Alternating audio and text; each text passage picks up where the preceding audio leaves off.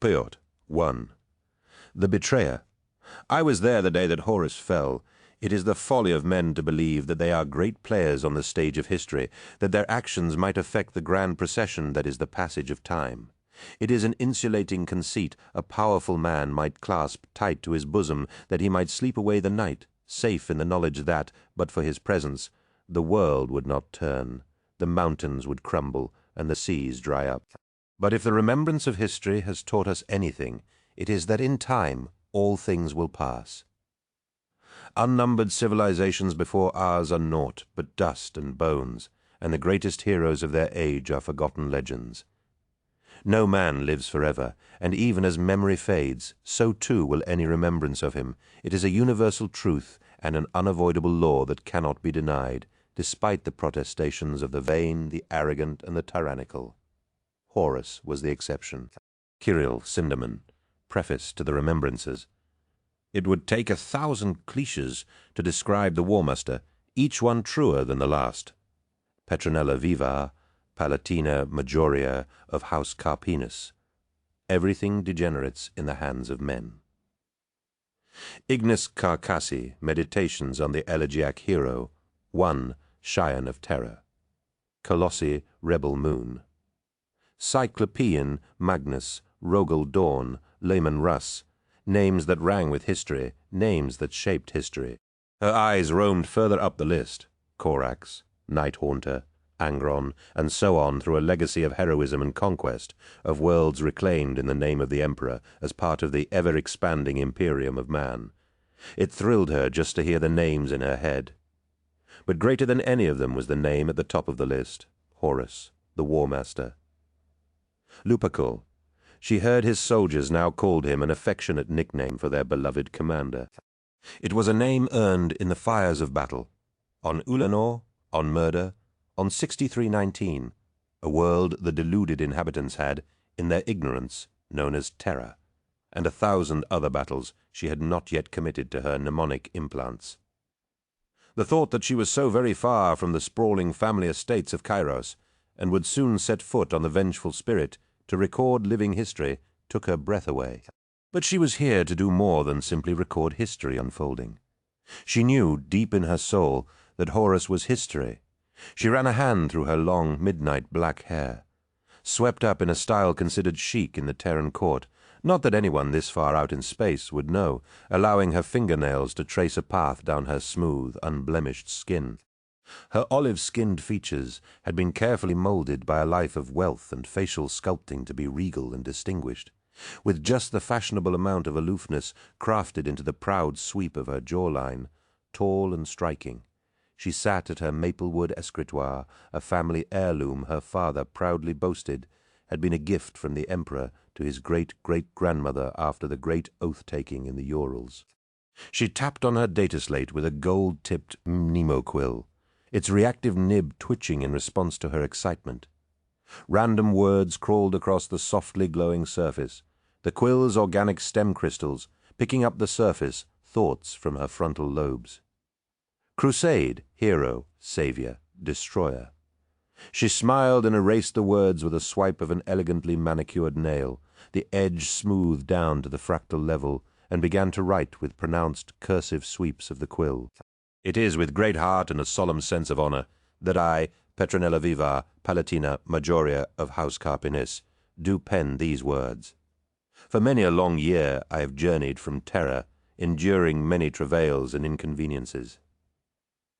Petronella frowned and quickly erased the words she had written, angry at having copied the unnatural affectedness that so infuriated her in the remembrances scripts that had been sent back from the leading edge of the Great Crusade. Sinderman's texts in particular irritated her, though of late they had become few and far between. Dion Fraster produced some passable symphonies, nothing that would enjoy more than a day or so of favor in the Terran ballrooms, but pleasing enough. And the landscapes of Quiland Roger were certainly vibrant, but possessed a hyperbole of brushstroke that she felt was unwarranted. Ignis Carcassi had written some passable poems, but they painted a picture of the crusade she often thought unflattering to such a wondrous undertaking, especially blood through misunderstanding, and she often asked herself why the War Master allowed him to pen such words. She wondered if perhaps the subtexts of the poetry went over his head, and then laughed at the thought that anything could get past one such as Horus. She sat back on her chair and placed the quill in the Leith well, as a sudden treacherous doubt gnawed at her. She was so critical of the other remembrances, but had yet to test her own mettle amongst them. Could she do any better? Could she meet with the greatest hero of the age, a god some called him, although that was a ridiculous, outmoded concept these days, and achieve what they had, in her opinion, singularly failed to do? Who was she to believe that her paltry skill could do justice to the mighty tales the War Master was forging, hot on the anvil of battle? Then she remembered her lineage, and her posture straightened. Was she not of House Carpinus, finest and most influential of the noble houses in Terran aristocracy? Had not House Carpinus chronicled the rise of the Emperor and his domain throughout the wars of unification, watching it grow from a planet-spanning empire to one that was even now reaching from one side of the galaxy to the other to reclaim mankind's lost realm? As though seeking further reassurance, Petronella opened a flat blotting folder with a monogrammed leather cover and slid a sheaf of papers from inside it. At the top of the pile was a picked image of a fair-haired Astartes in burnished plate, kneeling before a group of his peers as one of them presented a long, trailing parchment to him. Petronella knew that these were called oaths of moment, vows sworn by warriors before battle to pledge their skill and devotion to the coming fight. An intertwined EK device in the corner of the pict identified it as one of Euphrati Keeler's images, and though she was loath to give any of the remembrances credit, this piece was simply wondrous. Smiling, she slid the pict to one side to reveal a piece of heavy-grain cartridge paper beneath. The paper bore the familiar double-headed eagle watermark, representing the union of the mechanicum of Mars and the Emperor, and the script was written in the short, angular strokes of the sigillite's hand, the quick pen strokes and half-finished letters speaking of a man writing in a hurry. The upward slant to the tails of the high letters indicated that he had a great deal on his mind, though why that should be so. Now that the Emperor had returned to Terra, she did not know. She smiled as she studied the letter for what must have been the 100th time since she had left the port at Gyptus, knowing that it represented the highest honor accorded to her family. A shiver of anticipation traveled along her spine as she heard far-distant klaxons and a distorted automated voice coming from the gold-rimmed speakers in the corridor outside her suite declared that her vessel had entered high anchor around the planet. She had arrived. Petronella pulled a silver sash beside the escritoire, and barely a moment later the door chime rang and she smiled, knowing without turning that only Maggard would have answered her summons so quickly. Though he never uttered a word in her presence, nor ever would, thanks to the surgery she'd had the family chaperones administer, she always knew when he was nearby the agitated jitter of her mnemoquill as it reacted to the cold steel bite of his mind. She spun around in her deeply cushioned chair and said, "Open." The door swung smoothly open, and she let the moment hang as Maggard waited for permission to stand in her presence. "I give you leave to enter," she said, and watched as her dour bodyguard of 20 years smoothly crossed the threshold into her frescoed suite of gold and scarlet. His every move was controlled and tight, as though his entire body, from the hard sculpted muscles of his legs to his wide, powerful shoulders, was in tension. He moved to the side as the door shut behind him, his dancing, golden eyes sweeping the vaulted, filigreed ceiling and the adjacent anterooms in a variety of spectra for anything suspect. He kept one hand on the smooth grip of his pistol, the other on the grip of his gold-bladed Kirlian rapier. His bare arms bore the faint scars of augmetic surgery, pale lines across his dark skin, as did the tissue around his eyes where House Chirurgeons had replaced them with expensive biometric spectral enhancers to enable him better to protect the scion of House Carpinus. Clad in gold armor of flexing, ridged bands and silver mail, Maggard nodded in unsmiling acknowledgment that all was clear, though Petronella could have told him that without all his fussing. But since his life was forfeit, should anything untoward befall her, she supposed she could understand his caution. "Where is Bebeth?" asked Petronella, slipping the sigillite's letter back into the blotter and lifting the memo-quill from the Leith well. She placed the nib on the data slate and cleared her mind, allowing Maggard's thoughts to shape the words his throat could not, frowning as she read what appeared. "She has no business being asleep," said Petronella. "Wake her. I am to be presented to the mightiest hero of the Great Crusade, and I'm not going before him looking as though I've just come from some stupid pilgrim riot on Terra. Fetch her, and have her bring the velveteen gown, the crimson one with the high collars. I'll expect her within 5 minutes." Maggard nodded, and withdrew from her presence, but not before she felt the delicious thrill of excitement as the meme Nemo quill twitched in her grip and scratched the last few words on the data slate. Bitch, in one of the ancient tongues of Terra. Its name meant Day of Wrath, and Jonah Arukin knew that the name was well deserved. Rearing up before him like some ancient god of a forgotten time, the Dies Irae stood as a vast monument to war and destruction, its armored head staring proudly over the assembled ground crew that milled around it like worshippers. The Imperator-class Titan represented the pinnacle of the Mechanicum's skill and knowledge, the culmination of millennia of war and military technology. The Titan had no purpose other than to destroy, and had been designed with all the natural affinity for the business of killing that mankind possessed.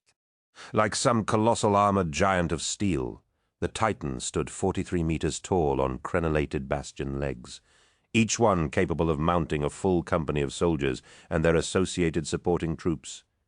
Jonah watched as a long banner of gold and black was unfurled between the Titan's legs, like the loincloth of some feral savage, emblazoned with the death's head symbol of the Legio Mortis.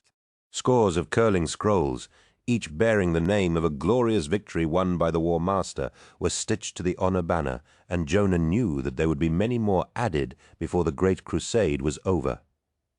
Thick, ribbed cables snaked from the shielded power cores in the hangar's ceiling towards the Titan's armored torso, where the mighty war engine's plasma reactor was fed with the power of a caged star. Its adamantine hull was scarred and pitted with the residue of battle, the tech adepts still patching it up after the fight against the Megarachnid. Nevertheless, it was a magnificent and humbling sight, though not one that could dull the ache in his head and the churning in his belly from too much a messick the night before. Giant, rumbling cranes suspended from the ceiling lifted massive hoppers of shells and long, snub-nosed missiles into the launch bays of the Titan's weapon mounts. Each gun was the size of a hab block, massive rotary cannons, long-range howitzers, and a monstrous plasma cannon with the power to level cities. He watched the ordnance crews prep the weapons, feeling the familiar flush of pride and excitement as he made his way towards the Titan, and smiled at the obvious masculine symbolism of a Titan being made ready for war. He jumped as a gurney laden with Vulcan bolter shells sped past him, just barely avoiding him as it negotiated its way at speed through the organized chaos of ground personnel, Titan crews, and deckhands. It squealed to a halt, and the driver's head snapped around. "Watch where the hell you're going, you damn fool," shouted the driver, rising from his seat and striding angrily towards him. "You Titan crewmen think you can swan about like pirates. Well, this is my—" The words died in the man's throat, and he snapped to attention as he saw the garnet studs and the winged skull emblem on the shoulder boards of Jonah's uniform jacket that marked him as a Moderati Primus of the Dies Irae. "Sorry," smiled Jonah, spreading his arms in a gesture of amused apology as he watched the man fight the urge to say more. "Didn't see you there, Chief. Got a hell of a hangover. Anyway, what the devil are you doing driving so fast? You could have killed me."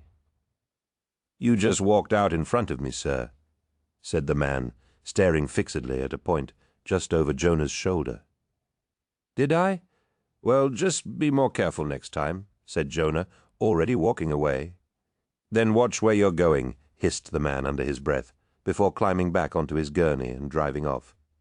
"You be careful now."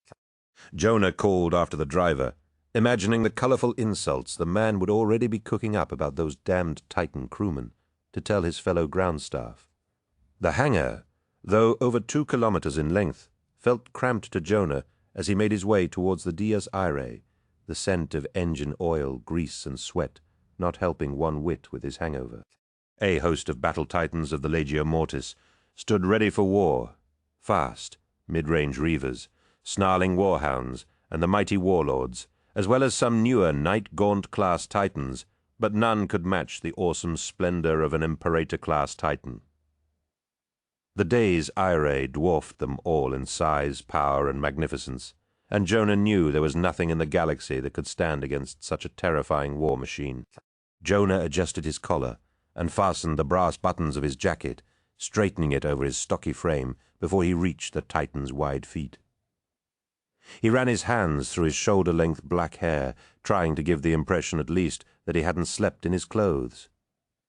He could see the thin, angular form of Titus Cassar, his fellow Moderati Primus, working behind a monitoring terminal, and had no wish to endure another lecture on the 99 virtues of the Emperor. Apparently smartness of appearance was one of the most important. "Good morning, Titus," he said, keeping his tone light. Cassar's head bobbed up in surprise, and he quickly slid a folded pamphlet beneath a sheaf of readiness reports. "You're late," he said, recovering quickly. "Reveille was an hour ago, and punctuality is the hallmark of the pious man." "Don't start with me, Titus," said Jonah, reaching over and snatching the pamphlet that Cassar had been so quick to conceal. Cassar made to stop him. But Jonah was too quick, brandishing the pamphlet before him. "If Princeps Turnit catches you reading this, you'll be a gunnery servitor before you know what's hit you." "Give it back, Jonah, please." "I'm not in the mood for another sermon from this damned Lectitio Divinitatis chapbook." "Fine, I'll put it away. Just give it back, all right?" Jonah nodded and held the well-thumbed paper out to Cassar, who snatched it back and quickly slid it inside his uniform jacket.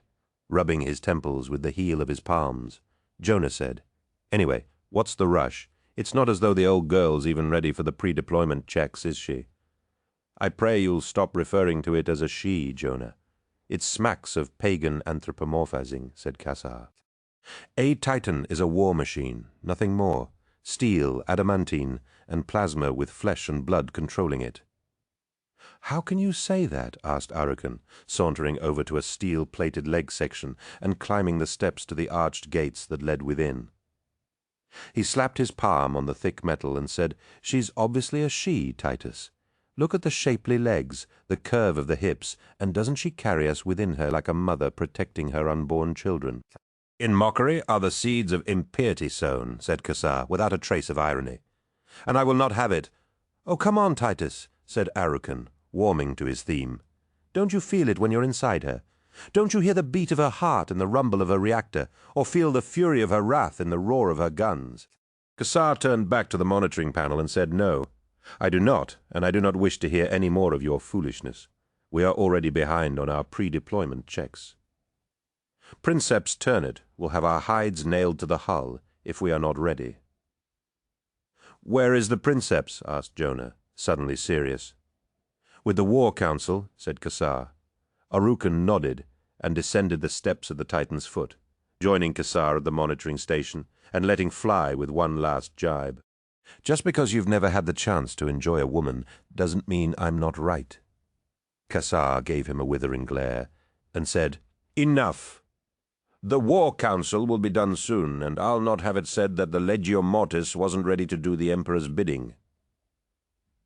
"You mean Horus's bidding," corrected Jonah.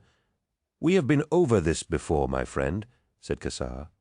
"Horus's authority comes from the Emperor. We forget that at our peril." "That's as maybe, but it's been many a dark and bloody day since we've fought with the Emperor beside us, hasn't it?" "But hasn't Horus always been there for us on every battlefield?"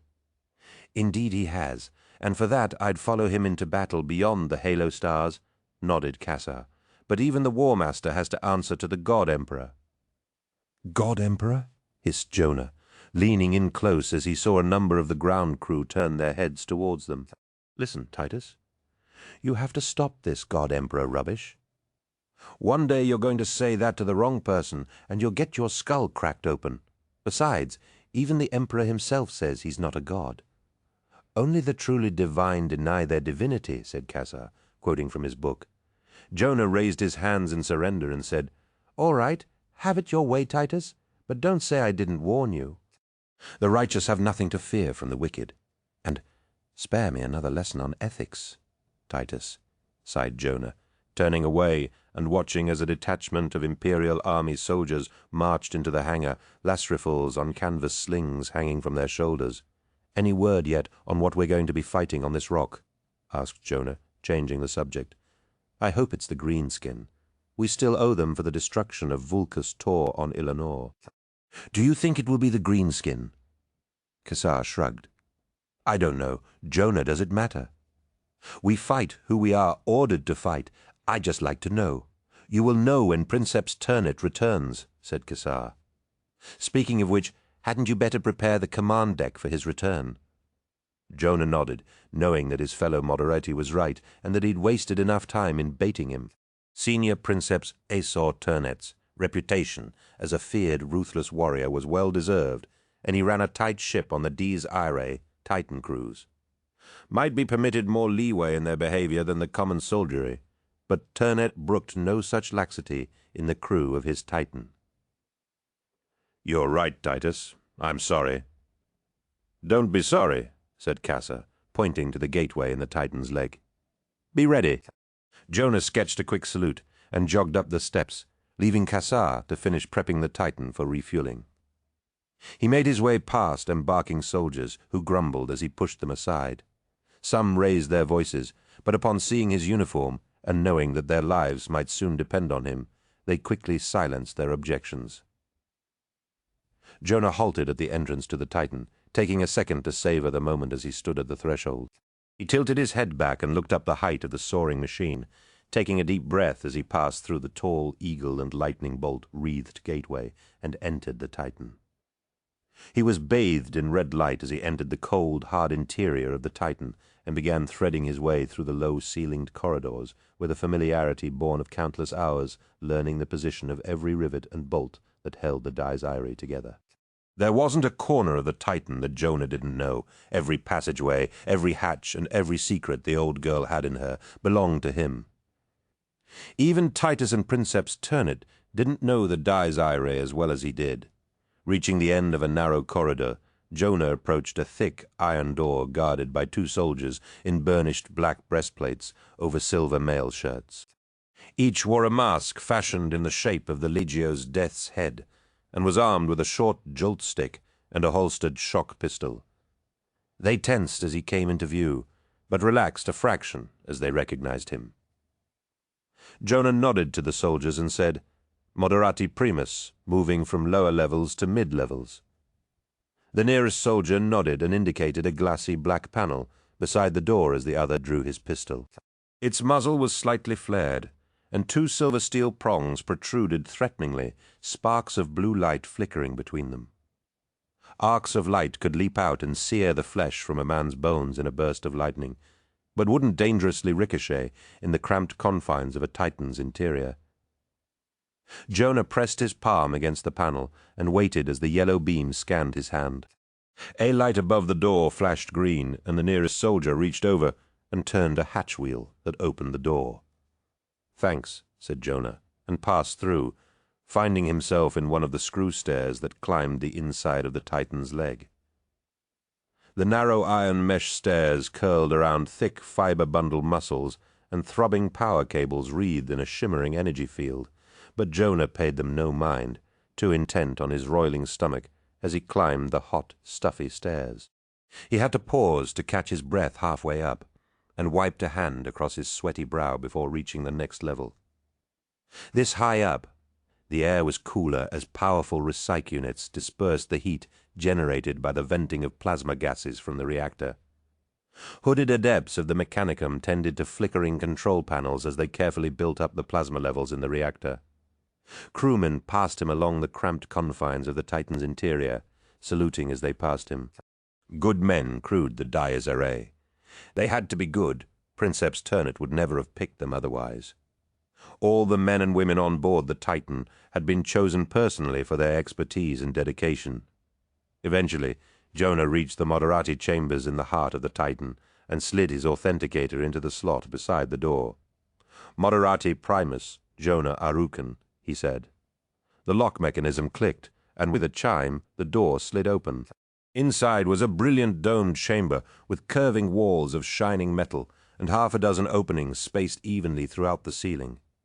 Jonah stood in the center of the room and said, "Command bridge, Moderati Primus, Jonah Arukin." The floor beneath him shimmered and rippled like mercury, a perfectly circular disk of mirror-like metal forming beneath his feet and lifting him from the ground. The thin disk climbed into the air, and Jonah rose through a hole in the ceiling, passing along the transport tube towards the summit of the Titan. The walls of the tube glowed with their own inner light, and Jonah stifled a yawn as the silver disk came to a halt and he emerged onto the command deck. The interior of the Dies Irae's head section was wide and flat, with recessed bays in the floor to either side of the main gangway, where hooded adepts and servitors interfaced directly with the deep core functions of the colossal machine. "And how is everyone this fine morning?" he asked. "No one in particular, ready to take the fight to the heathens once more." As usual, no one answered him, and Jonah shook his head with a smile as he made his way to the front of the bridge, already feeling his hangover receding at the thought of meshing with the command interface. 3 padded chairs occupied a raised dais before the glowing green tactical viewer, each with thick bundles of insulated cables trailing from the arms and headrests. He slid past the central chair, that of Princeps Turnet, and sat in the chair to the right, sliding into the comfortable groove he'd worn in the creaking leather over the years. "Adepts," he said, "link me." Red-robed adepts of the Mechanicum appeared, one on either side of him, their movements slow and in perfect concert with one another, and slotted fine microcellular gauntlets over his hands, the inner mnemonic surfaces meshing with his skin and registering his vital signs. Another adept lowered a silver lattice of encephalographic sensors onto his head, and the touch of the cool metal against his skin was a welcome sensation. "Hold still, Moderati," said the adept behind him, his voice dull and lifeless. "The cortical dendrites are ready to deploy." Jonah heard the hiss of the neck clamps as they slid from the side of the headrest, and from the corners of his eyes he could see slithering slivers of metal emerging from the clamp. He braced himself for the momentary pain of connection as they slid across his cheek like silver worms reaching towards his eyes. Then he could see them fully, incredibly fine silver wires, each no thicker than a human hair, yet capable of carrying vast amounts of information. The clamps gripped his head firmly as the silver wires descended and penetrated the corners of his eyes, worming down past his optic nerve and into his brain, where they finally interfaced directly with his cerebral cortex. He grunted as the momentary, icy pain of connection passed through his brain, but relaxed as he felt the body of the Titan become one with his own. Information flooded through him, the cortical dendrites filtering it through portions of his brain that normally went unused, allowing him to feel every part of the gigantic machine as though it were an extension of his own flesh. Within microseconds, the post-hypnotic implants in the subconscious portions of his brain were already running the pre-deployment checks, and the insides of his eyeballs lit up with telemetry data, weapon readiness status, fuel levels, and a million other nuggets of information that would allow him to command this beautiful, wonderful Titan. "How do you feel?" asked the adept, and Jonah laughed. "It's good to be the king," he said. As the first pinpricks of light flared in the sky, Akshub knew that history had come to her world. She gripped her fetish-hung staff tightly in her clawed hand, knowing that a moment in time had dawned that mankind would never forget, heralding a day when the gods themselves would step from myth and legend to hammer out the future in blood and fire.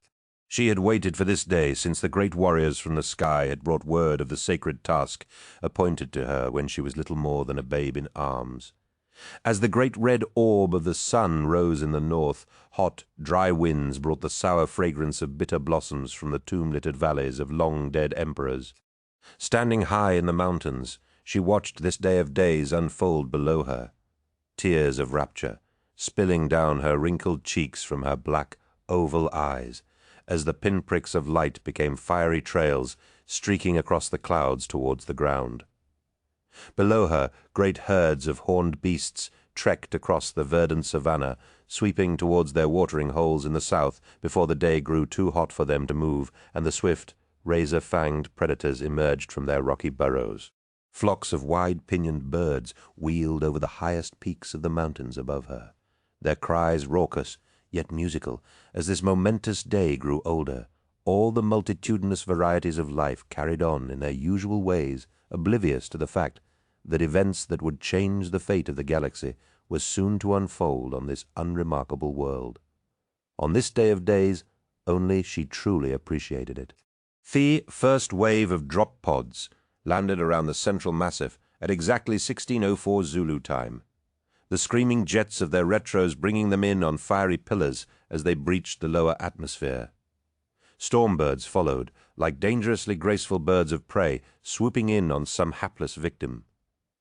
Black and scorched by the heat of re-entry, the 30 drop pods sent up great clouds of dust and earth from their impacts, their wide doors opening with percussive booms and clanging down on the step. 300 warriors in thick plate armor swiftly disembarked from the drop pods and fanned out with mechanical precision, quickly linking up with other squads and forming a defensive perimeter around an unremarkable patch of ground in the center of their landing pattern.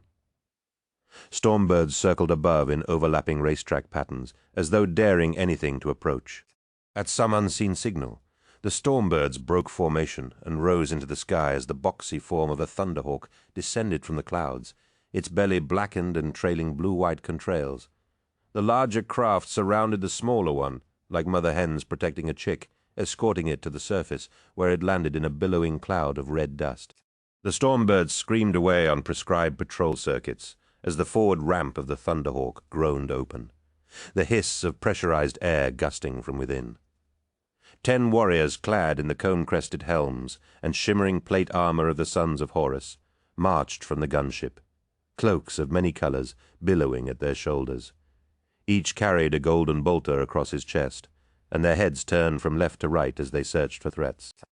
Behind them came a living god, his armor gleaming gold and ocean green, with a cloak of regal purple framing him perfectly. A single carved red eye stared out from his breastplate, and a wreath of laurels sat upon his perfect brow. Davin, sighed Horus. I never thought I'd see this place again. 2. You bleed. A good war until the galaxy burns, a time to listen. Mercedes Ollerton forced herself to watch the blade stab towards Loken, knowing that this strike must surely end his life. But as always he swayed aside from the lethal sweep with a speed that belied his massive Astartes frame, and raised his sword in time to block yet another stabbing cut. A heavy cudgel looped down at his head, but he had obviously anticipated the blow and ducked as it slashed over him. The armatures of the practice cage clattered as the weapon swung, stabbed and slashed through the air, mindlessly seeking to dismember the massive Astartes warrior who fought within. Loken grunted, his hard-muscled body shining with a gleaming layer of sweat as a blade scored his upper arm, and Masadi winced as a thin line of blood ran from his bicep. As far as she could remember, it was the first time she had ever seen him wounded in the practice cages. The smirking blonde giant, Sedire, and Loken's friend Vipus had long ago left the training halls, leaving her alone with the captain of 10th Company, flattered as she was that he'd asked her to watch him train. She soon found herself wishing that he would finish this punishing ritual so that they could talk about what had happened on Davin and the events that now led them to war on its moon. Sitting on the cold iron benches outside the practice cages, she had already blink-clicked more images to store in her memory coils than she would ever need. Moreover, if she was honest, the sheer obsessiveness of Loken's desperate sparring was somehow unsettling. She had watched him spar before, but it had always been an adjunct to their normal discussions, never the focus. This was something else. It was as though the captain of the Lunar Wolves, no, not the Lunar Wolves, she reminded herself, the sons of Horus.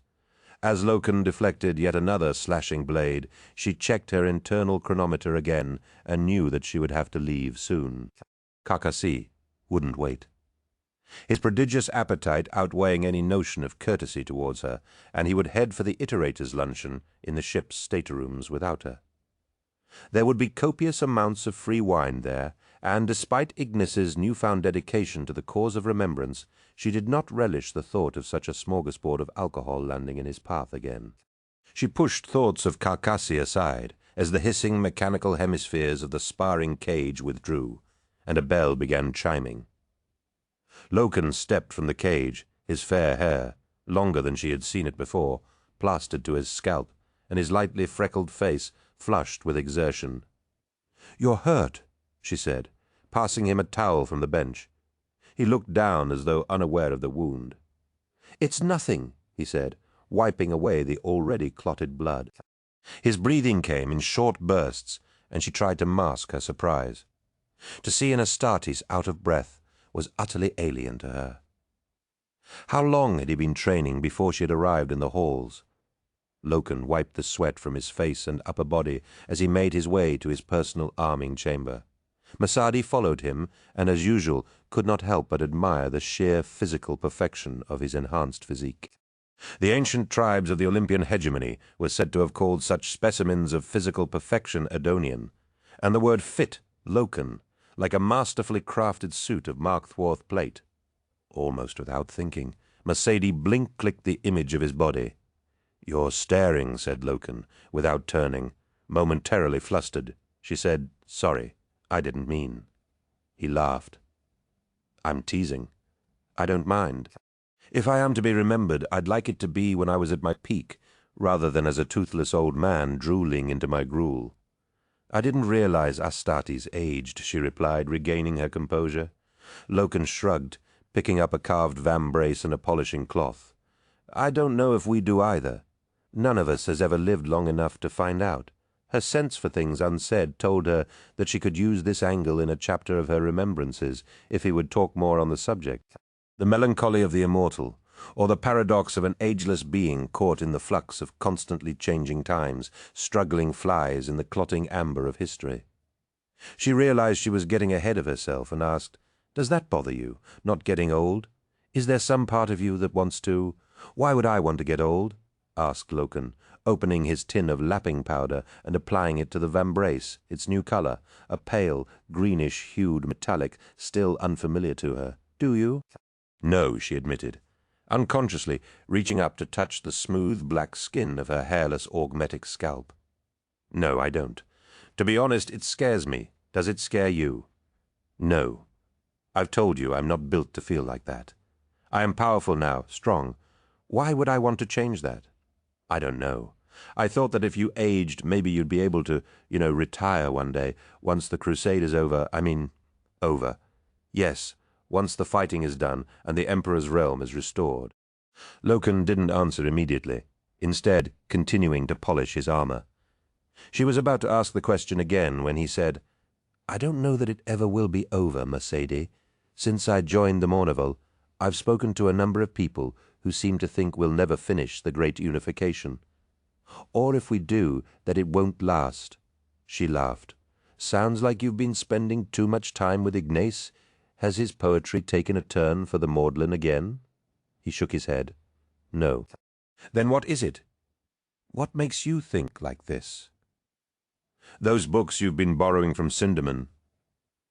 "No," repeated Loken, his pale grey eyes darkening at the mention of the venerable primary iterator, and she sensed that he would not be drawn any further on the subject.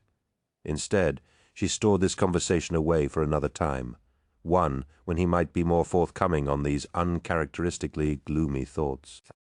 She decided to ask another question and steer the conversation in a more upbeat direction, when a looming shadow fell over the pair of them, and she turned to see the massive, slab-like form of First Captain Abaddon towering over her. As usual, his long hair was pulled up in its silver-sheathed top-knot, the rest of his scalp shaved bare. The captain of the first company of the Sons of Horus was dressed in simple sparring fatigues and carried a monstrous sword with a tooled edge. He glared disapprovingly at Mercedes. "First Captain Abaddon," she began, bowing her head, but he cut her off. "You bleed," said Abaddon, and took Loken's arm in his powerful grip, the sonorous tone of his voice only accentuating his massive bulk. The sparring machine drew Astartes' blood. Loken glanced at the bulging muscle where the blade had cut across the black, double-headed eagle tattoo there. "Yes, Ezekiel, it was a long session, and I was getting tired. It's nothing." Abaddon grunted and said, "You're getting soft, Loken. Perhaps if you spent more time in the company of warriors, than troublesome poets and inquisitive scriveners, you'd be less inclined to such tiredness." "Perhaps," agreed Loken, and Mersadi could sense the crackling tension between the two Astartes. Abaddon nodded curtly to Loken and gave her a last barbed glance before turning away to the sparring cages, his sword buzzing into throaty life. Mersadi watched Loken's eyes as they followed Abaddon, and saw something she never expected to see there: wariness. "What was all that about?" she asked. "Did it have anything to do with what happened on Davin?" Loken shrugged. "I can't say. Davin." The melancholy ruins scattered throughout its deserts told of its once civilized culture, but the anarchy of Old Night had destroyed whatever society had once prospered many centuries before. Now Davin was a feral world, swept by hot, arid winds and baking under the baleful red eye of a sun. It had been 6 decades since Loken had last set foot on Davin, though back then it had been known as 63-8, being the 8th world brought into compliance by the 63rd Expeditionary Force. Compliance had not improved it much in his opinion. Its surface was hard, baked clay clumped with scrubby vegetation and forests of tall, powerfully scented trees. Habitation was limited to primitive townships along the fertile river valleys, though there were many nomadic tribes that made their lonely way across the mighty, serpent-infested deserts. Loken well remembered the battles they'd fought to bring this world into compliance, short, sharp conflicts with the autochthonic warrior castes who made war upon one another, and whose internecine conflicts had almost wiped them out. Though outnumbered and hopelessly outclassed, they had fought with great courage before offering their surrender after doing all that honor demanded. The Lunar Wolves had been impressed by their courage and willingness to accept the new order of their society, and the commander, not yet the War Master, had decreed that his warriors could learn much from these brave opponents. Though the tribesmen were separated from the human genome by millennia of isolation, and shared few physical traits with the settlers that came after the Astartes, Horus had allowed the feral tribesmen to remain in light of their enthusiastic embracing of the imperial way of life. Iterators and remembrancers had not yet become an official part of the Crusade fleets, but the civilians and scholars who hung on the coattails of the expeditionary forces moved amongst the populace and promulgated the glory and truth of the Imperium. They had been welcomed with open arms, thanks largely to the dutiful work undertaken by the chaplains of the XV Legion, the word-bearers in the wake of the conquest. It had been a good war, won rapidly, and for the Lunar Wolves bloodlessly. The defeated foe was brought into compliance quickly and efficiently, allowing the commander to leave Cor Ferran of the word-bearers to complete the task of bringing the light of truth and enlightenment to Davin. Yes, it had been a good war or so, he had thought. Sweat trickled down the back of his head and ran down the inside of his armor, its greenish metallic sheen still new and startling to him, even though it had been months since he had repainted it. He could have left the job to one of the Legion's many artificers, but had known on some bone-deep level that he must look to his battle gear himself, and thus had painstakingly repainted each armored segment single-handedly. He missed the pristine gleam of his white plate, but the War Master had decreed that the new color be adopted to accompany the Legion's new name, the Sons of Horus. Loken remembered the cheers and the cries of adoration laid at the feet of the War Master as his announcement had spread through the expedition. Fists punched the air, and throats were shouted hoarse with jubilation. Loken had joined in with the rest of his friends, but a ripple of unease had passed through him upon hearing his beloved Legion's new name. Turgodon, ever the joker, had noticed the momentary shadow pass over his face and said, "What's the matter? You wanted it to be the Sons of Loken." Loken had smiled and said, "No, it's just what? Don't we deserve this? Hasn't the commander earned this honor?" "Of course, Tarik," nodded Loken, shouting to be heard over the deafening roar of the Legion's cheers. "More than anyone he has earned it, but don't you think the name carries a whiff of self-aggrandizement to it?" "Self-aggrandizement," laughed Torgodon. "Those remembrancers that follow you around like whipped dogs must be teaching you new words. Come on, enjoy this, and don't be such a starch ass." Tarik's enthusiasm had been contagious, and Loken had found himself once again cheering until his throat was raw.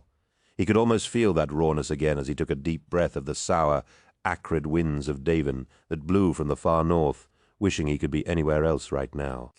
It was not a world without beauty, but Loken did not like Davin, though he could not say what exactly bothered him about it. A sour unease had settled in his belly on the journey from Zenobia to Davin, but he had pushed it from his thoughts as he marched ahead of the commander onto the planet's surface. To someone from the nightmarish industrial caverns of Thonia, Loken could not deny that Davin's wide-open spaces were intoxicatingly beautiful. To the west of them, soaring mountain peaks seemed to scrape the stars, and further north, Loken knew that there were valleys that plumbed the very depths of the earth, and fantastical tombs of ancient kings. Yes, they had waged a good war on Davin. Why then had the word-bearers brought them here again, some hours before, on the bridge of the vengeful spirit? Malachurst had activated the data slate he held in his twisted claw of a hand, the skin fused and wet pink, despite the best efforts of the Legion apothecaries to restore it. He had scanned the contents of the communique within the slate once more, angry at the turn of phrase used by the petitioner. He did not relish the prospect of showing the message to the War Master, and briefly wondered if he could ignore it or pretend the missive had never come before him. But Malachurst had not risen to become the War Master's equerry by insulating him from bad news. He sighed. These days the words of bland administrators carried the weight of the Emperor, and as much as Malachurst wanted to, he could not ignore this message in particular. The War Master would never agree to it, but Malachurst had to tell him. In a moment of weakness, Malachurst turned and limped across the Strategium deck towards the War Master's sanctum chamber. He would leave the slate on the War Master's table for him to find in his own time. The sanctum doors slid smoothly aside, revealing the dark and peaceful interior. Malachurst enjoyed the solitude of the sanctum, the coolness of the air easing the pain of his raw skin and twisted spine. The only sound that broke the stillness of the sanctum was the breath rasping in his throat, the abnormal rearward curvature of his spine, placing undue pressure on his lungs. Malachurst shuffled painfully along the length of the smooth-surfaced oval table, reaching out to place the slate at its head, where the War Master sat. It has been too long since the Mournival gathered here, thought Malachurst. Evening, Mal, said a voice from the shadows, somber and tired. Malachurst turned in surprise towards the source of the voice, dropping the slate to the table, ready to rebuke whoever had seen fit to violate the War Master's sanctum. A shape resolved out of the darkness, and he relaxed as he saw the familiar features of the commander, eerily red-lit from below by the light of his gorget. Fully armored in his battle plate, the War Master sat at the back of the darkened sanctum, his elbows resting on his knees and his head held in his hands. "My lord," said Malachurst, "is everything all right?" Horus stared at the terrazzo-tiled floor of the sanctum and rubbed the heels of his palms across his shaved skull. His noble tanned face and wide-spaced eyes were deep in shadow, and Malachurst waited patiently for the War Master's answer. "I don't know any more, Mal," said Horus.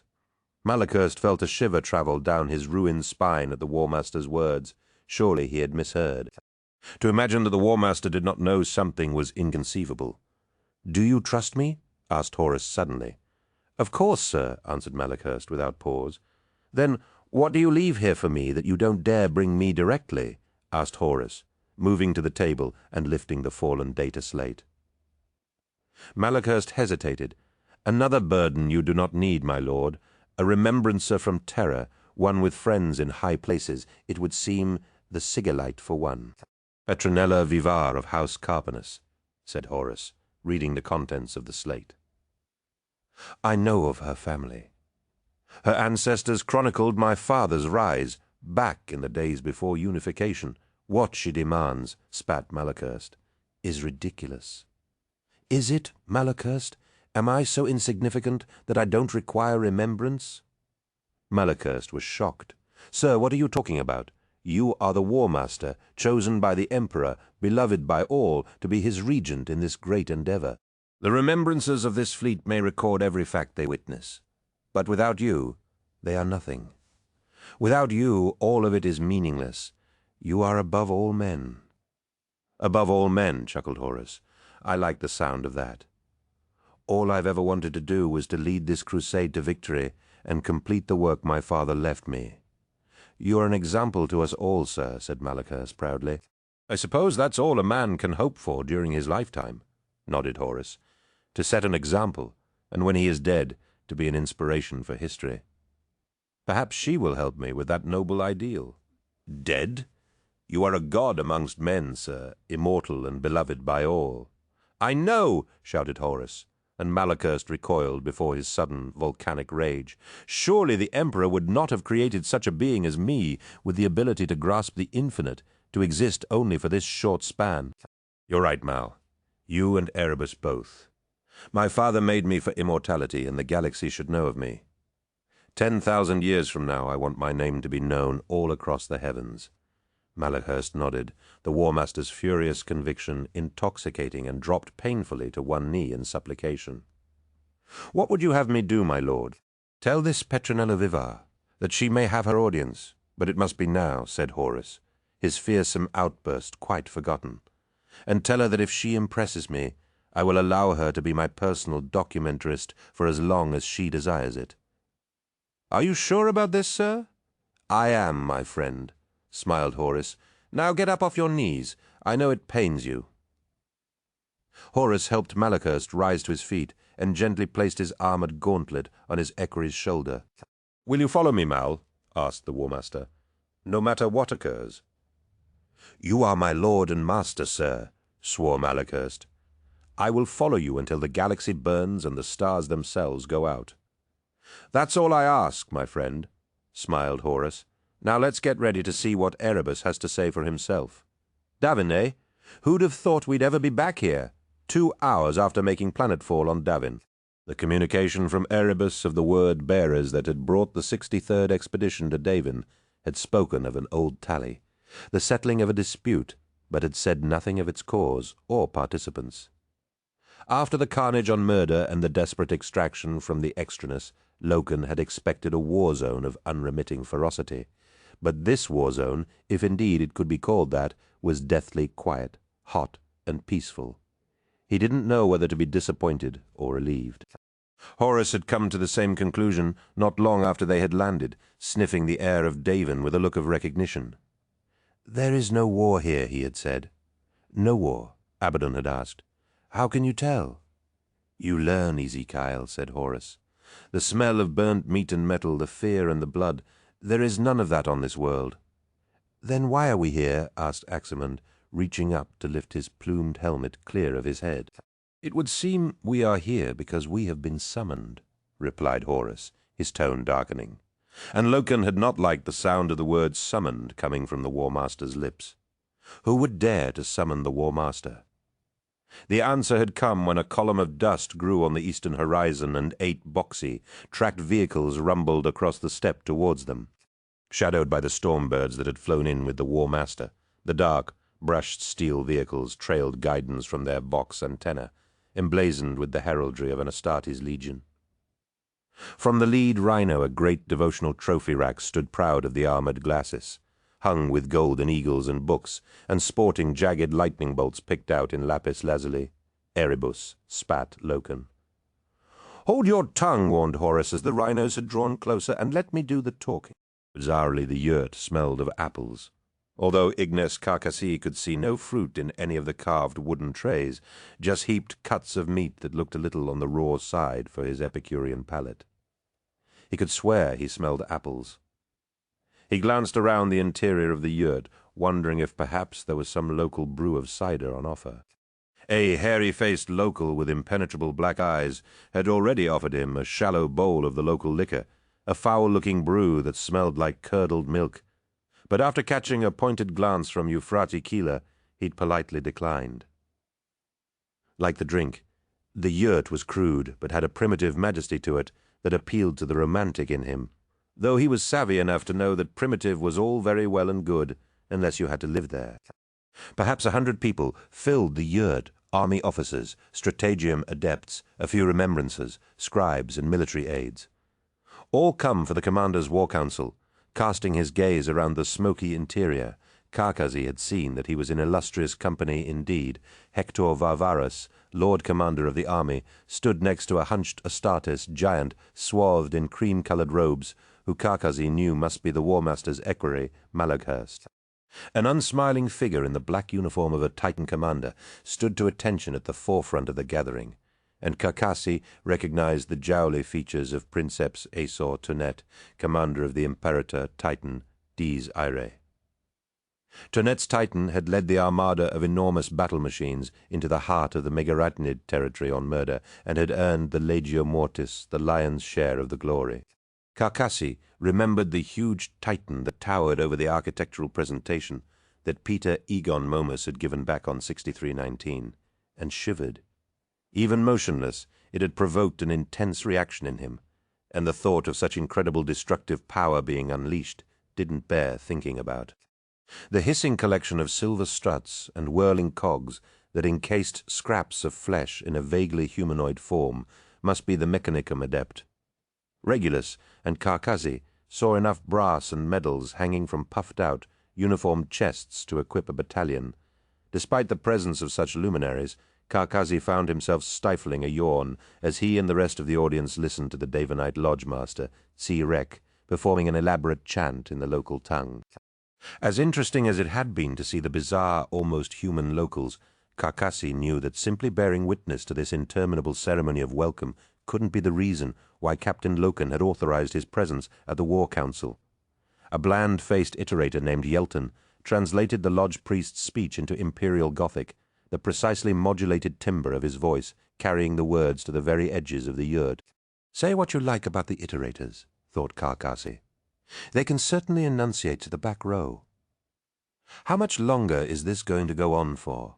whispered Euphrates Keeler, leaning towards him. Dressed in her ubiquitous combat fatigues, chunky army boots, and tight white vest top, Keeler looked every inch the spunky frontierswoman. "When is the War Master going to get here?" "No idea," said Ignis, sneaking a look down her cleavage. A thin silver chain hung around her neck, whatever was hanging on it, hidden beneath the fabric of her top. "My face is up here, Ignace," said Euphrates. "I know, my dear Euphrates," he said, "but I'm terribly bored now, and this view is much more to my liking." "Give it up, Ignace. It's never going to happen," he shrugged. "I know, but it is a pleasant fiction, my dear, and the sheer impossibility of a quest is no reason to abandon it." She smiled, and Ignis knew that he was probably a little in love with Euphrates Keeler, though the time since the Xeno beast had attacked her in the Whisperheads had been hard for her, and to be honest, he was surprised to see her here. She'd lost weight, and wore her blonde hair scraped back in a tight ponytail, still beautifully feminine, despite her best attempts to disguise the fact. He'd once written an epic poem for the Marchioness Zoriane de Lakis, one of the supposed great beauties of the Terran court, a despicable commission that he'd loathed, but one that had paid handsomely, but her beauty was artificial and hollow compared to the vitality he now saw in Keeler's face, like someone born anew. Well out of his league, he knew, what with his generously proportioned physique, hangdog eyes, and plain round face, but his looks had never deterred Ignace Karkazi from attempting to seduce beautiful women. They just made it more of a challenge. He had made some conquests by riding the adulation for his earlier work, Reflections and Odes, garnering him several notable carnal tales, while other, more easily impressed members of the opposite sex had been seduced by his witty badinage. He already knew that Euphrates Keeler was too smart to fall for such obvious flattery, and contented himself with counting her simply as a friend. He smiled as he realized that he didn't think he'd ever had a woman as a friend before. "To answer your question seriously, my dear," he said, "I hope the War Master will be here soon. My mouth's as dry as a Talum sandal, and I could use a bloody drink." "Ignis," said Euphrates. "Spare us from those of moral fibre," he sighed. "I didn't mean anything alcoholic, though I could fair sink a bottle of that swill they drank on 6319 right about now." "I thought you hated that wine," said Keeler. "You said it was tragic." "Ah, yes, but when you've been reduced to drinking the same vintage for months, it's surprising what you'll be willing to drink for a change." She smiled, placing her hand over whatever lay at the end of the chain around her neck, and said, "I'll pray for you, Ignace." He felt a flicker of surprise at her choice of words, and then saw an expression of rapt adoration settle over her as she raised her picture at something behind him. He turned to see the door flap of the yurt pushed aside and the massive bulk of an Astartes duck down as he entered. Carcassi did a slow double take as he saw that the warrior's shining plate armor was not that of the sons of Horus, but was the carved granite grey of the word-bearers. The warrior carried a staff crowned with a book draped in oath paper, over which wound a long sash of purple cloth. He had his helmet tucked into the crook of his arm, and seemed surprised to see all the remembrances there. Carcassi could see that the Astartes' wide-featured face was earnest and serious, his skull shaved and covered with intricate script-work. One shoulder-guard of his armor was draped in heavy parchment, rich with illuminated letters, while the other bore the distinctive icon of a book with a flame burning in its center. Though he knew it symbolized enlightenment springing forth from the word, Carcassi instinctively disliked it. It spoke to his poet's soul of the death of knowledge, a terrible time in the history of ancient terror when madmen and demagogues burned books, libraries, and wordsmiths for fear of the ideas they might spread with their artistry. By Carcassi's way of thinking, such symbols belonged to heathens and Philistines, not Astartes charged with expanding the frontiers of knowledge, progress, and enlightenment. He smiled to himself at this delicious heresy, wondering if he could work it into a poem without Captain Loken realizing. But even as the rebellious thought surfaced, he quashed it. Carcassi knew that his patron was showing his work to the increasingly reclusive Kirill Sinderman. For all his dreariness, Sinderman was no fool when it came to the medium, and he would surely spot any risk references. In that case, Carcassi would quickly find himself on the next bulk hauler on its way back to Terra, regardless of his Astartes sponsorship.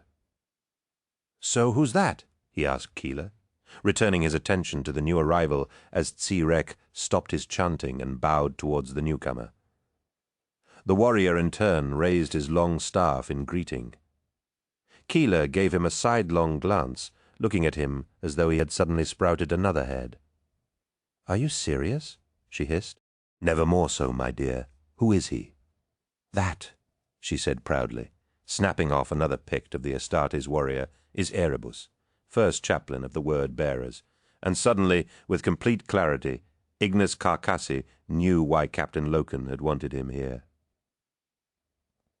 Stepping onto the dusty hardpan of Davin, Carcassi had been reminded of the oppressive heat of 63-19. Moving clear of the prop-wash of the shuttle's atmospheric rotors, he'd half-run, half-stumbled from beneath its deafening roar, with his exquisitely tailored robes flapping around him. Captain Loken had been waiting for him, resplendent in his armor of pale green and apparently untroubled by the heat or the swirling vortices of dust. "Thank you for coming at such short notice, Ignis." "Not at all, sir," said Carcassi, shouting over the noise of the shuttle's engines as it lifted off the ground. "I'm honored and not a little surprised, if I'm honest." "Don't be. I told you I wanted someone familiar with the truth, didn't I?" "Yes, sir, indeed you did, sir," beamed Carcassi. "Is that why I'm here now?" "In a manner of speaking," agreed Loken. "You're an inveterate talker, Ignis, but today I need you to listen. Do you understand me?" "I think so." "What do you want me to listen to?" "Not what, but who." "Very well. Who do you want me to listen to?" "Someone I don't trust," said Loken. 3. A sheet of glass, a man of fine character, hidden words on the day, before making planetfall to the surface of Davin. Loken sought out Kirill Sinderman in Archive Chamber 3 to return the book he had borrowed from him. He made his way through the dusty stacks and piles of yellowed papers, lethargic globes of weak light, bobbing just above head height, his heavy footsteps echoing loudly in the solemn hush. Here and there a lone scholar clicked through the gloom in a tall stilt chair, but none was his old mentor. Loken travelled through yet another dizzyingly tall lane of manuscripts and leather-bound tomes with names like canticles of the Omnia Strandogma, meditations on the elegiac hero, and thoughts and memories of old night. None of them was familiar, and he began to despair of ever finding Sinderman amidst this labyrinth of the arcane, when he saw the iterator's familiar, stooped form hunched over a long table and surrounded by collections of loose parchment bound with leather cords, and piles of books. Sinderman had his back to him and was so absorbed in his reading that, unbelievably, he didn't appear to have heard Loken's approach. More bad poetry, asked Loken from a respectful distance. Sinderman jumped and looked over his shoulder with an expression of surprise, and the same furtiveness he had displayed when Loken had first met him here. "Garville," said Sinderman, and Loken detected a note of relief in his tone. "Were you expecting someone else?" No, not at all. I seldom encounter others in this part of the archive. The subject matter is a little lurid for most of the serious scholars." Loken moved around the table and scanned the papers spread before Sinderman, tightly curled, unintelligible script, sepia woodcuts depicting snarling monsters and men swathed in flames. His eyes flicked to Sinderman, who chewed his bottom lip nervously at Loken's scrutiny. "I must confess to have taken a liking to the old texts," explained Sinderman. "Like the Chronicles of Ursh I loaned you, it's bold, bloody stuff, naive and overly hyperbolic, but stirring nonetheless." "I have finished reading it, Kirill," said Loken, placing the book before Sinderman. "And, as you say, it's bloody garish and sometimes given to flights of fantasy. But I can't help thinking that you had an ulterior motive in giving me this book." "Ulterior motive? No, Garville. I assure you there was no such subterfuge," said Sinderman, though Loken could not be sure that he believed him. "Are you sure? There are passages in there that I think have more than a hint of truth to them." "Come now, Garville, surely you can't believe that," scoffed Sinderman. "The Murengen," stated Loken. "Anult Kieser's final battle against the Nordafric conclaves." Sinderman hesitated. "What about it? I can see from your eyes that you already know what I'm going to say." "No, Garville, I don't. I know the passage you speak of, and while it's certainly an exciting read, I hardly think you can take its prose too literally." "I agree," nodded Loken.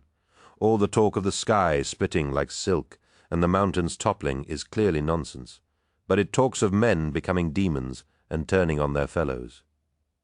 "Ah, now I see. You think that this is another clue as to what happened to Xavier Jubal? Don't you?" asked Loken, turning one of the yellowed parchments around to point at a fanged demon figure clothed in fur with curling ram's horns and a bloody skull-stamped axe.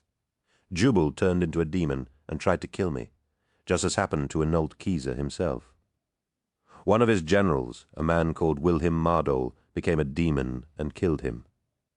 Doesn't that sound familiar?" Sinderman leaned back in his chair and closed his eyes. Loken saw how tired he looked, his skin the color of the parchments he perused, and his clothes hanging from his body as though draped across his bare bones. Loken realized that the venerable iterator was exhausted.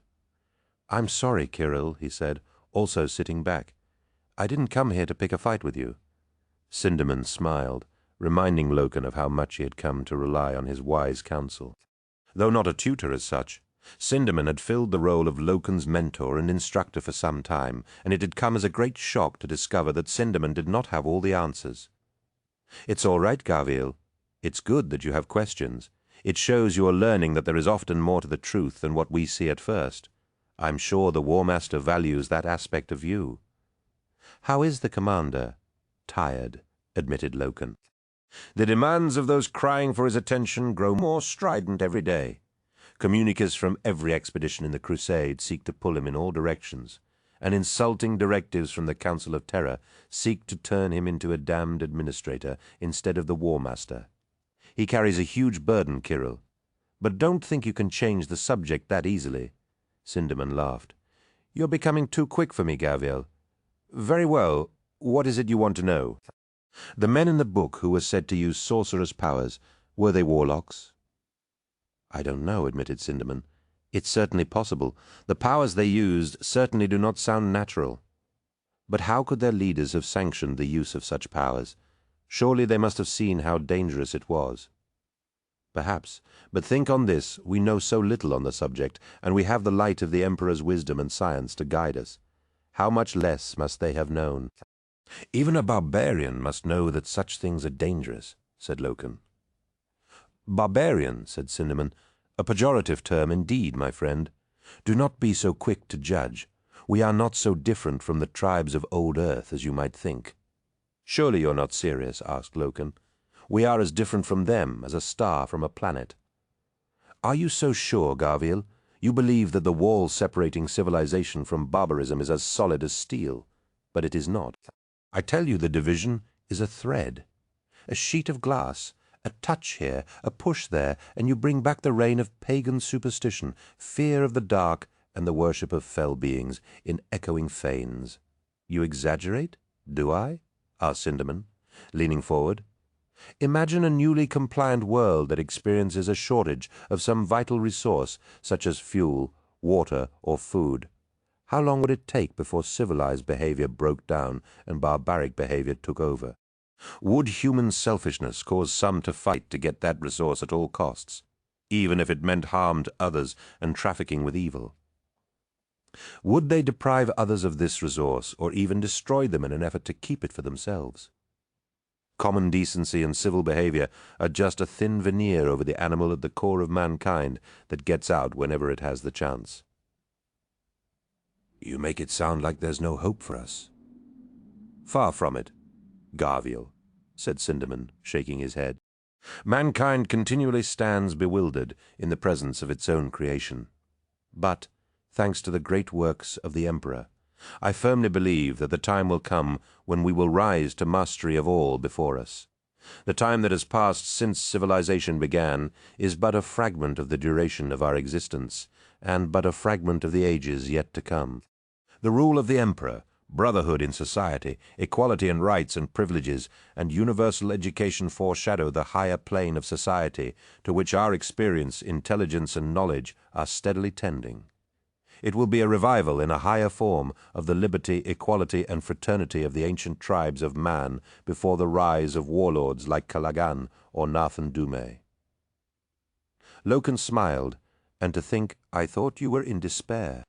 Sinderman returned Loken's smile and said, No, Garviel, far from it.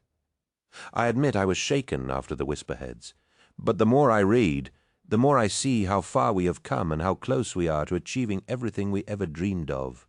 Each day, I am thankful that we have the light of the Emperor to guide us into this golden future. I dread to think what might become of us were he to be taken from us. Don't worry, said Loken.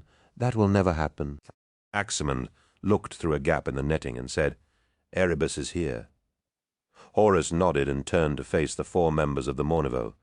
You all know what to do? No, said Torgodon. We've completely forgotten. Why don't you remind us? Horus's eyes darkened at Tarek's levity, and he said, Enough, Tarek. There is a time for jokes, and this isn't it, so keep your mouth shut.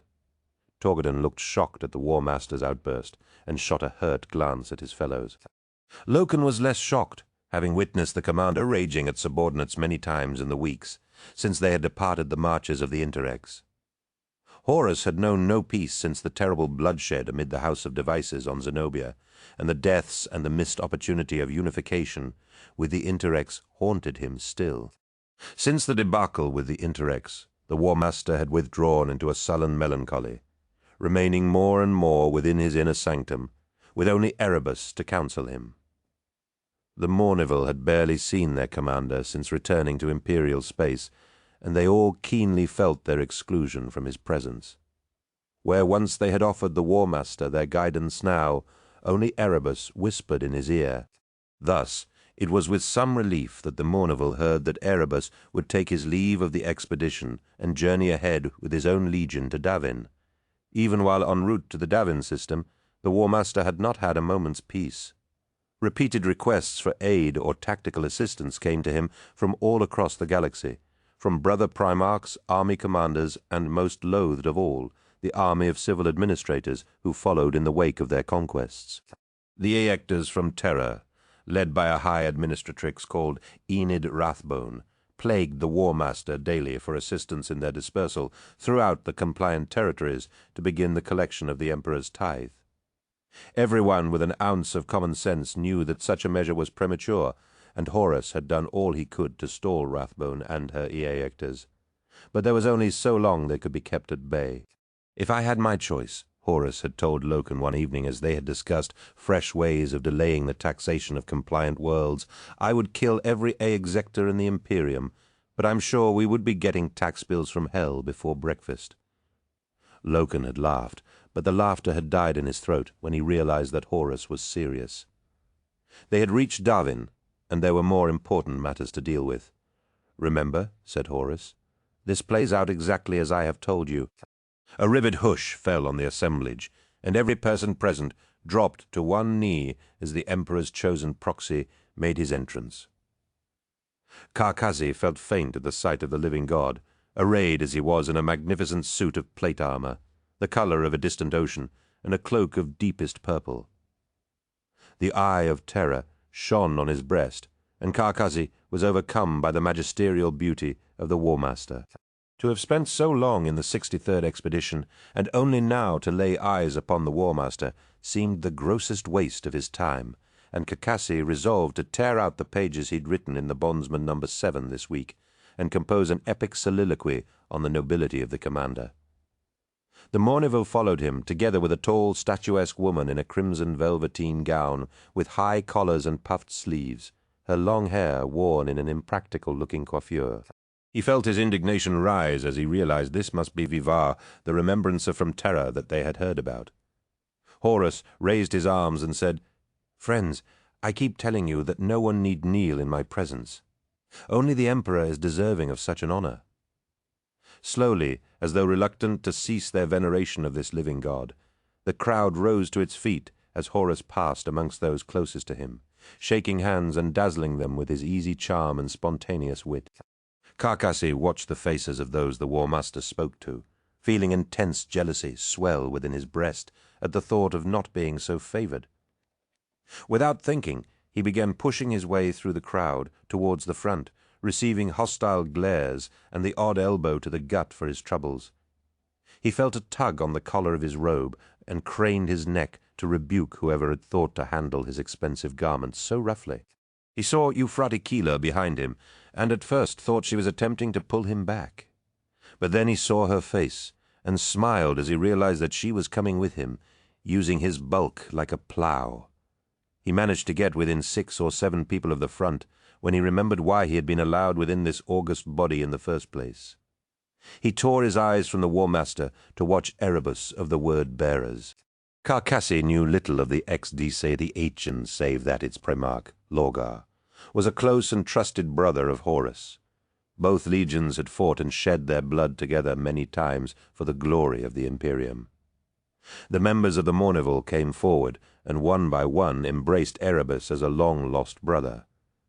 They laughed and slapped each other's armor in welcome, though Karkazi saw a measure of reticence in the embrace between Loken and Erebus. "Focus, Ignace, focus." He whispered to himself as he found his gaze straying once again to the glory of the War Master. He tore his eyes from Horus in time to see Abaddon and Erebus shake hands one last time, and saw a gleam of silver pass between their palms. He couldn't be sure it had happened so fast, but it had looked like a coin or medal of some sort. The Mourneville and Vivar then took up positions a respectful distance behind the War Master, as Malachurst assumed his place at his master's side. Horus lifted his arms and said, "You must bear with me once again, my friends, as we gather to discuss our plans to bring truth and light to the dark places." Polite laughter and clapping spread towards the edges of the yurt as Horus continued, "Once again we return to Davin, site of a great triumph and the 8th world brought into compliance. Truly it is War Master," came a voice from the center of the yurt. The word was spoken softly, and the audience let out a collective gasp at such a flagrant breach of etiquette. Karkazi saw the War Master's expression turn thunderous, understanding that he was obviously unused to being interrupted, before switching his scrutiny back to the speaker. The crowd drew back from Erebus, as though afraid that mere proximity to him might somehow taint them with his temerity. "Erebus," said Malachurst, "you have something to say." "Merely a correction, equerry," explained the word-bearer. Karkazi saw Malachurst give the War Master a wary sidelong glance. "A correction, you say? What would you have corrected?" "The War Master said that this world is compliant," said Erebus. "Davin is compliant," growled Horus. Erebus shook his head sadly, and for the briefest instant Karkazi detected a trace of dark amusement in his next pronouncement. "No," said Erebus, "it is not." Loken felt his choler rise at this affront to their honor, and sensed the anger of the Mourneville in the stiffening of their backs. Surprisingly, Aximan went so far as to reach for his sword, but Torgadan shook his head, and little Horus reluctantly removed his hand from his weapon. He had known Erebus for only a short time, but Loken had seen the respect and esteem the softly spoken chaplain of the word-bearers commanded. His counsel had been sage, his manner easy, and his faith in the War Master unshakable. But Erebus's subtle infiltration to the War Master's side had unsettled Loken in ways beyond simple jealousy. Since taking counsel from the first chaplain, the commander had become sullen, needlessly argumentative, and withdrawn. Malachurst himself had expressed his concern to the Mournival over the word-bearer's growing influence upon the War Master. After a conversation with Erebus in the Vengeful Spirit's forward observation deck, Loken had known that there was more to the first chaplain than met the eye. Seeds of suspicion had been planted in his heart that day, and Erebus's words were now like fresh spring rain upon them. After the influence he had accumulated since Zenobia, Loken could hardly believe that Erebus would now choose to behave in such a boorish manner. "Would you care to elaborate on that?" asked Malachurst, visibly struggling to keep his temper. Loken had never admired the equerry more. "I would," said Erebus, "but perhaps these might be matters best discussed in private. Say what you have to say, Erebus." "This is the War Council, and there are no secrets here," said Horus, and Loken knew that whatever role the War Master had planned for them was an irrelevance now. He saw that the other members of the Mournival realized this too. "My lord," began Erebus, "I apologize if—" "Save your apology, Erebus," said Horus. "You have a nerve to come before me like this. I took you in and gave you a place at my war council, and this is how you repay me? With dishonor? With insolence? I'll not stand for it, I'll tell you that right now. Do you understand me?" "I do, my lord, and no dishonor was intended. If you would allow me to continue, you will see that I mean no insult." A crackling tension filled the yurt, and Loken silently willed the War Master to put an end to this farce and retire to somewhere more secluded. But he could see the War Master's blood was up, and there would be no backing down from this confrontation. "Go on," said Horus through gritted teeth. "As you know, we left here 6 decades ago, my lord. Davin was compliant, and seemed as though it would become an enlightened part of the Imperium. Sadly, that has not proven to be the case." "Get to the point, Erebus," said Horus, his fists clenching in murderous balls. "Of course, en route to Sardis and our rendezvous with the 203rd Fleet, the revered Lord Cor Ferran bade me detour to Davin, that I might ensure the word of the Emperor beloved by all was being maintained by Commander Temba and the forces left with him." "Where is Temba, anyway?" demanded Horus. "I gave him enough men to pacify any last remnants of resistance. Surely, if this world was no longer compliant, I would have heard about it." "Eugen Temba is a traitor, my lord," said Erebus. "He is on the moon of Davin, and no longer recognizes the Emperor as his lord and master." "Traitor?" shouted Horus. "Impossible. Eugen Temba was a man of fine character and admirable martial spirit. I chose him personally for this honor. He would never turn traitor." "Would that were true, my lord," said Erebus, sounding genuinely regretful. "Well, what in the name of the Emperor is he doing on the moon?" asked Horus. "The tribes on Davin itself were honorable, and readily accepted compliance, but those on the moon did not," explained Erebus. "Temba led his men in a glorious, but ultimately foolhardy, expedition to the moon to bring the tribes there into line." "Why foolhardy? Such is the duty of an imperial commander."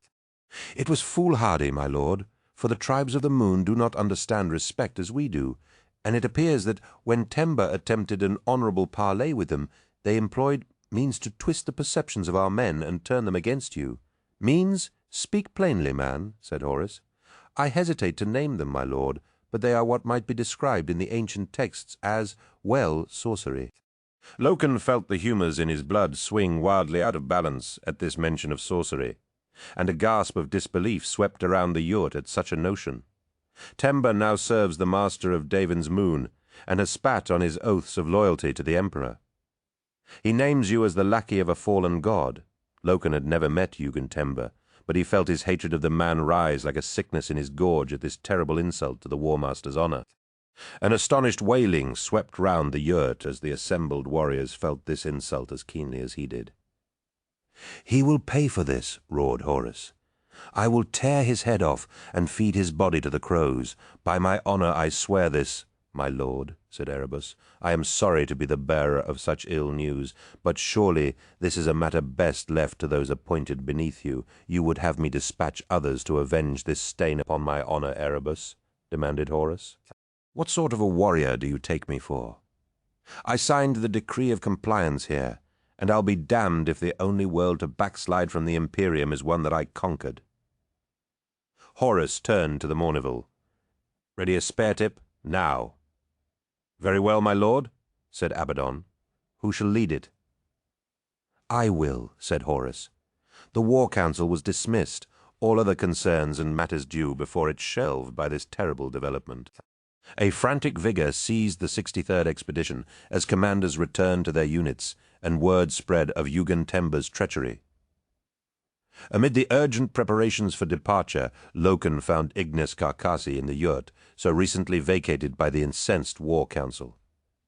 He sat with an open book before him, writing with great passion and pausing only to sharpen his nib with a small pocket knife. "Ignis," said Loken. Carcassi looked up from his work, and Loken was surprised at the amusement he saw in the remembrancer's face. "Quite a meeting, eh? Are they all that dramatic?" Loken shook his head.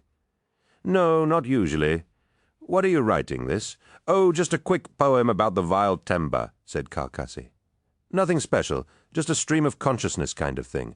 I thought it appropriate, given the mood of the expedition. I know, I just can't believe anyone could say such a thing." "Nor I, and I think that's the problem." "What do you mean?" "I'll explain," said Carcassi, rising from his seat and making his way towards the untouched bowls of cold meat and helping himself to a plateful. "I remember a piece of advice I heard about the War Master. It was said that a good trick upon meeting him was to look at his feet, because if you caught his eye, you'd quite forget what it was you were going to say. I have heard that too. Axeman told me the same thing." "Well, it's obviously a good piece of advice, because I was quite taken aback when I saw him up close for the first time. Quite magnificent."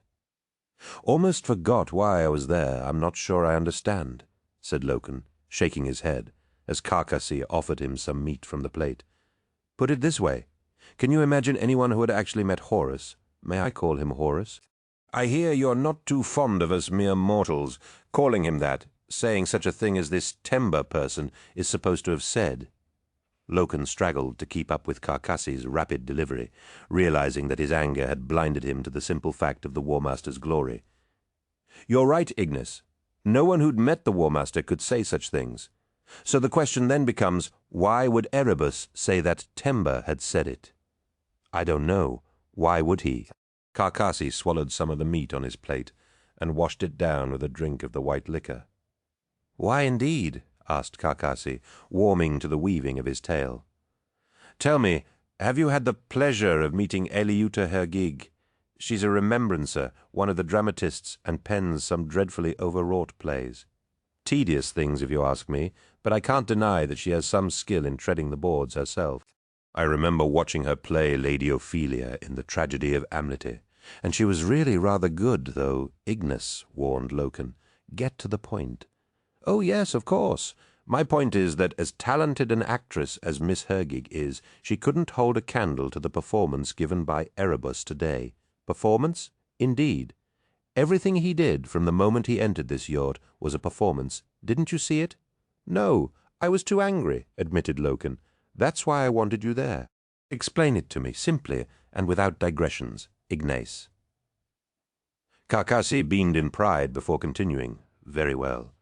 When he first spoke of Davin's non-compliance, Erebus suggested taking the matter somewhere more private, yet he had just broached this highly provocative subject in a room full of people. And did you notice? Erebus said that Temba had turned against him. Horus, not the Emperor. Horus. He made it personal. But why would he seek to provoke the War Master so? Perhaps to unbalance his humor in order to bring his choler to the fore. It's not like he wouldn't have known what his reaction would be. I think Erebus wanted the War Master in a position where he wasn't thinking clearly. Be careful, Ignace. Are you suggesting that the War Master does not think clearly?" "No, no, no," said Carcassi. "Only that, with his humours out of balance, Erebus was able to manipulate him." "Manipulate him to what end?" Carcassi shrugged. "I don't know, but what I do know is that Erebus wants Horus to go to Davin's moon." But he counselled against going there. He even had the nerve to suggest that others go in the War Master's place. Carcassi shook his hand dismissively, only so as to look like he had tried to stop him from his course of action, while knowing full well that the War Master couldn't back down from this insult to his honour. "And nor should he, Remembrancer," said a deep voice at the entrance to the yurt. Carcassi jumped, and Loken turned at the sound of the voice to see the first captain of the sons of Horus, resplendent and huge in his plate armour. "Ezekiel?" said Loken. "What are you doing here?" "Looking for you?" said Abaddon. "You should be with your company. The War Master himself is to lead the spear-tip, and you waste time with scriveners who call into question the word of an honourable Astartes." "First Captain Abaddon," breathed Carcassi, lowering his head. "I meant no disrespect. I was just apprising Captain Loken of my impressions of what I heard." "Be silent, worm," snapped Abaddon. "I should kill you where you stand for the dishonour you do to Erebus. Ignis was just doing what I asked him to do," Loken pointed out. "You put him up to this, Garviel?" asked Abaddon. "I'm disappointed in you. There's something not right about this, Ezekiel," said Loken. "Erebus isn't telling us everything." Abaddon shook his head. "You would take this fool's word over that of a brother Astartes. Your dalliance with petty wordsmiths has turned your head around. Loken, the commander shall hear of this." "I sincerely hope so," said Loken, his anger growing at Abaddon's easy dismissal of his concerns. "I will be standing next to you when you tell him." The first captain turned on his heel and made to leave the yurt. "First Captain Abaddon," said Carcassi, "might I ask you a question?" "No, you may not," snarled Abaddon, but Carcassi asked anyway. "What was the silver coin you gave Erebus when you met him?" "Far, secrets and hidden things, chaos, spreading the word audience." Abaddon froze at Carcassi's words. Loken recognized the signs and quickly moved to stand between the first captain and the Remembrancer. "Ignis, get out of here!" he shouted, as Abaddon turned and lunged for Carcassi.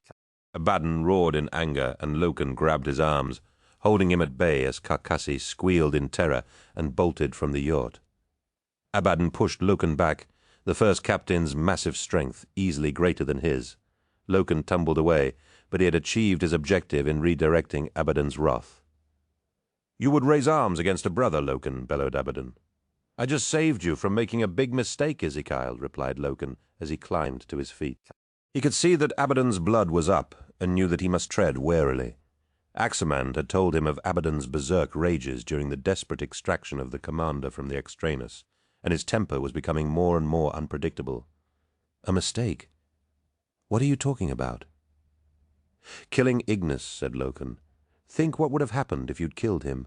The War Master would have had your head for that. Imagine the repercussions if an Astartes murdered a Remembrancer in cold blood." Abaddon furiously paced the interior of the yurt like a caged animal, but Loken could see that his words had penetrated the red mist of his friend's anger. "Damn it, Loken, damn it," hissed Abaddon. "What was Ignis talking about, Ezekiel? Was it a lodge medal that passed between you and Erebus?" Abaddon looked directly at Loken and said, "I can't say, then it was. I can't say. Damn you, Ezekiel. Secrets and hidden things, my brother. I can't abide them. This is exactly why I can't return to the Warrior Lodge. Aximand and Torgaddon have both asked me to, but I won't, not now. Tell me, is Erebus part of the Lodge now? Was he always part of it, or did you bring him in on the journey here? You heard Sergar's words at the meeting.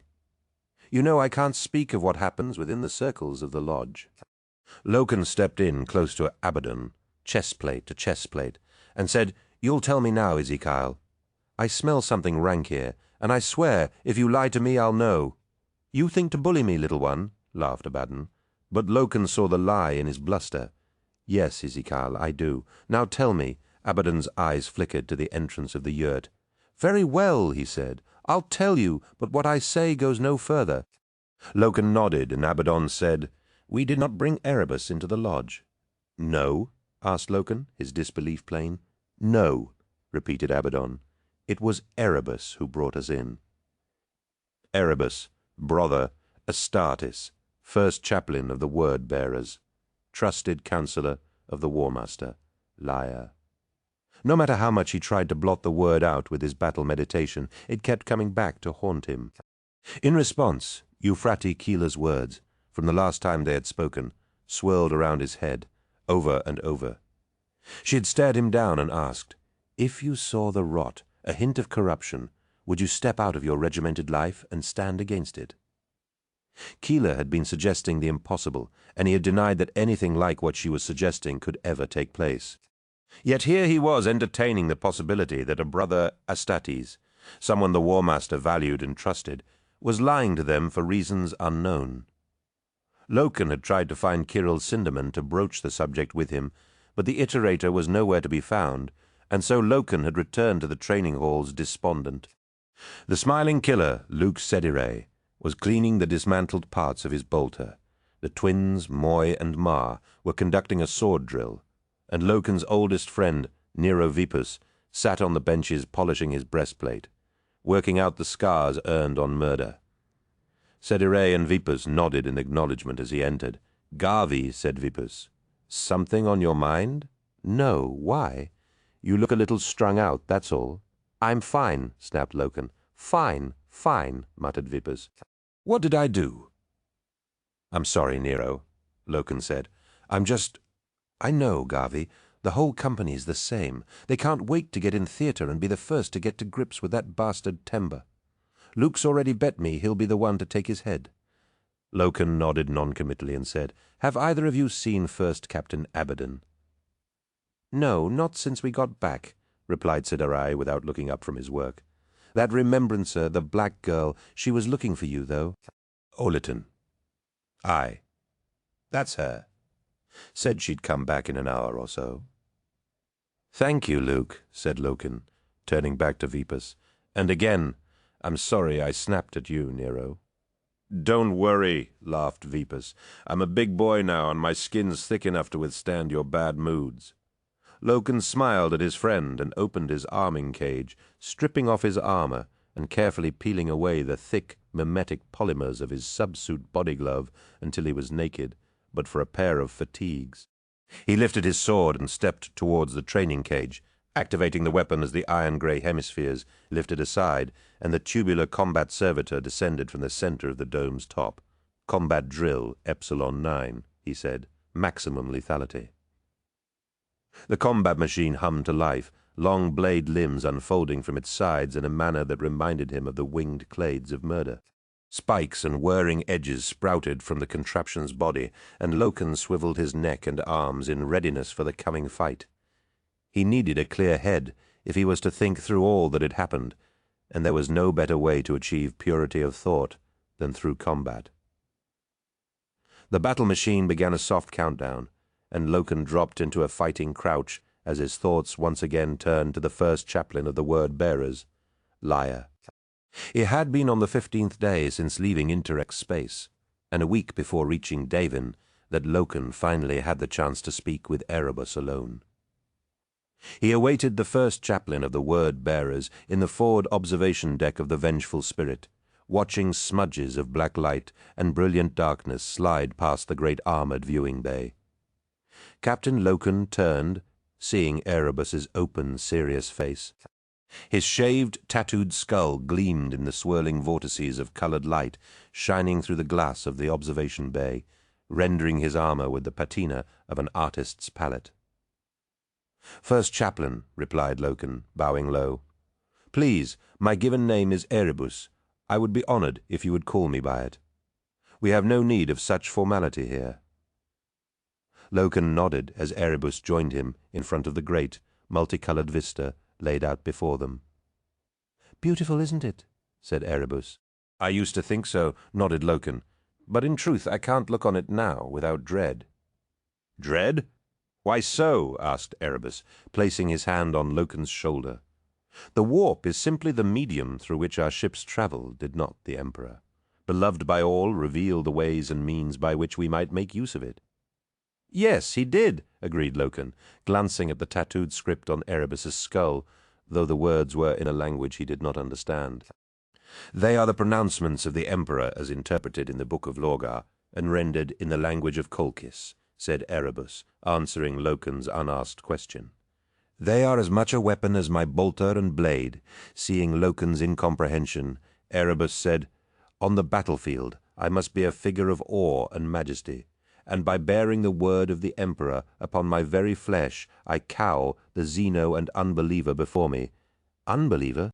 A poor choice of word, shrugged Erebus dismissively. Perhaps misanthrope would be a better term, but I suspect that you did not ask me here to admire the view or my scripture. Loken smiled and said, No, you're right, I didn't. I asked to speak to you because I know the word bearers to be a legion with many scholars among their ranks. You have sought out many worlds that were said to be seats of learning and knowledge, and brought them to compliance. True, agreed Erebus slowly. Though we destroyed much of that knowledge as profane in the fires of war. But you are wise in matters esoteric, and I desired your counsel on a matter I thought best spoken of privately. Now I am intrigued, said Erebus. What is on your mind? Loken pointed towards the pulsing spectral light of the warp on the other side of the observation bay's glass. Clouds of many colors and spirals of darkness, spun and twisted like blooms of ink in water, constantly churning in a maelstrom of light and shadow. No coherent forms existed in the mysterious otherworld beyond the ship, which, but for the power of the Geller field, would destroy the War Master's vessel in the blink of an eye. The warp allows us to travel from one side of the galaxy to the other, but we don't really understand it at all, do we? Asked Loken. What do we really know about the things that lurk in its depths? What do we know of chaos? Chaos, repeated Erebus, and Loken detected a moment of hesitation before the word-bearer answered. What do you mean by that term? I'm not sure, admitted Loken.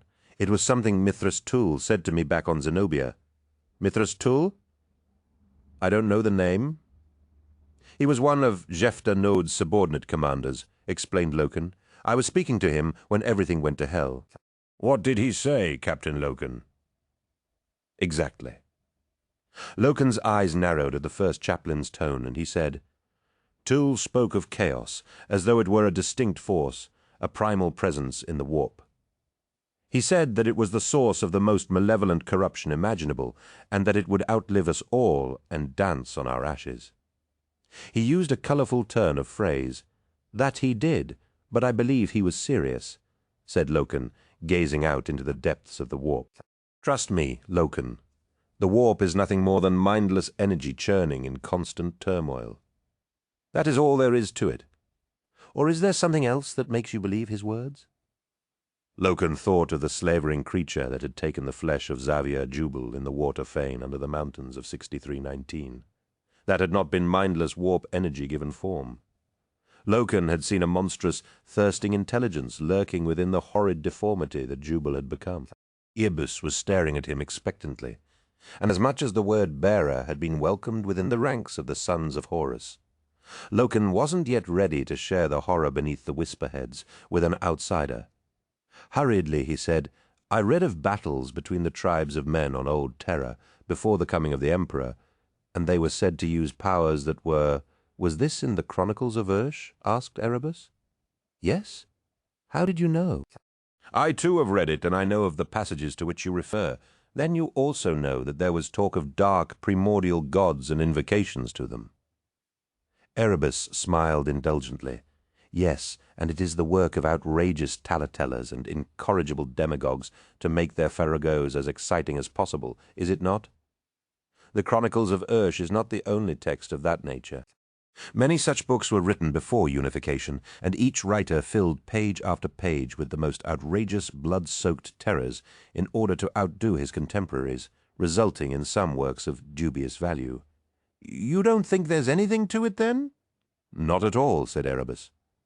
Tull said that the Immaterium, as he called it, was the root of sorcery and magic. Sorcery and magic, laughed Erebus before locking his gaze with Loken. He lied to you, my friend. He was a fraternizer with Xenos breeds, and an abomination in the sight of the Emperor. You know, the word of an enemy cannot be trusted. After all, did the Interrex not falsely accuse us of stealing one of the Kinnebrak's swords from the Hall of Devices, even after the War Master himself vouchsafed that we did not? Loken said nothing as ingrained bonds of brotherhood warred with the evidence of his own senses. Everything Erebus was saying reinforced his long-held beliefs in the utter falsehood of sorcery, spirits, and daemons. Yet he could not ignore what his instincts screamed at him, that Erebus was lying to him, and the threat of chaos was horribly real. Mithras Tull had become an enemy, and Erebus was a brother, Astartes, and Loken was astonished to find that he more readily believed the warrior of the Interrex. "As you have described it to me, there is no such thing as chaos," promised Erebus. Loken nodded in agreement, but despaired as he realized that no one, not even the Interrex, had said exactly what kind of weapon had been stolen from the Hall of Devices. "Did you hear?" asked Ignace Carcassi, pouring yet another glass of wine. "She's got full access to the War Master. It's disgraceful. Here's us, breaking our backs to create art worthy of the name, in the hope of catching the eye of someone important enough to matter. And she bloody swans in without so much as a by your leave, and gets an audience with the War Master." "I heard she has connections," nodded Wenduin. "A petite woman with red hair and an hourglass figure that ship's scuttlebutt had down as a firecracker between the sheets." Carcassi had gravitated towards her, as soon as he had realized she was hanging on his every bitter word. He'd forgotten exactly what it was she did, though he vaguely remembered something about compositions of harmonic light and shade, whatever that meant. Honestly, he thought, they'll let anyone be a remembrancer these days. The retreat was, as usual, thick with remembrancers, poets, dramatists, artists, and composers, which had made for a bohemian atmosphere, while off-duty army officers, naval ratings and crew were there for the civilians to impress with tales of books published, opening night ovations, and scurrilous backstage hedonistic excess.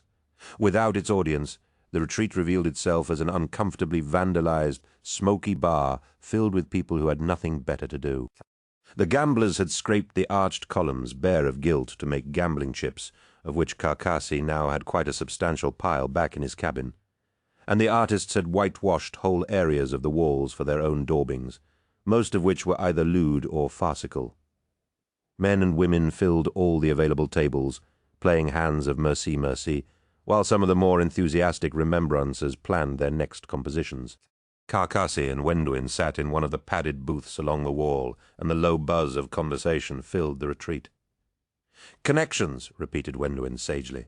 "That's it exactly," said Carcassi, draining his glass. "I heard the Council of Terror, the Sigillite too." "Throne, how'd she get them?" asked Wenduin. "The connections, I mean?" Carcassi shook his head. "Don't know. It's not like you don't have connections either." "You could find out," Wenduin pointed out, filling his glass once more. "I don't know what you have to be worried about anyway. You have one of the Astartes looking after you. You're a fine one to be casting aspersions." "Hardly," snorted Carcassi, slapping a palm on the table. "I have to show him everything I damn well write. It's censorship. That's what it is." Wenduin shrugged. "Maybe it is. Maybe it isn't. But you got to go to the War Council, didn't you? A little censorship's worth that, I'll bet." "Maybe," said Carcassi, unwilling to be drawn on the subject of the events on Davin and his terror at the sight of an enraged First Captain Abaddon coming to tear his head off. In any event, Captain Loken had later found him, trembling and afraid in the commissariat tent, making inroads into a bottle of distillac. It had been a little ridiculous, really. Loken had ripped a page from the bondsman No. 7 and written on it in large, blocky letters before handing it to him. "This is an oath of moment, Ignace," Loken had said. "Do you know what that means?" "I think so," he had replied, reading the words Loken had written. "It is an oath that applies to an individual action. It is very specific and very precise," Loken had explained. "It is common for an Astartes to swear such an oath before battle when he vows to achieve a certain objective or uphold a certain ideal. In your case, Ignace, It will be to keep what passed here tonight between us. I will, sir. You must swear, Ignace. Place your hand on the book and the oath and swear the words. He had done so, placing a shaking hand atop the page, feeling the heavy texture of the page beneath his sweating palm. I swear not to tell another living soul what passed between us, he said. Loken had nodded solemnly and said, Do not take this lightly, Ignace. You have just made an oath with the Astartes, and you must never break it. To do so would be a mistake. He'd nodded and made his way to the first transport off Davin. Carcassi shook his head clear of the memory any warmth or comfort the wine had given him suddenly, achingly absent. Hey, said Wenduin, are you listening to me? You looked 1,000,000 miles away there. Yes, sorry. What were you saying? I was asking if there was any chance you could put in a good word for me to Captain Loken. Maybe you could tell him about my compositions. You know how good they are? Compositions? What did that mean? He looked into her eyes and saw a dreadful avarice lurking behind her facade of interest, now seeing her for the self-interested social climber she was. Suddenly all he wanted to do was get away. Well, could you? He was saved from thinking of an answer by the arrival of a robed figure at the booth. Carcassi looked up and said, Yes, can I help? But his words trailed off as he eventually recognized Euphratie Keeler. The change in her since the last time he had seen her was remarkable. Instead of her usual ensemble of boots and fatigues, she wore the beige robe of a female remembrancer, and her long hair had been cut into a modest fringe. Though more obviously feminine, Carcassi was disappointed to find that the change was not to his liking, preferring her aggressive stylings to the strange sexless quality this attire granted her. Euphratie, is that you? She simply nodded and said, I'm looking for Captain Loken. Have you seen him today? Loken? No. Well, yes, but not since Davin. Won't you join us? He said, ignoring the viperous glare Wenduin cast in his direction. His hopes of rescue were dashed when Euphratie shook her head and said, No, thank you. This place isn't really for me. Nor me. But here I am, smiled Carcassi. You sure I can't tempt you to some wine or a round of cards? I'm sure, but thanks anyway. See you around, Ignace, and have a good night, said Keeler with a knowing smile. Carcassi gave her a lopsided grin and watched her as she made her way from booth to booth before leaving the retreat. What was that? Asked Wenduin, and Carcassi was amused at the professional jealousy he heard in her voice. That was a very good friend of mine, said Carcassi, enjoying the sound of the words. Wenduin nodded curtly. Listen, do you want to go to bed with me or not? She asked, all pretense of actual interest in him discarded in favor of blatant ambition. Carcassi laughed. I'm a man, of course I do. And you'll tell Captain Loken of me. If you're as good as they say you are, you can bet on it, he thought. Yes, my dear, of course I will, said Carcassi, noticing a folded piece of paper on the edge of the booth. Had it been there before he couldn't remember? As Wenduin eased herself from the booth, he picked up the paper and unfolded it. At the top was some kind of symbol, a long capital T with a haloed star at its center. He had no idea what it meant, and began to skim the words, thinking it might be some remembrancer's discarded scribblings. Such thoughts faded, however, as he read the words written on the paper. The Emperor of mankind is the light and the way, and all his actions are for the benefit of mankind, which is his people. The Emperor is God, and God is the Emperor, so it is taught in this, What's that? Asked Wenduin. Carcassi ignored her, pushing the paper into his pocket and leaving the booth. He looked around the retreat and saw several identical pamphlets on various tables around the room. Now he was convinced that the paper hadn't been on his table before Euphratie's visit, and he began making his way around the bar, gathering up as many of the dog-eared papers as he could find. "What are you doing?" demanded Wenduin, watching him with her arms folded impatiently across her chest. "Piss off!" snarled Carcassi, heading for the exit.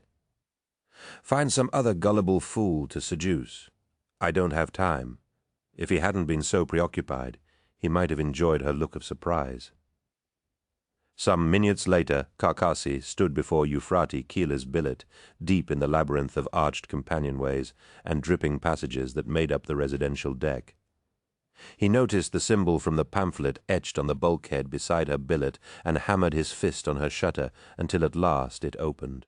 The smell of scented candles wafted into the corridor. She smiled, and he knew she had been expecting him.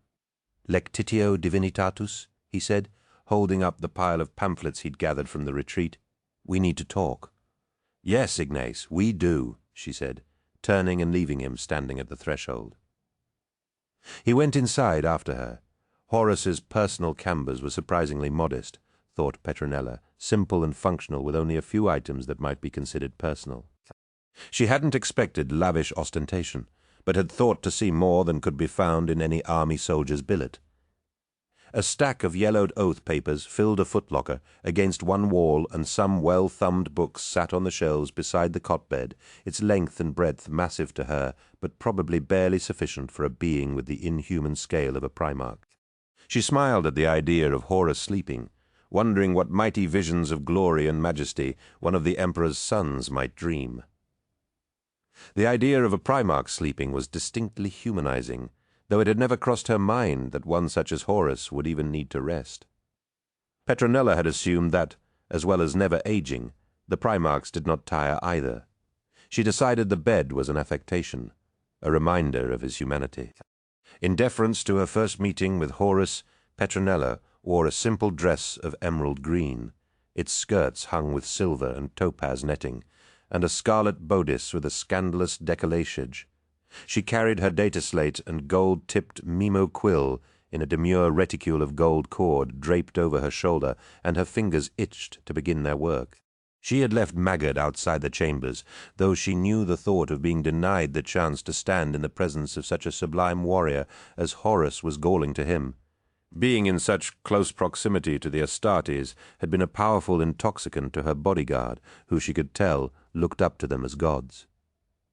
She regarded his pleasure at being amongst such powerful warriors as quietly endearing, but wanted the War Master all to herself today. She ran her fingertips across the wooden surface of Horus's desk, anxious to begin this first session of documenting him. The desk's proportions were as enlarged as those of his bed, and she smiled as she imagined the many great campaigns he had planned here, and the commands for war signed upon its stained and faded surface. Had he written the order granting her previous audience here, she wondered? She remembered well receiving that instruction to attend upon the War Master immediately. She remembered her terror and elation as Babeth was run ragged with half a dozen rapid changes of costume for her. In the end she had settled for something elegant yet demure. A cream dress with an ivory-panelled bodice that pushed her bosom up, and a webbed necklace of red gold that reached up her neck before curling over her forehead in a dripping cascade of pearls and sapphires, eschewing the Terran custom of powdering her face. She opted instead for a subtle blend of powdered antimony sulfide to darken the rims of her eyes, and a polychromatic lip gloss. Horus had obviously appreciated her sartorial restraint, smiling broadly as she was ushered into his presence. Her breath, had it not already been largely stolen by the constriction of her bodice, would have been snatched away by the glory of the War Master's physical perfection and palpable charisma. His hair was short, and his face open and handsome, with dazzling eyes that fixed her with a stare that told her she was the most important thing to him right now. She felt giddy, like a debutante at her first ball. He wore gleaming battle armor, the color of a winter sky, its rims formed of beaten gold and bas-relief text filling each shoulder guard. Bright against his chest plate was a staring red eye, like a drop of blood on virgin snow, and she felt transfixed by its unflinching gaze. Maggard stood behind her, resplendent in brightly polished gold plate and silver mail. Of course he carried no weapons, his swords and pistols already surrendered to Horus's bodyguards. "My lord," she began, bowing her head and making an elaborate curtsy, her hand held palm down before him in expectation of a kiss. "So you are of House Carpinus?" asked Horus. She recovered quickly, disregarding the War Master's breach of etiquette in ignoring her hand and asking her a question before formal introductions had been made. "I am indeed, my lord. "Don't call me that," said the War Master. "Oh, of course. How should I address you?" Horus would be a good start, he said, and she looked up to see him smiling broadly. The warriors behind him tried unsuccessfully to hide their amusement, and Petronella realized that Horus was toying with her. She forced herself to return his smile, masking her annoyance at his informality, and said, "Thank you. I shall." "So, you want to be my documentarist, do you?" asked Horus. "If you will permit me to fulfill such a role, yes?"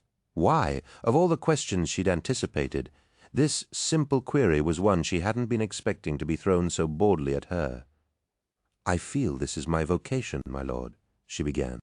"It is my destiny as a scion of House Carpinus to record great things and mighty deeds, and to encapsulate the glory of this war, the heroism, the danger, the violence, and the full fury of battle.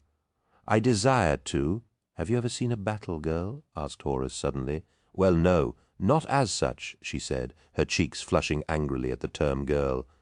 "I thought not," said Horus.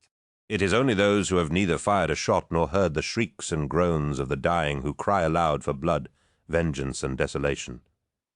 Is that what you want? Is that your vocation? If that is what war is, then yes," she said, unwilling to be cowed before his boorish behavior. "I want to see it all. See it all and record the glory of Horus for future generations." "The glory of Horus," repeated the War Master, obviously relishing the phrase. He held her pinned by his gaze and said, "There are many remembrances in my fleet, Miss Vivar. Tell me why I should give you this honor." Flustered by his directness once more, she searched for words, and the War Master chuckled at her awkwardness. Her irritation rose to the surface again, and before she could stop herself, she said, "Because no one else in the ragtag band of remembrances you've managed to accumulate will do as good a job as I will. I will immortalize you, but if you think you can bully me with your bad manners and high and mighty attitude, then you can go to hell." "Sir." A thunderous silence descended. Then Horus laughed, the sound hard, and she knew that, in one flash of anger, she had destroyed her chances of being able to accomplish the task she had appointed herself. "I like you, Petronella Vivar of House Carpinus," he said. "You'll do." Her mouth fell open and her heart fluttered in her breast. "Truly?" she asked, afraid that the War Master was playing with her again. "Truly," agreed Horus. "But I thought— Listen, lass, I usually make up my mind about a person within 10 seconds, and I very rarely change it. The minute you walked in, I saw the fighter in you. There is something of the wolf in you, girl, and I like that. Just one thing—" "Yes?" "Not so formal next time," he smirked. "We are a ship of war, not the parlors of America. Now I fear I must excuse myself, as I have to head planetside to Davin for a council of war, and with that she had been appointed." It still amazed her that it had been so easy, though it meant most of the formal gowns she had brought now seemed wholly inappropriate, forcing her to dress in unbearably prosaic dresses more at home in the almshouses of the Gipta spires. The dames of society wouldn't recognize her now. She smiled at the memory as her trailing fingers reached the end of the desk and rested on an ancient tome with a cracked leather binding and faded gilt lettering. She opened the book and idly flipped a couple of pages, stopping at one showing a complex astrological diagram of the orbits of planets and conjunctions, below which was the image of some mythical beast, part man, part horse. "My father gave me that," said a powerful voice behind her. She turned guiltily, snatching her hand back from the book. Horus stood behind her, his massive form clad in battle-plate. As ever, he was almost overwhelmingly intimidating, physical and masculine, and the thought of sharing a room with such a powerful specimen of manhood in the absence of a chaperone gave her guilt a delicious edge. "Sorry," she said. "That was impolite of me." Horus waved his hand. "Don't worry," he said. "If there was anything I didn't want you to see, I wouldn't have left it out." Despite his easy reassurance, he gathered up the book and slipped it onto the shelves above his bed. She immediately sensed great tension in him, and though he appeared outwardly calm, her heart raced as she felt his furious anger. It bubbled beneath his skin like the fires of a once dormant volcano on the verge of unleashing its terrible fury. Before she could say anything in reply, he said, "I'm afraid I can't sit and speak to you today, Miss Vivar. Matters have arisen on Davin's moon that require my immediate attention." She tried to cover her disappointment, saying, "No matter, we can reschedule a meeting for when you have more time." He laughed, the sound harsh, and she thought a little too sad to be convincing. "That may not be for a while," he warned. "I'm not someone who gives up easily," she promised. "I can wait." Horus considered her words for a moment, and then shook his head. "No, that won't be necessary," he said with a smile. "You said you wanted to see war?" She nodded enthusiastically, and he said, "Then accompany me to the embarkation deck, and I'll show you how the Astartes prepare for war." 5. Our people. A leader, Spertip. The bridge of the vengeful spirit bustled with activity, the business of ferrying troops and war machines back from the surface of Davin complete, and plans now drawn for the extermination of Yugen-Temba's rebellious forces. Extermination. That was the word they used, not subjugation, not pacification, extermination. And the Legion was more than ready to carry out that sentence. Sleek and deadly warships broke anchor with Davin under the watchful gaze of the master of the fleet, Boaz Comnenus. Moving such a fleet, even a short distance in formation, was no small undertaking, but the ship's masters appointed beneath him knew their trade, and the withdrawal from Davin was accomplished with the precision of a surgeon wielding a scalpel. Not all the expedition fleet vacated Davin's orbit, but enough followed the course of the vengeful spirit to ensure that nothing would be able to stand before the Astartes Spertip. The journey was a mercifully short one. Davin's moon a dirty yellow-brown smudge of reflected light haloed against the distant red sun. To Boaz Comnenus, their destination looked like a terrible, bloated pustule against the heavens. Feverish activity filled the embarkation deck as fitters, deckhands, and mechanicum adepts made last-minute pre-flight checks to the growling stormbirds. Engines flared and strobing arc lights bathed the enormous echoing deck in a pale, washed-out industrial glow. Hatches were slammed shut, arming pins were removed from warheads, and fuel lines were disconnected from rumbling engines. 6 of the monstrous flyers sat hunched at the end of their launch rails, cranes delivering the last of their ordnance payloads, while gunnery servitors calibrated the cannons slung beneath the cockpit. The captains and warriors selected to accompany the War Master's spear tip followed ground crews around the Stormbirds, checking and rechecking their machines. Their lives would soon depend on these aircraft, and no one wanted to wind up dead thanks to something as trivial as mechanical failure. Along with the Mournival, Luke Sidire, Nero Vipus, and Verulam Moi, together with specialized squads from their companies, would travel to Davin's moon to fight once more in the name of the Imperium. Loken was ready. His mind was full of new and disturbing thoughts, but he pushed them to one side in preparation for the coming fight. Doubt and uncertainty clouded the mind, and an Astartes could afford neither.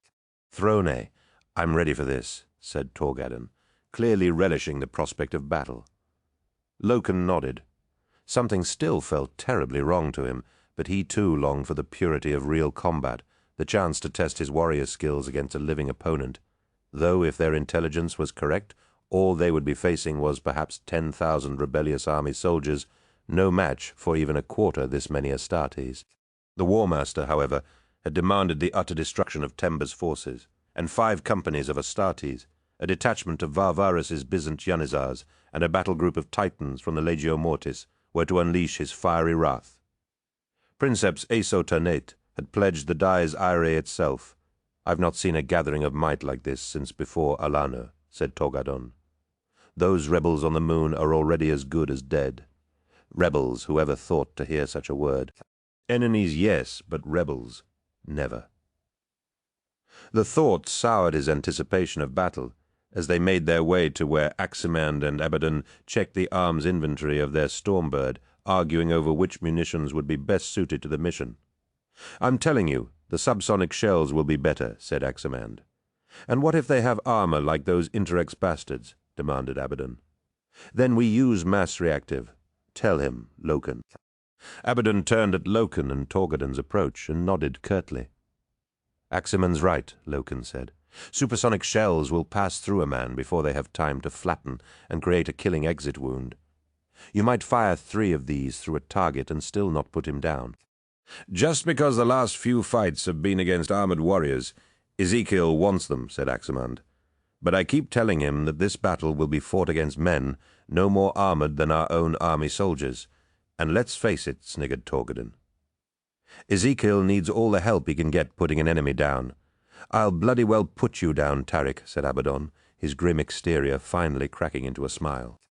The first captain's hair was pulled back in a long scalp lock in preparation for donning his helmet, and Loken could see that he too was fiercely anticipating the coming bloodshed. "Doesn't this bother any of you?" asked Loken, unable to contain himself any longer. "What?" asked Aximand. "This," said Loken, waving an arm around the deck at the preparations for war that were being made all around them. "Don't you realize what we're about to do?" "Of course we do, Garvey," bellowed Abaddon. "We're going to kill some damned fool that insulted the War Master." "No," said Loken. "It's more than that, don't you see? These people we're going to kill. They're not some Xeno-empire or a lost strand of humanity that doesn't want to be brought to compliance. They're ours. It's our people. We'll be killing." "They're traitors," said Abaddon, needlessly emphasizing the last word. "That's all there is to it, don't you see? They have turned their back on the War Master and the Emperor, and for that reason their lives are forfeit."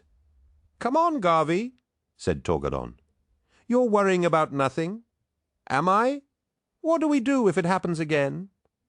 The other members of the Mournival looked at one another in puzzlement. "If what happens again?" asked Aximand finally.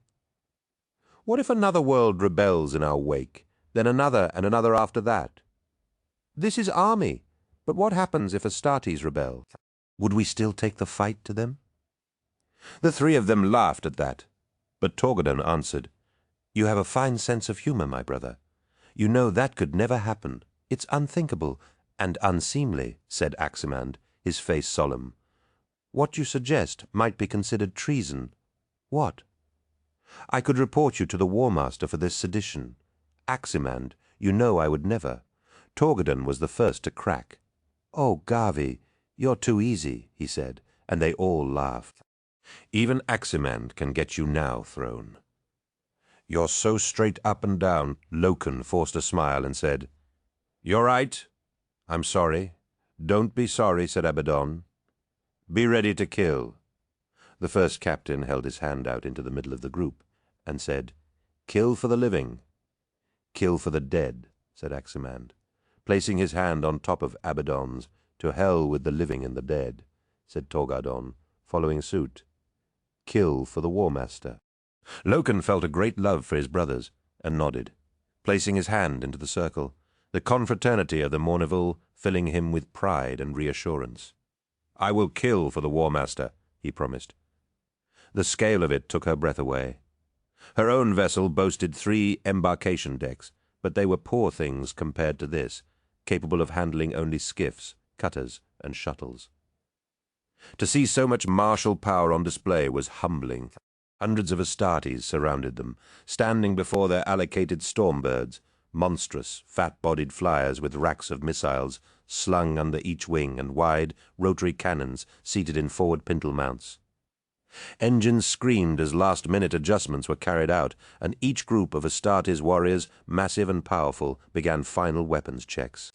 "I never dreamed it could be like this," said Petronella, watching as the gargantuan blast door at the far end of the launch rails deafeningly rumbled open in preparation for the launch.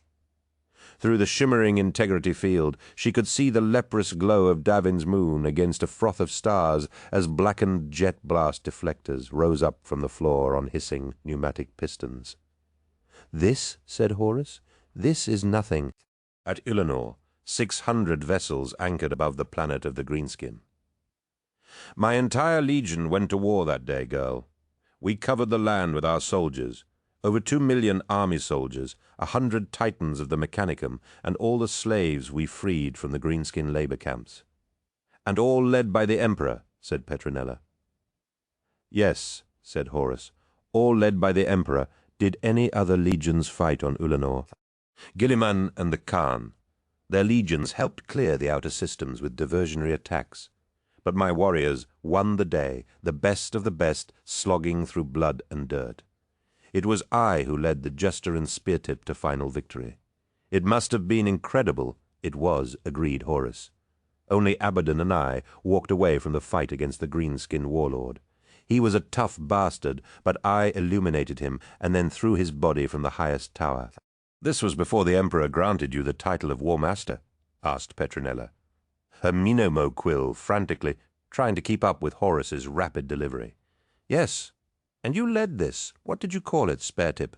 Yes, a spare tip. A precision strike to tear out the enemy's throat and leave him leaderless and blind. And you'll lead it again here? I will. Is that not a little unusual? What? Someone of such high rank taking to the field of battle? I have had this same discussion with the Mournival, said Horus, ignoring her look of confusion at the term. I am the War Master, and I did not attain such a title by keeping myself away from battle. For men to follow me and obey my orders without question as the Astartes do, they must see that I am right there with them, sharing the danger. How can any warrior trust me to send him into battle if he feels that all I do is sign orders without appreciating the dangers he must face? Surely there comes a time when considerations of rank must necessarily remove you from the battlefield. If you were to fall, I will not. But if you did, I will not, repeated Horus, and she could feel the force of his conviction in every syllable. His eyes, always so bright and full of power, met hers, and she felt the light of her belief in him swell until it illuminated her entire body. I believe you, she said. Tell me, would you like to meet the Mournival? The what? Horus smiled. I'll show you.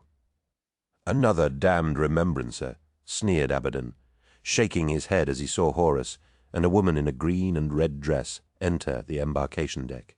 It's bad enough you've got a gaggle of them hanging round you. Loken, but the War Master, it's disgraceful.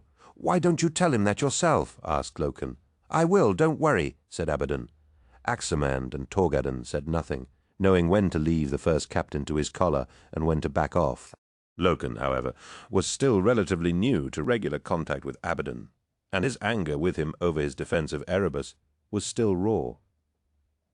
You don't feel the Remembrancer program has any merit at all. Pah! It's a waste of our time to babysit them. Didn't Leman Russ say something about giving them all a gun? That sounds a damn sight more sensible to me than having them write stupid poems or paint pictures. It's not about poems and pictures, Ezekiel. It's about capturing the spirit of the age. It's about history that we are writing. We're not here to write history, answered Abaddon.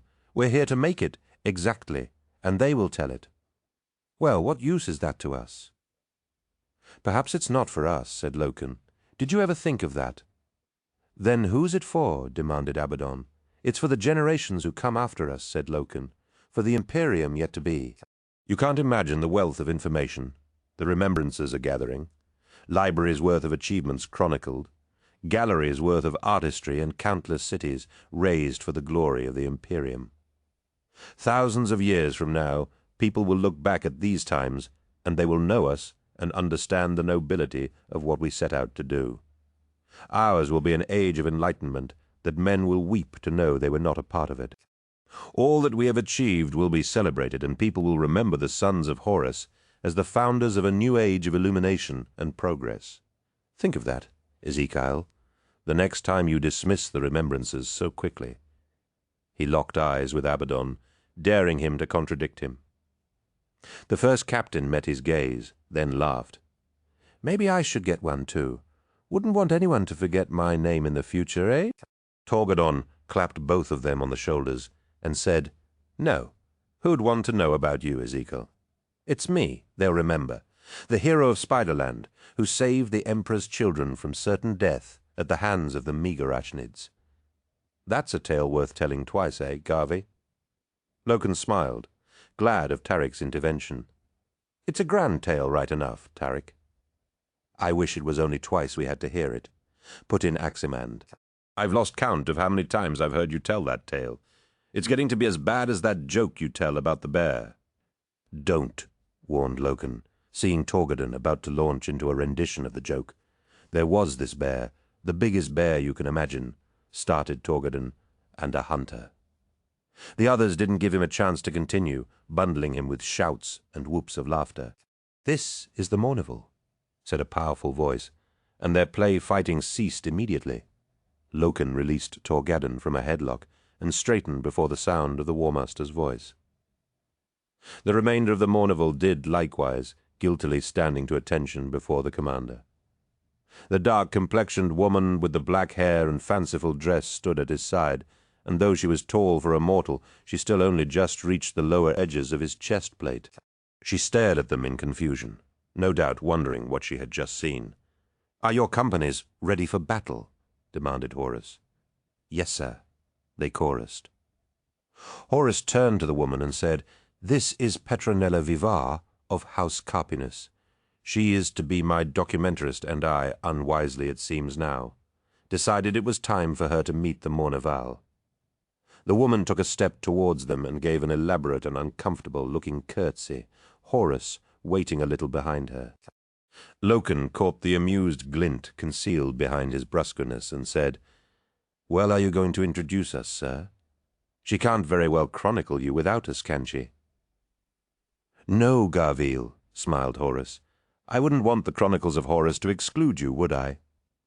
"Very well, this insolent young pup is Garville Loken, recently elevated to the lofty position of the Mournival. Next to him is Tarik Torgaddon, a man who tries to turn everything into a joke, but mostly fails. Aximand is next. Little Horus, we call him, since he is lucky enough to share some of my most handsome features. And finally we come to Ezekiel Abaddon, captain of my first company." "The same Abaddon from the tower at Ulanor?" asked Petronella, and Abaddon beamed at her recognition. "Yes, the very same," answered Horus, "though you wouldn't think it to look at him now. And this is the Mournival? They are, and for all their damned horseplay, they are invaluable to me. They are a voice of reason in my ear, when all around me is confusion. They are as dear to me as my brother Primarchs, and I value their counsel above all others. In them are the humours of choler, phlegm, melancholia, and sanguinity, mixed in exactly the right amount I need to keep me on the side of the angels. So they are advisers.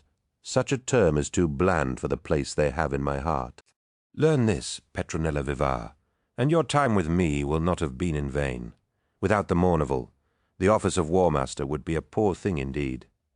Horus stepped forward and pulled something from his belt, something with a long strip of parchment drooping from it. "My sons," said Horus, dropping to one knee and holding the waxen token towards the Mournival, "would you hear my oath of moment?" Stunned by the magnanimity of such an act, none of the Mournival dared move. The other Astartes on the embarkation deck saw what was happening, and a hush spread throughout the chamber. Even the background noise of the deck seemed to diminish at the incredible sight of the War Master kneeling before his chosen sons. Eventually, Loken reached out a trembling gauntlet and took the seal from the War Master's hand. He glanced over at Torgaddon and Aximand either side of him, quite dumbfounded by the War Master's humility. Aximand nodded and said, "We will hear your oath, War Master."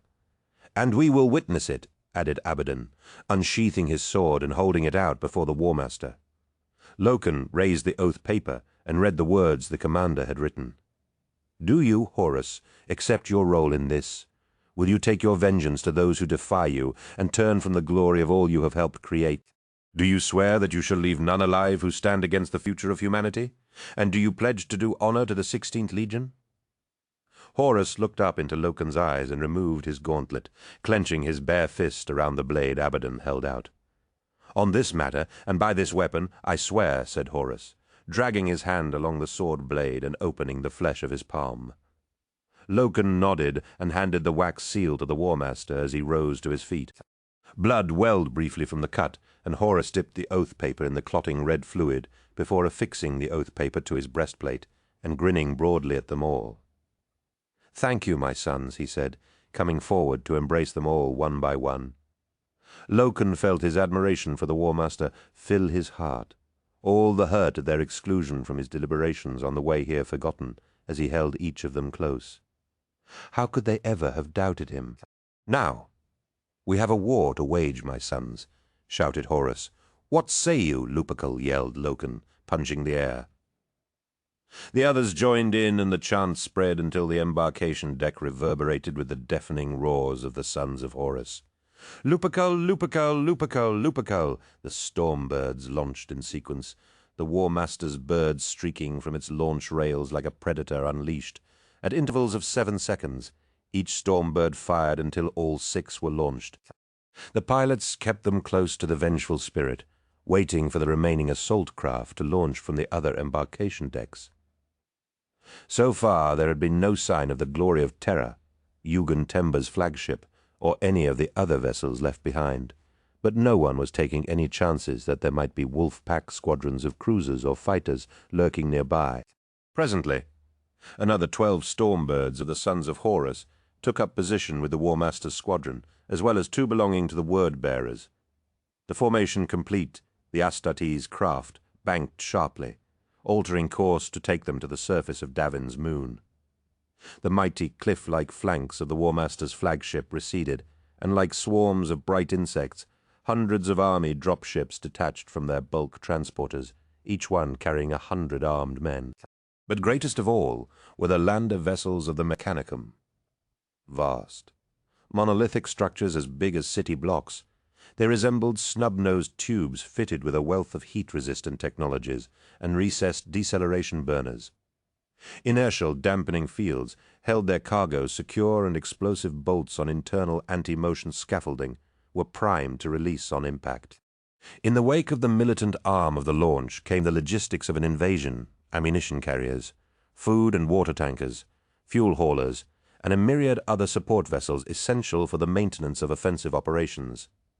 Such was the proliferation of craft heading for the surface that no one could keep track of them all, not even the bridge crew under Boas Comnenus, and thus the gold-skinned landing skiff that launched from the civilian bay of the Vengeful Spirit went unnoticed.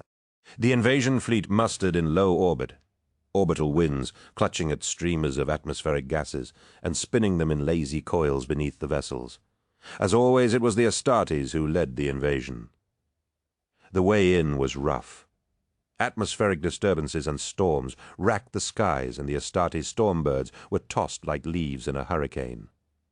Loken felt the craft vibrate wildly around him, grateful for the restraint harness that held him fast to his cage seat. His bolter was stowed above him, and there was nothing to do but wait until the stormbird touched down and the attack began. He slowed his breathing and cleared his mind of all distractions, feeling a hot energy suffuse his limbs as his armor prepared his metabolism for imminent battle. The warriors of Nero Vipus's Locasta squad and Breakspur squad surrounded him, immobile, yet representing the peak of humanity's martial prowess. He loved them all dearly and knew that they wouldn't let him down. Their conduct on Murder and Zenobia had been exemplary, and many of the newly elevated novitiates had been blooded on those desperate battlefields.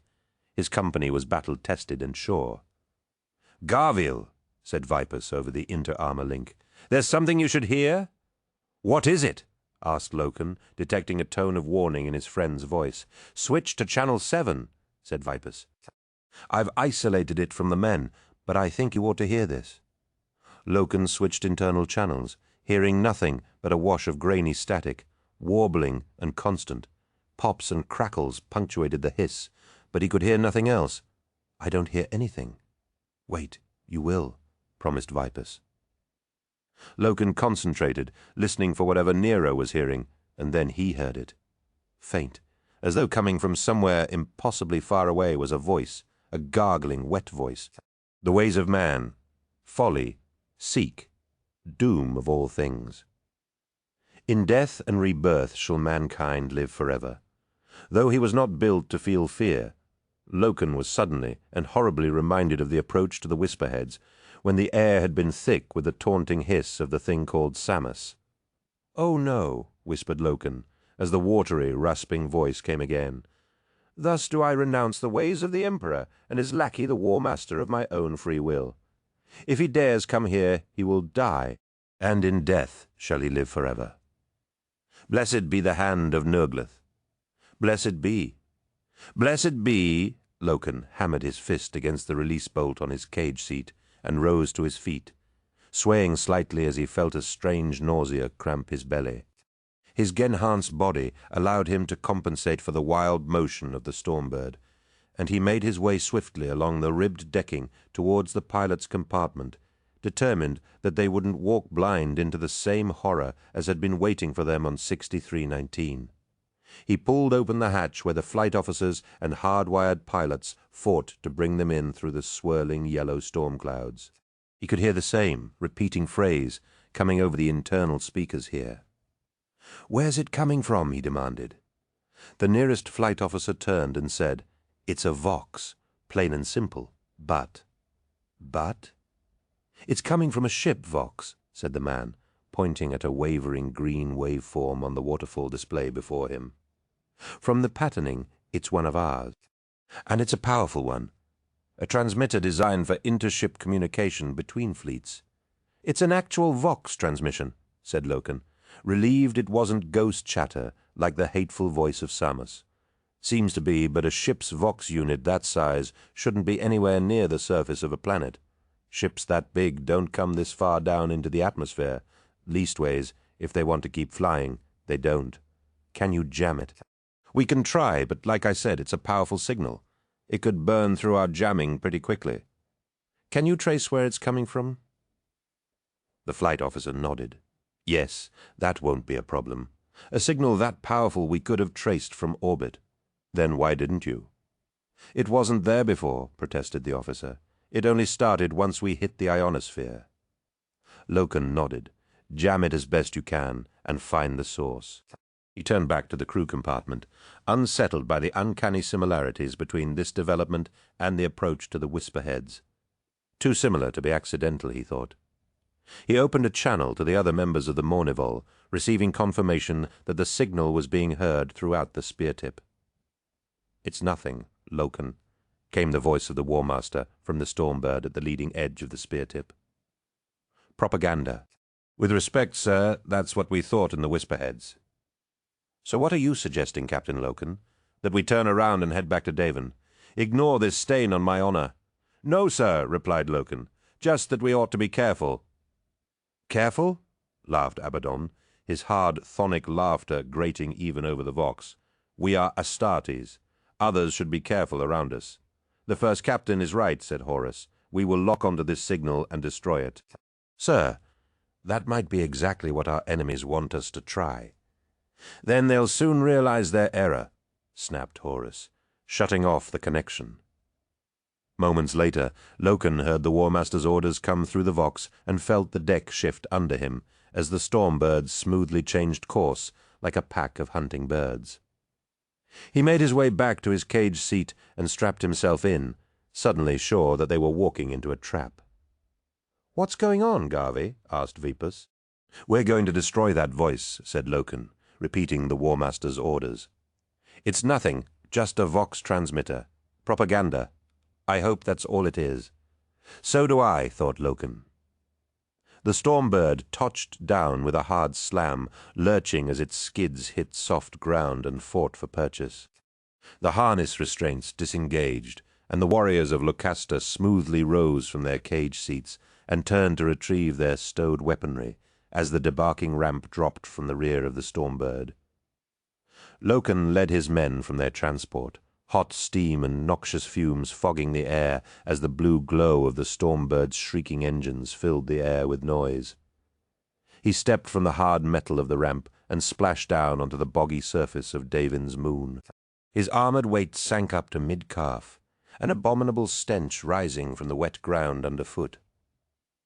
The Astartes of Lucasta and Breakspur dispersed from the Stormbird with expected efficiency, spreading out to form a perimeter and link up with the other squads from the Sons of Horus. The noise of the Stormbirds diminished as their engines spooled down and the blue glow faded from beneath their wings. The billowing clouds of vapor they threw up began to disperse, and Loken had his first view of Davin's moon. Desolate moors stretched out as far as the eye could see, which wasn't far thanks to the rolling banks of yellow mist clinging to the ground and moist fog that restricted visibility to less than a few hundred meters.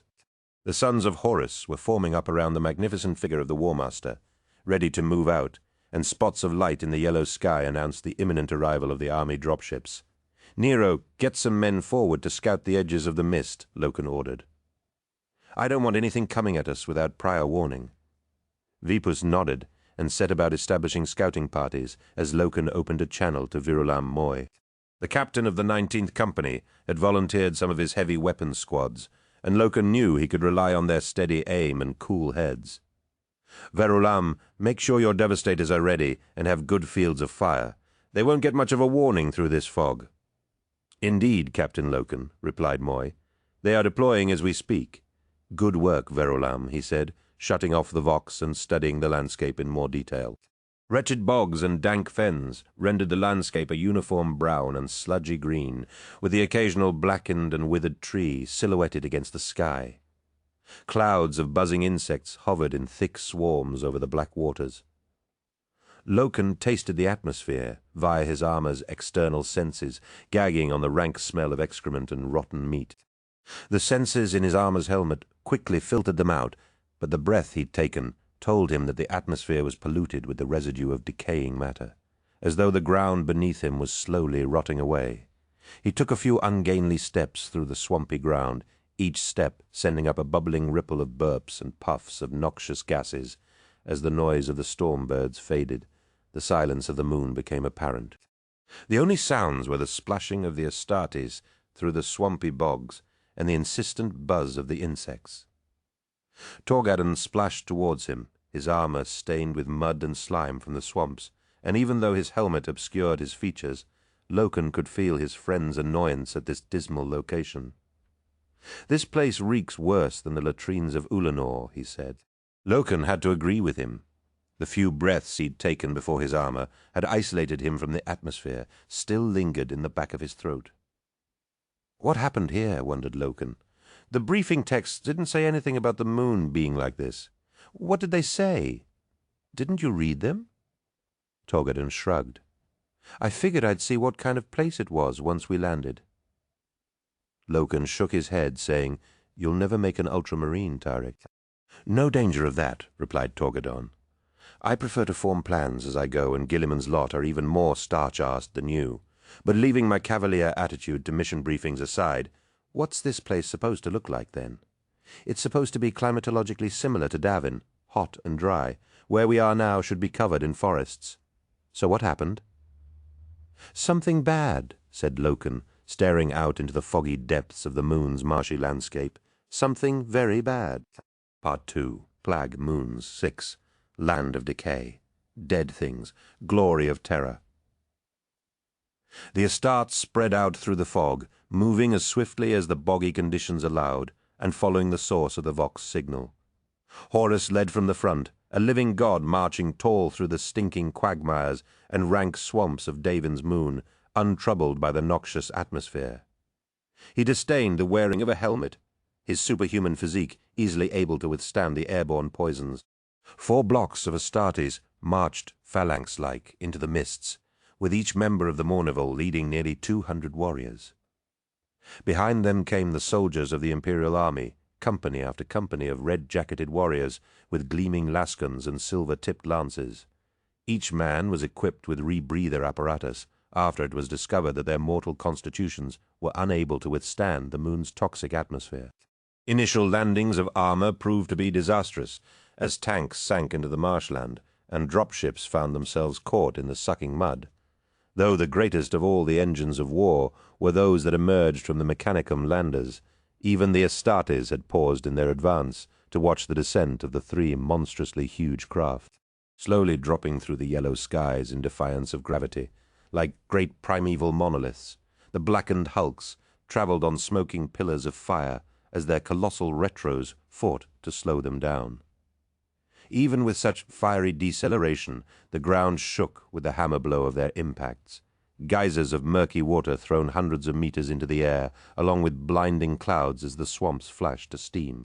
Massive hatches blew open, and the motion-resistant scaffolding fell away as the titans of the Legio Mortis stepped from their landing craft and onto the moon's surface. The Dies Irae led the Death's Head and Zestor's sword, warlord titans, with long, fluttering honor rolls hung from their armored thorax. Each thunderous footstep of the mighty titans sent shock waves through the swamps for kilometers in all directions, their bastion legs sinking several meters through the marshy ground to the bedrock beneath. Their steps churned huge gouts of mud and water, their appearance that of awesome gods of war come to smite the War Master's enemies beneath their mighty tread. Loken watched the arrival of the Titans with a mixture of awe and unease. Awe for the majesty of their colossal appearance, unease for the fact that the War Master felt it necessary to deploy such powerful engines of destruction. The advance was slow-going, trudging through clinging mud and stinking, brackish water, all the while unable to see much more than a few dozen meters. The thick fog banks deadened sound such that something close by might be inaudible, while Loken could clearly hear the splash of warriors from Luke Sedire's men, far to his right. Of course he couldn't see them through the yellow mist, so each company kept in regular Vox contact to try and ensure they weren't separating. Loken wasn't sure it was helping, though. Strange groans and hisses, like the expelled breath of a corpse, bubbled from the ground, and blurred shadow forms moved in the mist. Each time he raised his bolter to take aim in readiness, the mist would part, and an armored figure in the green of the Sons of Horus or the steel grey of the Word-bearers would be revealed. Erebus had led his warriors to Daven's moon in support of the War Master, and Horus had welcomed their presence. The mist gathered in thickness with unsettling speed, slowly swallowing them up until all Loken could see were warriors from his own company. They passed through a dark forest of leafless, dead trees, the bark glistening and wet-looking. Loken paused to examine one, pressing his gauntlet against the tree's surface and grimacing as its bark sloughed off in wet chunks. Writhing maggots and burrowing creatures curled and wriggled within the rotten sapwood. "These trees," he said. "What about them?" asked Vipus. "I thought they were dead, but they're not." "No, they're diseased, rotten with it." Vipus shrugged and carried onwards, and once again Loken was struck by the certainty that something terrible had happened here. And looking at the diseased heartwood of the tree, he wasn't sure that it was over. He wiped his stained gauntlet on his leg armor and set off after Vipus. The eerily silent march continued through the fog, and assisted by the servo muscles of their armor, the Astartes quickly began to outpace the soldiers of the Imperial army, who were finding the going much more difficult. "Mournival," said Loken over the intersuit link, "we need to slow our advance. We're leaving too big a gap between ourselves and the army detachments." "Then they need to pick up the pace," returned Abaddon. "We don't have time to wait for lesser men. We're almost at the source of the Vox." "Lesser men," said Aximand. "Be careful, Ezekiel. You're starting to sound a little like Eidolon now." "Eidolon? That fool would have come down here on his own to gain glory," snarled Abaddon. "I'll not be compared to him. My apologies, Ezekiel. You're obviously nothing like him," deadpanned Aximand. Loken listened with amusement to his fellow Mournival's bantering, which, together with the quiet of Daven's moon, began to reassure him that his concerns over their deployment here might be unfounded. He lifted his armored boot from the swamp and took another step forward, this time feeling something crack under his step. Glancing down, he saw something round and greenish-white bob upwards in the water. Even without turning it over, he could see it was a skull, the paleness of bone wreathed in necrotic strands of rotted flesh and muscle. A pair of shoulders rose from the depths behind it, the spinal column exposed beneath a layer of bloated green flesh. Loken's lip curled in disgust as the decomposed corpse rolled onto its back, its sightless eye sockets filled with mud and weeds. Even as he saw the rotted cadaver more bobbed to the surface, no doubt disturbed from their resting places on the bottom of the swamps by the footfalls of the Titans, he called a halt and opened the link to his fellow commanders, once again as yet more bodies, hundreds now, floated to the surface of the swamp. Grey and lifeless meat still clung to their bones, and the imparts of the Titans' footfalls gave their dead limbs a horrid animation. "This is Loken," he said. "I've found some bodies." "Are they Temba's men?" asked Horus. "I can't tell, sir," answered Loken. "They're too badly decomposed. It's hard to tell. I'm checking now." He slung his bolter and leaned forwards, gripping the nearest corpse and lifting it from the water. Its bloated, rancid flesh was alive with wriggling motion, burrowing carrion insects and larvae nesting within it. Sure enough, mouldering scraps of a uniform hung from it, and Loken wiped a smear of mud from its shoulder. Barely legible beneath the scum and filth of the swamps, he found a sewn patch bearing the number 63 emblazoned over the outline of a snarling wolf's head. "Yes, 63rd Expedition," confirmed Loken. "They're Tembers. But Loken never finished the sentence as the bloated body suddenly reached up and fastened its bony fingers around his neck, its eyes filled with lambent green fire. "Loken?" said Horus as the link was suddenly cut off. "Loken? Something amiss?" asked Torgadon. "I don't know yet, Tarik," answered the War Master. Suddenly the hard bangs of bolter fire and the whoosh of flame units could be heard from all around them. "Second company," shouted Torgadon. "Stand to, weapons free. Where's it coming from?" bellowed Horus. "Can't say," replied Torgadon. "The mist's playing merry hell with the acoustics. Find out," ordered the War Master. Torgadon nodded, demanding contact reports from all companies. Garbled shouts of impossible things came over the link, along with the louder bark of heavy bolter fire. Gunfire sounded to his left, and he spun to face it, his bolter raised before him. He could see nothing but the staccato flashes of weapon fire and the occasional blue streak of a plasma shot. Even the external senses of his armor were unable to penetrate the creeping mist. "Seer, I think we." Without warning, the swamp exploded as something vast and bloated erupted from the water before him. Its gangrenous, rotten flesh barreled into him, its bulk sufficient to knock him onto his back and into the swamp. Before he went under the dark water, Torgadon had the fleeting impression of a yawning mouth filled with hundreds of fangs and a glaucous cyclopean eye beneath a horn of yellowed bone. "I don't know." "The command net just went crazy," said Moderati Primus Arucan in response to Princeps Turnet's question. The external surveyors had suddenly and shockingly filled with returns that hadn't been there a second ago, and his Princeps had demanded to know what was going on. "Well, find out. Damn you," ordered Turnet. "The War Master's out there, main guns spooled up and ready to fire," reported Moderati Primus Titus Cassar. "We need a damn target first. I'm not about to fire into that mess without knowing what I'm shooting at," said Turnet. "If it was army, I'd risk it, but not Astartes." The bridge of the Dies Irae was bathed in a red light, its 3 command officers seated upon their control seats on a raised dais before the green glow of the tactical plot. Wired into the very essence of the Titan, they could feel its every motion as though it were their own.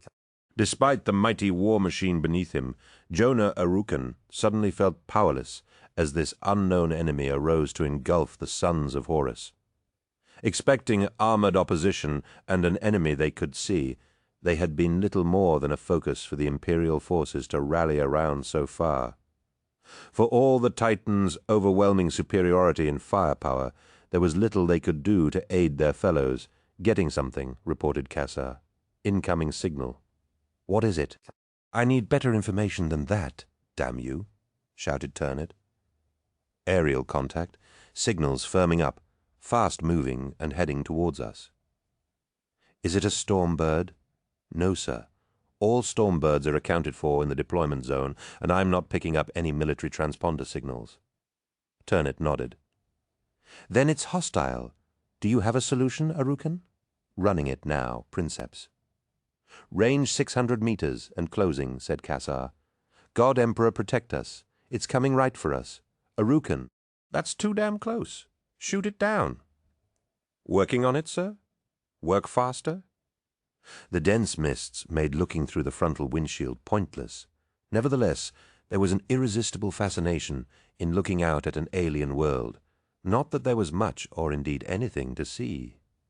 Thus, Petronella's first impressions upon breaching the upper atmosphere were of disappointment, having expected exotic vistas of unimaginable alien strangeness. Instead, they had been buffeted by violent storm winds and could see nothing but the yellow skies and banks of fog that seemed to be gathered around another unremarkable patch of brown swampland ahead. Though the War Master had politely, but firmly, declined her request to travel to the surface with the warriors of the spear-tip, she had been sure there was a glint of mischief in his eye. Taking that for a sign of tacit approval, she had immediately gathered Maggard and her flight crew in the shuttle bay in preparation for descent to the moon below. Her gold-skinned landing skiff launched in the wake of the army dropships, losing itself in the mass of assault craft heading to the moon's surface. Unable to keep pace with the invasion force, they had been forced to follow the emission trails and now found themselves circling deep in a soup of impenetrable fog that rendered the ground below virtually invisible. "Getting some returns from up ahead, my lady," said the first officer. "I think it's the spear tip." At last she said, "Get as close as you can, then set us down.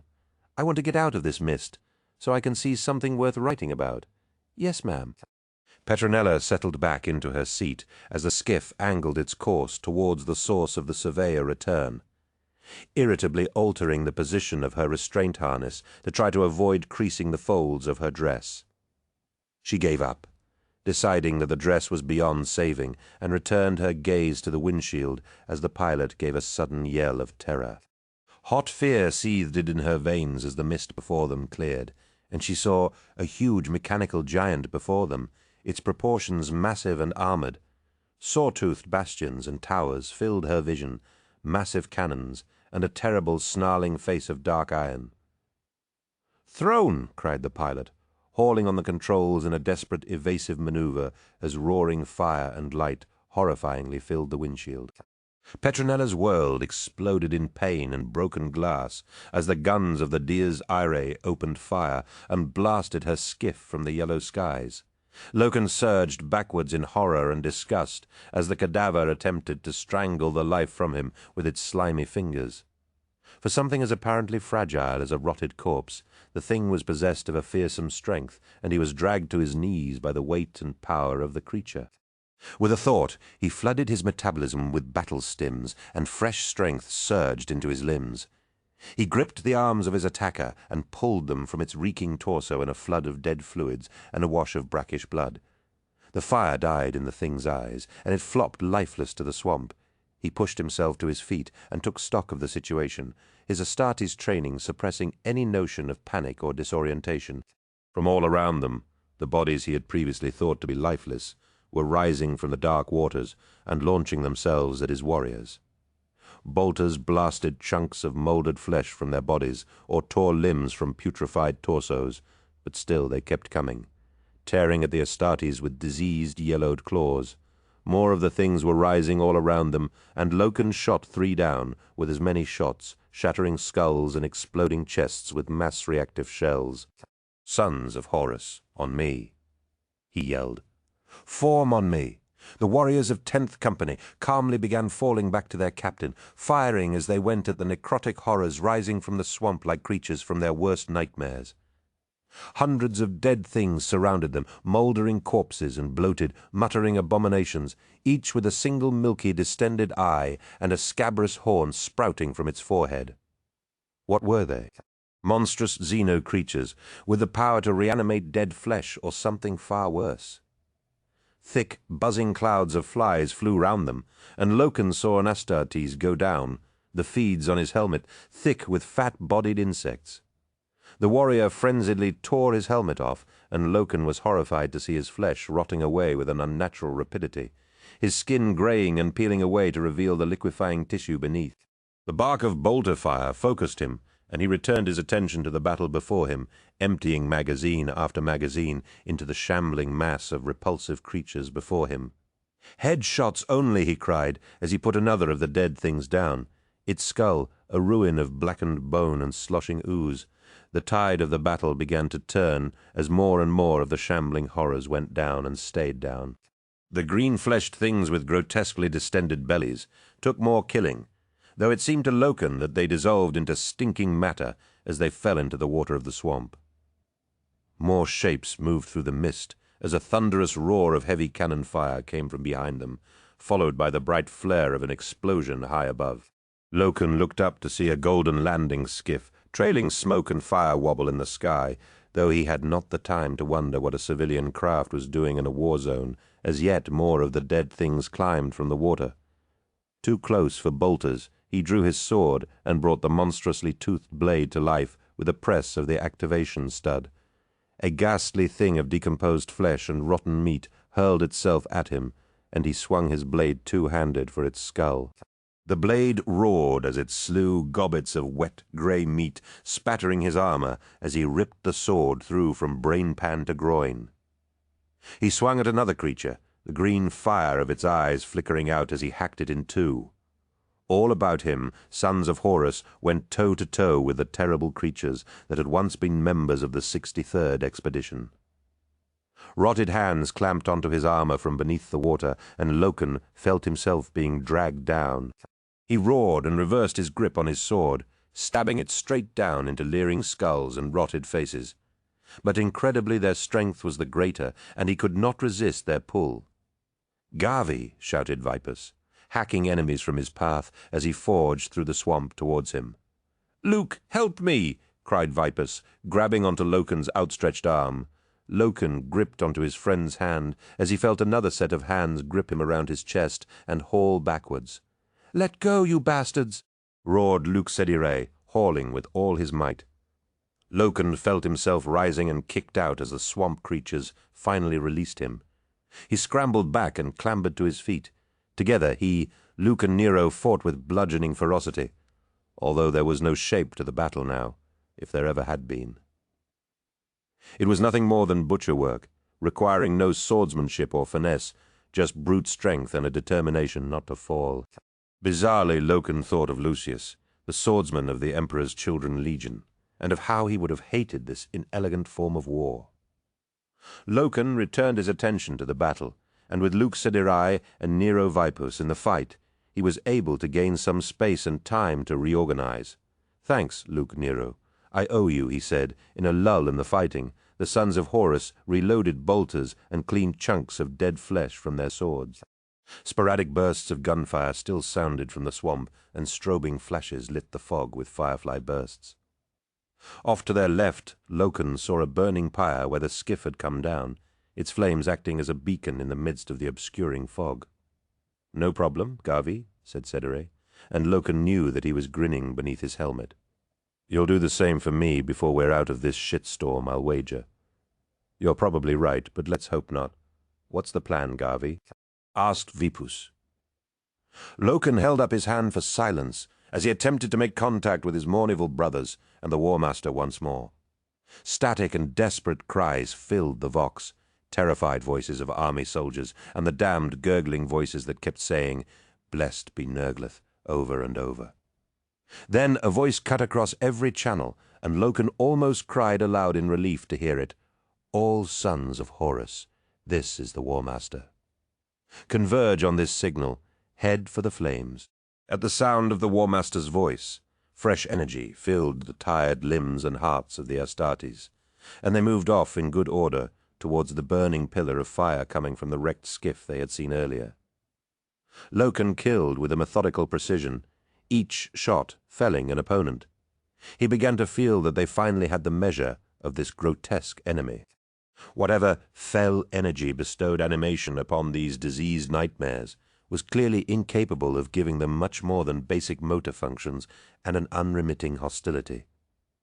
Loken's armor was covered in deep gouges, and he wished he knew how many men he had lost to the loathsome hunger of the dead things. He vowed that this Nerglith would pay dearly for each of their deaths. She could barely breathe, her chest hiking as she drew in convulsive gulps of air from the respirator. Maggard was pushing against her face. Petronella's eyes stung, tears of pain coursing down her cheeks as she tried to push herself into a sitting position. All she remembered was a fury of noise and light, a metallic shriek and a bone-jarring impact as the skiff crashed and broke into pieces. Blood filled her senses, and she felt excruciating pain all down her left side. Flames leapt around her, and her vision blurred with the sting of the atmosphere and smoke. What happened? She managed, her voice muffled through the respirator's mouthpiece. Maggard didn't answer, but then she remembered that he couldn't, and twisted her head around to gain a better appreciation of their current situation. Torn-up bodies clothed in her livery littered the ground, the pilots and flight crew of her skiff, and there was a lot of blood covering the wreckage. Even through the respirator, she could smell the gore. Cloying banks of leprous fog surrounded them, though the heat of the flames appeared to be clearing it in their immediate vicinity. Shambling shapes surrounded them, and relief flooded her as she realized that they would soon be rescued. Maggard spun, drawing his sword and pistol, and Petronella tried to shout at him that he must stand down, that these were their rescuers. Then the first shape emerged from the smoke, and she screamed as she saw its diseased flesh and the rotted innards hanging from its opened belly. Nor was it the worst of the approaching things. A cavalcade of cadavers with bloated, ruptured flesh and putrid, diseased bodies sloshed through the mud and wreckage towards them. Clawed hands outstretched. The green fire in their eyes spoke of monstrous appetites, and Petronella felt a gut-wrenching terror greater than anything she had ever known. Only Maggard stood between her and the walking diseased corpses, and he was but one man. She had watched him train in the gymnasia of Kairos many times, but she had never seen him draw his weapons in anger. Maggard's pistol barked, and each shot blasted one of the shambling horrors from its feet. Neat holes drilled in its forehead. He fired and fired until his pistol was empty, and then holstered it and drew a long, triangular-bladed dagger. As the horde approached, her bodyguard attacked. He leapt, feet first, at the nearest corpse, and a neck snapped beneath his boot heel. Maggard spun as he landed, his sword decapitating a pair of the monsters, and his dagger ripping the throat from another. His Curlian rapier darted like a silver snake, its glowing edge stabbing and cutting with incredible speed. Whatever it touched dropped instantly to the muddy ground like a servitor with its doctrina wafer pulled. His body was always in motion, leaping, twisting, and dodging away from the clutching hands of his diseased attackers. There was no pattern to their assault, simply a mindless host of dead things seeking to envelop them. Maggard fought like nothing she had ever seen, his augmetic muscles bulging and flexing as he cut down his foes with quick, lethal strokes. No matter how many he killed, there were always more pressing in, and they steadily forced him back a step at a time. The horde of creatures began to surround them, and Petronella saw that Maggard couldn't possibly hold them all back. He staggered towards her, bleeding from a score of minor wounds. His flesh was blistered and weeping around the cuts, and there was an unhealthy pallor to his skin, despite his respirator gear. She wept bitter tears of horror as the monsters closed in, jaws opening wide to devour her flesh, and grasping hands ready to tear her perfect skin and feast on her innards. This wasn't how it was supposed to be. The Great Crusade wasn't supposed to end in failure and death. A corpse with mouldering, sagging skin lurched past Maggard, his blade lodged in the belly of a giant, necrotic thing with green flesh that was thick with flies. She screamed as it reached for her. Deafening bangs thundered behind her, and the creature disintegrated in an explosion of wet meat and bone. Petronella covered her ears as the thunderous roar of gunfire came again, and her attackers were torn apart in a series of rancid explosions, falling back into the fires of the skiff and burning with stinking green flames. She rolled onto her side, crying in pain and fear as the terrifyingly close volleys continued, clearing a path for the massive armored warriors of the sons of Horus. A giant towered above her, reaching for her with his armored gauntlet. He wore no helmet and was silhouetted by a terrible red glow, his awesome bulk haloed by blazing plumes of fire and pillars of black smoke. Even through her tears, the War Master's beauty and physical perfection rendered her speechless. Though blood and dark slime covered his armor and his cloak was torn and tattered, Horus towered like a war god unleashed, his face a mask of terrifying power. He lifted her to her feet as easily as one might lift a babe in arms, while his warriors continued the slaughter of the monstrous dead things. More and more sons of Horus were converging on the crash site, guns firing to drive the enemy back and forming a protective cordon around the War Master. "Miss Vivar," demanded Horus, "what in the name of terror are you doing here? I ordered you to stay aboard the Vengeful Spirit." She straggled for words, still in awe of his magnificent presence. He had saved her. The War Master had personally saved her, and she wept to know his touch. "I had to come. I had to see. Your curiosity almost got you killed," raged Horus. "If your bodyguard had been less capable, you'd already be dead." She nodded dumbly, holding onto a twisted spar of metal to keep from collapsing as the War Master stepped through the debris towards Maggard. The gold-armored warrior held himself erect, despite the pain of his wounds. Horus lifted Maggard's sword arm, examining the warrior's blade. "What's your name, warrior?" asked the War Master. Maggard, of course, did not answer, looking over at Petronella for help in answering. "He cannot answer you, my lord," said Petronella. "Why not? Doesn't he speak Imperial Gothic?" "He does not speak at all, sir. House Carpinus chaperones removed his vocal cords." "Why would they do that?" "He is an indentured servant of House Carpinus, and it is not a bodyguard's place to speak in the presence of his mistress." Horus frowned, as though he did not approve of such things, and said, "Then you tell me what his name is." "He is called Maggard, sir." "And this blade he wields, how is it that the slightest touch of its edge slays one of these creatures?" "It is a Kirlian blade, forged on ancient Terra, and said to be able to sever the connection between the soul and the body, though I have never seen it used before today. Whatever it is, I think it saved your life, Miss Vivar." She nodded as the War Master turned to face Maggard once more, and made the sign of the Aquila before saying, "You fought with great courage, Maggard. Be proud of what you did here today." Maggard nodded and dropped to his knees with his head bowed, tears streaming from his eyes at being so honored by the War Master. Horus bent down and placed the palm of his hand on the bodyguard's shoulder, saying, "Rise, Maggard. You have proven yourself to be a warrior, and no warrior of such courage should kneel before me." Maggard stood, smoothly reversing the grip of his sword and offering it hilt first to the War Master. The yellow sky reflected coldly in his golden eyes, and Petronella shivered as she saw a new-found devotion in her bodyguard's posture, an expression of faith and pride that frightened her with its intensity. The meaning of the gesture was clear.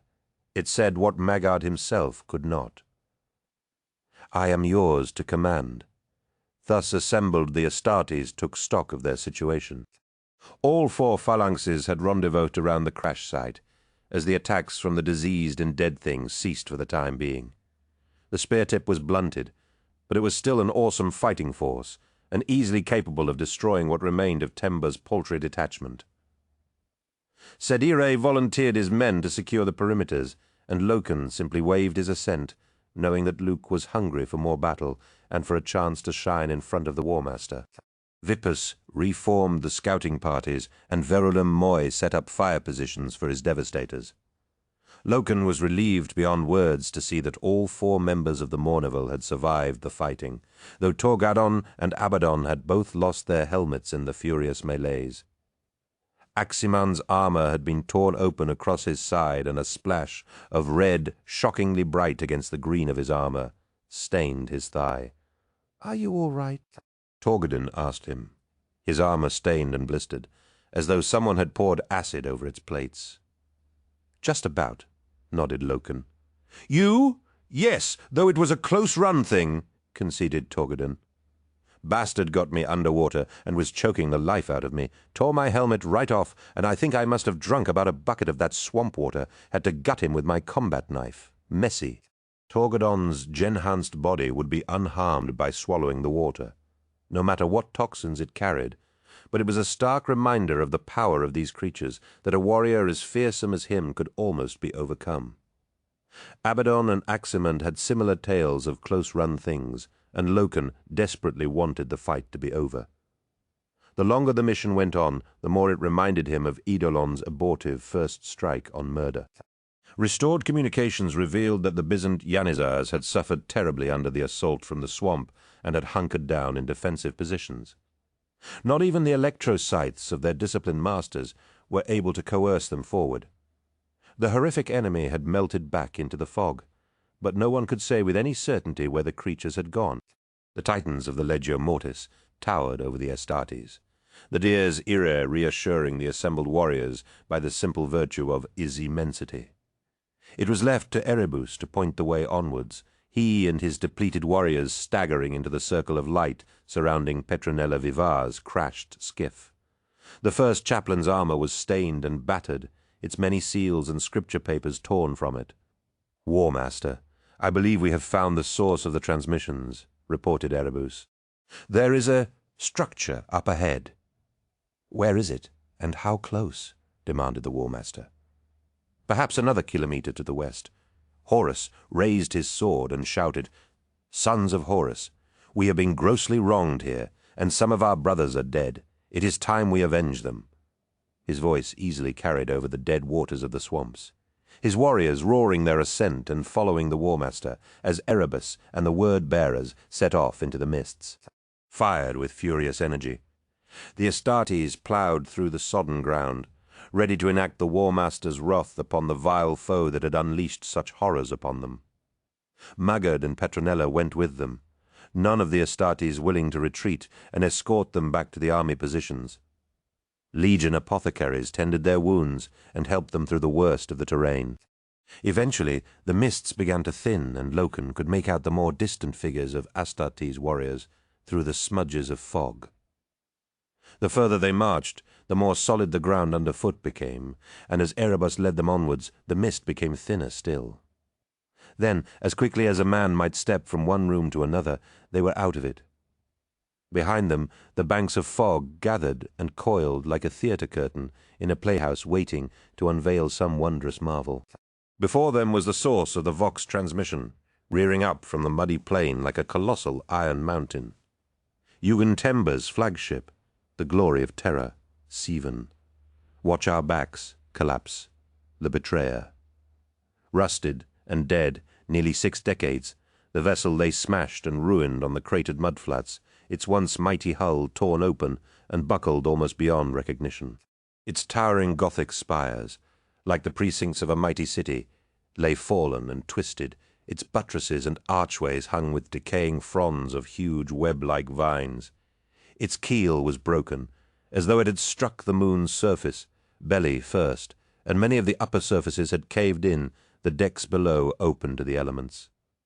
Swathes of mossy greenery covered the hull, and her command spire speared into the sky, warp vanes and tall vox masts bending in the moaning wind. Loken thought the scene unbearably sad. That this should be the final resting place of such a magnificent vessel seemed utterly wrong to him. Pieces of debris spotted the landscape, twisted hunks of rusted metal and incongruous personal items that must have belonged to the ship's crew and had been ejected during the massive impact with the ground. "Throne," breathed Abaddon. "How was all Axemen could manage?" "It's the glory of Terra, all right," said Erebus.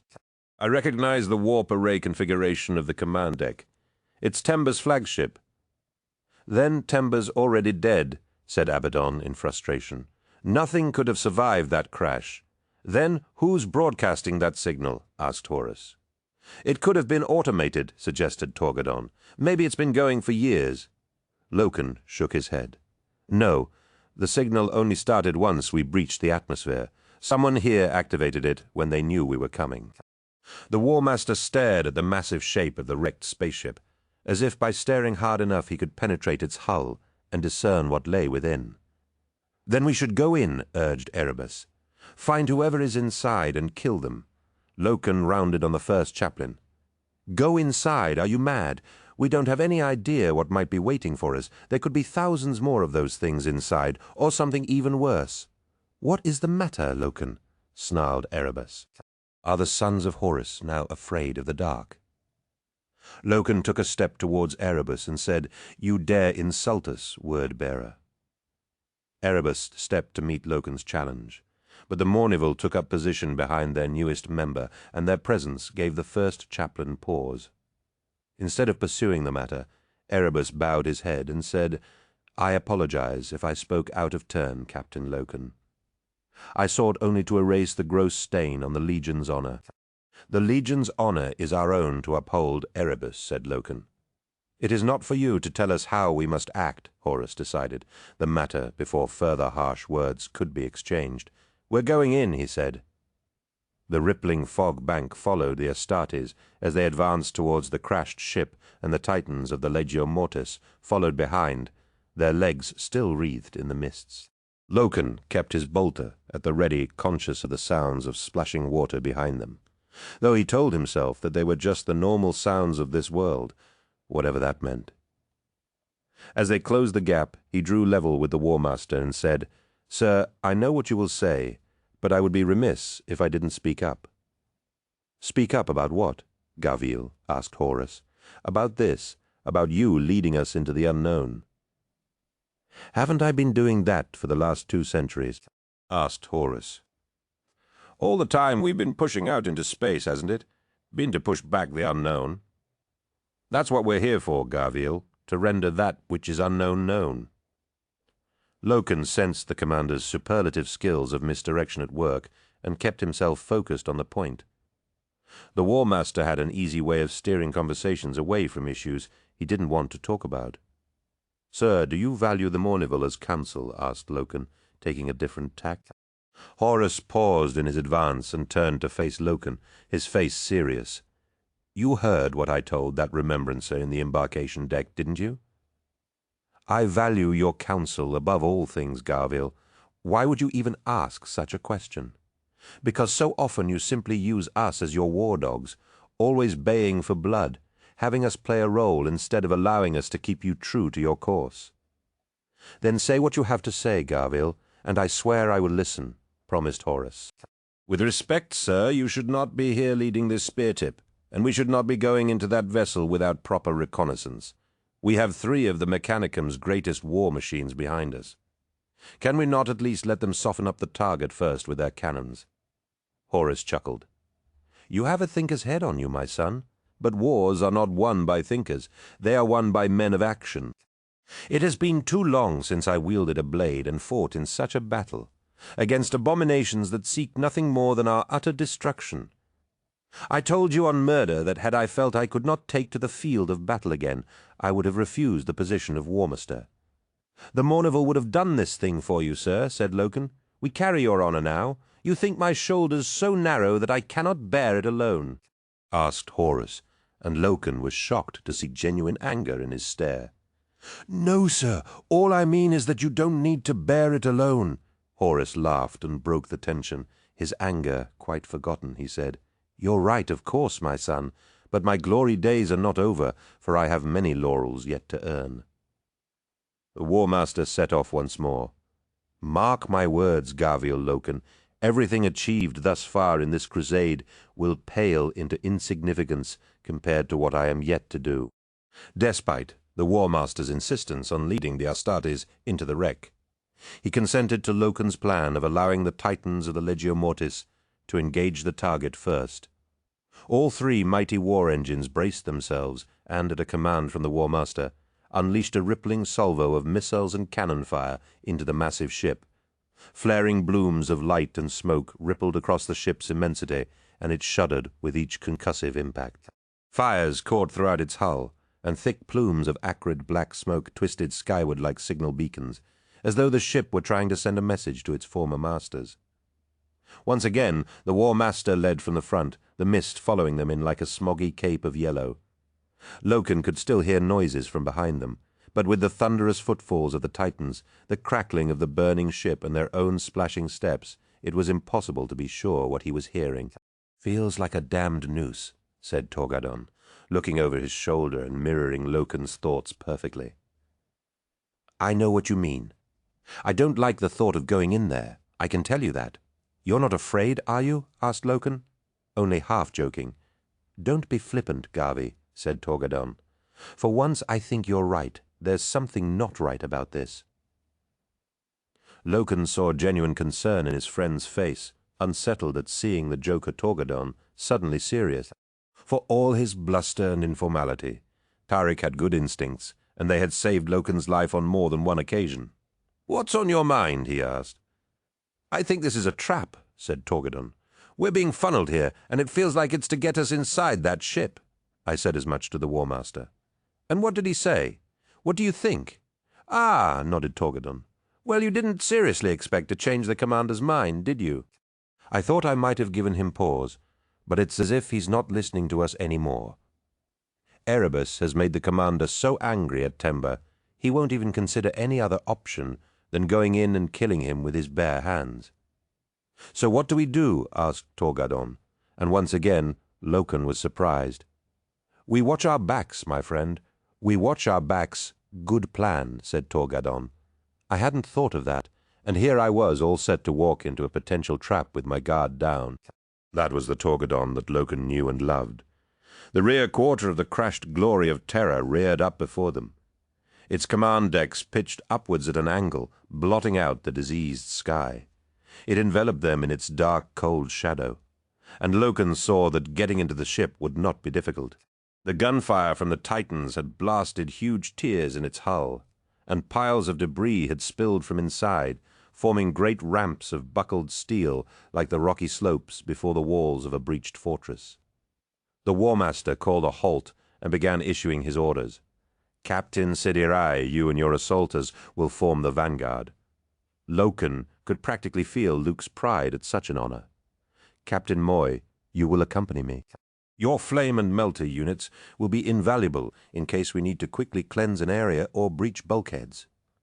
Verulam Moy nodded, his quiet reserve more dignified than Luke's eagerness to impress the War Master with his ardor. "What are your orders, War Master?" asked Erebus, his grey armored word-bearers at attention behind their first chaplain.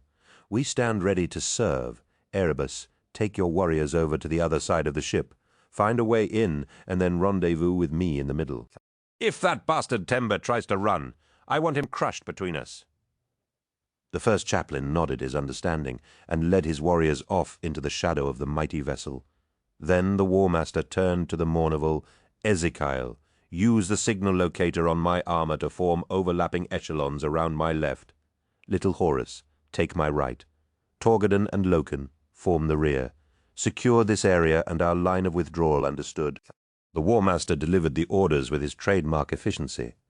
But Loken was aghast at being left to cover the rear of their advance. He could see that the others of the Mournival, especially Torgadon, were similarly surprised. Was this the War Master's way of punishing him for daring to question his orders, or for suggesting that he should not be leading the spear-tip, to be left behind? "Understood," repeated Horus, and all 4 members of the Mournival nodded their assent. "Then, let's move out," snarled the War Master. "I have a traitor to kill." Luke Sedere led the assaulters, the bulky back burners of their jump packs, easily carrying them up towards the black tiers in the side of the ship. As Loken expected, Luke was first inside, vanishing into the darkness with barely a pause. His warriors followed him and were soon lost to sight, as Abaddon and Aximand found other ways inside, clambering up the debris to reach the still smoking holes that the Titans had torn. Aximand gave him a quick shrug as he led his own squads upwards, and Loken watched them go, unable to believe that he would not be fighting alongside his brothers as they went into battle. The War Master himself strode up the piled debris as easily as a man might ascend a gently sloping hill, Verulam Moy and his weapons specialists following in his wake. Within moments they were alone on the desolate mudflats, and Loken could sense the confusion in his warriors. They stood awkwardly, awaiting orders to send them into the fight, but he had none to give them. Torgadon saved him from his stupefaction, bellowing out commands and lighting a fire under the Astartes left behind. They spread out to form a cordon around their position. Nero Vipus's scouts, taking up position at the edge of the mist, and Braxpur climbing up the slopes to guard the entrances to the glory of terror. "Just what exactly did you say to the commander?" asked Torgadon, squelching back through the mud towards him. Loken cast his mind back to the words that had passed between himself and the War Master since they had set foot on Davin's moon, searching for some offense that he might have given. He could find nothing serious enough to warrant his and Torgadon's exclusion from the battle against Temba. "Nothing," he said. "Just what I told you." "This doesn't make any sense," said Torgadon, attempting to wipe some mud from his face, but only serving to spread it further across his features. "I mean, why leave us out of all the fun? I mean, come on, Moy. Verulam's a competent officer," said Loken. "Competent?" scoffed Torgadon. "Don't get me wrong, Garvey. I love Verulam like a brother, but he's a file officer. You know it, and I know it. And while there's nothing wrong with that, and Emperor knows we need good file officers, he's not the sort the War Master should have at his side at a time like this." Loken couldn't argue with Tarek's logic, having had the same reaction upon hearing the War Master's orders. "I don't know what to tell you, Tarek. You're right. But the commander has given his orders, and we are pledged to obey him, even when we know those orders make no sense." Loken had no answer to that. The War Master and Verulam Moy led the van of the Speartip through the dark and oppressive interior of the Glory of Terror, its arched passageways canted at unnatural angles and its bulkheads warped and rusted with decay. Brackish water dripped through sections open to the elements, and a reeking wind gusted through the creaking hallways like a cadaver's breath. Diseased streamers of black fungus and dangling fronds of rotted matter brushed against their heads and helmets, leaving slimy trails of sticky residue behind. The perforated floors were treacherous and uneven, but the Astartes made good time, pushing ever upwards through the halls of putrefaction towards the command decks. Regular static-laced communication with Sedyrai's vanguard informed them of his progress ahead of them. The ship, apparently lifeless and deserted, even though the vanguard was relatively close, Sedyrai's voice was chopped with interference, every third word or so unintelligible. The deeper into the ship they penetrated, the worse it got. "Ezekiel," said the War Master, opening the vox-mic on his gorget progress report. Abaddon's voice was barely recognizable as crackling pops and wet hissing overlaid it with meaningless babble. "Moving the low rat decks. We have flank, Master." Horus tapped his gorgets. "Ezekiel, damn it." The War Master turned to Verulam Moy and said, "Try and raise Erebus," before returning to his own attempts at communication. "Little Horus, can you hear me?" More static followed, uninterrupted save for a faint voice. "Ordnance deck, slow."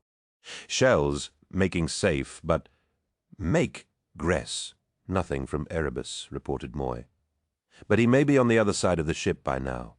If the interference we are getting between our own warriors is anything to go by, it is unlikely our armor links will be able to reach him."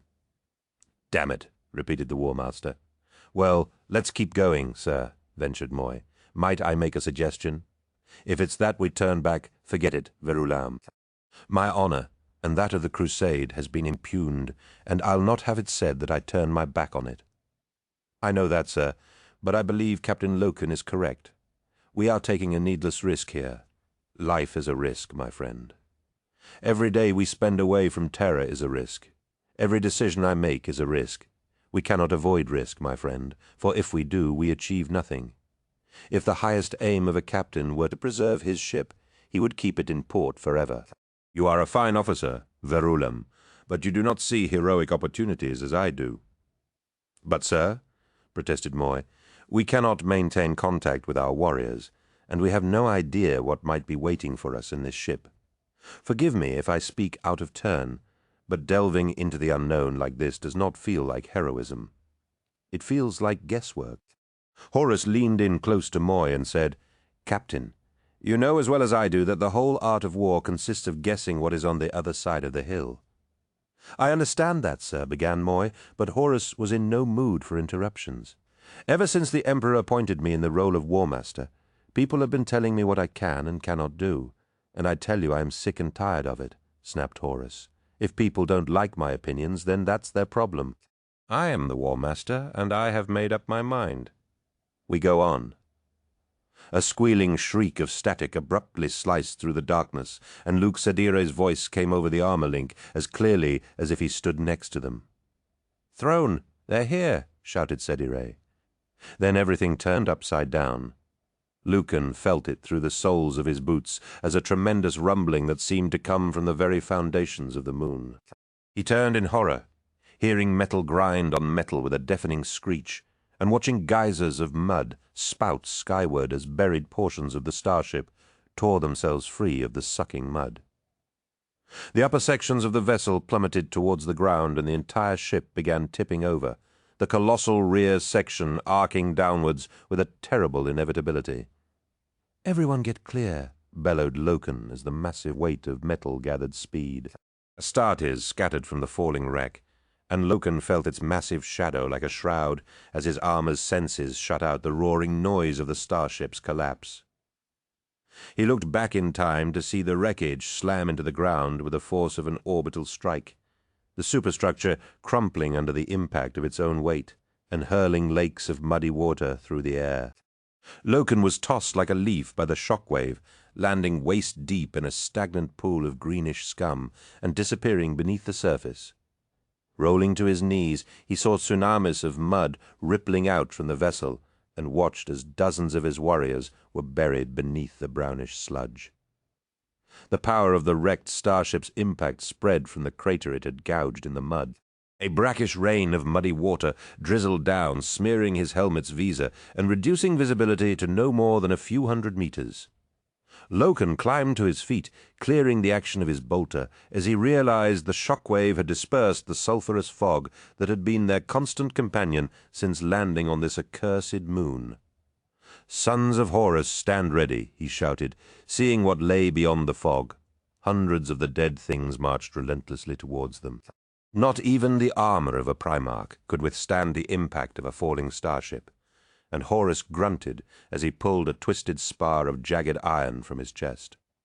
Sticky blood coated his armor, the wound sealing almost as soon as he had withdrawn the metal.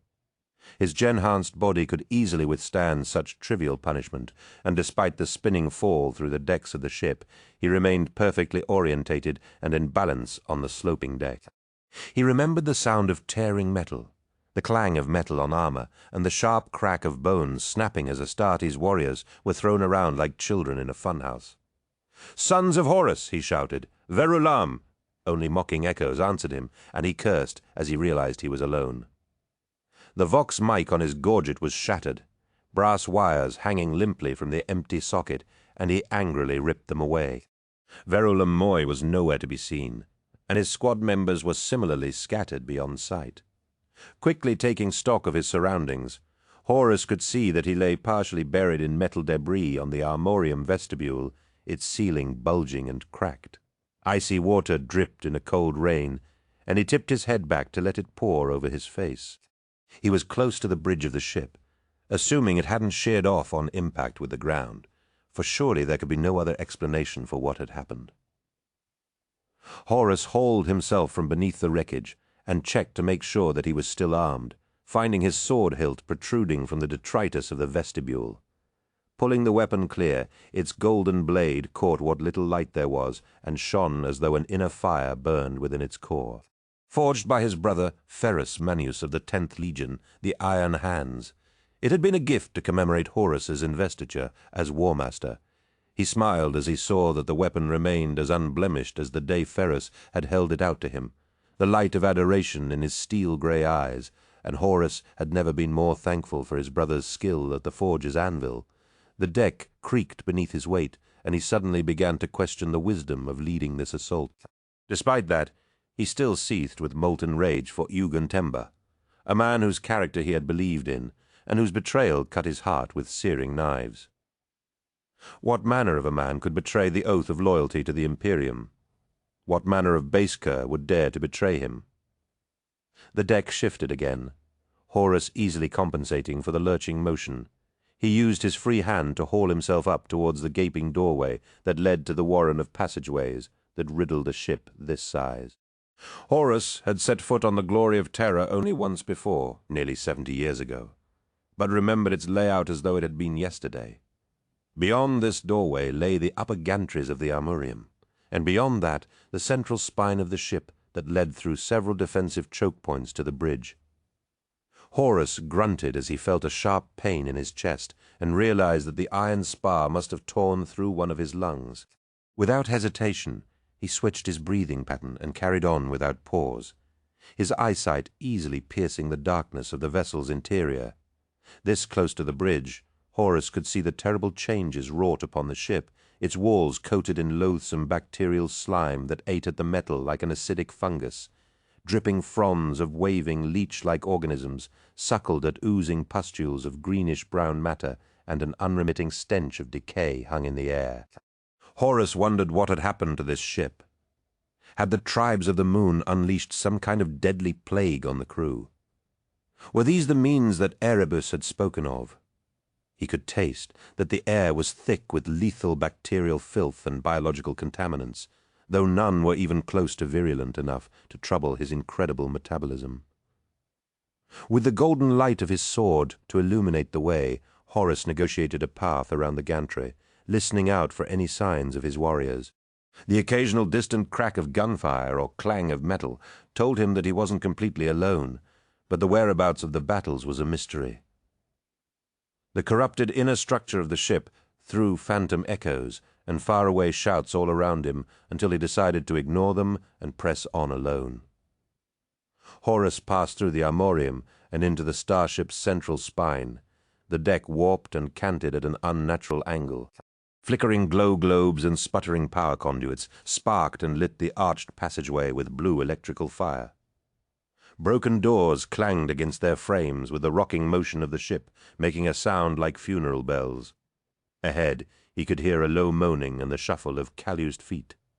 The first sounds he could clearly identify. They came from beyond a wide hatchway, toothed blast doors juddering open and closed like the jaws of some monstrous beast. Crushed debris prevented the doors from closing completely, and Horus knew that whatever was making the noises stood between him and his ultimate destination. Some trick of the diffused strobing light threw jittering shadows from the mouth of the hatchway, and flickering after images danced on his retinas as though the light came from a picked projector running in slow motion. As the hatchway rumbled closed once more, a clawed hand reached out and gripped the smeared metal. Long, dripping yellow talons sprouted from the hand, the flesh of the wasted arm maggot-ridden and leprous. Another hand pushed through and clamped onto the metal, wrenching open the blast doors with a strength that belied the frailness of the arms. The sensation of fear was utterly alien to Horus, but when the horrifying source of the sounds was revealed, he was suddenly seized with the conviction that perhaps his captains had been right after all. A shambling mob of rotten-fleshed famine victims appeared, their shuffling gaits carrying them forwards in a droning phalanx of corruption. A creeping sensation of hidden power pulsed from their hunger-wasted bodies and swollen bellies, and buzzing clouds of flies surrounded their cyclopean, horned heads. Sonorous doggerel spilled from bloated and split lips, though Horus could make no sense of the words. Green flesh hung from exposed bones, and although they moved with the leaden monotony of the dead things, Horus could see coiled strength in their limbs and a terrible hunger in each monster's cataracted eyeball. The creatures were less than a dozen meters from him, but their images were blurred and wavering, as though tears misted his vision. He blinked rapidly to clear it, and saw their swords, rusted and dripped with contagion. "Well, you're a handsome bunch, and no mistake," said Horus, raising his sword and throwing himself forward. His golden sword clove into the monsters like a fiery comet, each blow hacking down a dozen or more without effort. Spatters of diseased meat caked the walls, and the air was thick with the stench of fecal matter as each monster exploded with rotten bangs of flesh at his every blow. Filthy claws tore at Horus, but his every limb was a weapon. His elbow smashed skulls from shoulders, his knees and feet shattered spines, and his sword struck his foes down as if they were the mindless automatons in the training cages. Horus did not know what manner of creatures these were, but they had obviously never faced a being as mighty as a Primarch. He pushed further up the central spine of the starship, hacking a path through hundreds of organ-draped beasts. Behind him lay the ruin of his passing, shredded meat that reeked of decay and pestilence. Before him lay scores more of the creatures, and the bridge of the glory of terror. He lost track of time, the primal brutality of the fight, capturing the entirety of his attention. His sword strikes mechanical and bludgeoning. Nothing could stand before him, and with each blow the War Master drew closer to his goal. The corridor grew wider as he pushed through the heaving mass of cyclopean monsters. The golden sheen of his sword and the flickering, uncertain lights of the corridor, making it appear that his enemies were becoming less substantial.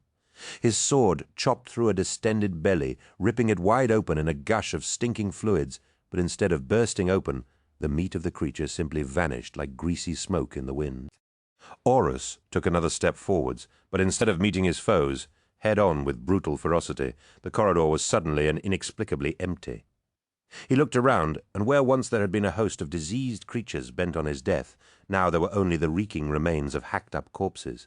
Even they were dissolving like fat on a griddle, vanishing in hissing streamers of green smoke so dark it was almost black. "Throne," hissed Horus, revolted by the sickening sight of the liquefying meat, and finally recognizing the taint within the ship for what it was, a charnel house of the warp, a spawning ground of the immaterium. Horus felt fresh resolve fill his limbs as he drew closer to the multiple blast doors that protected the bridge, more certain than ever that he must destroy Yugen Temba. He expected yet more legions of the warp-spawn things, but the way was eerily quiet, the silence punctuated only by the sounds of more gunfire, which he was now sure was coming from beyond the hull, and the patter of black water on his armor. Horus made his way forward cautiously, brushing sparking cables from his path as, one by one, the sealed blast doors slowly rumbled open at his approach. The whole thing reeked of a trap, but nothing could deny him his vengeance now, and he pressed onwards. Stepping onto the bridge of the glory of terror, Horus saw that its colonnaded immensity had been changed from a place of command to something else entirely. Mouldering banners hung from the highest reaches, with long dead corpses stitched into the torn fabric of each one. Even from here, Horus could see that they wore the lupine grey uniforms of the 63rd Expedition, and he wondered if these poor souls had stayed true to their oaths of loyalty. "You will be avenged, my friends," he whispered, as he stepped further into the bridge. The tiered workstations were smashed and broken, their inner workings ripped out and rewired in some bizarre new way, meters-thick bundles of coiled wire rising into the darkness of the arched ceiling. Throbbing energy pulsed from the cables, and Horus realized that he was looking at the source of the Vox signal that had so perturbed Loken on the way in. Indeed, he fancied he could still hear the words of that damned voice whispering on the air like a secret that would turn your tongue black, were you to tell it. Nurgleth, it hissed, over and over. Then he realized that it wasn't some auditory echo from the ship's Vox, but a whisper from a human throat. Horus's eyes narrowed as he sought the source of the voice, his lip curling in revulsion, as he saw the massively swollen figure of a man standing before the captain's throne.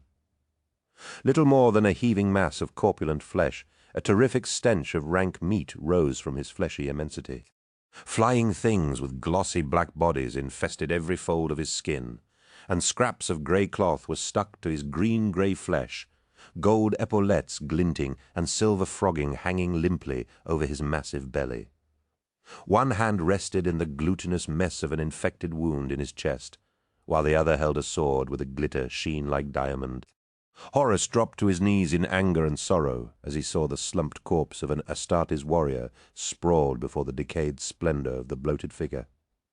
The ruler Moy, his neck obviously broken, and his sightless eyes fixed upon the decaying corpses hanging from the banners.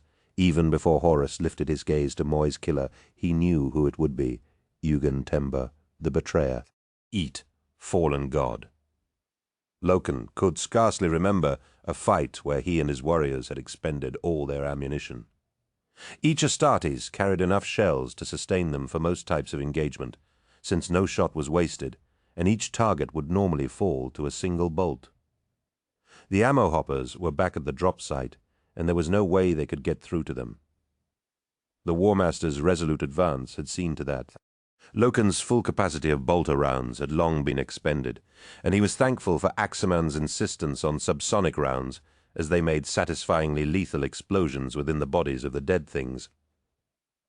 "Throne, don't they ever stop?" gasped Torgadon. "I must have killed 100 or more of the damned things." "You probably keep killing the same one," replied Loken, shaking his sword free of grey matter. "If you don't destroy the head, they get back up again. I've cut down 6 or more with bolter wounds in them." Torgadon nodded and said, "Hold on, the Legio's coming again." Loken gripped onto a more solid piece of debris, as the Titans began yet another deadly strafing run through the mass of rotted monsters. Like the monstrous giants said to haunt the mists of Barbarous, the Titans emerged from the fog with fists of thunder and fire. Wet explosions mushroomed from the swamp as high explosives hurled the cadavers into the air, and the crashing steps of the mighty war machines crashed them to ooze beneath their hammer-blow footsteps. The very air thrummed with the vibrations of the Titans' attack, avalanches of debris and mud sliding from the glory of terror with each explosion and titanic footstep.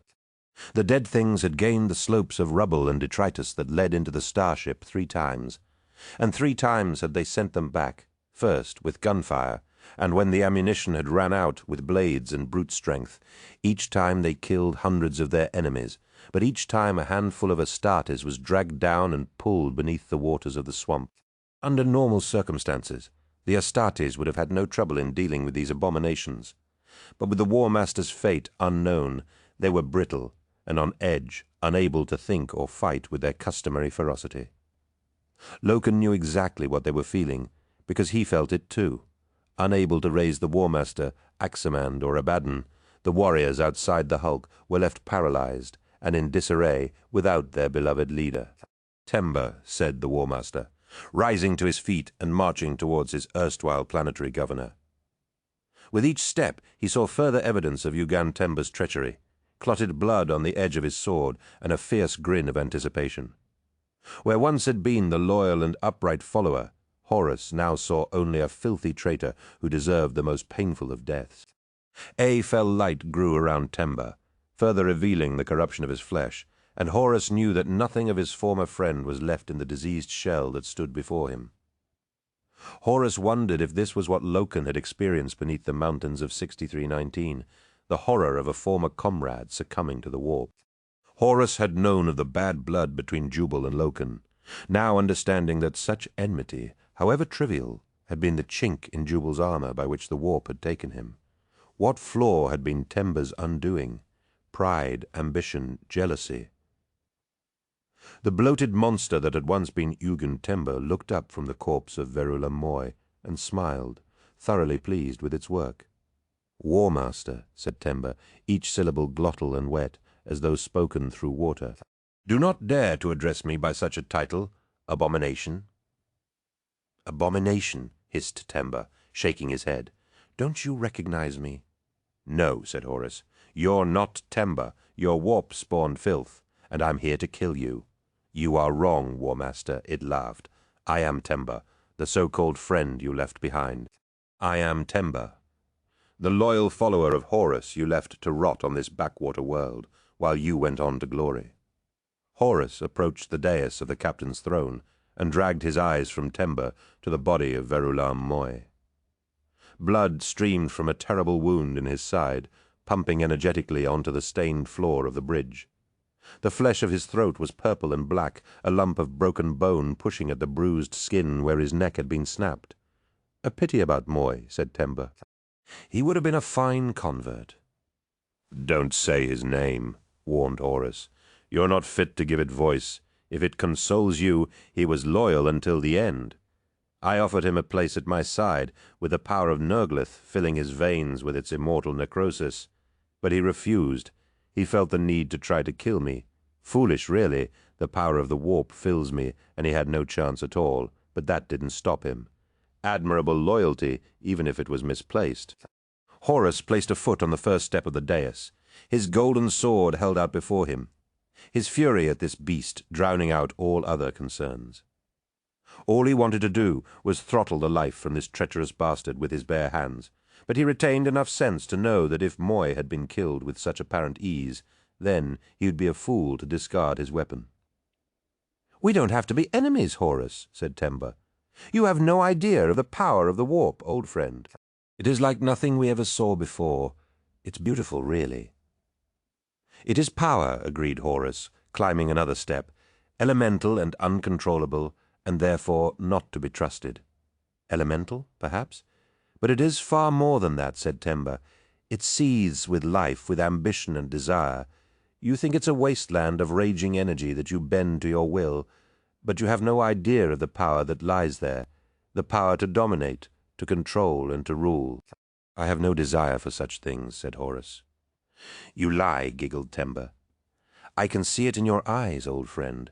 Your ambition is a potent thing, Horus. Do not be afraid of it. Embrace it, and we will not be enemies. We will be allies, embarking upon a course that will see us masters of the galaxy. This galaxy already has a master, Tember. He is called the Emperor. Then where is he? He blundered across the cosmos in the manner of the barbarian tribes of ancient Terra, destroying anyone who would not submit to his will, and then left you to pick up the pieces. What manner of leader is that? He is but a tyrant by another name." Horus took another step and was almost at the top of the dais, almost within striking distance of this traitor who dared to profane the name of the Emperor. "Think about it, Horus," urged Tember. The whole history of the galaxy has been the gradual realization that events do not happen in an arbitrary manner, but that they reflect an underlying destiny. That destiny is chaos. Chaos, yes, shouted Temba. Say it again, my friend. Chaos is the first power in the universe, and it will be the last. When the first ape creatures bashed each other's brains out with bones, or cried to the heavens in the death throes of plague, they fed and nurtured chaos. The blissful release of excess and the glee of intrigue, all is grist for the soul mills of chaos.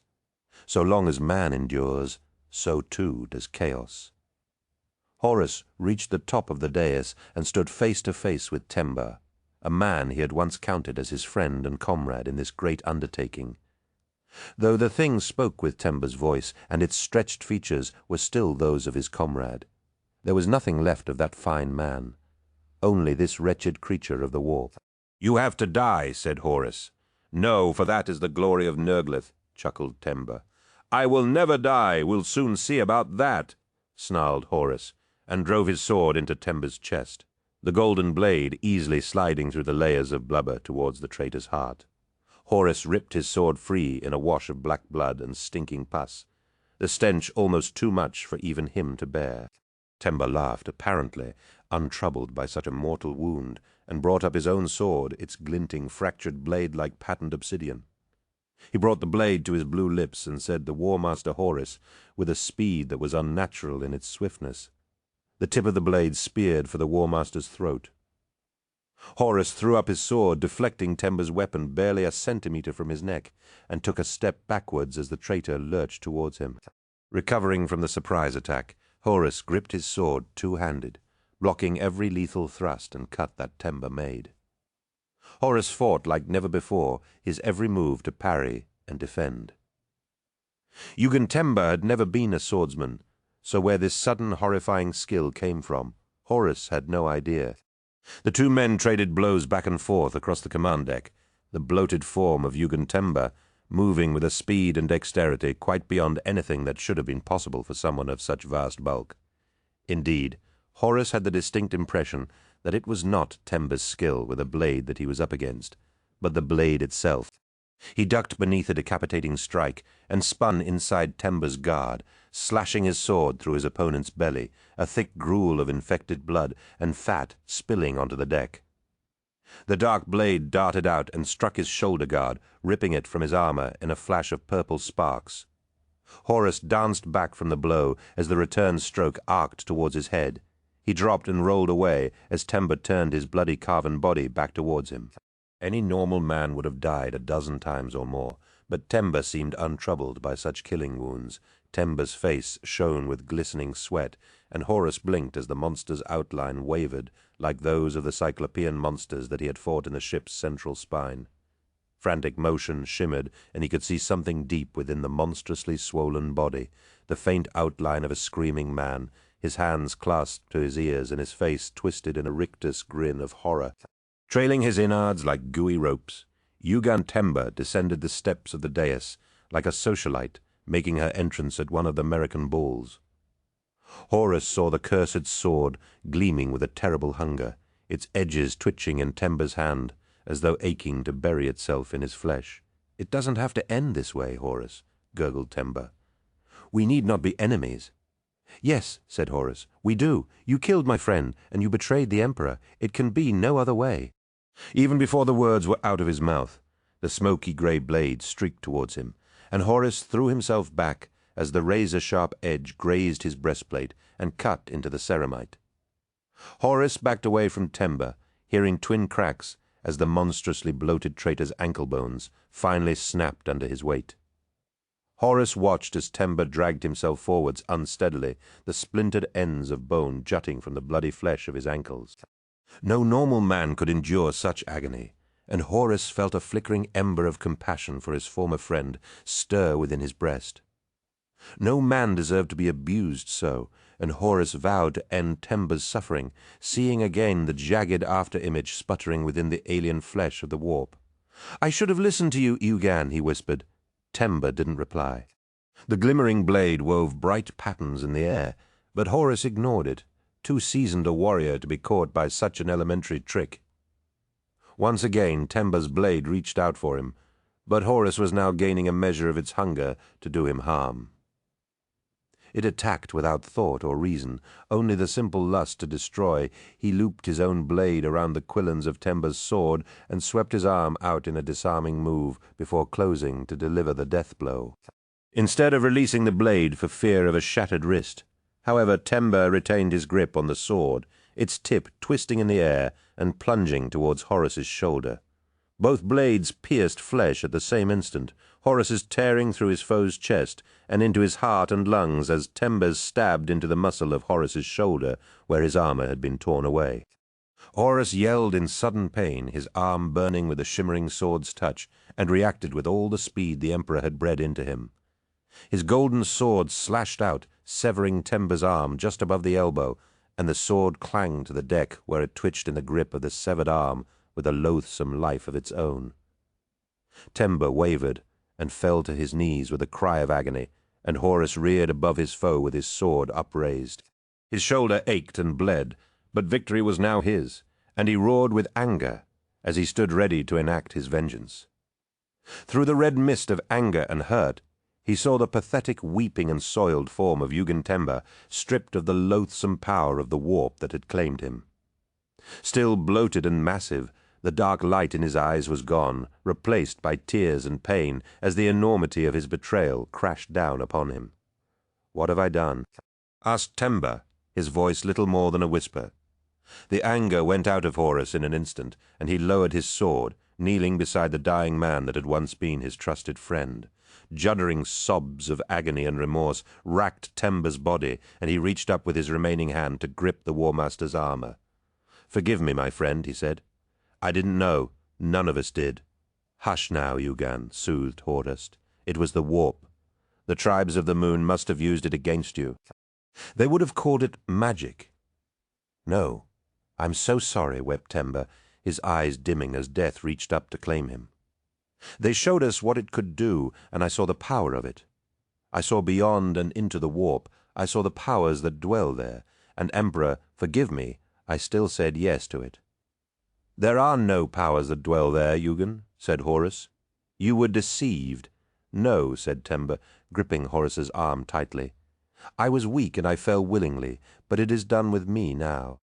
There is great evil in the warp, and I need you to know the truth of chaos before the galaxy is condemned to the fate that awaits it." "What are you talking about? What fate?" "I saw it, War Master, the galaxy as a wasteland, the Emperor dead and mankind in bondage to a nightmarish hell of bureaucracy and superstition. All is grim darkness and all is war. Only you have the power to stop this future. You must be strong. War Master. Never forget that." Horus wanted to ask more, but watched impotently as the spark of life fled Yugen Temba. His shoulder still burning with fire, Horus rose to his feet and marched over to the rewired consoles and the throbbing bundle of cables that reached up to the chamber's roof. With an aching cry of loss and anger, he severed the cables with one mighty blow of his sword. They flopped and spun like landed fish, sparks and green fluids spurting from internal tubes and cables, and Horus could tell that the damnable Vox transmission had ceased. Horus dropped his sword and, clutching his injured shoulder, sat on the deck next to Yugen Temba's dead body and wept for his lost friend. Loken hacked his sword through another corpse's neck, dropping the mouldering revenant to the ground as still more pressed in behind it. He and Torghadan fought back to back, their swords coated in the flesh of the dead things as they were pushed further and further up the slopes of metal that led inside the starship. Their warriors fought desperately, each blow leaden and exhausted. The Titans of the Legio Mortis crushed what they could and sporadically raked the base of the rubble with sprays of gunfire, but there was no stopping the horde. Dozens of Astartes were dead, and there was still no word from the forces that had entered the glory of terror. Garbled Vox transmissions from the Byzant Yanizars seemed to indicate that they were finally moving forward, but no one could be sure as to where exactly they were moving. Loken fought with robotic movements, his every blow struck with mechanical regularity rather than skill. His armor was dented and torn in a dozen places, but still he fought for victory, despite the utter desperation of their cause. That was what Astartes did. They triumphed over insurmountable odds. Loken had lost track of how long they had been fighting. The brutal sensations of this combat, having dulled his senses to all but his next attacker, "We'll have to pull back into the ship," he shouted.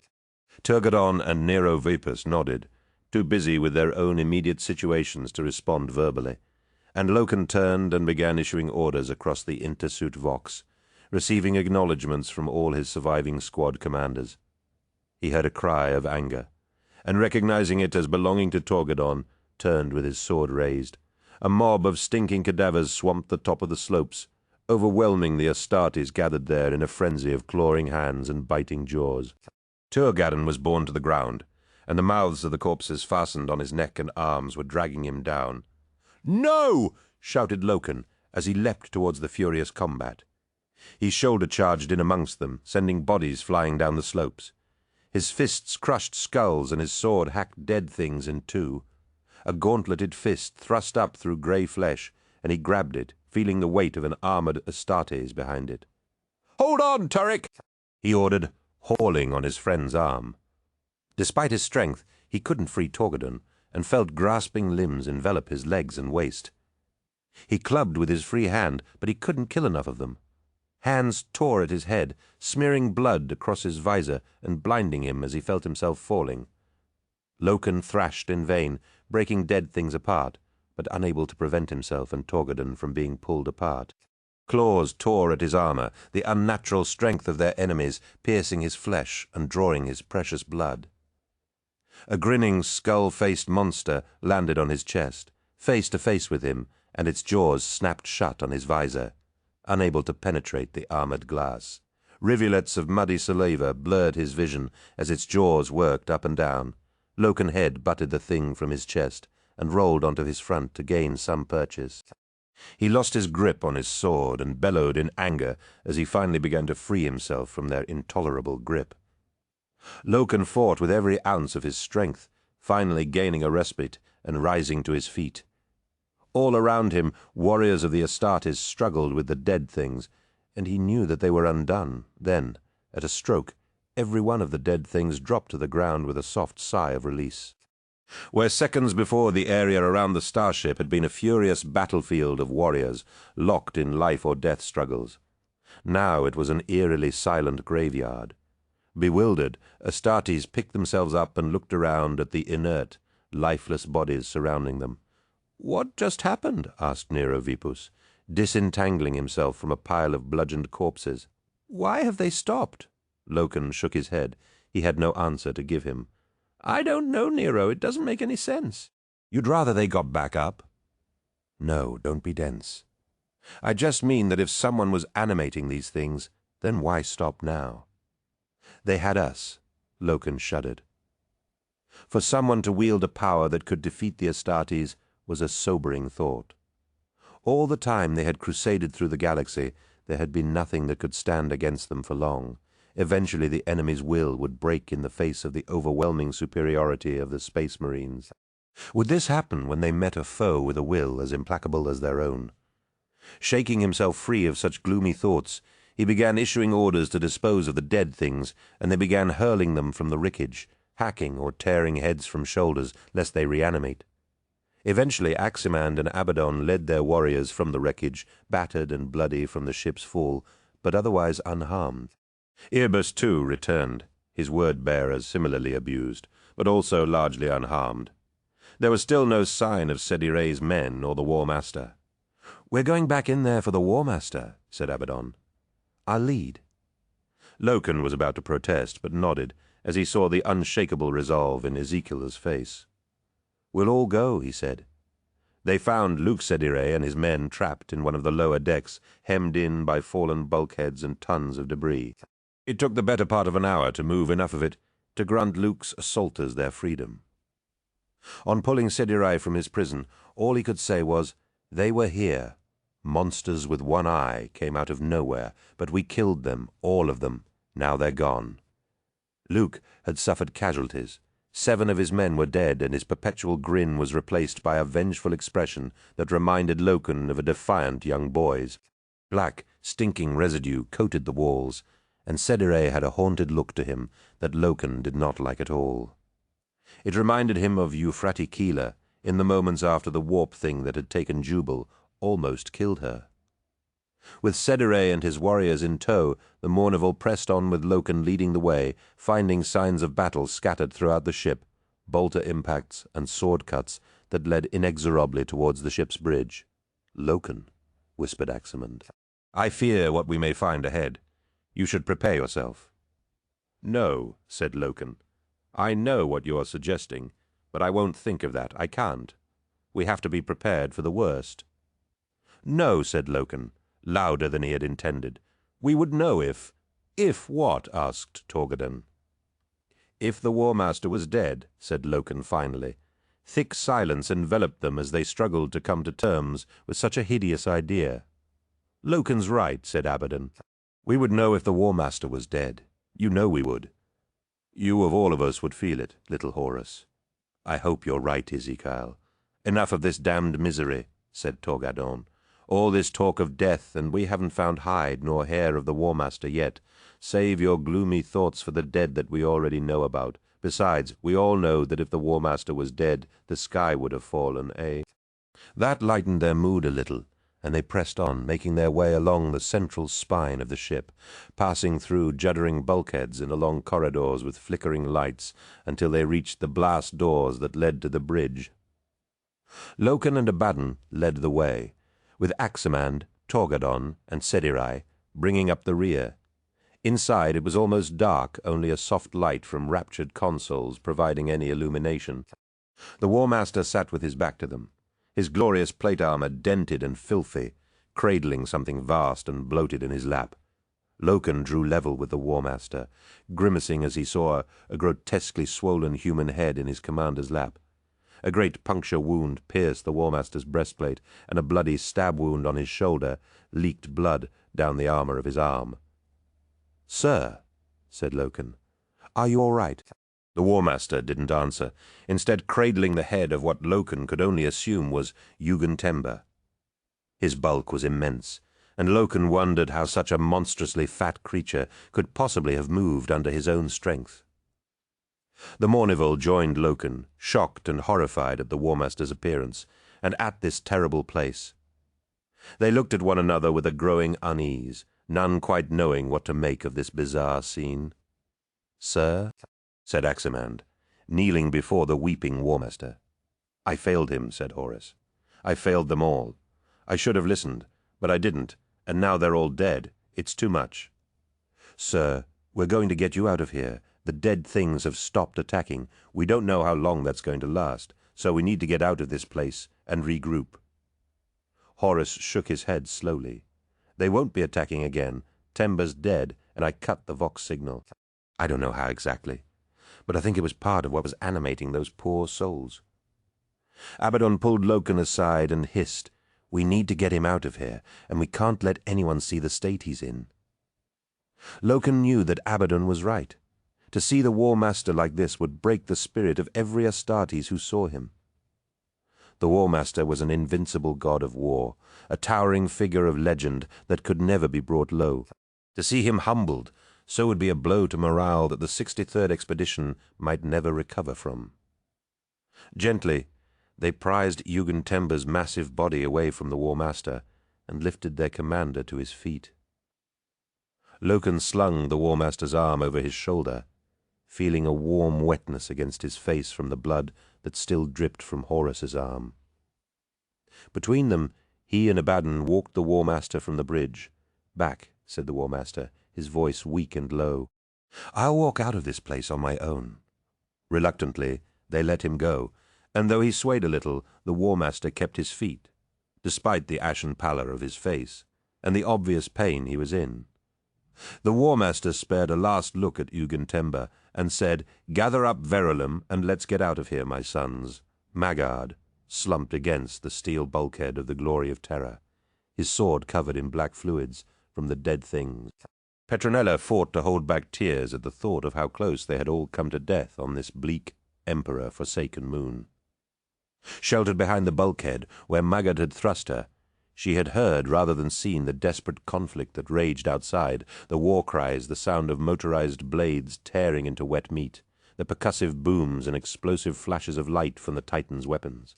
Her imagination filled in the blanks, and though a gut-loosening terror filled her from head to toe, she pictured glorious combats and heroic duels between the towering Astartes giants and the corrupt foes that sought their destruction.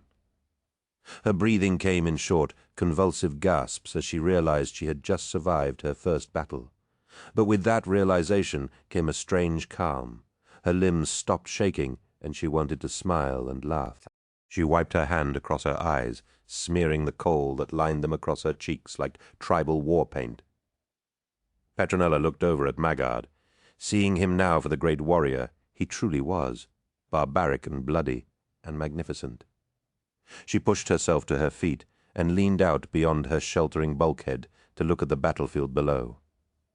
It was like a scene from one of Cleland Rogate's landscapes, and the sublime vision took her breath away.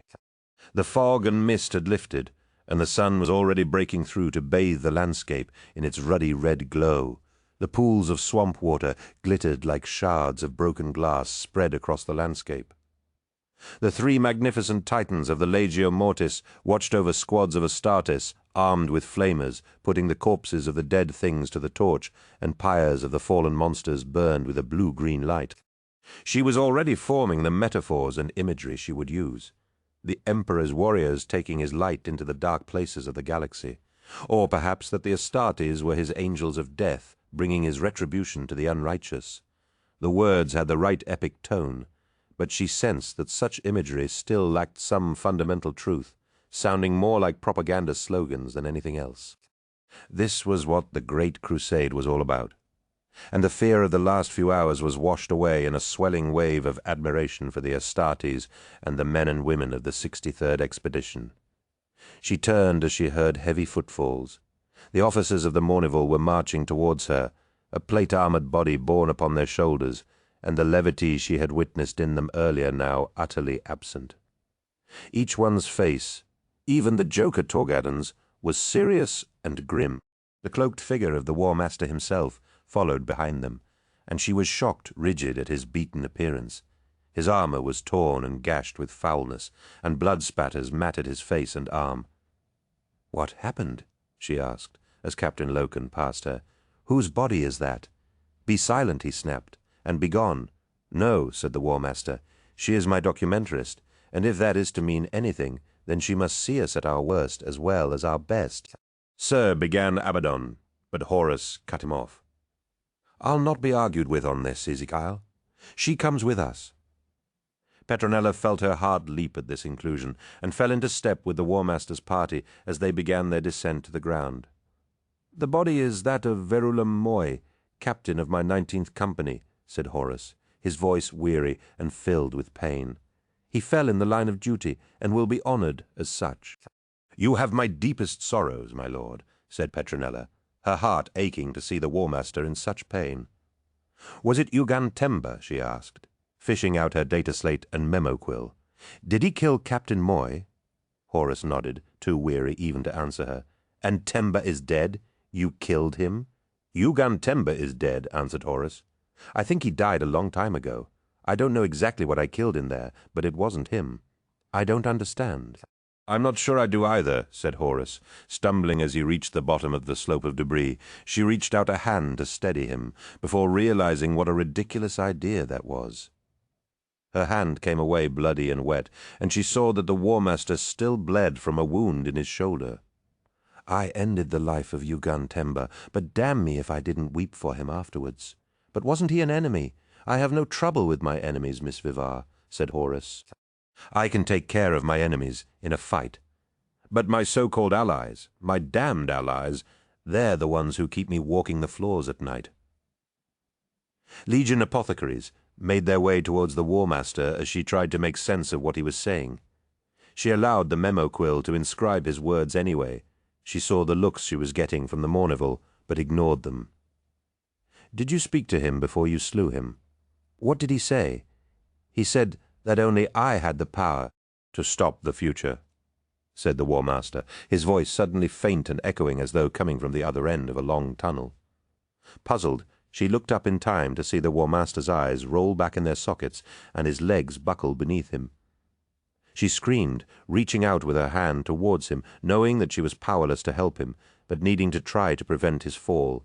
Like a slow-moving avalanche or a mountain toppling, the War Master collapsed. The memo quill scratched at the data slate, and she wept as she read the words there. I was there the day that Horus fell. 9 silver towers. A bloody return, the veil grows thin from here. He could see the pyramid roof of the Athenaeum, the low evening sun reflecting on its gold panels as if it were ablaze, and even though Magnus knew he used but a colourful metaphor, the very idea gave him a pang of loss. To imagine that vast repository of knowledge lost in the flames was abhorrent, and he turned his cyclopean gaze from the pyramid of crystal glass and gold. Tizca, the so-called City of Light, stretched out before him, its marble colonnades and wide boulevards tree-lined and peaceful, soaring towers of silver and gold reared above a city of gilded libraries, arched museums and sprawling seats of learning. The bulk of the city was constructed of white marble and gold-veined orslight, shining like a bejeweled crown in the sun. Its architecture spoke of a time long past, its buildings shaped by craftsmen who had honed their trades for centuries under the tutelage of the Thousand Suns. From his balcony on the pyramid of Photep, Magnus the Red, Primarch of the Thousand Suns, contemplated the future of Prospero. His head still hurt from the ferocity of the nightmare, and his eye throbbed painfully in its enlarged socket. He gripped the marble balustrade of the balcony, trying to wish away the visions that assailed him in the night and now chased him into the daylight. Mysteries of the night were revealed in the light of day, but these visions of darkness could not be dragged out so easily. For as long as Magnus could remember, he had been cursed and blessed with a measure of foresight, and his allegorical interpretation of the Athenaeum ablaze troubled him more than he liked to admit. He poured himself some wine from a silver pitcher, rubbing a copper-skinned hand through his mane of fiery red hair. The wine helped dull the ache in his heart as well as his head, but he knew it was only a temporary solution. Events were now in motion that he had the power to shape, and though much of what he had seen was madness and turmoil, and made no sense, he could make out enough to know that he had to make a decision soon, before events spiraled out of control.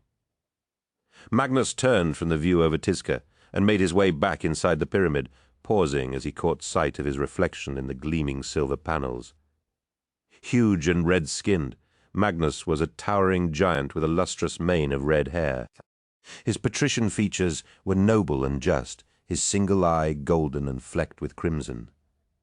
Where his other eye would have sat was blank and empty, though a thin scar ran from the bridge of his nose to the edge of his cheekbone. Cyclopean Magnus, they called him, or worse. Since their inception, the Thousand Suns had been viewed with suspicion for embracing powers that others were afraid of. Powers that, because they were not understood, were rejected as being somehow unclean, rejected ever since the Council of Nicaea. Magnus threw down his goblet, angry at the memory of his humbling at the feet of the Emperor, when he had been forced to renounce the study of all things sorcerous for fear of what he might learn. Such a notion was surely ridiculous, for was his father's realm not founded on the pursuit of knowledge and reason? What harm could study and learning do? Though he had retreated to Prospero and sworn to renounce such pursuits, the planet of the sorcerers had one vital attribute that made it the perfect place for such studies. It was far from the prying eyes of those who said he dabbled with powers beyond his control. Magnus smiled at the thought, wishing he could show his persecutors the things he had seen, the wonders and the beauty of what lived beyond the veil of reality. Notions of good and evil fell by the wayside next to such power as dwelled in the warp, for they were the antiquated concepts of a religious society, long cast aside. He stooped to retrieve his goblet and filled it once more before returning to his chambers and taking a seat at his desk.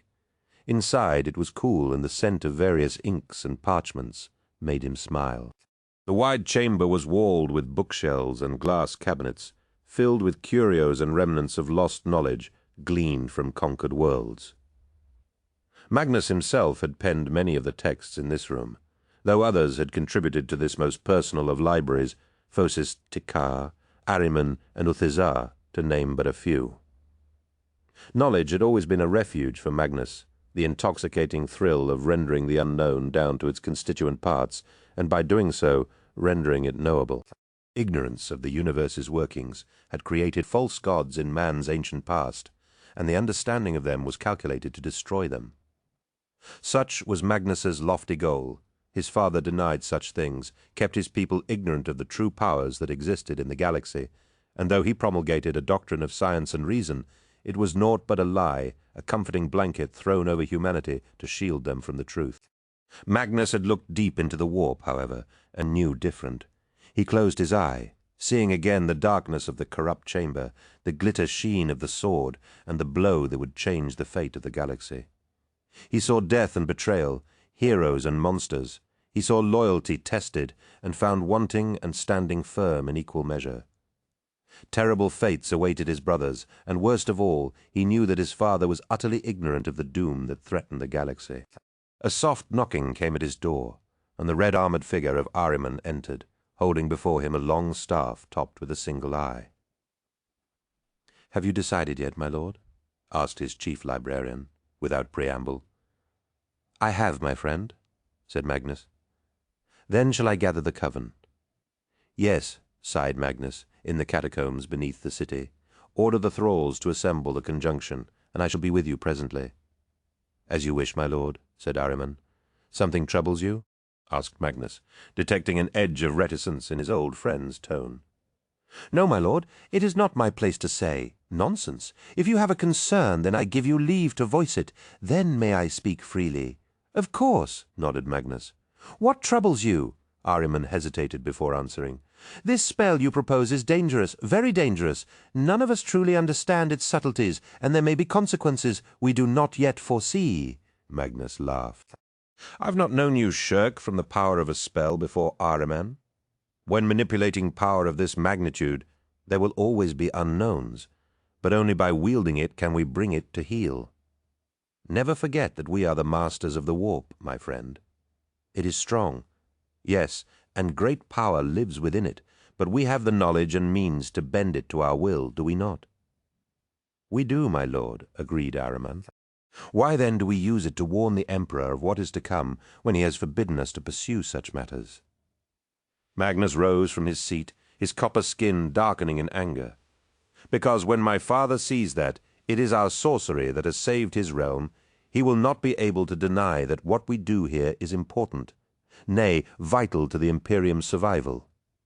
Ahriman nodded, fearful of his Primarch's rage, and Magnus softened his tone. "There is no other way, my friend. The Emperor's palace is warded against the power of the warp, and only a conjuration of such power will breach those wards." "Then I will gather the coven immediately," said Ahriman. "Yes, gather them, but await my arrival before beginning. Horus may yet surprise us." Panic, fear, indecision. 3 emotions previously unknown to Loken seized him as Horus fell. The War Master crashed to the ground in slow motion, splashing into the mud as his body went completely limp. Shouts of alarm went up, but a paralysis of inaction held those closest to the War Master tightly in its grip. As though time itself had slowed, Loken stared at the War Master, lying on the ground before him, inert and corpse-like, unable to believe what he was seeing. The rest of the Mournival stood similarly immobile, rooted to the spot in disbelief. He felt as though the air had become thick and cloying, the cries of fear that spread outwards echoing and distant, as though from a hollow picture running too slow. Only Petronella Vivar seemed unaffected by the inaction that held Loken and his brothers firm, down on her knees in the mud next to the War Master. She was weeping and wailing at him to get back up again.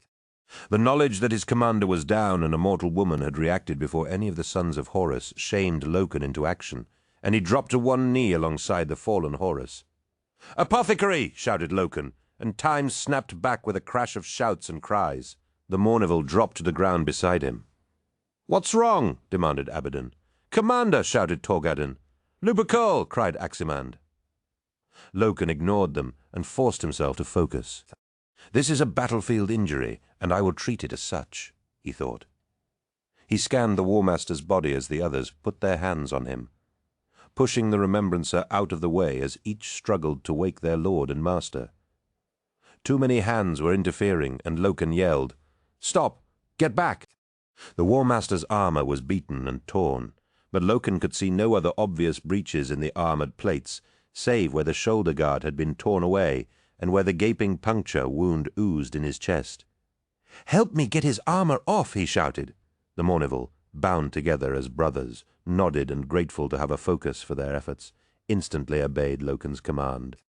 Within moments, they had removed Horus's breastplate and pauldrons and were unstrapping his remaining shoulder guard. Loken tore off his helmet and cast it aside, pressing his ear to the War Master's chest. He could hear the War Master's hearts pounding in a deathly slow double beat. "He's still alive!" he cried. "Get out of the way!" shouted a voice behind him, and he turned to rebuke this newcomer before seeing the double helix caduceus symbol on his armor plates. Another apothecary joined the first, and the Mournival was unceremoniously pushed aside as they went to work, hissing narthecium, stabbing into the War Master's flesh. Loken stood watching them, impotent and helpless, as they fought to stabilize the War Master. His eyes filled with tears, and he looked around in vain for something to do, something to make him feel he was helping. There was nothing, and he felt like crying out to the heavens for making him so powerful and yet so useless. Abaddon wept openly, and to see the first captain so unmanned made Loken's fear for the War Master all the more terrible. Aximand watched the apothecary's work with a grim stoicism, while Torgadon chewed his bottom lip and prevented the Remembrancer from getting in the way. The War Master's skin was ashen, his lips blue, and his limbs rigid, and Loken knew that they must destroy whatever power had felled Horus. He turned and began marching back towards the glory of terror, determined that he would take the stricken craft apart, piece by piece, if need be. "Captain," called one of the apothecaries, a warrior Loken knew as Vadon. "Get a Stormbird here now. We need to get him to the vengeful spirit." Loken stood immobile, torn between his desire for vengeance and his duty to the War Master. "Now, Captain," yelled the apothecary, and the spell was broken.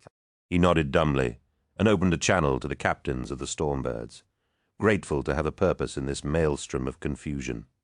Within moments, one of the medical craft was inbound, and Loken watched, mesmerized, as the apothecaries fought to save the War Master.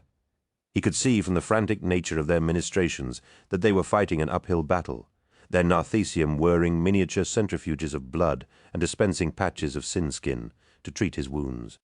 Their conversations passed over him, but he caught the odd familiar word here and there. Laraman cells ineffective. Hypoxic poisoning. Aximand appeared at his side and placed his hand on Loken's shoulder.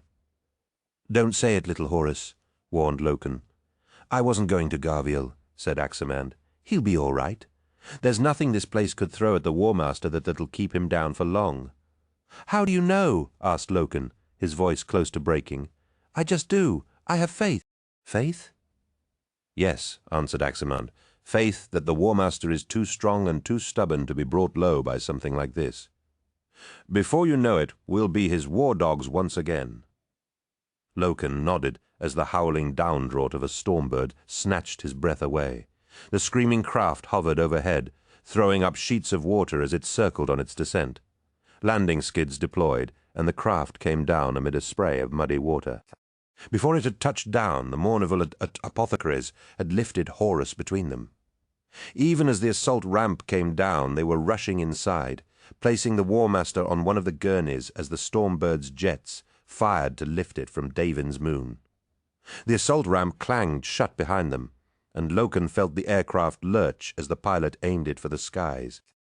The apothecaries hooked the War Master up to Medicae machines, jamming needles and hissing tubes into his arms, and placing a feed line of oxygen over his mouth and nose.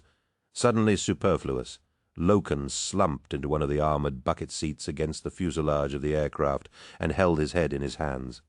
Across from him, the Mournival did the same. To say that Ignis Carcassi was not a happy man was an understatement. His lunch was cold, Mersadi Olaton was late, and the wine he was drinking wasn't fit to lubricate the gears of an engine. To top it all off, His pen tapped on the thick paper of the bondsman number 7 without any inspiration flowing he'd taken to avoiding the retreat, partly for fear of running into Wenduin again, but mostly because it just depressed him too much. The vandalism done to the bar lent it an incredibly sad and gloomy aspect, and while some of the remembrances needed the squalor to inspire their work, Carcassi wasn't one of them. Instead, he relaxed in the subdeck, where most of the remembrances gathered for their meals, but which was empty for the better part of the day. The solitude was helping him to deal with all that had happened since he'd challenged Euphrati Keeler about her distributing the Lectitio Divinitatus pamphlets, though it certainly wasn't helping him compose any poetry. She'd been unrepentant when he'd confronted her, urging him to join her in prayer to the God Emperor before some kind of makeshift shrine. "I can't," he had said. "It's ridiculous, Euphrati, can't you see that? What's so ridiculous about it, Ig?" she'd asked. "Think about it. We've embarked upon the greatest crusade known to man. A crusade, a war motivated by religious beliefs." No, he protested. "It's not that at all. We've moved beyond the need for the crutch of religion, Euphrati, and we didn't set out from Terra to take a step backwards into such outmoded concepts of belief. It's only by dispelling the clouds and superstitions of religion that we discover truth, reason, and morality." "It's not superstition to believe in a god, Ignace," said Euphrati, holding out another of the Lectitio Divinitatis pamphlets. "Look, read this, and then make up your mind." "I don't need to read it," he snapped, throwing the pamphlet to the deck. "I know what it will say, and I'm not interested. But you have no idea, Ignace. It's all so clear to me now. Ever since that thing attacked me, I've been hiding. In my billet and in my head, but I realize now that all I had to do was allow the light of the Emperor into my heart, and I would be healed." "Didn't Mercedes and I have anything to do with that?" sneered Carcassi. "All those hours we spent with you weeping on our shoulders." "Of course you did," smiled Euphrati, coming forward and placing her hands on his cheeks. "That's why I wanted to give you the message and tell you what I'd realized. It's very simple, Ignis. We create our own gods, and the blessed Emperor is the master of mankind." "Create our own gods," said Carcassi, pulling away from her. "No, my dear, ignorance and fear create the gods, enthusiasm and deceit adorn them, and human weakness worships them. It's been the same throughout history. When men destroy their old gods, they find new ones to take their place.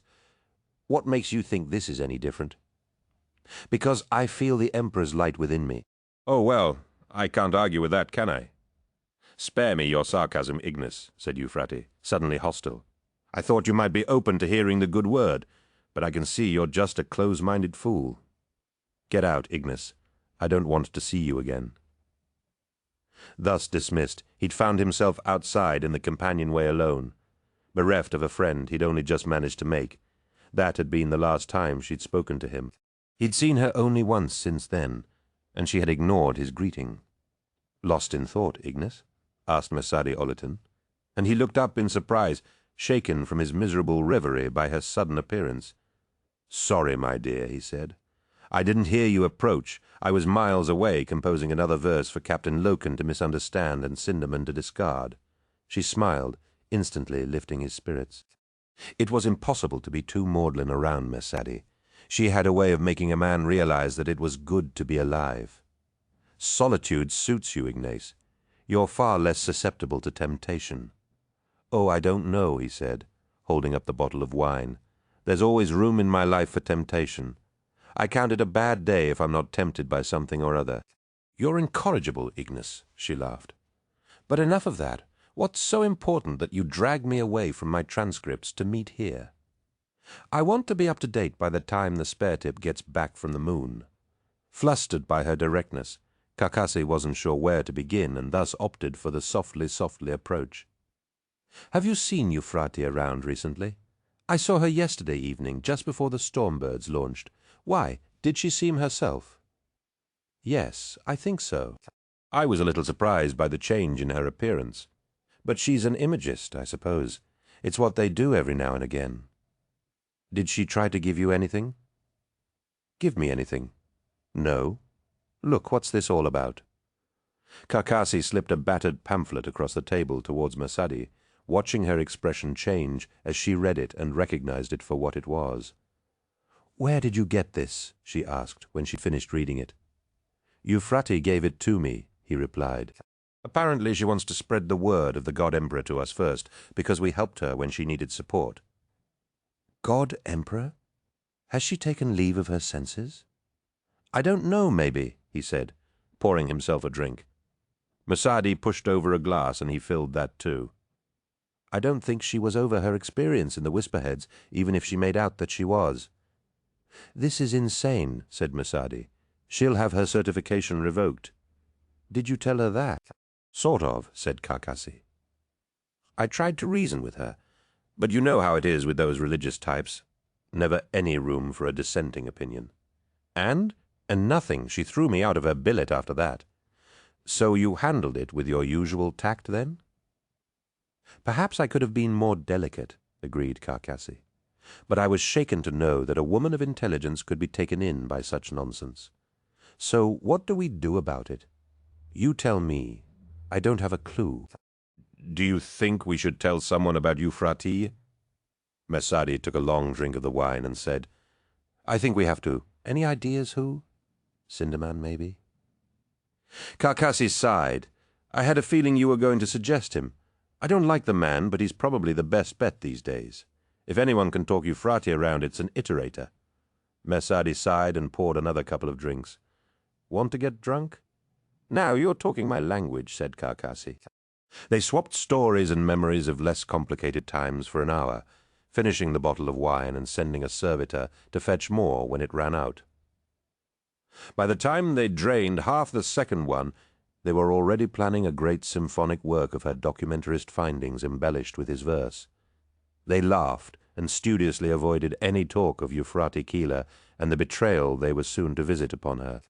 Their thoughts were immediately dispelled as chiming alarm bells rang out, and the corridor beyond began to fill with hurrying people. At first, they ignored the noise, but as the number of people grew, they decided to find out what was going on.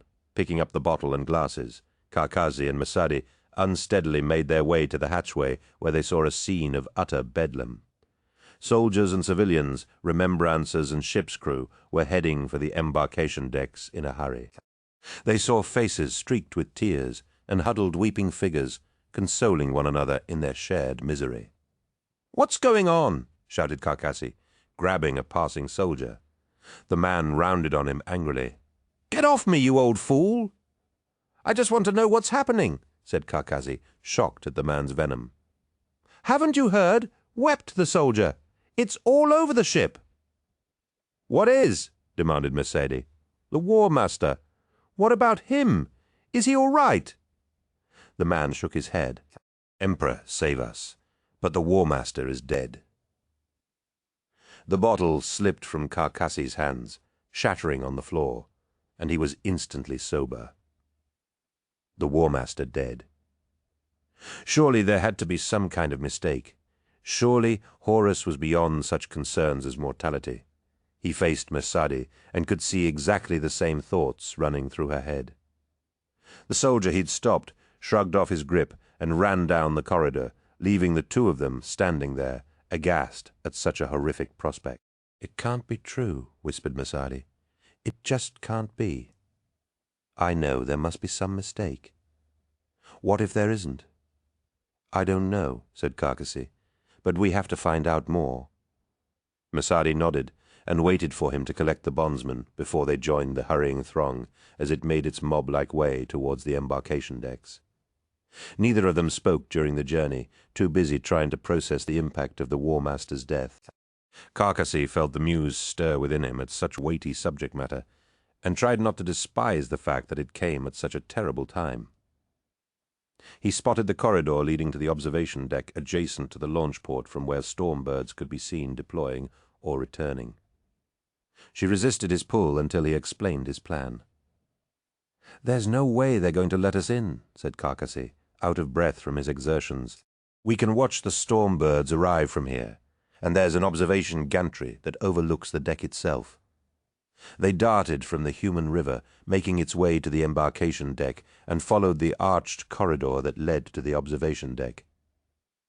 Inside the long chamber, the wide armored glass wall showed smudges of starlight and the glinting hulls of distant bulk cruisers belonging to the army and the mechanicum.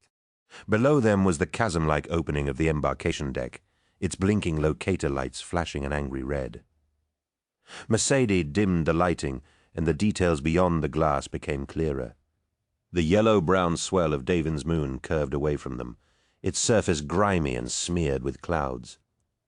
A fiery corona of sickly light haloed the moon, and from here it looked peaceful. "I don't see anything," said Mercedes.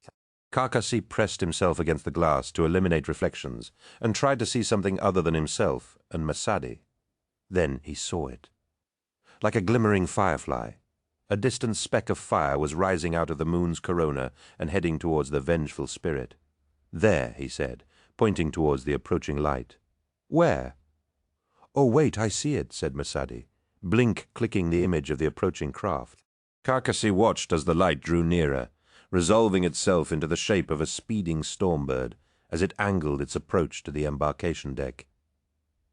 Even though Carcassy was no pilot, he could tell that its approach was recklessly rapid, the craft's wings folding in at the last moment as it aimed for the yawning red-lit hatch. "Come on," he said, taking Mercedes' hand and leading the way up the steps to the observation gantry. The steps were steep and narrow, and Carcassy had to stop to get his breath back before he reached the top. By the time they reached the gantry, the Stormbird had already been recovered, and its assault ramp was descending.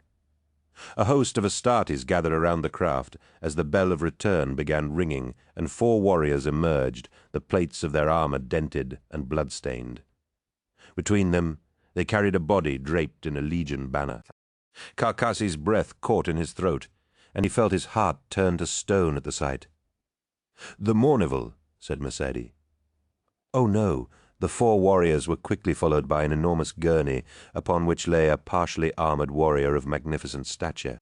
Even from here, Carcassy could tell that the figure upon the gurney was the War Master, and though tears leapt unbidden to his eyes at the sight of such a superlative warrior laid low, he rejoiced that the shrouded corpse was not the War Master. He heard Mercedes blink, clicking the images, even though he knew there would be no point. Her eyes were similarly misted with tears. Behind the gurney came the Remembrancer woman, Vivar, her dress torn and bloody, the fine fabric mud-stained and ragged, but Carcassy pushed her from his mind as he saw more warriors rush towards the gurney. Armored in white plate, they surrounded the War Master as he was wheeled through the embarkation deck with great haste, and Carcassy's heart leapt as he recognized them as Legion apothecaries. "He's still alive," he said.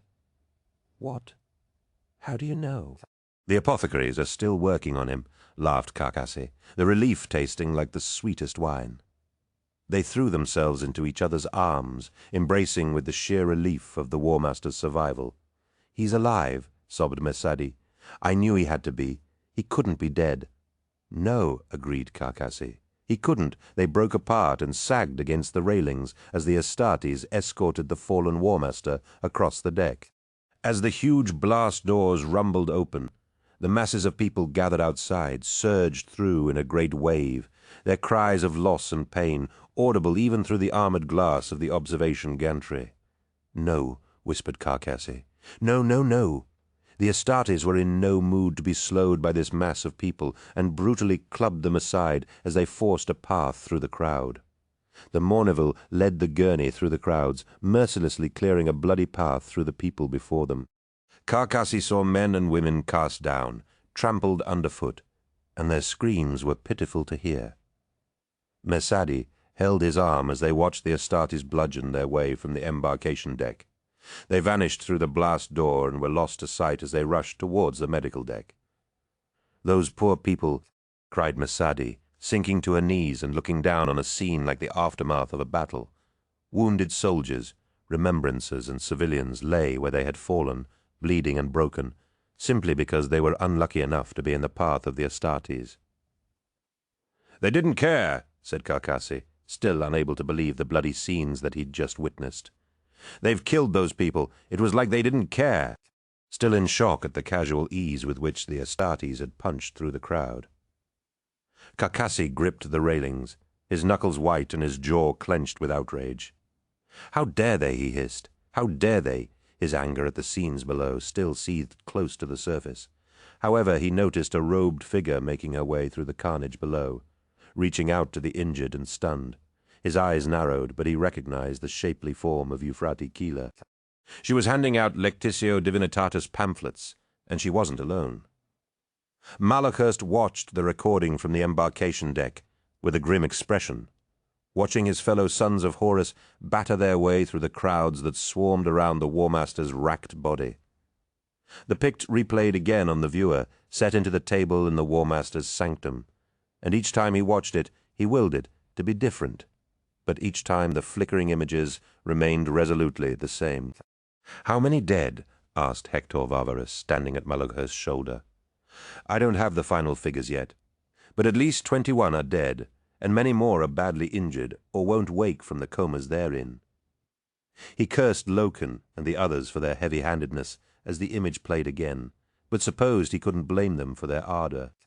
The War Master was in a critical condition, and no one knew if he would live, so their desperation to reach the medical decks was forgivable, even if many might say that their actions were not. "A bad business, Malachurst," said Varvarus needlessly. "The Astartes will not come out of this well," Malachurst sighed, and said they thought the War Master was dying and acted accordingly. "Acted accordingly?" repeated Varvarus. "I do not think many people will accept Matt, my friend. Once word of this gets out, it will be a crippling blow to morale." "It will not get out," assured Malachurst. "I am rounding up everyone who was on that deck and have shut down all non-command Vox traffic from the ship." Tall and precise, Hector Varvarus was rake-thin and angular, and his every movement was calculated traits he carried over into his role as Lord Commander of the army forces of the 63rd Expedition. "Trust me, Malachurst, this will get out. One way or another, it will get out. Nothing remains secret forever.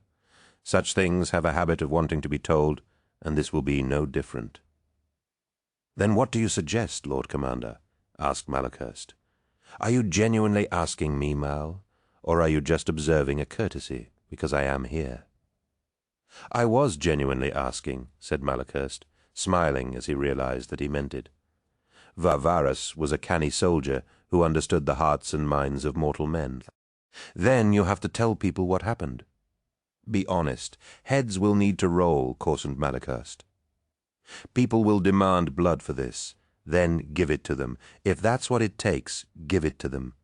Someone has to be seen to pay for this atrocity." "Atrocity? Is that what we're calling it now?" "What else would you call it? Astartes warriors have committed murder." The enormity of what Varvarus was suggesting staggered Malachurst, and he lowered himself slowly into one of the chairs at the War Master's table. "You would have me give up an Astartes warrior for this? I cannot do it." Varvarus leaned over the table, the decorations and medals of his dress uniform reflecting like gold suns in its black surface. "Innocent blood has been spilled, and while I can understand the reasons behind the actions of your men, it changes nothing." "I can't do it, Hector," said Malachurst, shaking his head. Varvarus moved to stand next to him. "You and I both swore the oath of loyalty to the Imperium, did we not?" "We did. But what has that to do with anything?" The old general locked eyes with Malachurst and said, "We swore that we would uphold the ideals of nobility and justice that the Imperium stands for." "Yes, yes, but this is different. There were extenuating circumstances, irrelevant," snapped Varvarus. "The Imperium must stand for something, or it stands for nothing. If you turn away from this, then you betray that oath of loyalty.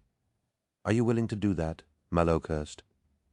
Before he could answer, there was a soft knocking on the glass of the sanctum, and Malachurst turned to see who disturbed them. Ing-Mei Sing, mistress of astropathy, stood before them like a skeletal ghost in a hooded white robe, the upper portions of her face shrouded in shadows. "Mistress Sing," said Varvarus, bowing deeply towards the telepath. "Lord Varvarus," she replied, her voice soft and feather-light. She returned the Lord Commander's bow, and despite her blindness, inclined her head in precisely the right direction, a talent that never failed to unnerve Malachurst. "What is it, Mistress Sing?" he asked, though in truth he was glad of the interruption. "I bring tidings that must concern you, Sire Malachurst," she said, turning her blind gaze upon him. "The astropathic choirs are unsettled. They sense a powerful surge in the currents of the warp, powerful and growing." "What does that mean?" he asked. "That the veil between worlds grows thin," said Ingmei Singten, Apothecarian Prayers, Confession. Stripped out of his armor and wearing bloody surgical robes, Vadden was as close to desperate as he had ever been in his long experience as an apothecary of the sons of Horus. The War Master lay before him on the gurney, his flesh exposed to his knives and to the probes of the Medici machines. Oxygen was fed to the War Master through a mask, and saline drips pumped fluids into his body in an attempt to normalize his blood pressure. Medici servitors brought fresh blood for immediate transfusions, and the entire theater fizzed with tension and frantic activity. "We're losing him!" shouted Apothecary Logan, watching the heart monitors. "Blood pressure is dropping rapidly, heart rate spiking. He's going to arrest." "Damn it," cursed Vadden. "Get me more Laraman serum. His blood won't clot and fix up another fluid line." A whirring surgical narthecium swung down from the ceiling, multiple limbs clattering as they obeyed Vadden's shouted commands. Fresh Laraman cells were pumped directly into Horus's shoulder, and the bleeding slowed, though Vadden could see it still wasn't stopping completely. Thick needles jabbed into the War Master's arms, filling him with super-oxygenated blood, but their supply was dwindling faster than he would have believed possible. "Stabilizing," breathed Logan. "Heart rate slowing, and blood pressure is up." "Good," said Vadden. "We've got some breathing room then. He can't take much more of this," said Logan. "We're running out of things we can do for him." "I'll not hear that in my theater, Logan," snapped Vadden. "We're not going to lose him." The War Master's chest hiked as he clung to life, his breathing coming in short, hyperventilating gasps, more blood pumping from the wound in his shoulder. Of the two wounds the War Master had suffered, it seemed the least severe, but Vadden knew it was the one that was killing him. The puncture wound in his chest had practically healed already. Ultrasonograms showing that his lung had sealed itself off from the pulmonary system while it repaired itself. The War Master's secondary lungs were sustaining him for now. The Mournival hovered like expectant fathers as the apothecaries worked harder than they had ever worked before. Vadden had never expected to have the War Master for a patient. The Primarch's biology was as far beyond that of a normal Astartes warrior as his own was from a mortal man, and Vadden knew that he was out of his depth. Only the Emperor himself had the knowledge to delve into the body of a Primarch with confidence, and the enormity of what was occurring was not lost on him. A green light winked into life on the Narthecium machine, and he lifted the data slate from the port in its silver steel surface. Numbers and text scrolled across its glossy surface, and though much of it made no sense to him, he felt his spirits fall as what he could comprehend sank in. Seeing that the War Master was stable, he circled the operating slab and joined the Mournival, wishing he had better news for them. "What's wrong with him?" demanded Abaddon. "Why is he still lying there?" "Honestly, First Captain, I don't know." "What do you mean you don't know?" shouted Abaddon, grabbing Vadden and slamming him against the theater wall. Silver trays laden with scalpels, saws and forceps clattered to the tiled floor. "Why don't you know?" Loken and Axamund grappled with the First Captain as Vadden felt Abaddon's enormous strength slowly crushing his neck.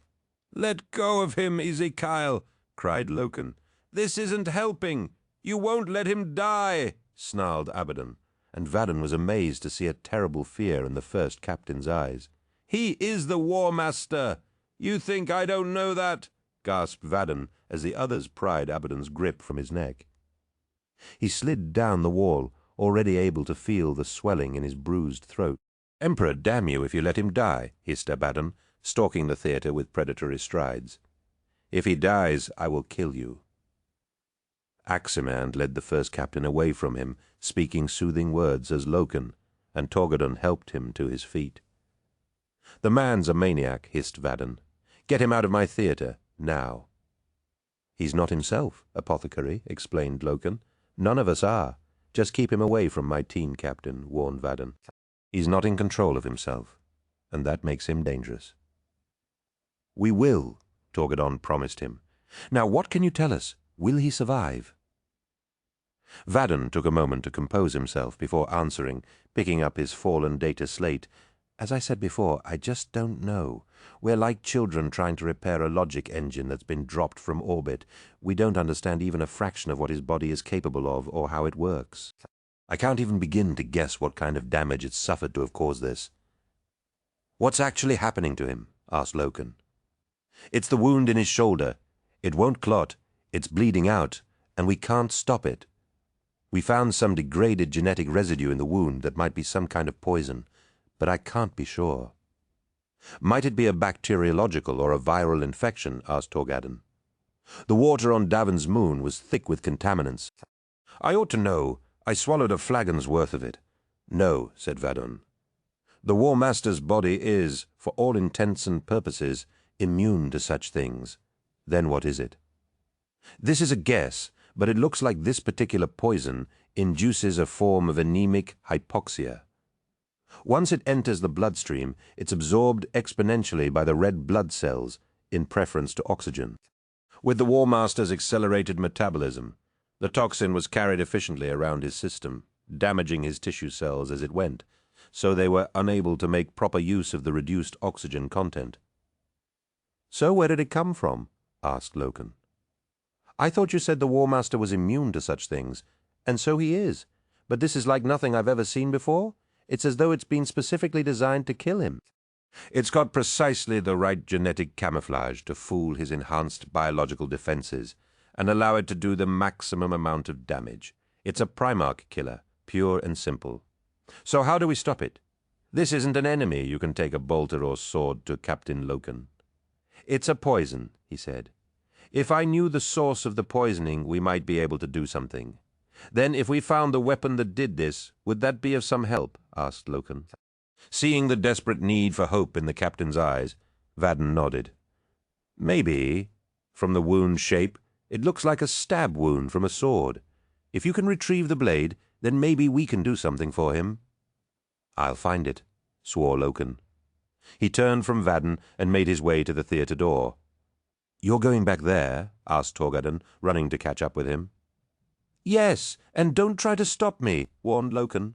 "Stop you?" said Torgadon. "Don't be such a drama queen, Garvey. I'm coming with you." Recovering a Teton after action in the field was a long and arduous process, full of technical, logistical, and manual difficulties. Entire fleets of vessels came down from orbit, bringing huge lifters, enormous diggers, and loading machines. The delivery vessels had to be dug from their impact craters, and an army of mechanicum servitors were required to facilitate the process. Titus Cassar was exhausted.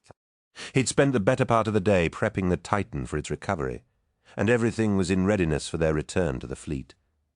Until they were recovered, there wasn't much to do except wait, and that had become the hardest part of all for the men left behind on Davon's moon.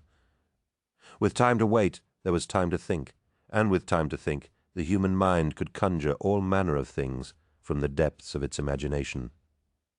Titus still couldn't believe that Horus had fallen. A being of such power, like unto a Titan himself, was not meant to fall in battle. He was invincible, the son of a god. In the shadow of the Dies Irae, Titus fished out his Lectitio Divinitatis chapbook, and once he was satisfied he was alone, began to read the words there. The badly printed scripture gave him comfort, turning his mind to the glory of the divine Emperor of mankind. "O Emperor, who is Lord and God above us all, hear me in this hour of need. Your servant lies with death's cold touch upon him, and I ask you to turn your beneficent gaze his way." He fished out a pendant from beneath his uniform jacket as he read. It was a delicately wrought thing of silver and gold that he'd had one of the blank-faced servitors fashion for him. A silver capital T with a golden starburst at its center, it represented hope and the promise of a better future. He held it clasped to his breast as he recited more of the words of the Lectitio Divinitatus, feeling a familiar warmth suffuse him as he repeated the words. Titus sensed the presence of other people behind him a second too late, and turned to see Jonah Aruken and a group of the Titan's crew. Like him, they were dirty and tired after the fight against the monsters of this place, but unlike him, they did not have faith. Guiltily, he closed his chapbook and waited for Jonah's inevitable barb.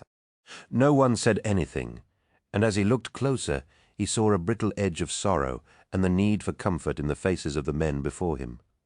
"Titus," said Jonah Arucan.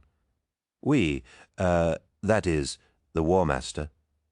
We wondered if Titus smiled in welcome as understood what they'd come for. He opened his chapbook again and said, "Let us pray, brothers." The medical deck was a sterile, gleaming wilderness of tiled walls and brushed steel cabinets, a warren of soulless glass rooms and laboratories. Petronella had completely lost all sense of direction, bewildered by the hasty summons that had brought her from the moon's surface back to the vengeful spirit. Passing through the bloody embarkation deck, she saw that the upper levels of the ship were in pandemonium as word of the War Master's death had spread from vessel to vessel with all the fearsome rapidity of an epidemic. Mallowhurst, the Twisted, had issued a fleet-wide communique denying that the War Master was dead, but hysteria and paranoia had a firm head start on his words. Riots had taken hold aboard several ships as doomsayers and demagogues had arisen, proclaiming that these were now the end times. Army units had been ruthlessly quashing such malcontents, but more sprang up faster than they could stop them. It had been scant hours since the War Master's fall, but the 63rd Expedition was already beginning to tear itself apart without him. Maggard followed Petronella, his wounds bound and sealed with sin-skinned by a Legion apothecary on the journey back to the War Master's flagship. His skin still had an unhealthy pallor, and his armor was dented and torn, but he was alive and magnificent. Maggard was only an indentured servant, but he had impressed her, and she resolved to treat him with the respect his talents deserved. A helmeted Astartes warrior led her through the confusing maze of the Medicae deck, eventually indicating that she should enter a nondescript white door marked with a winged staff wrapped in a pair of twisting serpents. Maggard opened the door for her, and she entered a gleaming operating theatre, its circular walls covered to waist height in green enameled tiles. Silver cabinets and hissing, pumping machines surrounded the War Master, who lay on the operating slab with a tangled web of tubes and wires attached to his flesh. A stool of gleaming metal sat next to the slab. Medicae servitors lurked around the circumference of the room, set into niches around the wall, and a gurgling machine suspended above the War Master fed fluid and blood into his body. Her eyes, misted to see the War Master, brought so low, and tears came at this violation of the natural order of things. A giant Astartes warrior in hooded surgical robes approached her and said, "My name is Apothecary Vadon, Miss Vivar." She brushed her hands across her eyes, conscious of how she must look, her dress torn and caked with mud. Her eyes blackened with smudged makeup. She started to hold her hand out for a kiss, but realized how foolish that would be, and simply nodded. "I am Petronella Vivar," she managed.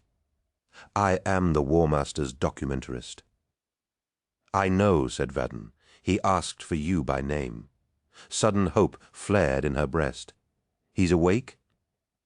Vadon nodded. "He is. If it was up to me, you would not be here now, but I do not disobey the word of the commander, and he desires to speak with you." "How is he?" she asked. The apothecary shook his head. "He fades in and out of lucidity, so do not expect too much of him. If I decide it is time for you to leave, then you leave. Do you understand me?"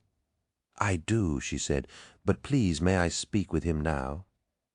Vadon seemed reluctant to let her near the War Master, but moved aside and let her pass. She nodded her thanks and took a faltering step towards the operating slab, eager to see the War Master, but afraid of what she might find. Petronella's hand leapt to her mouth to stifle an involuntary gasp at the sight of him.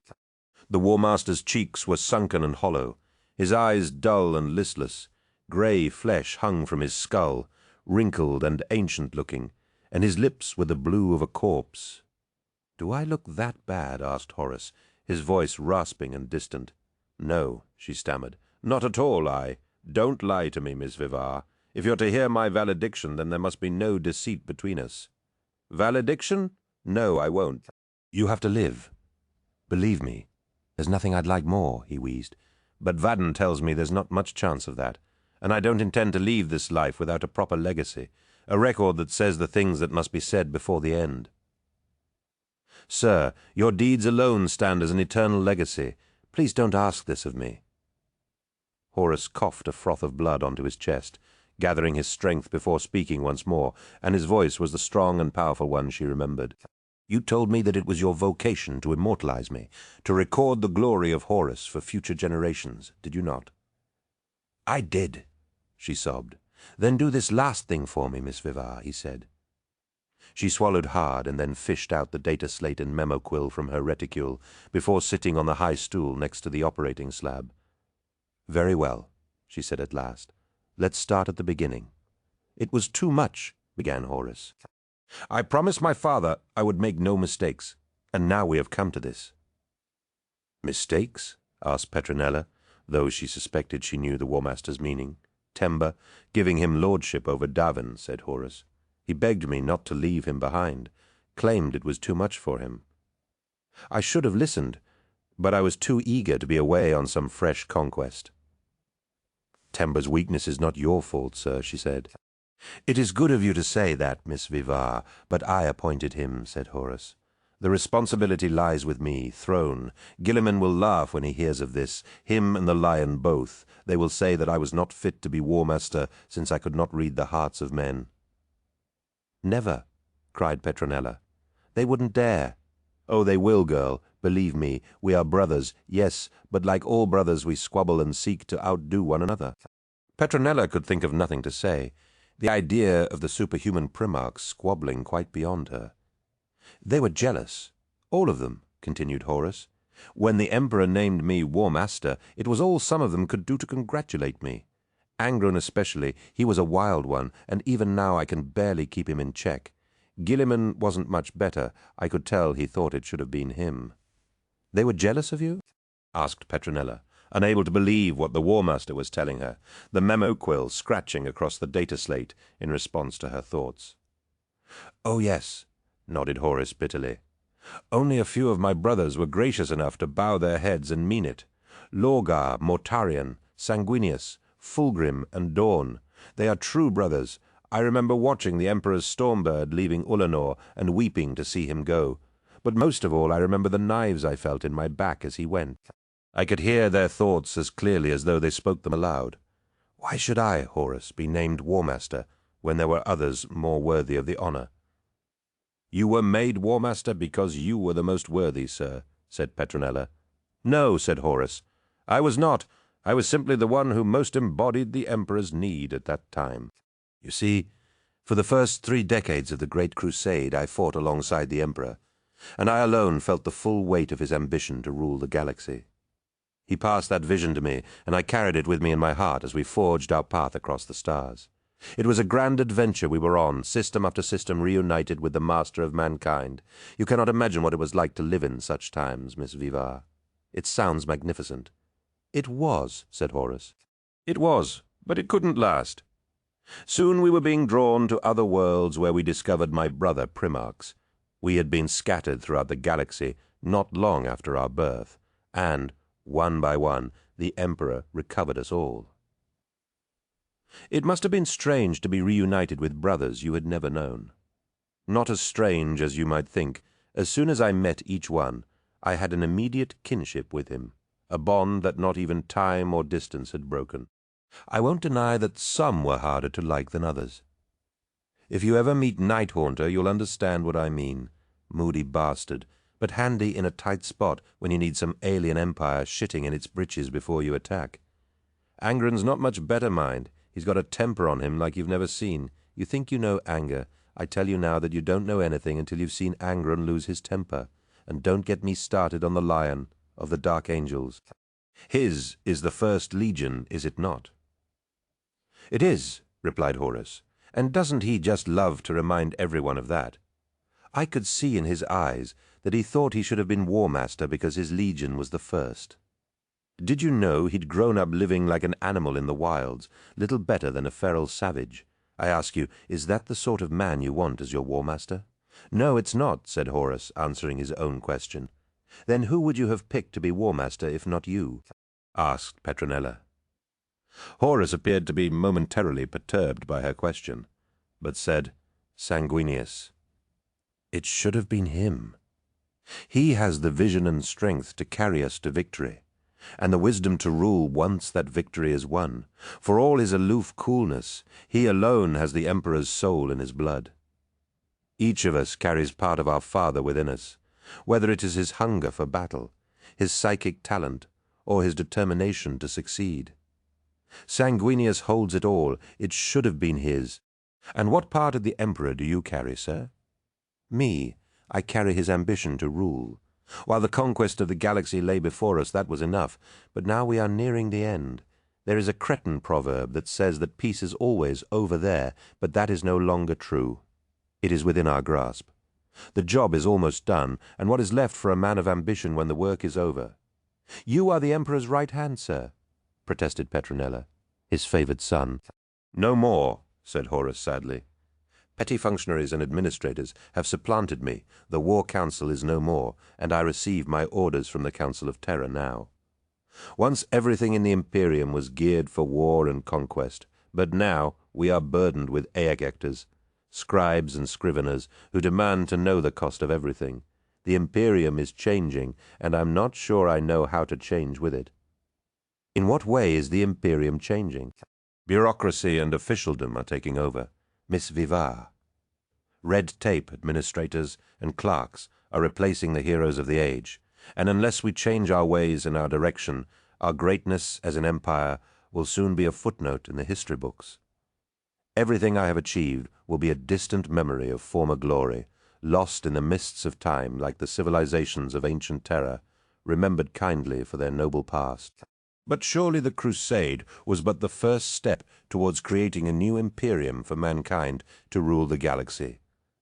In such a galaxy we will need administrators, laws, and scribes. And what of the warriors who conquered it for you? Snarled Horus. What becomes of us? Are we to become gaolers and peacekeepers? We were bred for war, and we were bred to kill. That is what we were created for, but we have become so much more than that. I am more than that. Progress is hard, my lord, and people must always adapt to changing times, said Petronella, uneasy at this change of temper in the War Master. It is not strange to mistake change for progress, Miss Vivar, said Horus. I was bred with wondrous powers encoded into my very flesh, but I did not dream myself into the man I am today. I hammered and forged myself upon the anvil of battle and conquest. All that I have achieved in the last 2 centuries will be given away to weak men and women who were not here to shed their blood with us in the dark places of the galaxy. Where is the justice in that? Lesser men will rule what I have conquered, but what will be my reward once the fighting is done? Petronella glanced away at Apothecary Vadden, but he simply watched impassively as she took down Horus's words. She wondered briefly if he was as upset as she was at the War Master's anger. As shocked as she was, her ambitious core realized that she had the makings of the most sensational remembrance imaginable, one that would dispel forever the myth of the Crusade as a united band of brothers forging their destiny among the stars. Horus's words painted a picture of mistrust and disunion that no one had ever dreamed of. Seeing her expression, Horus reached up with a shaking hand and touched her arm. "I'm sorry, Miss Vivar. My thoughts are not as clear as they ought to be." "No," she said. "I think they're clearer than ever now. I can tell I'm shocking you. I'm sorry if I have shattered your illusions.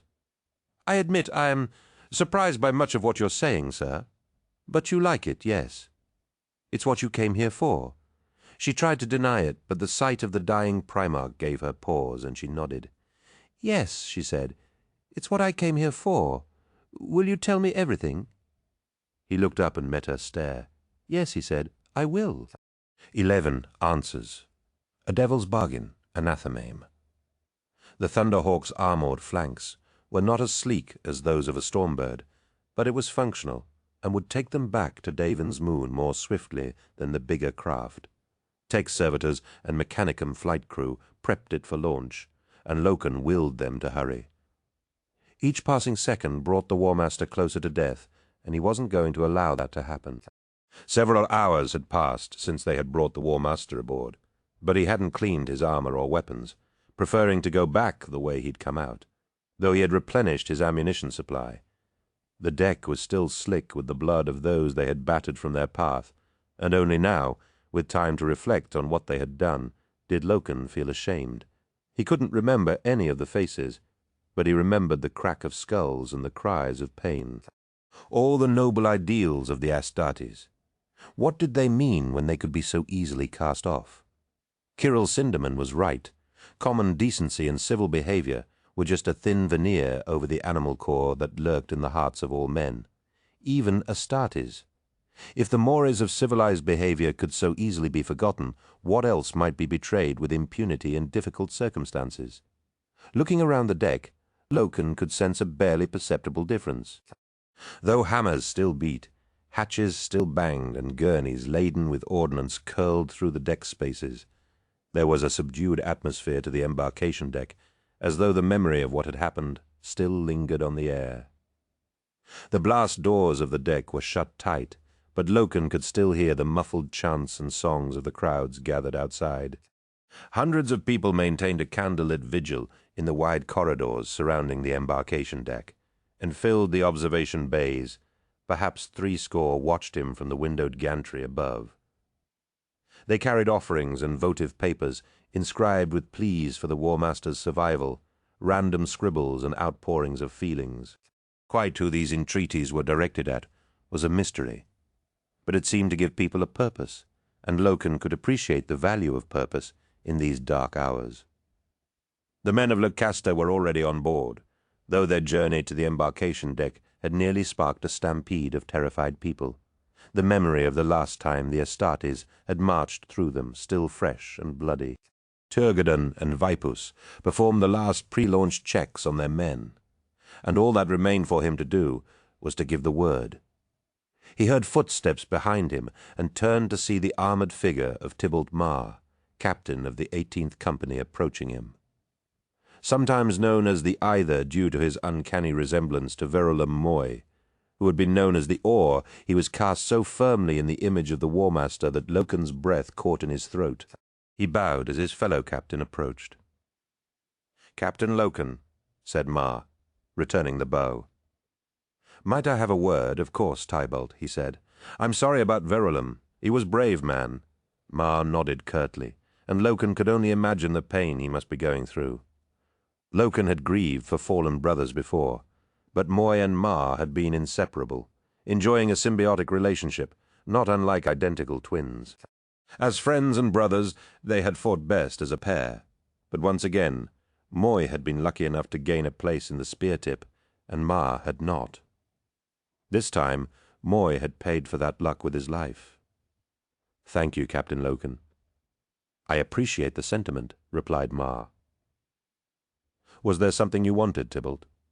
"Are you returning to the moon?" asked Mar, and Loken knew exactly why Mar was here. He nodded. "We are. There may be something there that will help the War Master. If there is, we will find it." "Is it in the place where Verulam died?" "Yes," said Loken. "I think so. Could you use another sword arm? I want to see where it happened." Loken saw the aching grief in Mar's eyes and said, "Of course we could." Mar nodded his thanks, and they marched up the assault ramp as the Thunderhawk's engines powered up with the shrieking of a banshee's wail. Aximand watched Abaddon punch the sparring servitor's shoulder, tearing off its sword limb before closing to deliver a series of rapid hammer blows to its torso. Flesh caved beneath the assault, bone and steel broke, and the construct collapsed in a splintered mess of meat and metal. It was the third servitor Abaddon had destroyed in the last 30 minutes. Ezekiel had always worked through his angst with his fists, and this time was no different. Violence and killing was what the first captain had been bred for, but it had become such a way of life to him that it was the only way he knew how to express his frustrations. Aximand himself had dismantled and reassembled his bolter 6 times, slowly and methodically, laying each part on an oiled cloth before cleaning it meticulously. Where Abaddon unleashed his pain through violence, Aximand preferred to detach his mind through familiar routines, powerless to do anything constructive to help the commander. They had both retreated to the things they knew best.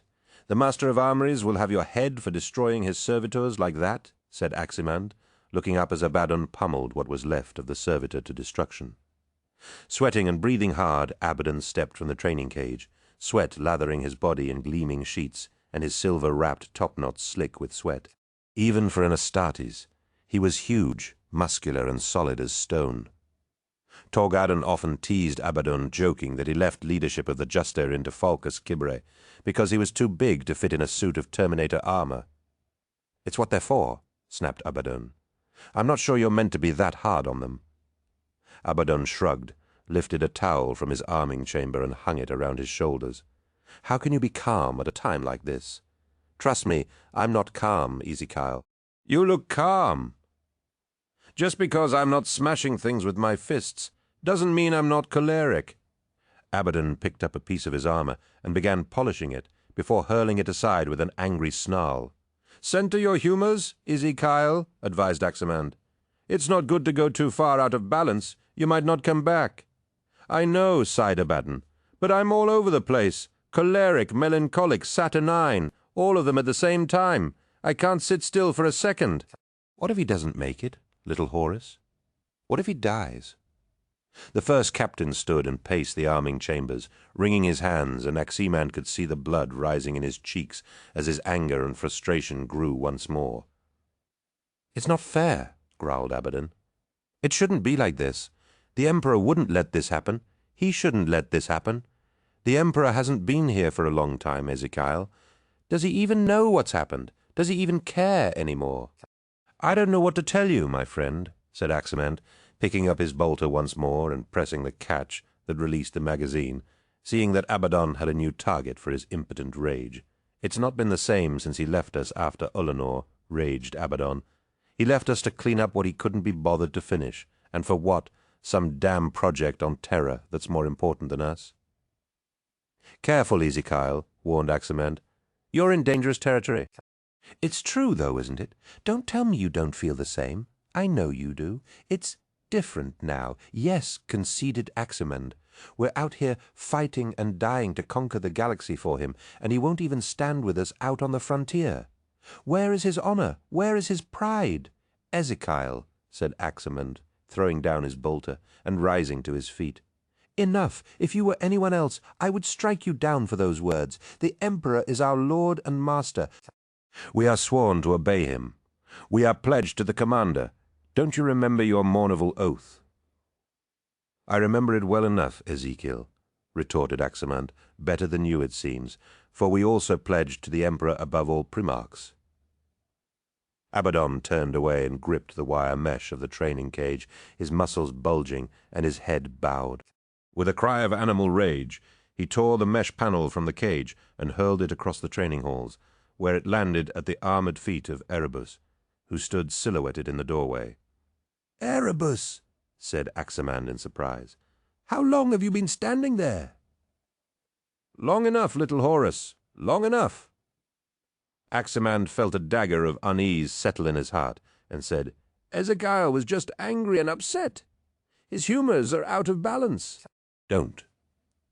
Erebus waved his hand to brush off Aximand's words, the dim light reflecting from the brushed steel plates of his armor.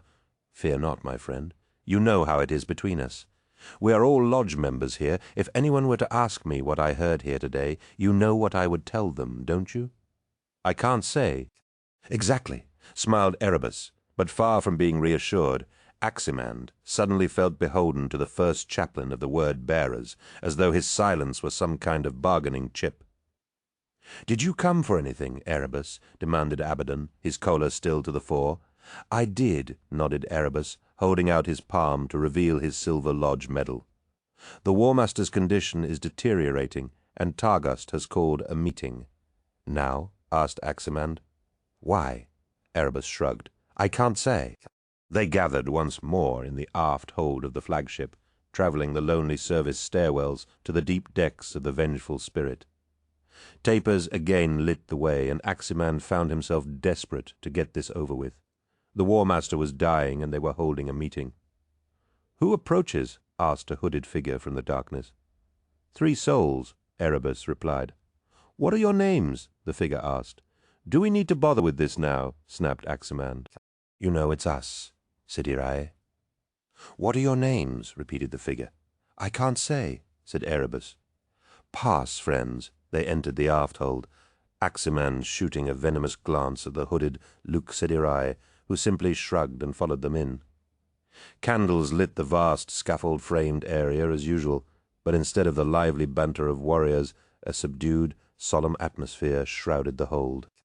All the usual suspects were there: Sergat Targast, Luc Sedire, Calus Ecedon, Falcus Kibri, and many more officers and file troopers he knew or recognized, and Mallowhurst the Twisted. Erebus led the way into the hold, moving to stand in the center of the group as Aximan nodded towards the War Master's equerry. "It's been some time since I've seen you at a meeting," said Aximan. "It has indeed," agreed Mallowhurst. "I have neglected my duties as a lodge member, but there are matters before us that demand my attendance." "Brothers," said Targost, beginning the meeting, "we live in grim times." "Get to the point, Sergar," snarled Abaddon. "We don't have time for this." The lodge master glared at Abaddon, but saw the first captain's lurking temper and nodded rather than confront him. Instead, he gestured towards Erebus and addressed the lodge as a whole. "Our brother of the XVC Legion would speak to us. Shall we hear him?" "We shall," intoned the sons of Horus. Erebus bowed and said, "Brother Ezekiel is right. We do not have time to stand on ceremony, so I will be blunt. The War Master is dying, and the fate of the Crusade stands on a knife edge. We alone have the power to save it." "What does that mean, Erebus?" asked Aximan. Erebus paced around the circumference of the circle as he spoke. "The apothecaries can do nothing for the War Master. For all their dedication, they cannot cure him of this sickness. All they can do is keep him alive, and they cannot do that for much longer. If we do not act now, it will be too late." "What do you propose, Erebus?" asked Targost. "The tribes on Davin," said Erebus. "What of them?" asked the lodge master. "They are a feral people, controlled by warrior castes, but then we all know this. Our own quiet order bears the hallmarks of their warrior lodges in its structure and practices. Each of their lodges venerates one of the autochthonic predators of their lands, and this is where our order differs. In my time on Davin during its compliance, I studied the lodges and their ways in search of corruption or religious profanity. I found nothing of that, but in one lodge I found what I believe might be our only hope of saving the War Master." Despite himself, Aximan became caught up in Erebus's words, his oratory worthy of the iterators, with the precise modulation of tone and timbre to entrance his audience. "Tell us!" shouted Luxedirai.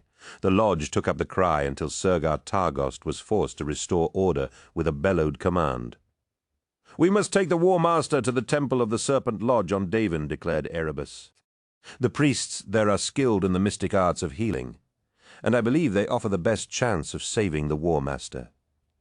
"Mystic arts?" asked Aximan. "What does that mean? It sounds like sorcery." "I do not believe it is," said Erebus, rounding on him. "But what if it was, Brother Horus? Would you refuse their aid? Would you allow the War Master to die just so we can feel pure? Is the War Master's life not worth a little risk?" "Risk, yes. But this feels wrong." "Wrong would be not doing all that we could to save the commander," said Targost. "Even if it means tainting ourselves with impure magic." "Don't get all high and mighty, Aximan," said Targost. "We do this for the Legion. There is no other choice." "Then is it already decided?" demanded Aximan, pushing past Erebus to stand in the center of the circle. "If so, then why this charade of debate?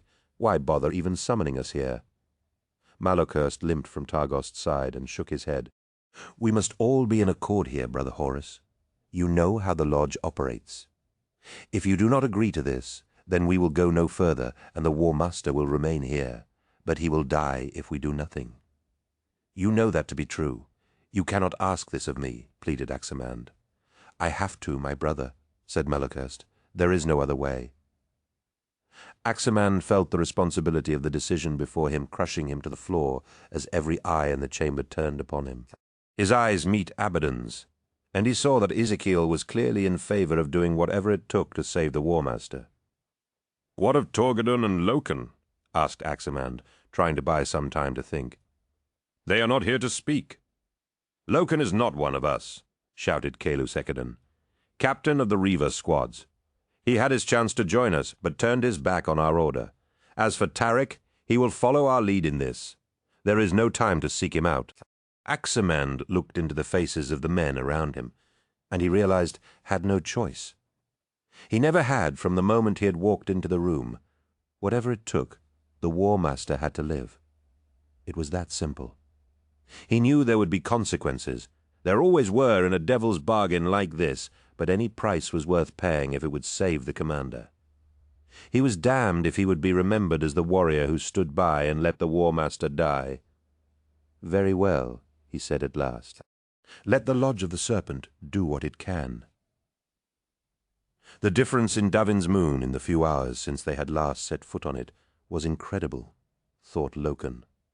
The cloying mists and fogs had vanished, and the sky was lightening from a musky yellow to bleached white. The stench was still there, but it too was lessened, now just unpleasant rather than overpowering. Had the death of Tember broken some kind of power that held the moon locked in a perpetual cycle of decay? As the Thunderhawk had skimmed the marshes, Loken had seen that the diseased forests were gone. Their trunks collapsed in on themselves without the life-giving corruption holding them together. Without the obscuring mists, it was easy to find the glory of terror, though thankfully there was no deathly message coming over the Vox this time. They touched down, and Loken led Locasta squad, Torgadon, Vipus, and Mar, from the Thunderhawk with the confident strides of a natural leader. Though Torgadon and Mar had held their captaincies longer than Loken, both instinctively deferred to him on this mission. "What do you expect to find here, Garvey?" asked Torgadon, squinting up at the collapsed hulk of the ship. He hadn't bothered to find a new helmet, and his nose wrinkled at the stench of the place. "I'm not sure," he answered. "Answers, maybe. Something to help the War Master." Torgadon nodded. "Sounds good to me. What about you, Mar? What are you looking for?" Tybalt Mar didn't answer, racking the slide of his bolter and marching towards the crashed vessel. Loken caught up with him and grabbed his shoulder guard. "Tybalt, am I going to have a problem with you here?" "No. I just want to see where Verulam died," said Mar. "It won't be real until I've seen the place. I know I saw him in the mortuary, but that wasn't a dead man. It was just like looking in a mirror. You understand?" Loken didn't, but he nodded anyway. "Very well. Take up position in the file."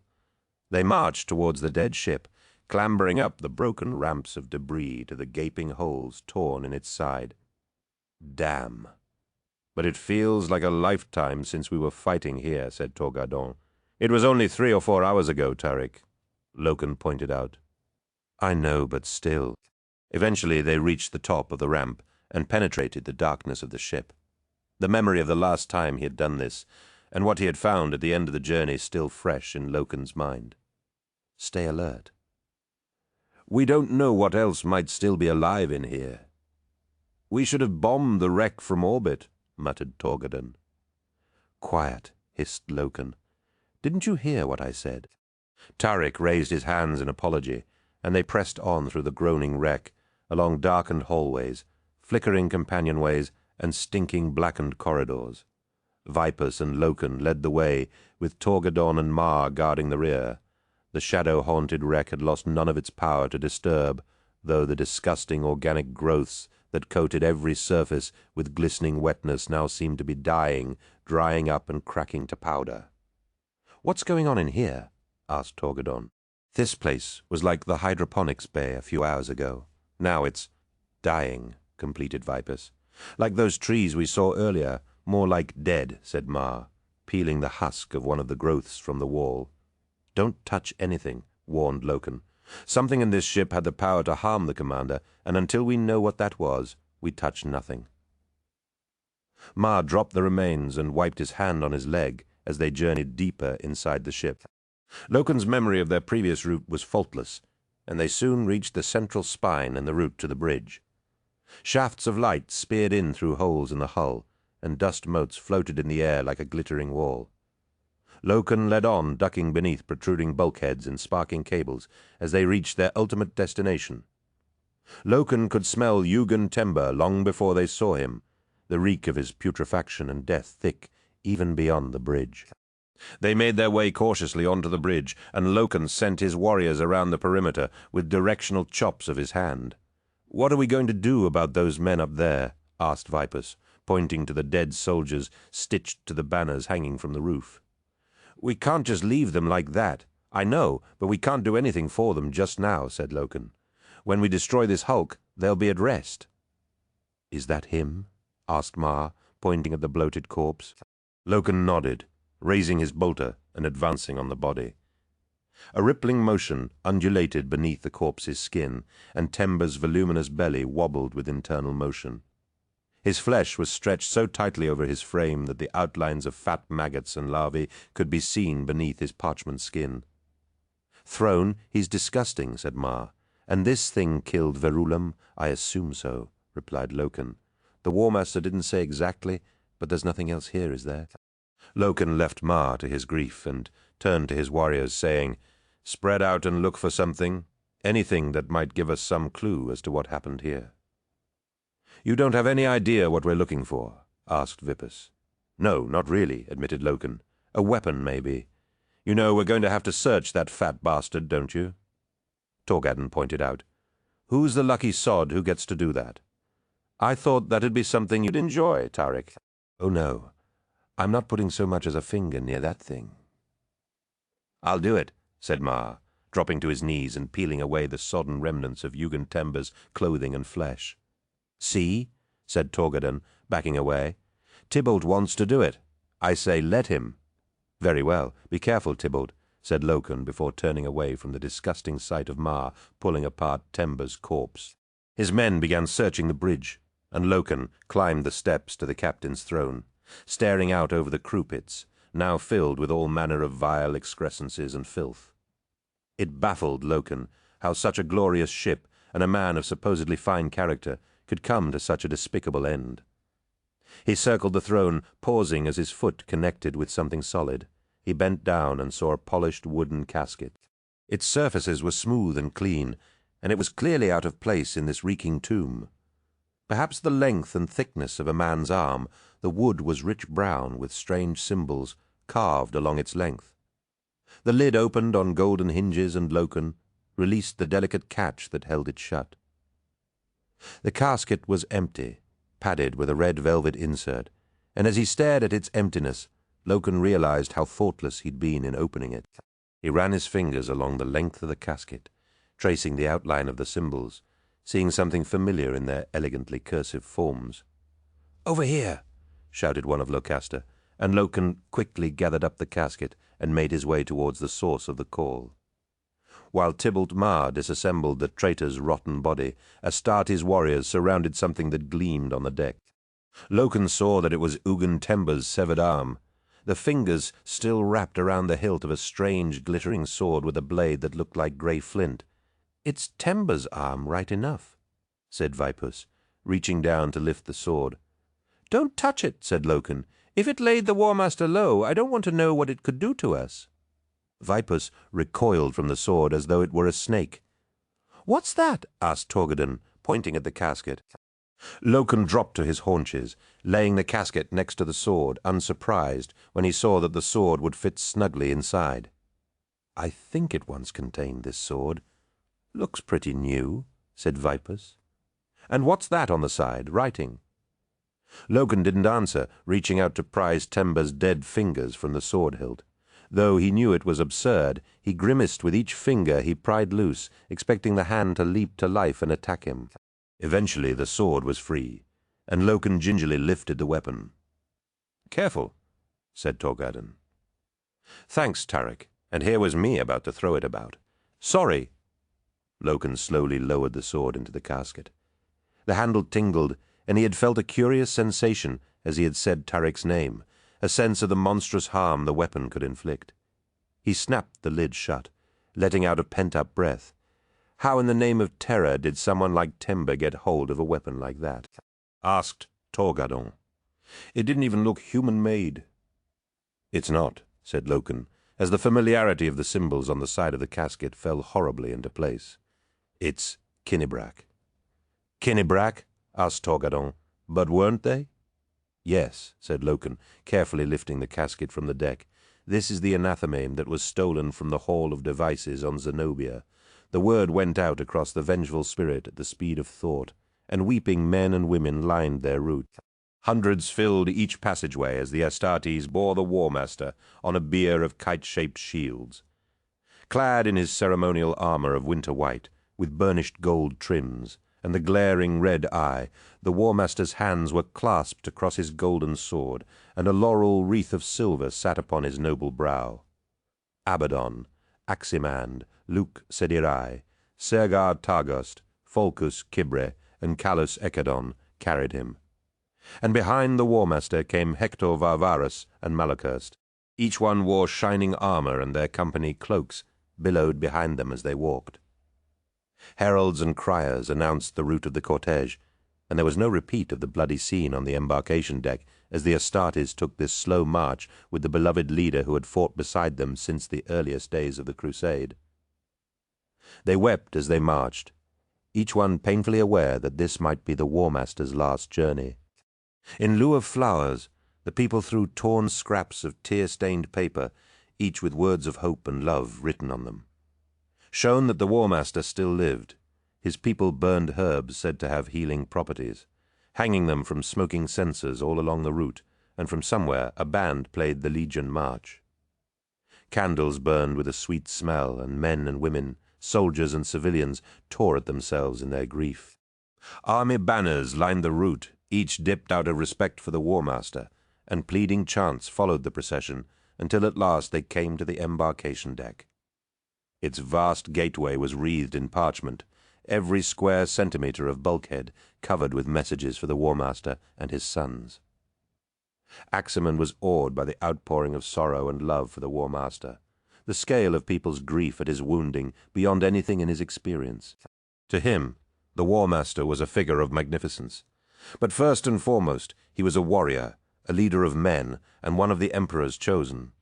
To these mortals he was so much more. To them, the War Master was a symbol of something noble and heroic beyond anything they could ever aspire to.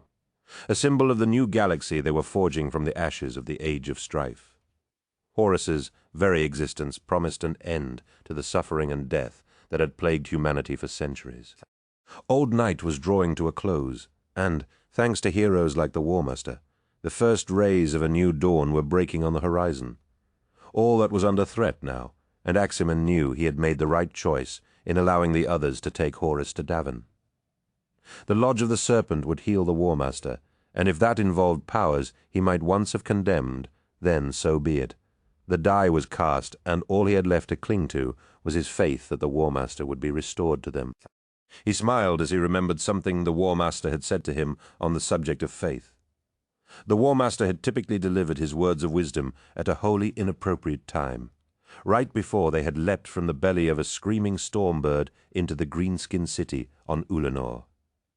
When you have come to the edge of all that you know and are about to drop off into the darkness of the unknown, faith is knowing that one of two things will happen, the War Master had told him. And what are they? He had asked. That there will be something solid to stand on, or you'll be taught to fly, laughed Horus as he jumped. The memory made the tears come all the harder as the huge iron gate of the embarkation deck rumbled closed behind them, and the Astartes marched towards the War Master's waiting stormbird. 12 agitprop brothers in suspicion, Serpent and Moon. Slipping across the page, like a snake, the nib of Ignis Carcassi's pen moved as though it had a mind of its own. For all the conscious thought he was putting into the words, it might as well have. The muse was well and truly upon him, his stream of consciousness flowing into a river of blood as he retold the diabolical events on the embarkation deck. The meter played in his head like a symphony, every stanza of every canto slipping into place as if there could be no other possible arrangement of verse. Even in his heyday of ocean poems or reflections and odes, he had not felt this inspired. In fact, now that he looked back on them, he hated them for their frippery, their unconscionable navel gazing and irrelevance to the galaxy at large. These words, these thoughts that now poured from him, this was what mattered, and he cursed that it had taken him this long to discover it. The truth was what mattered. Captain Loken had told him as much, but he hadn't heard him. Not really.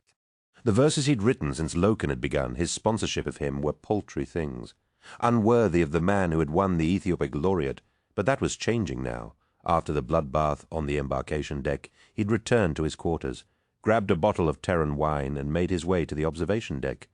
Finding it thronged with wailing lunatics, he'd repaired to the retreat, knowing that it would be empty. The words had poured out of him in a flood of righteous indignation, his metaphors bold and his lyric unflinching from the awful brutality he'd witnessed. He'd already used up 3 pages of The Bondsman, his fingers blotted with ink and his poet's soul on fire. "Everything I've done before this was prologue," he whispered as he wrote. Carcassi paused in his work as he pondered the dilemma. The truth was useless if no one could hear it. The facilities set aside for the remembrancers included a presswork where they could submit their work for large-scale circulation. It was common knowledge that much of what that passed through it was vetted and censored, and so few made use of it. Carcassi certainly couldn't, considering the content of his new poetry. A slow smile spread across his jowly features, and he reached into the pocket of his robes and pulled out a crumpled sheet of paper, one of Euphrati Keeler's Lectitio Divinitatis pamphlets, and spread it out flat on the table before him with the heel of his palm. The ink was smeared, and the paper reeked of ammonia, clearly the work of a cheap mechanical bulk printer of some kind. If Euphrati could get the use of one, then so could he. Loken permitted Tybalt Ma to torch the body of Eugen Tember before they left the bridge. His fellow captain, streaked with gore and filth, played the burning breath of a flame unit over the monstrous corpse until nothing but ash and bone remained. It was small satisfaction for the death of a brother, not nearly enough, but it would have to do. Leaving behind the smouldering remains, they retraced their footsteps back through the glory of terror. The light was fading on Davin's moon by the time they reached the outside, the planet above a pale yellow orb hanging low in the dusky sky. Loken carried the anatheme in its gleaming wooden casket, and his warriors followed him from the wreck without any words spoken. A great rumbling vibration gripped the moon as a trio of towering columns of light and smoke climbed towards the heavens from the Imperial deployment zone where this whole misadventure had started. Loken watched the incredible spectacle of the war machines of the Legio Mortis returning to their armored berths in orbit, and silently thanked their crews for their aid in the fight against the dead things. Soon all that was visible of the Titan's carriers was a diffuse glow on the horizon, and only the lap of water and the low growling of the waiting Thunderhawk's engines disturbed the silence. The desolate mudflats were empty for kilometers around, and as Loken made his way down the slope of rubble, he felt like the loneliest man in the galaxy. Some kilometers away, he could see specks of blue light following the Titan carriers as army transports ferried the last remaining soldiers back to their bulk transporters. "We'll soon be done here, eh?" said Torgadon. "I suppose," agreed Loken. "The sooner the better. How do you suppose that thing got here?" Loken didn't have to ask what his brother meant, and shook his head, unwilling to share his suspicions with Torgadon yet. As much as he loved him, Tarek had a big mouth, and Loken didn't want to put his quarry to flight. "I don't know, Tarek," said Loken, as they reached the ground and made their way towards the Thunderhawk's lowered assault ramp. "I don't think we'll ever know." "Come on, Garvey, it's me," laughed Torgadon. "You're so straight up and down, and that makes you a really terrible liar. I know you've got some idea of what happened. So come on, spill it." "I can't, Tarek. I'm sorry," said Loken. "Not yet, anyway. Trust me. I know what I'm doing." "Do you really?" "I'm not sure," admitted Loken. "I think so, Throne. I wish the War Master were here to ask."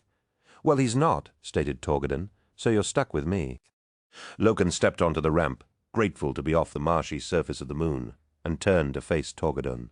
"You're right. I should tell you, and I will soon. I just need to figure some things out first." "Look, I'm not stupid, Garvey," said Torgadon, leaning in close so that none of the others could hear. "I know the only way this thing could have got here is if someone in the expedition brought it.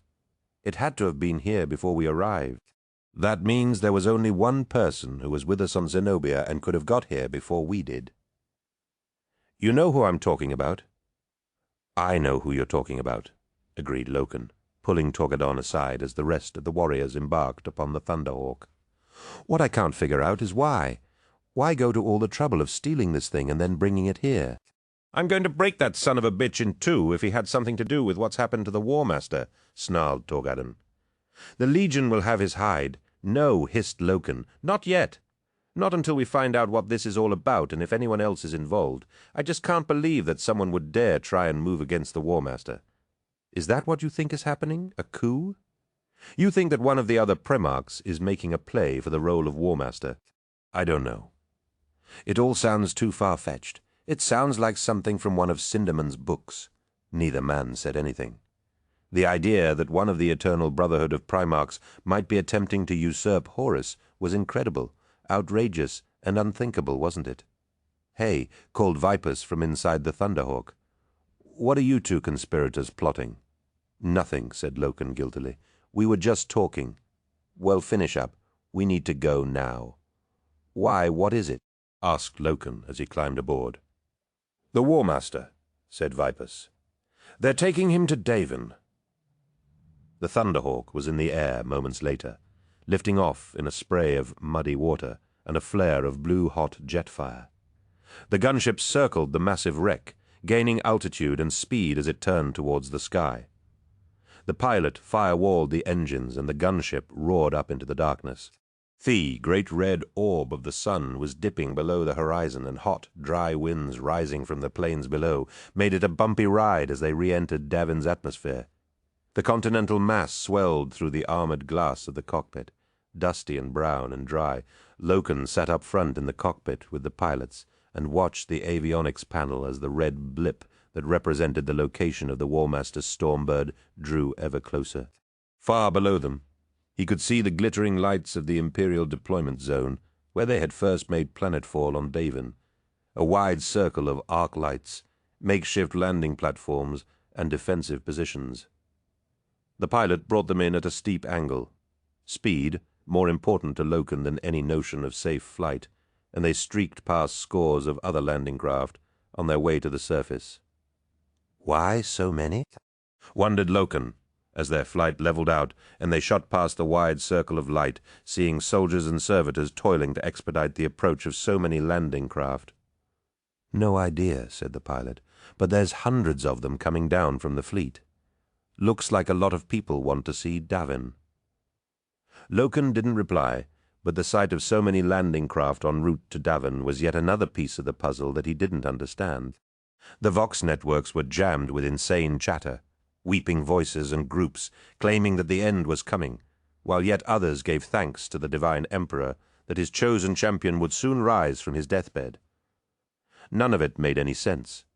He'd tried to make contact with the Mournival, but no one was answering, and a terrible foreboding filled him when he couldn't even reach Malakhurst on the Vengeful Spirit. Their flight soon carried them beyond the Imperial position, and Loken saw a ribbon of light stretching north from the landing zone. A host of pinpricks of light pierced the darkness, and Loken ordered the pilot to fly lower and reduce speed. A long column of vehicles, tanks, supply trucks, transporter flatbeds, and even some civilian traffic, drove along the dusty hardpan, each one swamped with people, and all heading to the mountains as fast as their engines could carry them. The Thunderhawk powered on through the fading light of day, soon losing sight of the column of vehicles that was heading in the same direction. How long until we reach the War Master's position? He asked. At current speed, maybe 10 minutes or so, answered the pilot. Loken tried to collect his thoughts, but they had long since derailed in the midst of all this madness. Ever since leaving the Inter-X, his mind had been a whirlpool, sucking in every random thought and spitting it out with barbs of suspicion.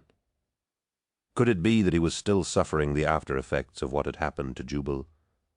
Might the power unlocked beneath the Whisperheads be tainting him so that he jumped at shadows where none existed? He might have been able to believe that, but for the presence of the anathema and his certainty that First Chaplain Erebus had lied to him on the voyage to Davin. Kakasi had said that Erebus wanted Horus to come to Davin's moon, and his undoubted complicity in the theft of the anathema could lead to only one conclusion. Erebus had wanted Horus to be killed here. That didn't make any sense either. Why go to such convoluted lengths just to kill the War Master? Surely there had to be more to it than that.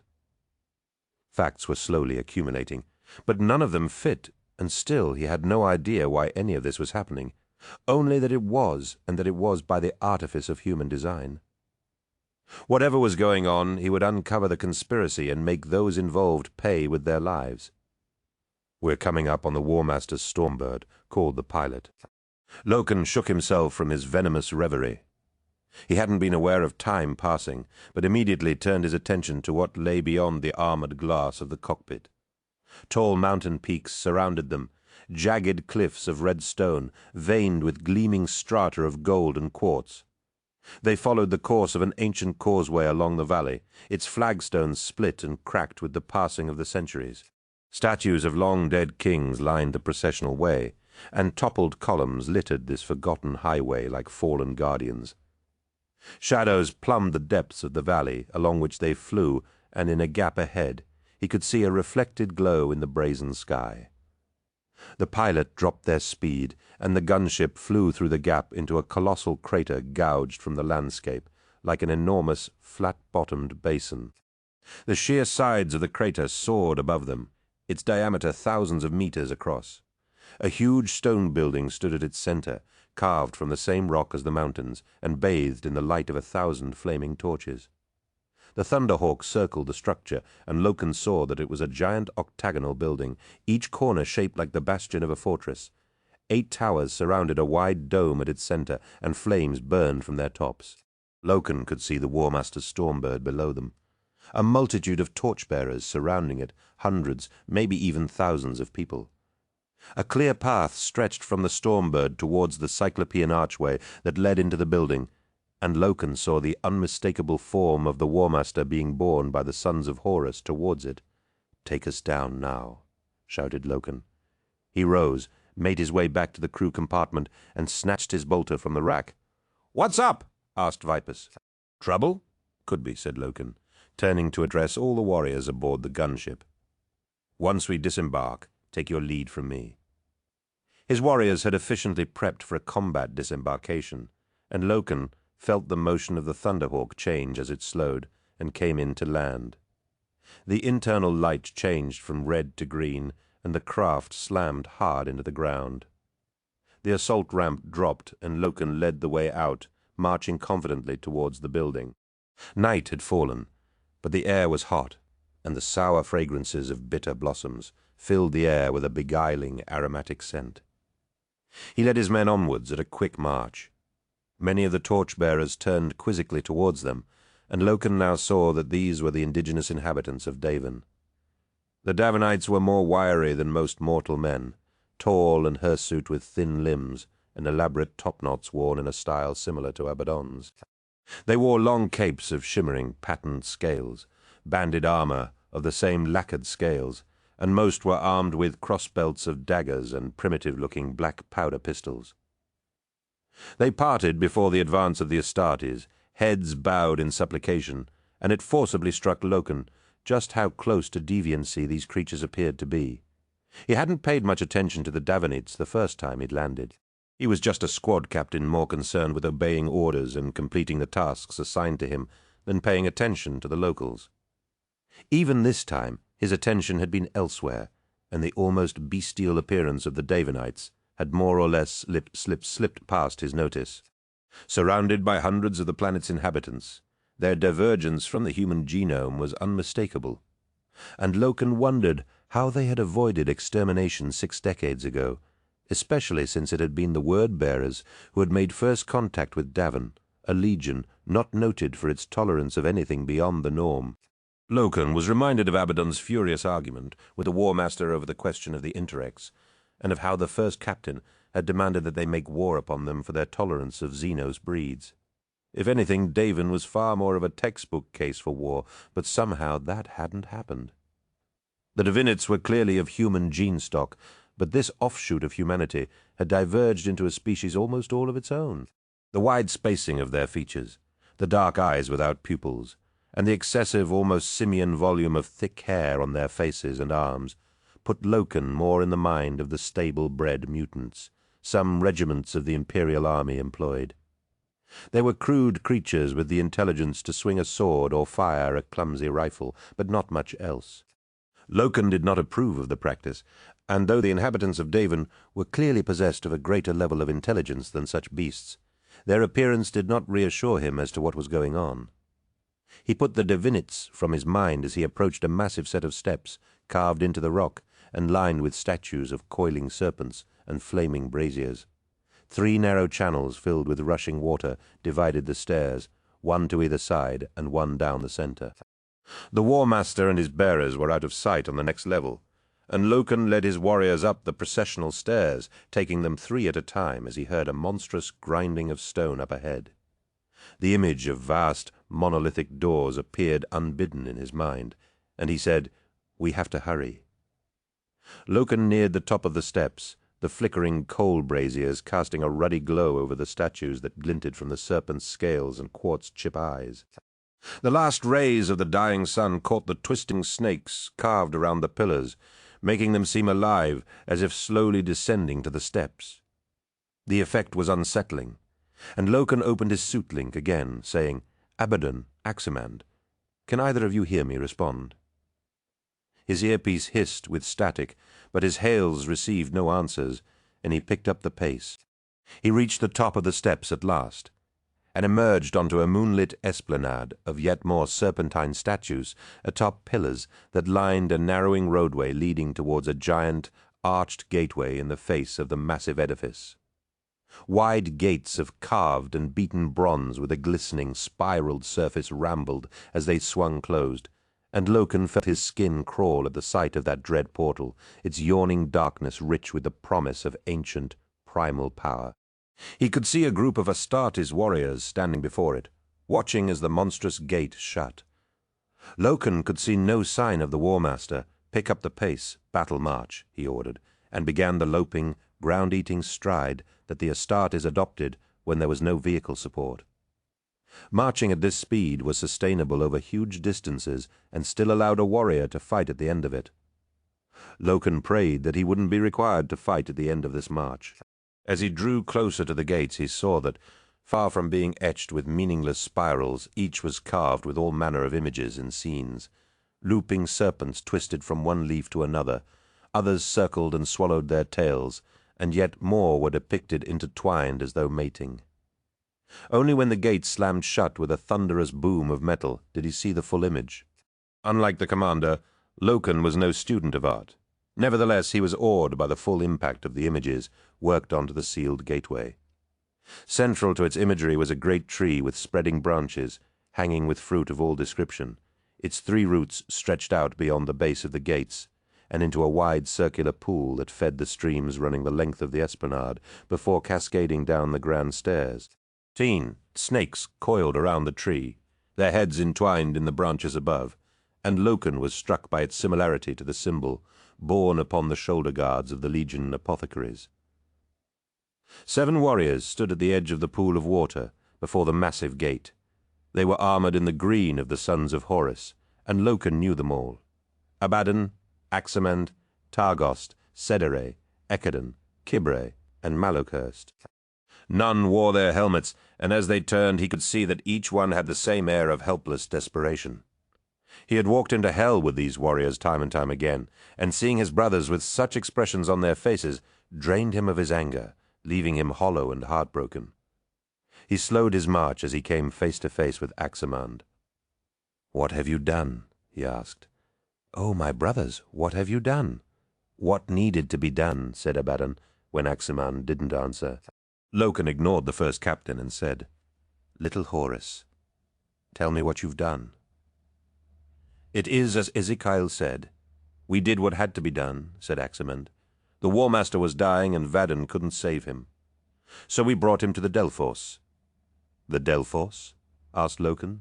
"It is the name of this place," said Aximand, "the Temple of the Serpent Lodge." "Temple?" asked Torgadon. "Horus, you brought the War Master to a fane? Are you mad? The commander would never have agreed to this." "Maybe not," replied Sergar Targost, stepping forward to stand beside Abaddon. But by the end he couldn't even speak. He spoke to that damn remembrancer woman for hours on end before he lost consciousness. We had to place him in a stasis field to keep him alive long enough to bring him here." "Is Tarik right?" asked Loken. "Is this a fane?" "Fane, temple, Delphos, house of healing, call it what you will," shrugged Targost. "With the War Master on the threshold of death, neither religion nor its denial seems very significant any more. It is the only hope we have left, and what do we have to lose? If we do nothing, the War Master dies. At least this way he has a chance of life. And at what price will we buy his life?" demanded Loken. "By bringing him to a house of false gods? The Emperor tells us that civilization will only achieve perfection when the last stone of the last church falls upon the last priest. And this is where you bring the War Master. This goes against everything we have fought for these last 2 centuries. Don't you see that?" "If the Emperor was here, he would do the same," said Targost. And Loken felt his choler rise to the surface at such hubris. He stepped threateningly close to Targost. "You think you know the Emperor's will, Sergar. Does being Lodge Master of a secret society give you the power to know such a thing?" "Of course not," sneered Targost. "But I know he would want his son to live, by entrusting his life to these savages. It is from these savages that our own quiet order comes," pointed out Targost. "Yet another reason for me to distrust it then," snapped Loken, turning from the Lodge Master and addressing Vipus and Torgadon. "Come on, we're getting the War Master out of there." "You can't," said Malachurst, limping forward to join Abaddon, and Loken had the distinct impression that his brothers were forming a barrier between him and the gateway. "What do you mean?" "It is said that once the Delphos gate is shut, there is no way to open it save from the inside. A man in need of healing is carried inside and left to whatever the eternal spirits of deceased things decree for him. If it is his destiny to live, he may open the gate himself. If not, it opens in 9 days, and his remains are burned before being cast into the pool."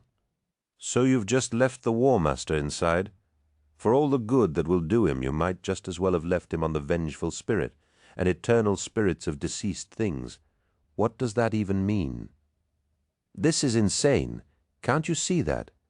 "Standing by and watching him die would have been insane," said Malachurst. "You judge us for acting out of love." "Can't you see that?" "No, Mal, I can't," replied Loken sadly. "How did you even think to bring him here anyway? Was it some secret knowledge your damned lodge is privy to?"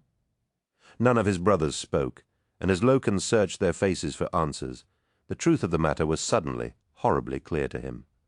"Erebus told you of this place, didn't he?" "Yes," admitted Targost. "He knows of these lodges of old, and has seen the power of their healing houses. If the War Master lives, you will be thankful he spoke of it." "Where is he?" demanded Loken. "He will answer to me for this." "He is not here, Garvey," said Aximand. "This was for the sons of Horus to do. Then where is he now? Still on the vengeful spirit?" Aximand shrugged. "I suppose so. Why is it important to you?" "I believe you have all been deceived, my brothers," said Loken. "Only the Emperor has the power to heal the War Master now. All else is falsehood, and the domain of unclean corpse whisperers." "The Emperor is not here," said Targost bluntly. "We take what aid we can." "What of you, Tarik?" put in Abaddon. "Will you turn from your Mournival brothers, as Garviel does? Stand with us. Garvey may be a starch ass, Ezekiel, but he's right, and I can't stand with you on this one. I'm sorry," said Torgadon as he and Loken turned away from the gate. "You forget your Mournival oath," cried Abaddon, as they marched away. "You swore to be true to the Mournival to the end of your lives. You will be oath-breakers." The words of the first captain hit Loken with the force of a bolt-around, and he stopped in his tracks. Oath-breaker. The very idea was hideous. Aximand came after him, grabbing his arm and pointing towards the pool of water. The black water rippled with motion, and Loken could see the yellow crescent of Davin's moon wavering in its surface. "See," said Aximand, "the moon shines upon the water. Loken, the crescent mark of the new moon. It was branded upon your helmet when we swore our Mournival oath. It is a good omen, my brother." "Omen?" spat Loken, shrugging off his touch. "Since when have we put our faith in omens, Horus? The Mournival oath was pantomime, but this is ritual. This is sorcery." I told you then that I would not bow to any fane or acknowledge any spirit. I told you that I owned only the empirical clarity of imperial truth, and I stand by those words. Please, Garvey, begged Aximand, we are doing the right thing. Loken shook his head. I believe we will all rue the day you brought the War Master here. Part 3. The House of Fossil Gods. 13. Who are you, ritual old friend? Horus opened his eyes, smiling as he saw blue sky above him.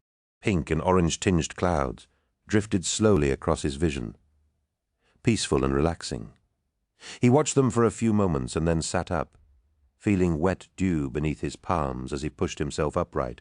He saw that he was naked, and as he surveyed his surroundings, he lifted his hand to his face, smelling the sweet scent of the grass and the crystal freshness of the air. A vista of unsurpassed beauty lay before him, towering snow-capped mountains, draped in a shawl of pine and fir, magnificent swathes of emerald-green forests, as far as the eye could see, and a wide river of foaming, icy water. Hundreds of shaggy-coated herbivores grazed on the plain, and wide-pinioned birds circled noisily overhead. Horus sat on the low slopes of the foothills at the base of the mountains, the sun warming his face and the grass wondrously soft beneath him. "So, that's it then," he said calmly to himself. "I'm dead." No one answered him, but then he hadn't expected them to. Was this what happened when a person died? He dimly remembered someone teaching him of the ancient unbelief of heaven and hell, meaningless words that promised rewards for obedience and punishment for wickedness. He took a deep breath, scenting the aroma of good earth, the fragrances of a world unchecked and untamed, and of the living things that covered the landscape. He could taste the air, and was amazed at its purity. Its crispness filled his lungs like sweet wine. But how had he come here, and where was here? He had been. Where? He couldn't remember. He knew his name was Horus, but beyond that he knew only fragments and dim recollections that even now grew faint and insubstantial, the more he tried to hold on to them. Deciding that he should try to find out more about his surroundings, he rose to his feet, wincing as his shoulder pulled tight, and he saw a spot of blood soak through the white woolen robes he found himself wearing. Hadn't he been naked a second ago? Horus put it from his mind and laughed. There might be no hell, but this feels like heaven right enough. His throat was dry, and he set off towards the river, feeling the softness of the grass through newly sandaled feet. He was further away than he thought, the journey taking him longer than expected.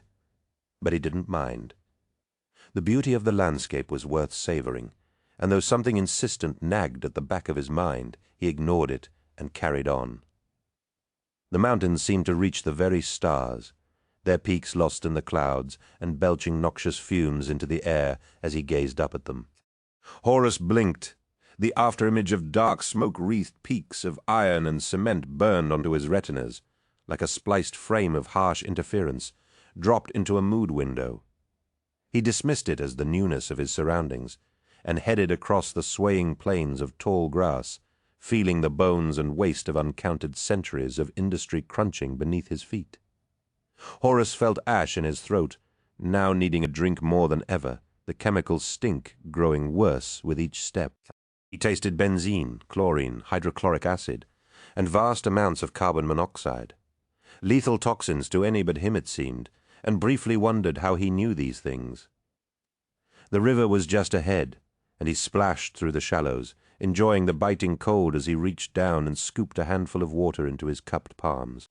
The icy water burned his skin, molten slag dripping in caustic ropes between his fingers, and he let it splash back into the river, wiping his hands on his robe, which was now soot, stained and torn. He looked up and saw that the glittering quartz mountains had become vast towers of brass and iron, wounding the sky with gateways like vast maws that could swallow and vomit forth entire armies. Streams of toxic filth poured from the towers and poisoned the river, the landscape around it withering and dying in an instant. Confused, Horus stumbled from the river, fighting to hold on to the verdant wilderness that had surrounded him and to hold back the vision of this bleak land of dark ruin and despair. He turned from the dark mountain, the cliff of deepest red and blackened iron, its top hidden in the high clouds above and its base girded with boulders and skulls. He fell to his knees, expecting the softness of the grass, but landing heavily on a fractured hardpan of ash and iron, swirling vortices of dust, rising up in great storms. "What's happening here?" shouted Horus, rolling onto his back and screaming into a polluted sky, striated with ugly bands of ochre and purple. He picked himself up and ran as though his life depended on it. He ran across a landscape that flickered from one of aching beauty to that of a nightmare in the space of a heartbeat, his senses deceiving him from one second to another. Horus ran into the forest. The black trunks of the trees snapped before his furious charge. Images of lashing branches, high towers of steel and glass, great ruins of mighty cathedrals, and rotted palaces left to crumble under the weight of the ages dancing before his eyes. Bestial howls echoed across the landscape, and Horus paused in his mad scramble as the sound penetrated the fog in his head, the insistent nagging sensation in the back of his mind recognizing it as significant. The mournful howls echoed across the land, a chorus of voices reaching out to him, and Horus recognized them as wolf howls. He smiled at the sound, dropping to his knees and clutching his shoulder as fiery pain lanced through his arm and into his chest. With the pain came clarity, and he held on to it, forcing the memories to come through force of will. Howling wolf voices came again, and he cried out to the heavens, "What's happening to me?" The trees around him exploded with motion, and 100-strong pack of wolves sprang from the undergrowth, surrounding him with their teeth bared and eyes wide. Foam gathered around exposed fangs, and each wolf bore a strange brand upon its fur, that of a black, double-headed eagle. Horus clutched his shoulder, his arm numb and dead, as though it was no longer part of him. "Who are you?" asked the closest wolf. Horus blinked rapidly as its image fizzled like static, and he saw curves of armor and a single staring cyclopean eye. "I am Horus," he said. "Who are you?" repeated the wolf. "I am Horus," he yelled. "What more do you want from me?" "I do not have much time, my brother," said the wolf as the pack began circling him. "You must remember before he comes for you. Who are you?" "I am Horus, and if I am dead, then leave me be," he screamed, surging to his feet and running onwards into the depths of the forest. The wolves followed him, loping alongside him and matching his steady pace as he lurched randomly through the twilight. Again and again the wolves howled the same question until Horus lost all sense of direction and time. Horus ran blindly onwards until he finally emerged from the tree line above a wide, high-cliffed crater gouged in the landscape and filled with dark, still water. The sky above was black and starless, a moon of purest white shining like a diamond in the firmament. He blinked and raised a hand to ward his eyes against its brightness, looking out over the black waters of the crater, certain that some unspeakable horror lurked in its icy depths. Horus glanced behind him to see that the wolves had followed him from the trees, and he ran on as their howling followed him to the edge of the crater. Far below, the water lay still and flat like a black mirror, and the image of the moon filled his vision. The wolves howled again, and Horus felt the yawning depths of the water calling out to him with an inevitable attraction. He saw the moon and heard the company of wolves give voice to one last howled question before he hurled himself into the void. He fell through the air, his vision tumbling and his memory spinning. The moon, the wolves, Lupercal, Luna, wolves, everything snapped into place, and he cried out, "I am Horus of the Lunar Wolves, Warmaster and Regent of the Emperor, and I am alive!" Horus struck the water, and it exploded like shards of black glass. Flickering light filled the chamber. With a cold glow, the cracked stone walls limned with crawling webs of frost, and the breath of the cultists feathering in the air. Akshub had painted a circle with 8 sharp points around its circumference on the flagstones in quicklime. The mutilated corpse of one of the Davanite priestess's acolytes lay spread-eagled at its center. Erebus watched carefully as the priestess's lodge thralls spread around the circle, ensuring that every stage of the ritual was enacted with meticulous care. To fail now, after he had invested so much effort in bringing the Warmaster to this point, would be disastrous, although Erebus knew that his part in the Warmaster's downfall was but one of a million events set in motion thousands of years ago. This fulcrum point in time was the culmination of billions of seemingly unrelated chains of circumstance that had led to this backwater world that no one had ever heard of. Erebus knew that that was all about to change. Davin would soon become a place of legend. The secret chamber in the heart of the Delphos was hidden from prying eyes by potent magic and sophisticated technology received from disaffected Mechanicum adepts, who welcomed the knowledge the word-bearers could give them, knowledge that had been forbidden to them by the Emperor.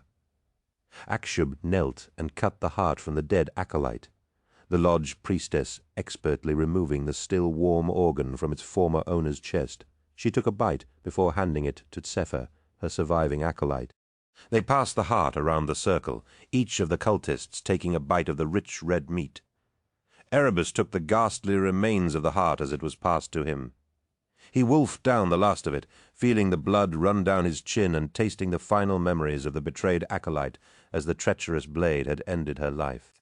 That betrayal had been offered unto the architect of fate, this bloody feast to the blood god, and the unlovely coupling of the doomed acolyte with a diseased swine had called upon the power of the Dark Prince and the Lord of Decay.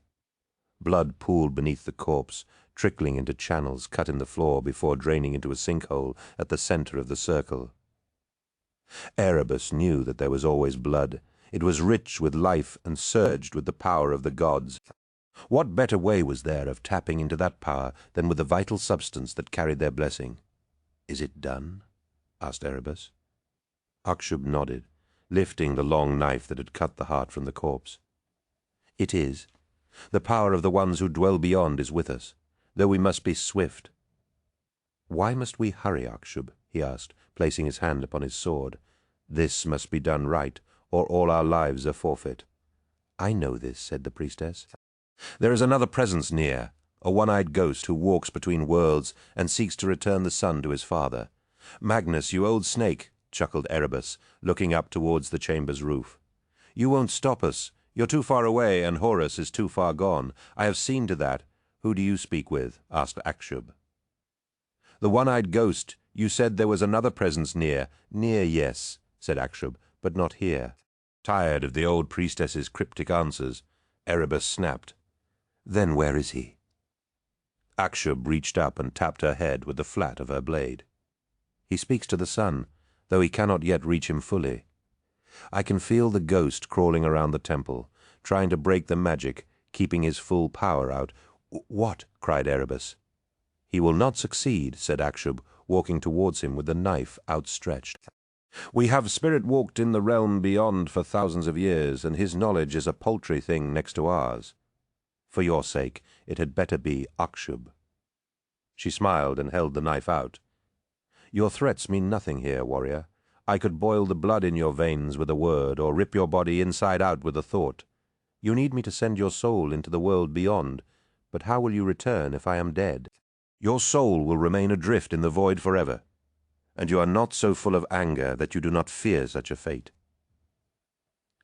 Erebus did not like the sudden authority in her voice, but he knew she was right, and decided he would kill her once her purpose was served. He swallowed his anger and said, "Then let us begin." "Very well," nodded the priestess, as Tispa came forward and anointed Erebus's face with crystalline antimony. "Is this for the veil?" "Yes," said Akshub. "It will confound his senses, and he will not see your likeness. He will see a face familiar and beloved to him." Erebus smiled at the delicious irony of the thought, and closed his eyes as Sefer daubed his eyelids and cheeks with a stinging silver-white powder. "The spell that will allow your passage to the void requires one last thing," said Akshub. "What last thing?" asked Erebus, suddenly suspicious. "Your death," said Akshub, slashing her knife across his throat. Horus opened his eyes, smiling as he saw blue sky above him.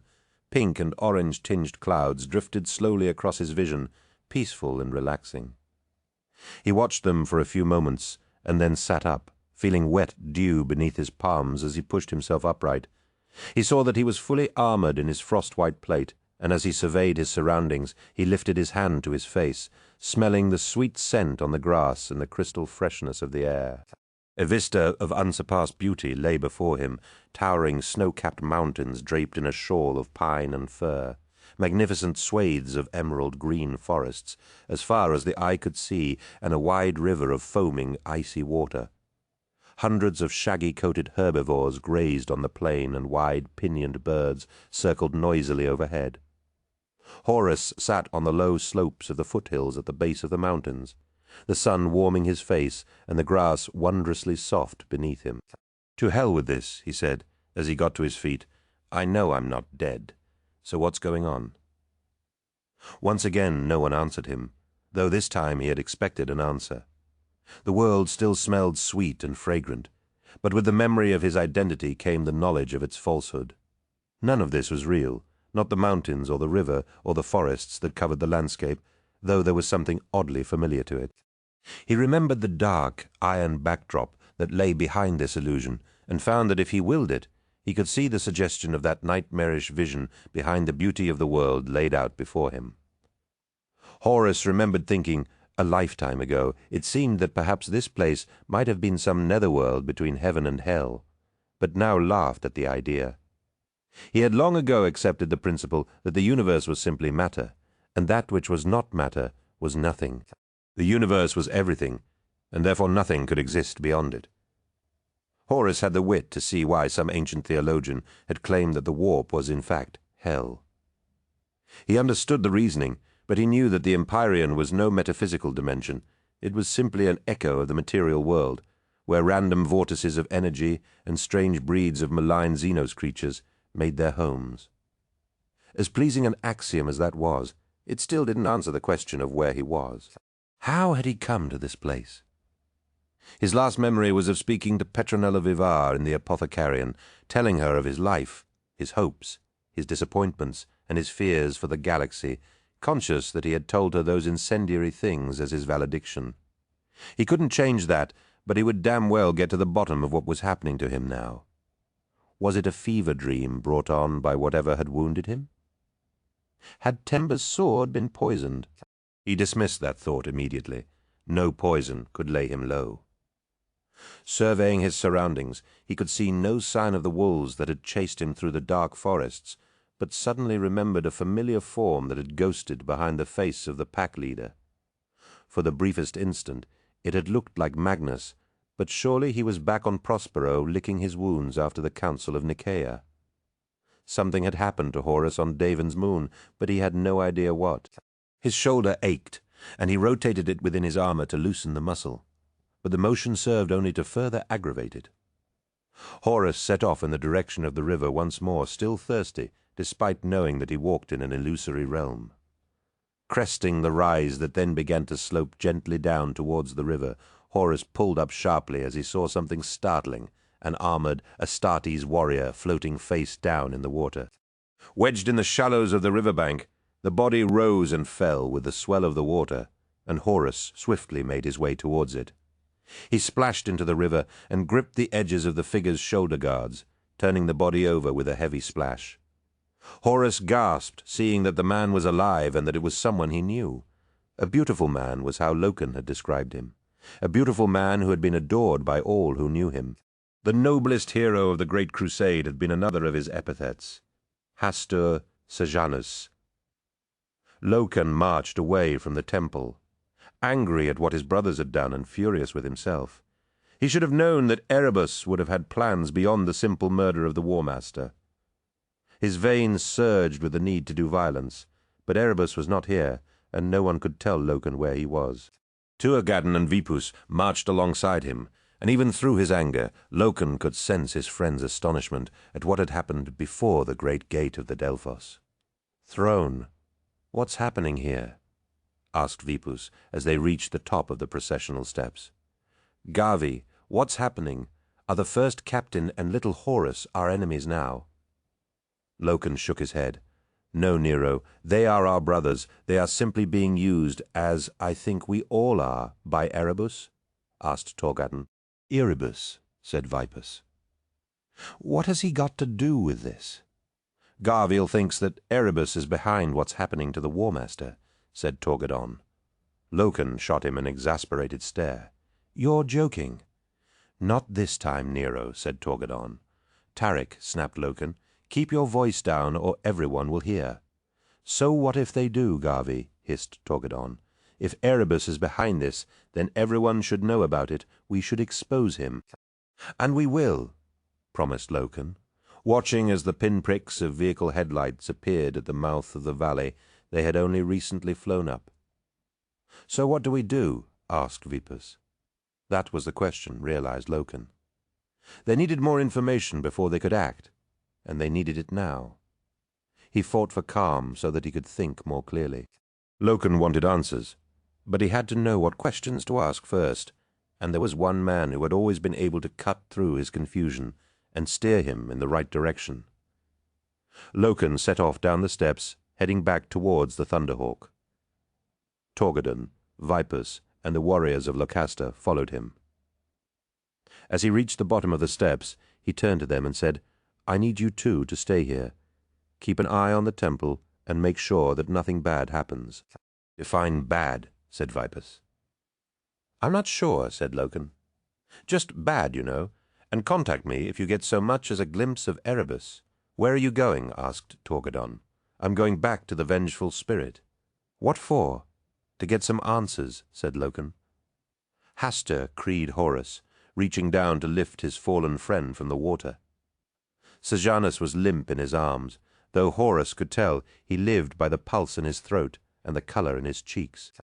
Horus dragged Sejanus from the water, wondering if his presence might be another of the strange realm's illusions, or if his old friend might in fact be a threat to him. Sejanus's chest hiked convulsively as he brought up a lungful of water, and Horus rolled him onto his side, knowing that the enhanced physique of an Astartes warrior made it almost impossible for him to drown. "Hastur, is it really you?" asked Horus, knowing that in this place such a question was probably meaningless, but overcome with joy to see his beloved Sejanus again. He remembered the pain he had felt when his most favored son had been hacked down upon the onyx floor of the false emperor's palace on 6319, and the Sithonic bellicosity that had demanded blood vengeance. Sejanus heaved a last flood of water and propped himself up on his elbow, sucking great lungfuls of the clean air. His hand clutched at his throat as though searching for something, and he looked relieved to find that it wasn't there. "My son," said Horus, as Sejanus turned towards him. He was exactly as Horus remembered him, perfect in every detail. The noble face, wide-set eyes, and firm, straight nose that could be a mirror for the War Master himself. Any thoughts that Sejanus might be a threat to him were swept away as he saw the silver shine of his eyes and knew that this surely was Hastur Sejanus. How such a thing was possible was beyond him, but he did not question this miracle for fear that it might be snatched away from him. "Commander," said Sejanus, rising to embrace Horus. "Damn me, boy, it's good to see you," said Horus. "Part of me died when I lost you." "I know, sir," replied Sejanus, as they released each other from the crushing embrace. "I felt your sorrow. You're a sight for sore eyes, my boy," said Horus, taking a step back to admire his most perfect warrior. "It gladdens my heart to see you, but how can this be? I watched you die." "Yes," agreed Sejanus, "you did, but in truth my death was a blessing." "A blessing? How?" "It opened my eyes to the truth of the universe and freed me from the shackles of living knowledge. Death is no longer an undiscovered country, my lord. It is one from which this traveler has returned." "How is such a thing possible?" "They sent me back to you," said Sejanus. "My spirit was lost in the void, alone and dying, but I have come back to help you." Conflicting emotions surged through Horus at the sight of Sejanus. To hear him speak of spirits and voids struck a note of warning, but to see him alive once more, even if it wasn't real, was something to be cherished. "You say you're here to help me? Then help me to understand this place. Where are we?" "We don't have much time," said Sejanus, climbing the slope to the rise that overlooked the plains and forests, and taking a long look around. "He'll be here soon." "That's not the first time I've heard that recently," said Horus. "From where else have you heard it?" demanded Sejanus, turning back to face him with a serious expression. Horus was surprised at the vehemence of the question. "A wolf said it to me," said Horus. I know, it sounds ridiculous, but I swear it really did speak to me." "I believe you, sir," said Sejanus. That's why we need to move on." Horus sensed evasion, a trait he had never known in Sejanus before now, and said, "You're avoiding my question, Hastur. Now tell me where we are." "We don't have time, my lord," urged Sejanus. "Sejanus," said Horus, his voice that of the War Master, "tell me what I want to know." "Very well," said Sejanus, "but quickly, for your body lies on the brink of death within the walls of the Delphos on Davin." "The Delphos? I've never heard of it, and this doesn't look like Davin." "The Delphos is a place sacred to the Lodge of the Serpent," said Sejanus, "a place of healing.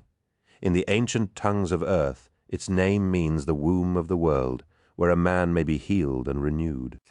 Your body lies in the Axis Mundi chamber, but your spirit is no longer tied to your flesh." "So we're not really here?" asked Horus. "This world isn't real." "No. Then this is the warp," said Horus, finally accepting what he had begun to suspect. "Yes. None of this is real," said Sejanus, waving his hand around the landscape. "All this is but fragments of your will and memory that have given shape to the formless energy of the warp." Horus suddenly knew where he had seen this land before. Remembering the wondrous geophysical relief map of Terra they had found 10 kilometers beneath a dead world almost a decade ago.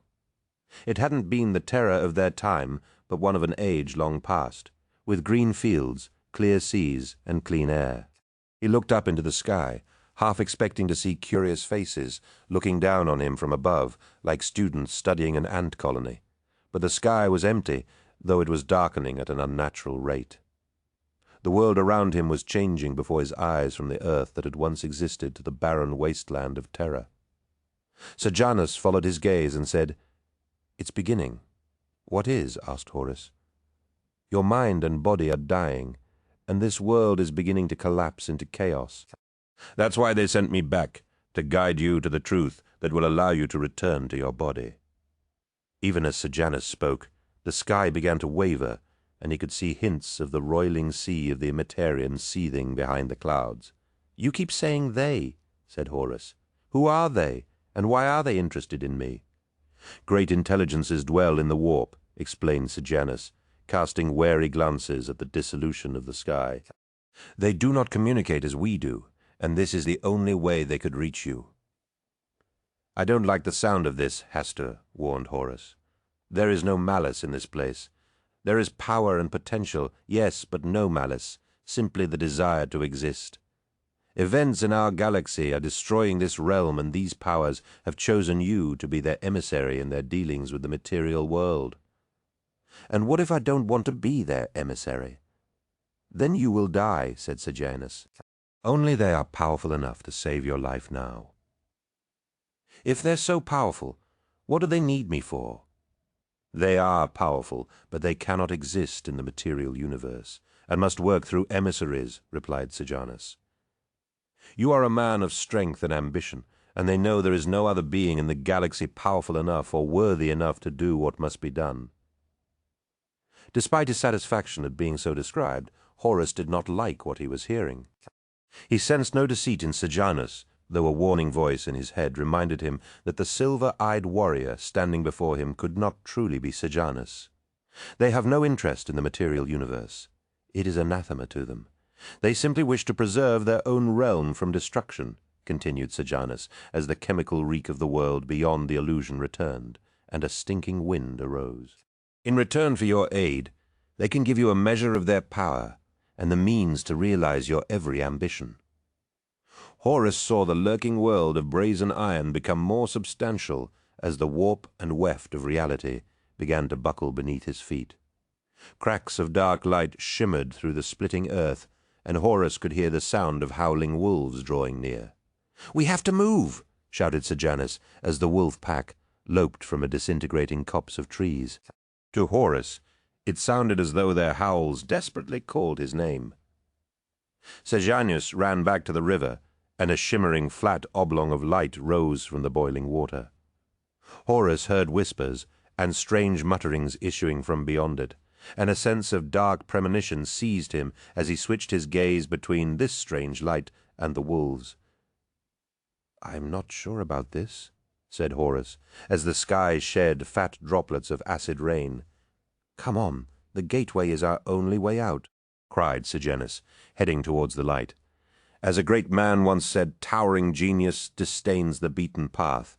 It seeks regions hitherto unexplored." "You're quoting me back to myself?" said Horus, as the wind blew in howling gusts. "Why not? Your words will be quoted for centuries to come," Horus smiled, liking the idea of being quotable, and set off after Sejanus.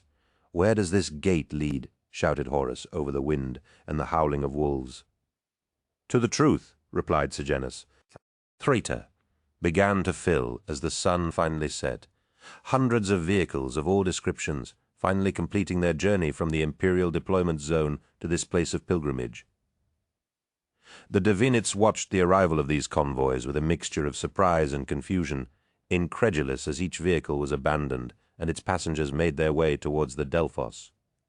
Within the hour, thousands of people had gathered, and more were arriving every minute. Most of these new arrivals milled about in an undirected mass until the Davanites began circulating amongst them, helping to find somewhere that belongings could be set down and arranging shelter as a hard rain began to fall.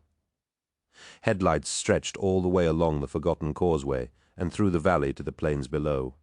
As night closed in on Davin, songs in praise of the War Master filled the air, and the flickering glow of thousands of candles joined the light of the torches ringing the gold-skinned Delphos. 14.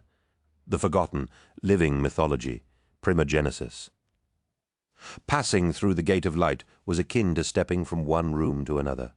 Where once had been a world on the verge of dissolution, now Horus found himself standing amid a heaving mass of people in a huge circular plaza surrounded by soaring towers and magnificently appointed buildings of marble. Thousands of people filled the square, and since he was half again as tall as the tallest, Horus could see that thousands more waited to enter from 9 arterial boulevards. Strangely, none of these people remarked on the sudden arrival of 2 giant warriors in their midst. A cluster of statues stood at the center of the plaza, and droning chants drifted from corroded speakers set on the buildings as the mass of humanity marched in mindless procession around them. A pealing clangor of bells tolled from each building. "Where are we?" asked Horus, looking up at the great eagle-fronted buildings, their golden spires and their colossal stained-glass rosary windows. Each structure vied with its neighbor for supremacy of height and ostentation, and Horus's eye for architectural proportion and elegance saw them as vulgar expressions of devotion. "I do not know the name of this palace," said Sejanus. "I know only what I have seen here, but I believe it to be some kind of shrine world." "A shrine world? A shrine to what?" "Not what," said Sejanus, pointing to the statues in the center of the plaza. "Who?" Horus looked more closely at the enormous statues, encircled by the thronged masses. The outer ring of statues was carved from white marble, and each gleaming warrior was clad in full Astartes battle plate. They surrounded the central figure, which was likewise armored in a magnificent suit of gold armor that gleamed and sparkled with precious gems. This figure carried a flaming torch high, the light of it illuminating everything around him. The symbolism was clear. This central figure was bringing his light to the people, and his warriors were there to protect him. The gold warrior was clearly a king or hero of some kind, his features regal and patrician, though the sculptor had exaggerated them to ludicrous proportions. The proportions of the statues surrounding the central figure were similarly grotesque. "Who is the gold statue meant to be?" asked Horus. "You don't recognize him?" asked Sejanus. "No, should I?" "Let's take a closer look." Horus followed as Sejanus set off into the crowd, making his way towards the center of the plaza, and the crowds parted before them without so much as a raised eyebrow. "Can't these people see us?" he asked. "No," said Sejanus. "Or if they can, they will forget us in an instant. We move amongst them as ghosts, and none here will remember us." Horus stopped in front of a man dressed in a threadbare scapular, who shuffled around the statues on bloodied feet. His hair was tonsured, and he clutched a handful of carved bones tied together with twine. A bloody bandage covered one eye, and a long strip of parchment pinned to his scapula dangled to the ground. With barely a pause, the man stepped around him, but Horus put out his arm and prevented his progress. Again, the man attempted to pass Horus. but again he was prevented. "Please, sir," said the man without looking up, "I must get by." "Why?" asked Horus. "What are you doing?" The man looked puzzled, as though struggling to recall what he had been asked. "I must get by," he said again. Exasperated by the man's unhelpful answers, Horus stepped aside to let him pass. The man bowed his head and said, "The Emperor watch over you, sir." Horus felt a clammy sensation crawl along his spine at the words. He pushed through the unresisting crowds towards the center of the plaza as a terrible suspicion began forming in his gut.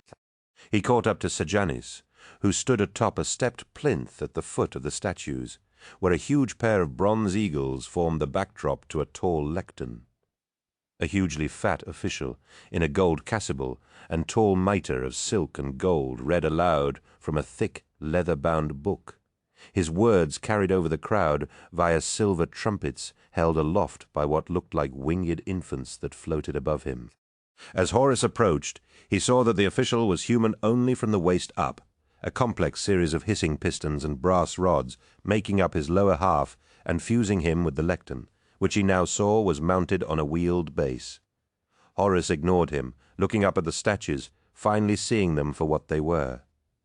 Though their faces were unrecognizable to one who knew them as Horus did, their identities were unmistakable.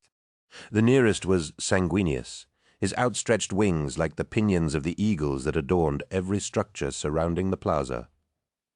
To one side of the Lord of the Angels was Rogel Dawn, the unfurled wings haloing his head. Unmistakable, on the other, was someone who could only be Leman Russ, his hair carved to resemble a wild mane, and wearing a cloak of wolf pelts draped around his massive shoulders. Horus circled the statues, seeing other familiar images, Guilliman, Korax, the lion, Ferus Manus, Vulcan, and finally Jagatai Khan. There could be no doubting the identity of the central figure now. And Horus looked up into the carved face of the Emperor. No doubt the inhabitants of this world thought it magnificent, but Horus knew this was a poor thing, failing spectacularly to capture the sheer dynamism and force of the Emperor's personality. With the additional height offered by the statue's plinth, Horus looked out over the slowly circling mass of people and wondered what they thought they did in this place. Pilgrims, thought Horus, the word leaping, unbidden, to his mind. Coupled with the ostentation and vulgar adornments he saw on the surrounding buildings, Horus knew that this was not simply a place of devotion, but something much more. "This is a place of worship," he said, as Sejanus joined him at the foot of Korax's statue, the cool marble perfectly capturing the pallid complexion of his taciturn brother. Sejanus nodded and said, "It is an entire world given over to the praise of the Emperor. But why? The Emperor is no god. He spent centuries freeing humanity from the shackles of religion. This makes no sense. Not from where you stand in time, but this is the Imperium that will come to pass if events continue on their present course," said Sejanus. "The Emperor has the gift of foresight, and he has seen this future time. For what purpose? To destroy the old faiths, so that one day his cult would more easily supplant them all." "No," said Horus, "I won't believe that. My father always refuted any notion of divinity. He once said of ancient Earth that there were torches, who were the teachers, but also extinguishers, who were the priests. He would never have condoned this. This entire world is his temple," Sejanus said, "and it is not the only one. There are more worlds like this." "Hundreds," nodded Sejanus, "probably even thousands." "But the Emperor shamed Lorgar for behavior such as this," protested Horus. "The word-bearers legion raised great monuments to the Emperor, and persecuted entire populations for their lack of faith, but the Emperor would not stand for it and said that Lorgar shamed him with such displays. He wasn't ready for worship then. He didn't have control of the galaxy. That's why he needed you." Horus turned away from Sejanus and looked up into the golden face of his father, desperate to refute the words he was hearing. At any other time he would have struck Sejanus down for such a suggestion, but the evidence was here before him. He turned to face Sejanus. "These are some of my brothers, but where are the others? Where am I?" "I do not know," replied Sejanus. "I have walked this place many times, but have never yet seen your likeness." "I am his chosen regent," cried Horus. I fought on 1,000 battlefields for him. The blood of my warriors is on his hands, and he ignores me like I don't exist. The Emperor has forsaken you, War Master, urged Sejanus. Soon he will turn his back on his people to win his place amongst the gods. He cares only for himself and his power and glory. We were all deceived. We have no place in his grand scheme, and when the time comes, he will spurn us all and ascend to godhood. While we were fighting war after war in his name, he was secretly building his power in the war.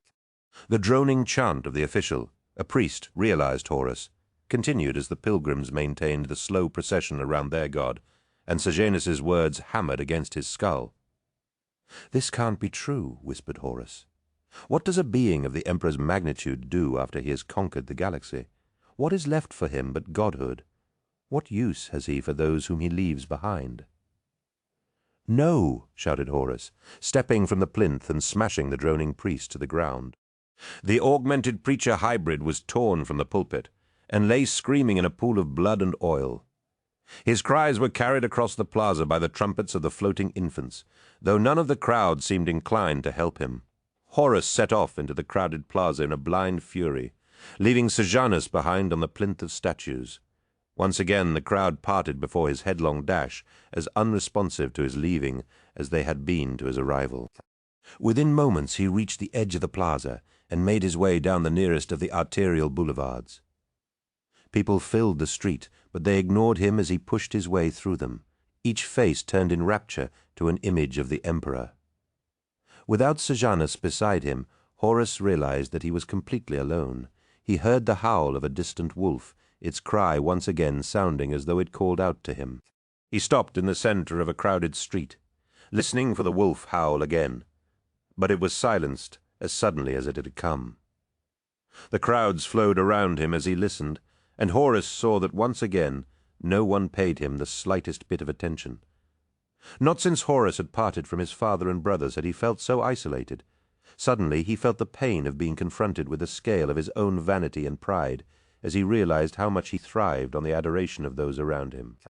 On every face he saw the same blind devotion as he had witnessed in those that circled the statues, a beloved reverence for a man he called father. Didn't these people realize the victories that had won their freedom had been won with Horus's blood? It should be Horus's statue surrounded by his brother primarchs, not the Emperor's. Horus seized the nearest devotee and shook him violently by the shoulders, shouting, "He is not a god. He is not a god." The pilgrim's neck snapped with an audible crack, and Horus felt the bones of the man's shoulders splinter beneath his iron grip. Horrified, he dropped the dead man and ran deeper into the labyrinth of the shrine world, taking turns at random as he sought to lose himself in its crowded streets. Each fevered change of direction took him along thronged avenues of worshippers and marvels dedicated to the glory of the god Emperor, thoroughfares, where every cobblestone was inscribed with prayer, kilometer-high ossuaries of gold-plated bones, and forests of marble columns with unnumbered saints depicted upon them. Random demagogues roamed the streets, one fanatically mortifying his flesh with prayer whips, while another held up 2 squares of orange cloth by the corners and screamed that he would not wear them. Horus could make no sense of any of it. Vast prayer ships drifted over this part of the shrine city, monstrously bloated zeppelins with sweeping brass sails and enormous prop-driven motors. Long prayer banners hung from their fat silver hulls, and hymns blared from hanging loudspeakers, shaped like ebony skulls.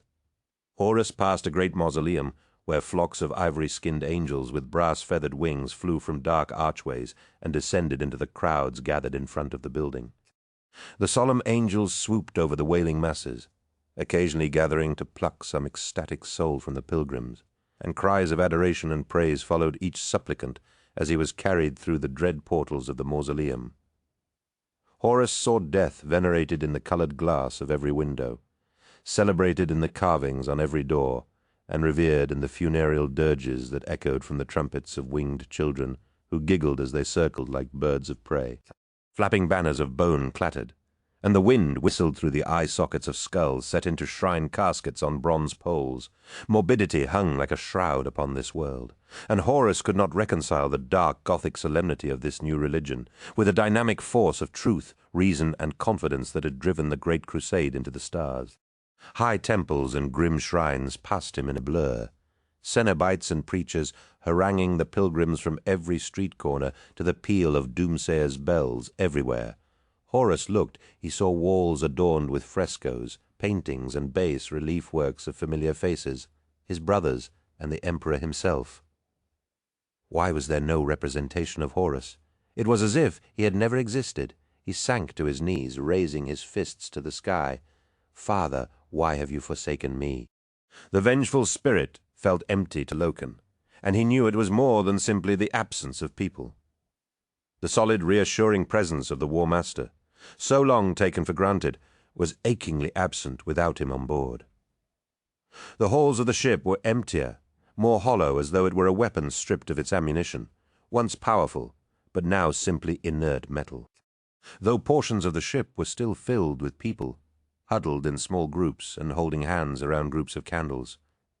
There was an emptiness to the place that left Loken feeling similarly hollowed out.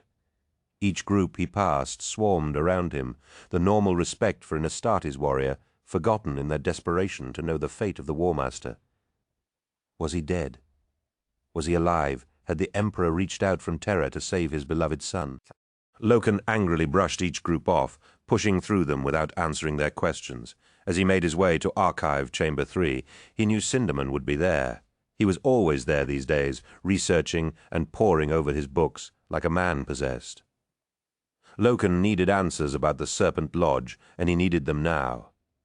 Time was of the essence, and he'd already made one stop at the medical deck in order to hand over the anatheme to Apothecary Vadon. "Be very careful, Apothecary," warned Loken, reverently placing the wooden casket on the steel operating slab between them. "This is a Kinnebrak weapon called an anatheme. It was forged from a sentient Xeno metal and is utterly lethal. I believe it to be the source of the War Master's malady. Do what you need to do to find out what happened, but do it quickly."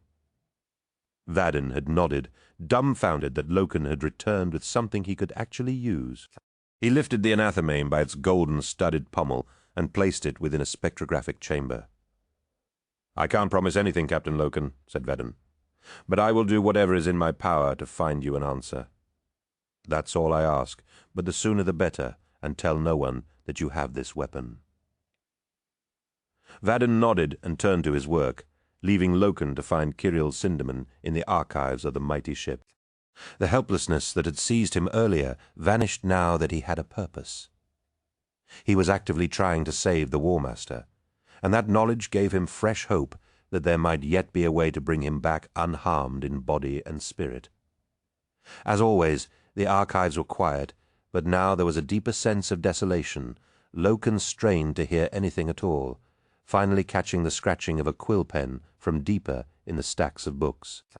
Swiftly he made his way towards the sound, knowing before he reached the source that it was his old mentor. Only Kirill Sindaman scratched at the page with such intense pen strokes. Sure enough, Loken found Sindaman sitting at his usual table, and upon seeing him, Loken knew with absolute certainty that he had not left this place since last they had spoken. Bottles of water and discarded food packs lay scattered around the table, and the haggard Sindaman now sported a growth of fine white hair on his cheeks and chin. "Garville," said Sindaman without looking up, "you came back. Is the War Master dead?" "No," replied Loken. "At least I don't think so. Not yet, anyway." Sindaman looked up from his books, the haphazard piles of which were now threatening to topple onto the floor. "You don't think so?" "I haven't seen him since I saw him on the apothecary's slab," confessed Loken. "Then why are you here? It surely can't be for a lesson on the principles and ethics of civilization. What's happening?" "I don't know," admitted Loken. "Something bad, I think. I need your knowledge of things esoteric, Kirill. Things esoteric," repeated Sindaman, putting down his quill. "Now I am intrigued. The Legion's quiet order has taken the War Master to the temple of the Serpent Lodge on Davon. They've placed him in a temple they call the Delphos, and say that the eternal spirits of dead things will heal him." "Serpent Lodge, you say?" asked Sindaman, plucking books seemingly at random from the cluttered piles on his desk. "Serpents? Now that is interesting." "What is serpents?" repeated Sindaman. Since the very beginnings of time, on every continent where humanity worshipped divinity, the serpent has been recognized and accepted as a god. From the steaming jungles of the Afrique Islands to the icy wastes of Alba, serpents have been worshipped, feared and adored in equal measure. I believe that serpent mythology is probably the most widespread mythology known to mankind. "Then how did it get to Devon?" asked Loken. "It's not difficult to understand," explained Sinderman. "You see, myths weren't originally expressed in verbal or written form because language was deemed inadequate to convey the truth expressed in the stories. Myths move not with words, Garviel, but with storytellers, and wherever you find people, no matter how primitive or how far they've been separated from the cradle of humanity, you'll always find storytellers. Most of these myths were probably enacted, chanted, danced, or sung, more often than not in hypnotic or hallucinatory states. It must have been quite a sight, but anyway, this method of retelling was said to allow the creative energies and relationships behind and beneath the natural world to be brought into the conscious realm. Ancient peoples believed that myths created a bridge from the metaphysical world to the physical one. Sinderman flicked through the pages of what looked like a new book encased in fresh red leather and turned the book so Loken could see. "Here, you see it here quite clearly." Loken looked at the pictures, seeing images of naked tribesmen dancing with long snake-topped poles, as well as snakes and spirals painted onto primitive pottery. Other pictures showed vases with gigantic snakes winding over suns, moons, and stars, while still more showed snakes appearing below growing plants or coiled above the bellies of pregnant women. "What am I looking at?" he asked. "Artifacts recovered from a dozen different worlds during the Great Crusade," said Sinderman, jabbing his finger at the pictures. "Don't you see? We carry our myths with us. Garviel, we don't reinvent them."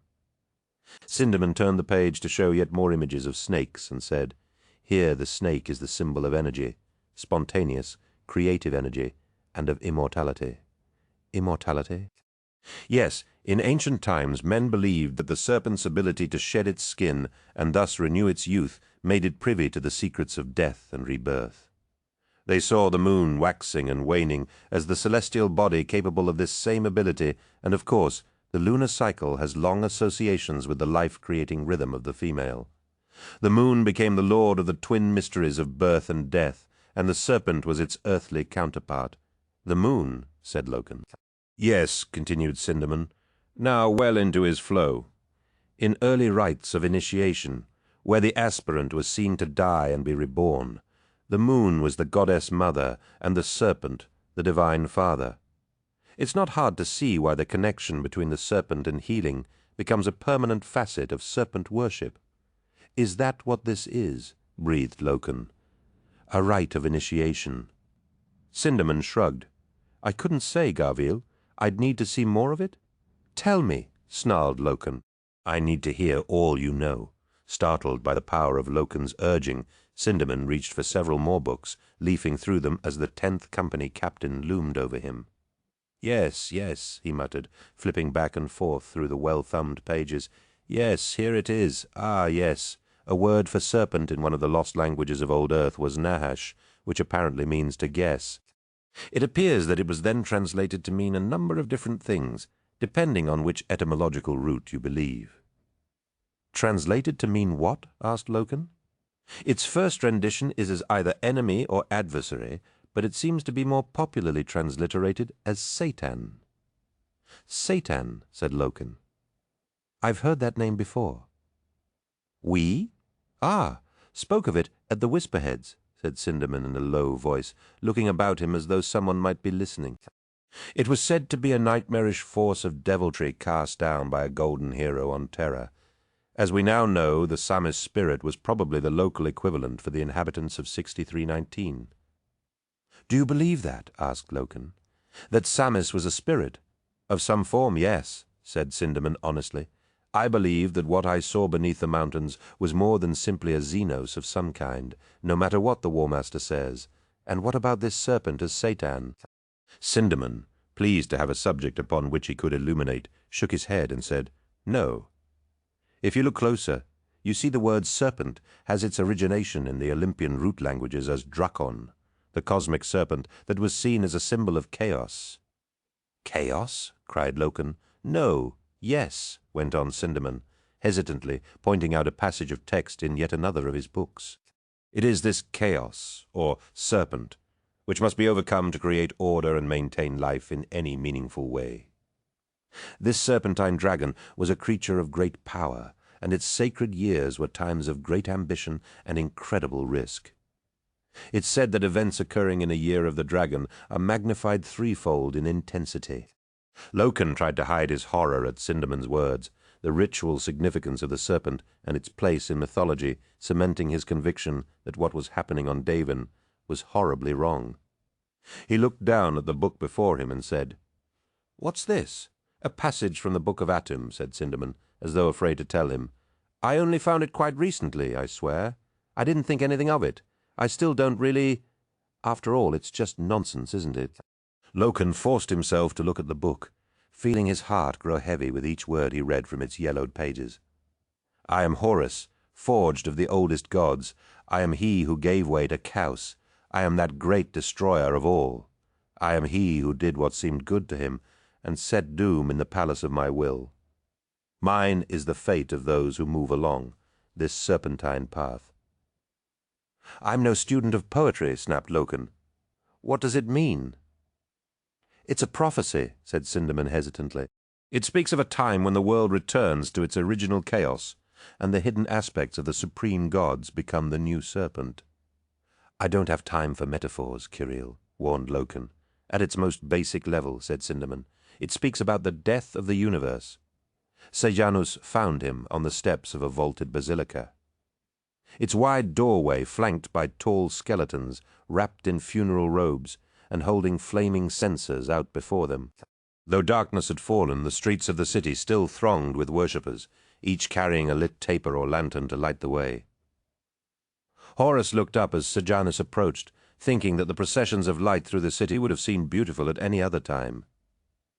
The pageantry and pomp of the palanquins and altars being carried along the streets would previously have irritated him, were the procession in his honor, but now he craved them.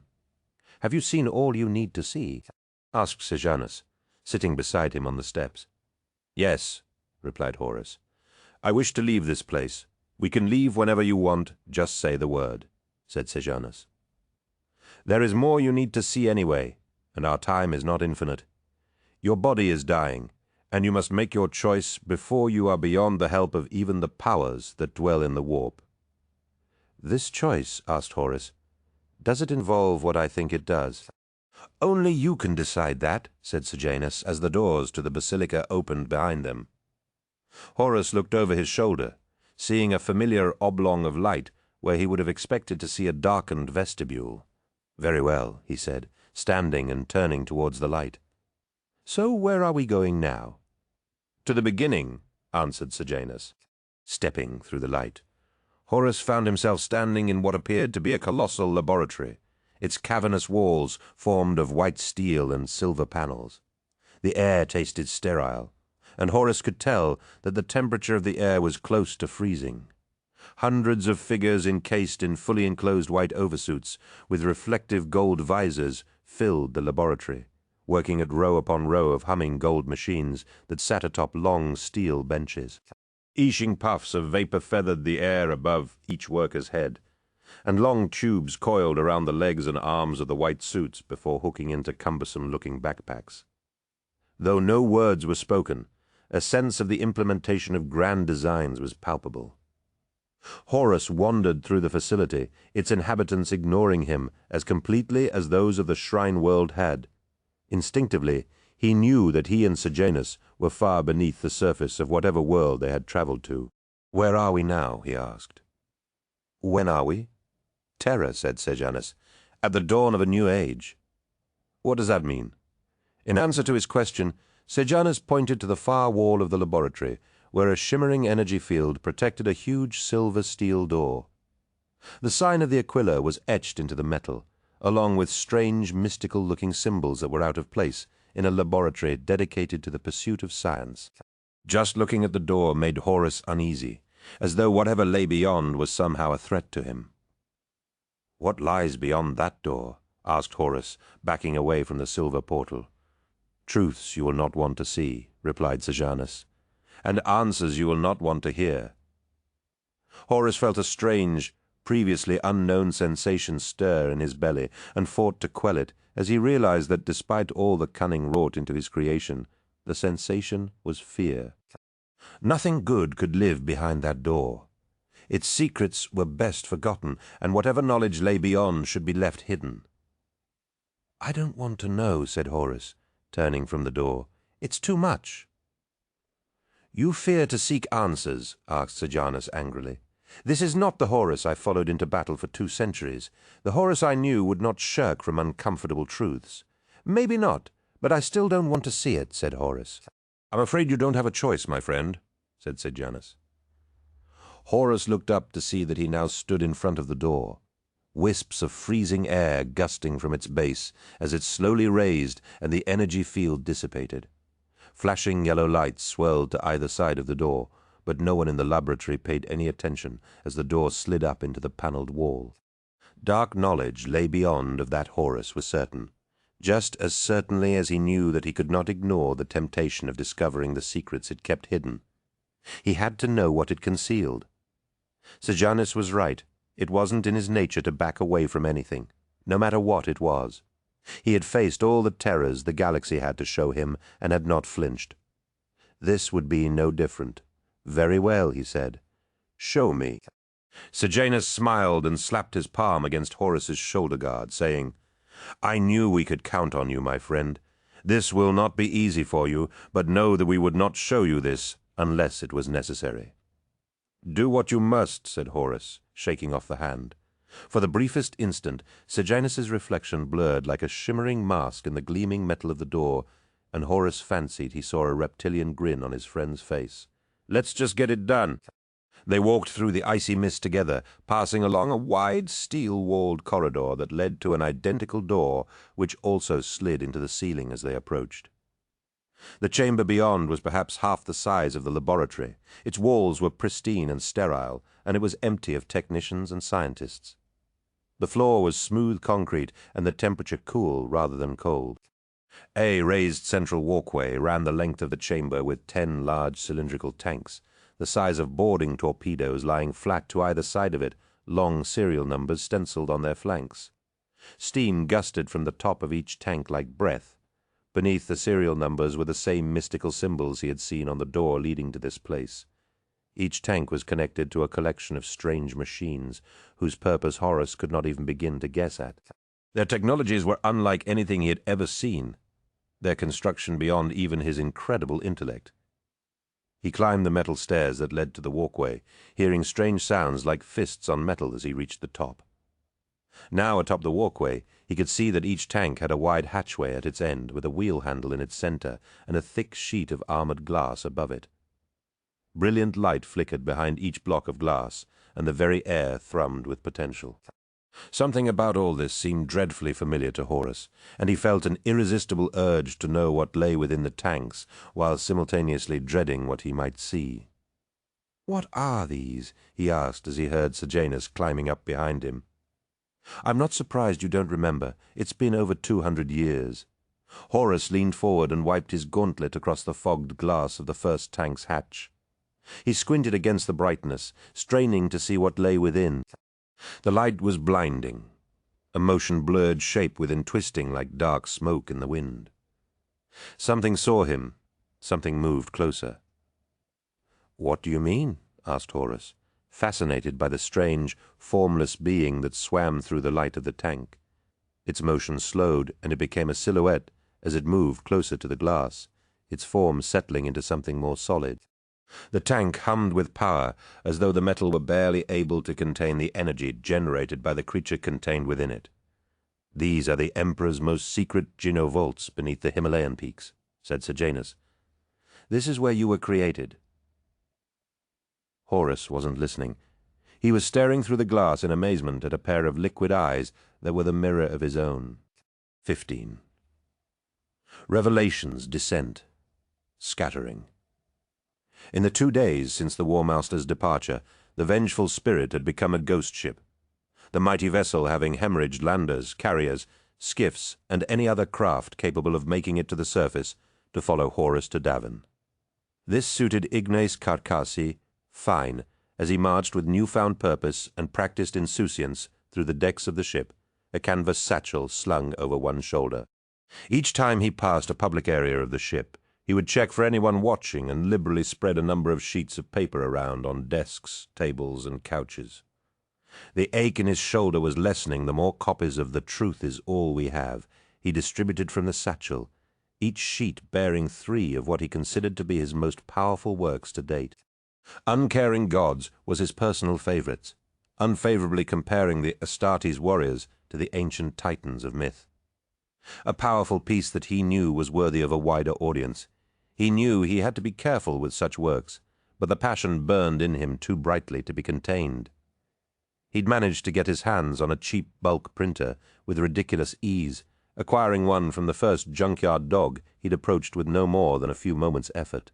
It was not a good quality machine, or even one he would have looked twice at on Terra, but even so it had cost him the bulk of his winnings at Massey.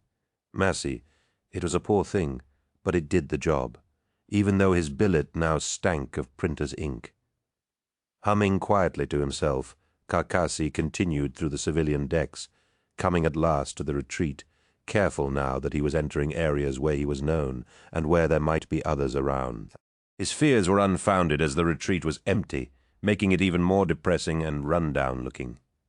One should never see a drinking establishment well lit, he thought. It just makes it look even sadder. He made his way through the retreat, placing a couple of sheets on each table. Carcassi froze as he heard the clink of a bottle on a glass, his hand outstretched to another table. "What are you doing?" asked a cultured, but clearly drunk female voice. Carcassi turned and saw a bedraggled woman slumped in one of the booths at the far end of the retreat, which explained why he hadn't seen her. She was in shadow, but he instantly recognized her as Petronella Vivar, the War Master's documentarist, though her appearance was a far cry from when he had last seen her on Davin. No, that wasn't right. He remembered. He had seen her on the embarkation deck as the Astartes had returned with the War Master. Obviously the experience hadn't failed to leave its mark on her. "Those papers," she said. "What are they?" Carcassi guiltily dropped the sheets he had been holding onto the tabletop and shifted the satchel so that it rested at his back. "Nothing really," he said, moving down the row of booths towards her. "Just some poems I'd like people to read." "Poetry? Is it any good? I could use something uplifting." He knew he should leave her to her maudlin solitude, but the egotist in him couldn't help but respond. "Yes, I think they're some of my best. Can I read them?" "I wouldn't right now, my dear," he said. "Not if you're looking for something light. They're a bit dark." "A bit dark," she laughed, the sound harsh and ugly. "You have no idea. It's Vivar, isn't it?" asked Carcassi, approaching her booth. "That's your name, isn't it?" She looked up, and Carcassi, an expert in gauging levels of inebriation in others, saw that she was drunk to the point of insensibility. 3 bottles sat drained on the table, and a 4th lay in pieces on the floor. "Yes, that's me, Petronella Vivar," she said. "Palatina Majoria of House Carpinus, writer and fraud, and, I think, very drunk." "I can see that, but what do you mean by fraud?" "Fraud," she slurred, taking another drink. "I came here to tell the glory of Horus and the splendid brotherhood of the Primarchs, you know. Told Horus, when I met him, that if he didn't let me do it, he could go to hell. Thought I'd lost my chance right there and then, but he laughed. He laughed." She nodded. "Yes, laughed, but he let me do it anyway. Think he might have thought I'd be amusing to keep around or something. I thought I was ready for anything. And has it proved to be all you hoped it would be, my dear Petronella?" "No, not really, if I'm honest. Want a drink? I'll tell you about it." Carcassi nodded and fetched himself a glass from the bar before sitting across from her. She poured him some wine, getting more on the table than in the glass. "Thank you," he said. "So why is it not what you thought it would be?" There's many a remembrancer would think such a position would be a documentarist's dream. Mercedes Oliton would have killed to land such a role. "Who?" "A friend of mine," explained Carcassi. She's also a documentarist? She wouldn't want it. Trust me, said Petronella, and Carcassi could see that the puffiness around her eyes was due as much to tears as to alcohol. Some illusions are best kept. Everything I thought I knew upside down, just like that. Trust me, she doesn't want this. Oh, I think she might, said Carcassi, taking a drink. She shook her head and took a closer look at him, as though seeing him for the first time. Who are you? She asked suddenly. I don't know you. My name is Ignis Carcassi, he said, puffing out his chest, winner of the Ethiopic laureate in Carcassi. I know that name, she said, rubbing the heel of her palm against her temple as she sought to recall him. Wait, you're a poet, aren't you? I am indeed, he said. Do you know my work? She nodded. You write poetry? Bad poetry, I think. I don't remember. Stung by her casual dismissal of his work, he resorted to petulance and said, Well, what have you written? That's so bloody great. Can't say I remember reading anything you've written. Ha! You remember what I'm going to write. I'll tell you that for nothing, really, quipped Carcassi, gesturing at the empty bottles on the table. And what might that be? Memoirs of an inebriated socialite. Vengeful spirits of the vengeful spirit. You think you're so clever, don't you? I have my moments, said Carcassi, knowing that there wasn't much challenge in scoring points over a drunken woman, but enjoying it nonetheless. Anyway, it would be pleasant to take this spoiled rich girl, who was complaining about the biggest break of her life, down a peg or two. You don't know anything, she snapped. Don't I? He asked. Why don't you illuminate me then? Fine, I will. And she told Ignis Carcassi the most incredible tale he'd ever heard in his life. Did you bring me here? Asked Horus, backing away from the silver tank. The eyes on the other side of the glass watched him curiously, clearly aware of him in a way that everyone else they had encountered on this strange odyssey was not. Though he knew with utter certainty who those eyes belonged to, he couldn't accept that this sterile chamber far beneath the earth was where the glory of his life had begun. Raised on Sthonia, under the black smog of the smelteries that had been his home, his earliest memories a blur of confusing images and feelings. Nothing in his memory recalled this place or the awareness that must have grown within. You have seen the ultimate goal of the Emperor, my friend, said Sejanus. Now it is time for you to see how he began his quest for godhood. With the Primarchs, said Horus. That makes no sense. It makes perfect sense. You were to be his generals. Like unto gods. You would bestride planets and claim back the galaxy for him. You were a weapon, Horus, a weapon to be cast aside, once blunted and past all usefulness. Horus turned from Sejanus and marched along the walkway, stopping periodically to peer through the glass of the tanks. He saw something different in each one, light and form indistinguishable organisms like architecture, eyes and wheels turning in circles of fire. Power like nothing he had known was at work, and he could feel the potent energies surrounding and protecting the tanks, rippling across his skin like waves in the air. He stopped by the tank with LAE stenciled upon it, and placed his hand against the smooth steel, feeling the untapped glories that might have lain ahead for what grew within, but knowing that they would never come to pass. He leaned forward to look within. You know what happens here, Horus, said Sejanus. You are not long for this place. Yes, said Horus. There was an accident. We were lost, scattered across the stars until the Emperor discovered us. No, said Sejanus. There was no accident. Horus turned from the glass, confused. What are you talking about? Of course there was. We were hurled from Terra like leaves in a storm. I came to Thonia, Rus to Fenris, Sanguinius to Baal and the others, to the worlds they were raised on. No, you misunderstand me. I meant that it wasn't an accident, said Sejanus. Look around you. You know how far beneath the earth we are, and you saw the protective wards carved on the doors that led here. What manner of accident do you think could reach into this facility and scatter you so far across the galaxy? And what were the chances of you all coming to rest on ancient homeworlds of humanity? Horus had no answer for him, and leaned on the walkway's railing, taking deep breaths as Sejanus approached him. What are you suggesting?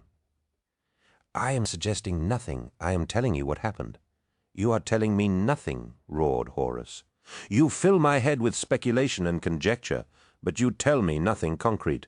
Maybe I'm being stupid. I don't know. So explain what you mean in plain words. Very well, nodded Sejanus. I will tell you of your creation. Thunderheads rumbled over the summit of the Delphos, and Euphrati Keeler snapped off a couple of quick pics of the structure's immensity, silhouetted against sheets of purple lighting. She knew the pics were nothing special, the composition banal and pedestrian, but she took them anyway, knowing that every moment of this historic time had to be recorded for future generations. "Are you done?" asked Titus Cassar, who stood a little way behind her. "The prayer meeting's in a few moments, and you don't want to be late." "I know, Titus. Stop fussing."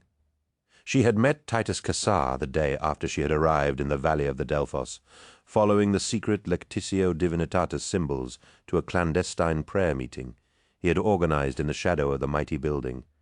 She had been surprised by how many people were part of his congregation, nearly 60 souls, all with their heads bowed and reciting prayers to the divine emperor of mankind. Cassar had welcomed her into his flock, but people had quickly gravitated to her daily prayers and sermons, preferring them to his, for all his faith. Cassar was no orator, and his awkward, spiky delivery left a lot to be desired. He had faith, but he was no iterator, that was for sure. She had worried that he might resent her usurping his group, but he had welcomed it, knowing that he was a follower, not a leader. In truth, she was no leader either. Like Cassar, she had faith, but felt uncomfortable standing in front of large groups of people. The crowds of the faithful didn't seem to notice, staring at her in rapturous adoration as she delivered the word of the emperor. "I'm not fussing, Euphrati." "Yes, you are." "Well, maybe I am, but I have to get back to the Dies Irae before I'm missed. Princeps Turnit will have my hide if he finds out what I've been doing here." The mighty war engines of the Legio Mortis stood sentinel over the War Master at the mouth of the valley, their bulk too enormous to allow them to enter.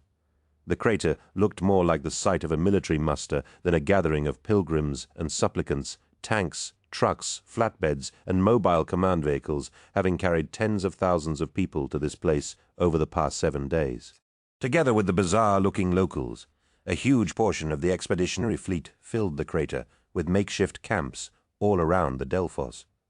People had, in a wondrous outpouring of spontaneous feeling, made their way to where the War Master lay, and the scale of it still had the power to take Euphrati's breath away.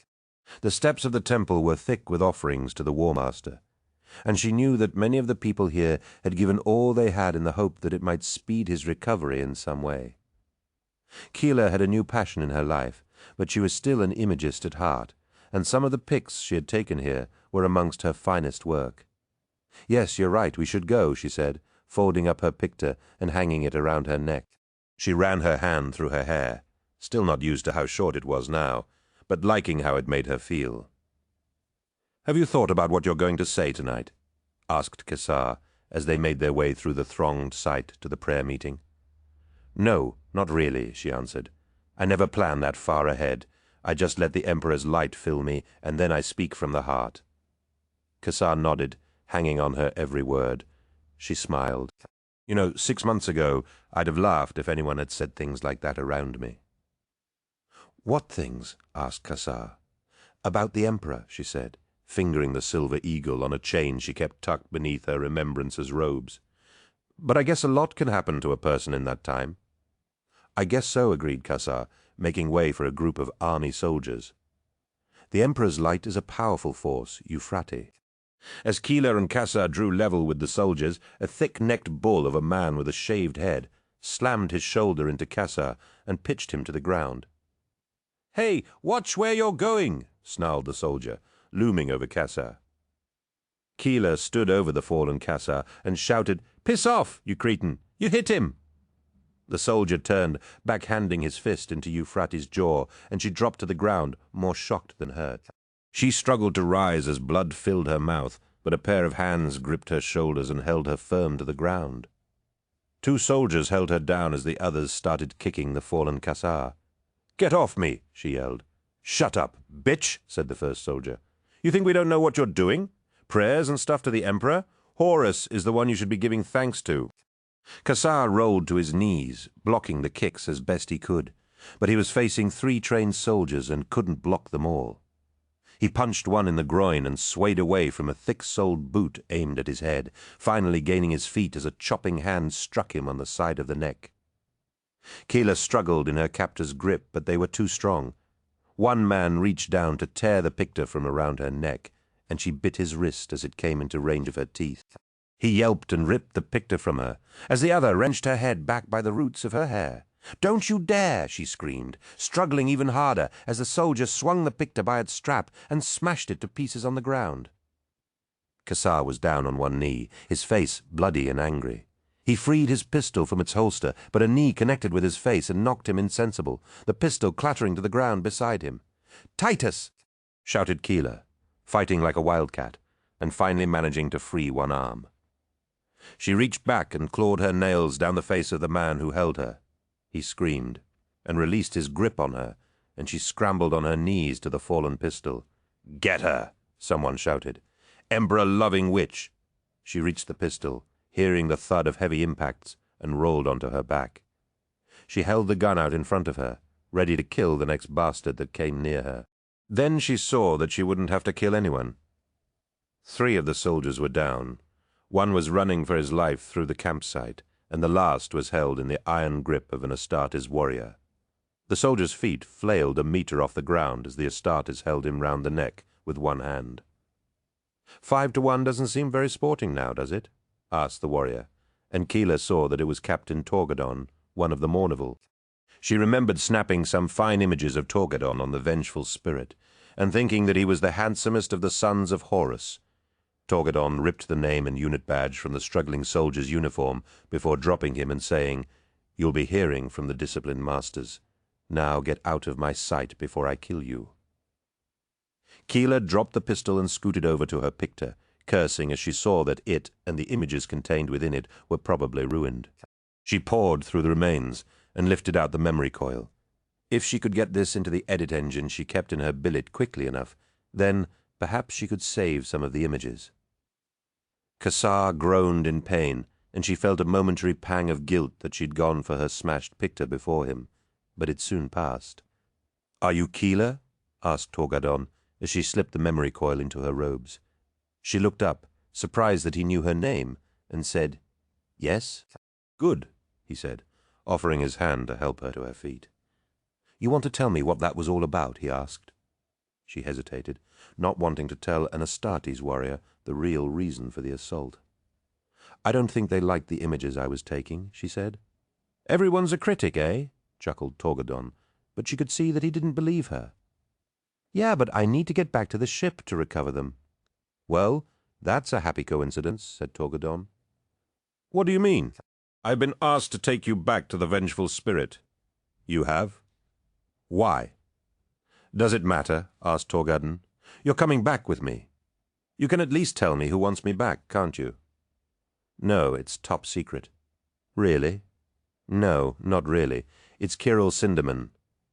The idea of Sinderman sending an Astartes warrior to do his bidding seemed ludicrous to Keela, and there could only be one reason why the venerable iterator wanted to speak to her. Ignis or Masadi must have blabbed to him about her new faith, and she felt her anger grow at their unwillingness to understand her newfound truth. "So the Astartes are at the beck and call of the iterators now," she snapped. "Hardly," said Torgadon. "It's a favor to a friend, and I think it might be in your own best interests to go back. Why?" "You ask a lot of questions, Miss Keela," said Torgadon. "And while that's a trait that probably stands you in good stead as a remembrancer, it might be best for you to be quiet and listen for a change. Am I in trouble?" Torgadon stirred the smashed remnants of her picture with his boot and said, "Let's just say that someone wants to give you some lessons in pictography." "The Emperor knew he would need the greatest warriors to lead his armies," began Sejanus. "To lead such warriors as the Astartes needed commanders like gods. Commanders who were virtually indestructible and could command superhuman warriors in the blink of an eye. They would be engineered to be leaders of men, mighty warlords whose martial prowess was only matched by the emperors, each with his own particular skills. The Primarchs, indeed. Only beings of such magnitude could even think of conquering the galaxy. Can you imagine the hubris and will required even to contemplate such an endeavor? What manner of man could even consider it? Who but a Primarch could be trusted with such a monumental task? No man, not even the Emperor, could achieve such a godlike undertaking alone. Hence you were created, to conquer the galaxy for humanity, said Horus. No, not for humanity. For the Emperor, said Sejanus. You already know in your heart what awaits you when the great crusade is over. You will become a jailer who polices the Emperor's regime while he ascends to godhood and abandons you all. What sort of reward is that for someone who conquered the galaxy? It is no reward at all, snarled Horus, hammering his hand into the side of the silver tank before him. The metal buckled and a hairline crack split the toughened glass under his assault. He could hear a desperate drumming from inside, and a hiss of escaping gas whined from the frosted panel of the tank. Look around you, Horus, said Sejanus. Do you think that the science of man alone could have created a being such as a Primarch? If such technology existed, why not create 100 Horuses, 1,000? No, a bargain was made that saw you emerge from its forging. I know, for the Masters of the Warp are as much your father as the Emperor. No, shouted Horus, I won't believe you. The Primarchs are my brothers, the Emperor's sons created from his own flesh and blood, and each a part of him. Each a part of him, yes, but where did such power come from? He bargained with the gods of the Warp for a measure of their power. That is what he invested in you, not his paltry human power. The gods of the Warp, what are you talking about, Sejanus? The entities whose realm is being destroyed by the Emperor, said Sejanus. Intelligences, Xenos creatures, gods. Does it matter what terminology we use for them? They have such incredible power that they might as well be gods by your reckoning. They command the secrets of life and death and all that lies between, experience, change, war, and decay. They are all part of the endless cycle of existence, and the gods of the Warp hold dominion over them all. Their power flows through your veins and bestows incredible abilities upon you. The Emperor has long known of them, and he came to them many centuries ago, offering friendship and devotion. He would never do such a thing, denied Horus. You underestimate his lust for power, my friend, said Sejanus as they made their way back towards the steps that led down to the laboratory floor. The gods of the Warp are powerful, but they do not understand this material universe, and the Emperor was able to betray them, stealing away their power for himself in creating you. He passed on but a tiny measure of that power. Horus felt his breath come in short, painful bursts. He wanted to deny Sejanus's words, but part of him knew that this was no lie. Like any man, his future was uncertain, but his past had always been his own. His glories and life had been forged with his own 2 hands, but even now they were being stripped away from him by the Emperor's treachery. So we are tainted, whispered Horus. All of us. Tainted. No, said Sejanus, shaking his head. The power of the Warp simply is used wisely, and by a man of power it can be a weapon like no other.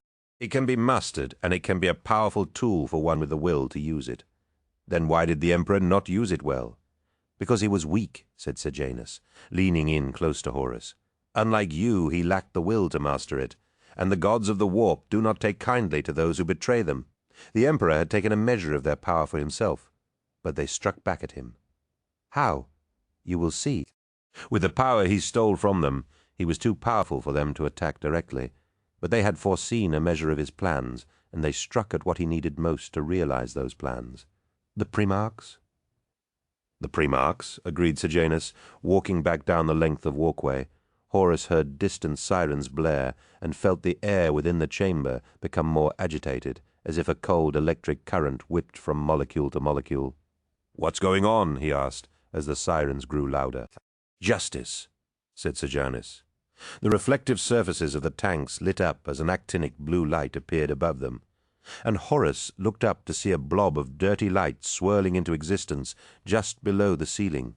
Like a miniature galaxy, it hung suspended above the silver incubation tanks, growing larger with every passing second. A powerful wind tugged at Horus, and he hung onto the railing as a shrieking howl issued from the spreading vortex above him. "What is that?" he shouted, working his way along the railing towards the stairs. "You know what it is, Horus," said Sejanus. "We have to get out of here." "It's too late for that," said Sejanus, taking his arm in an iron grip. "Take your hand off me, Sejanus," warned Horus, "or whatever your name is. I know you're not Sejanus, so you might as well stop pretending." Even as he spoke, he saw a group of armored warriors rushing through the chamber's doorway towards them. There were 6 of them, each with the build of an Astartes, but without a suit of battle plate. They were less bulked out and gigantic. They wore fabulously ornate gold breastplates decorated with eagles and lightning bolts, and each wore a tall, peaked helm of bronze with a red horsehair plume. Scarlet cloaks billowed behind them in the cyclone that swept through the chamber. Long spears with bolt guns slung beneath long, crackling blades were aimed at him, and he instantly recognized the warriors for what they were. The custodian guard, the praetorians of the emperor himself. "Halt, fiends, and face thy judgment," shouted the lead warrior, aiming his guardian spear at Horus's heart. Though the warrior wore an enclosing helm, Horus would have recognized his eyes, and that voice, anywhere. "Valda!" cried Horus. "Constantin Valda! It's me! It's Horus! Be silent!" shouted Valdor. "End this foul conjuration now."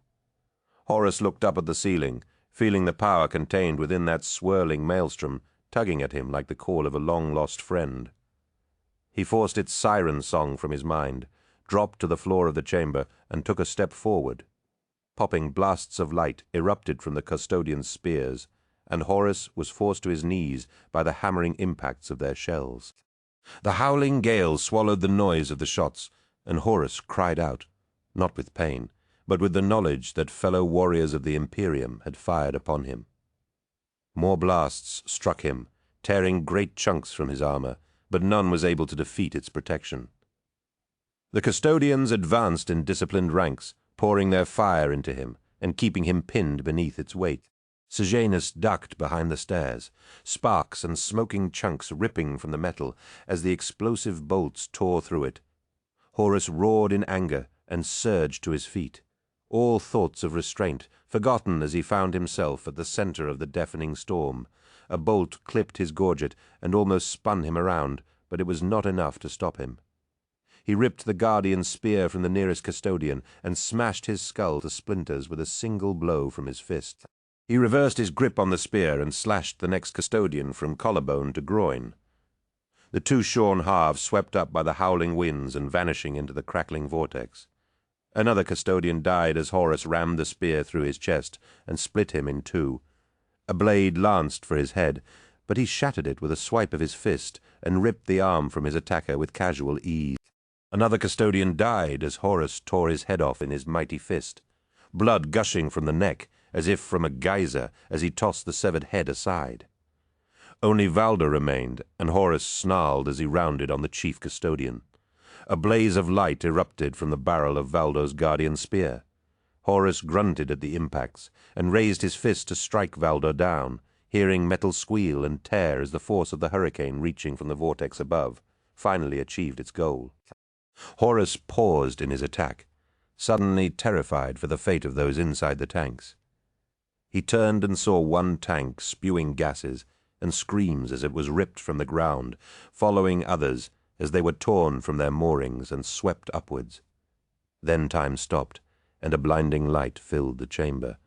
Horus felt warm honey flow through him, and he turned towards the source of the light, a shimmering golden giant of unimaginable majesty and beauty. Horus dropped to his knees in rapture at the sight. Who would not strive to worship so perfect a being?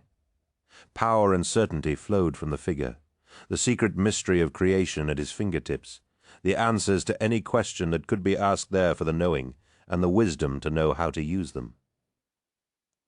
He wore armor that gleamed a perfect gold, his features impossible to know, and his glory and power unmatched by any being in creation. The golden warrior moved as though in slow motion, raising his hand to halt the madness of the vortex with a gesture. The maelstrom was silenced, the tumbling incubation tanks suspended in mid-air. The golden figure turned a puzzled gaze upon Horus. "I know you," he said, and Horus wept to hear such a perfect symphony of sound. "Yes," said Horus, unable to raise his voice above a whisper.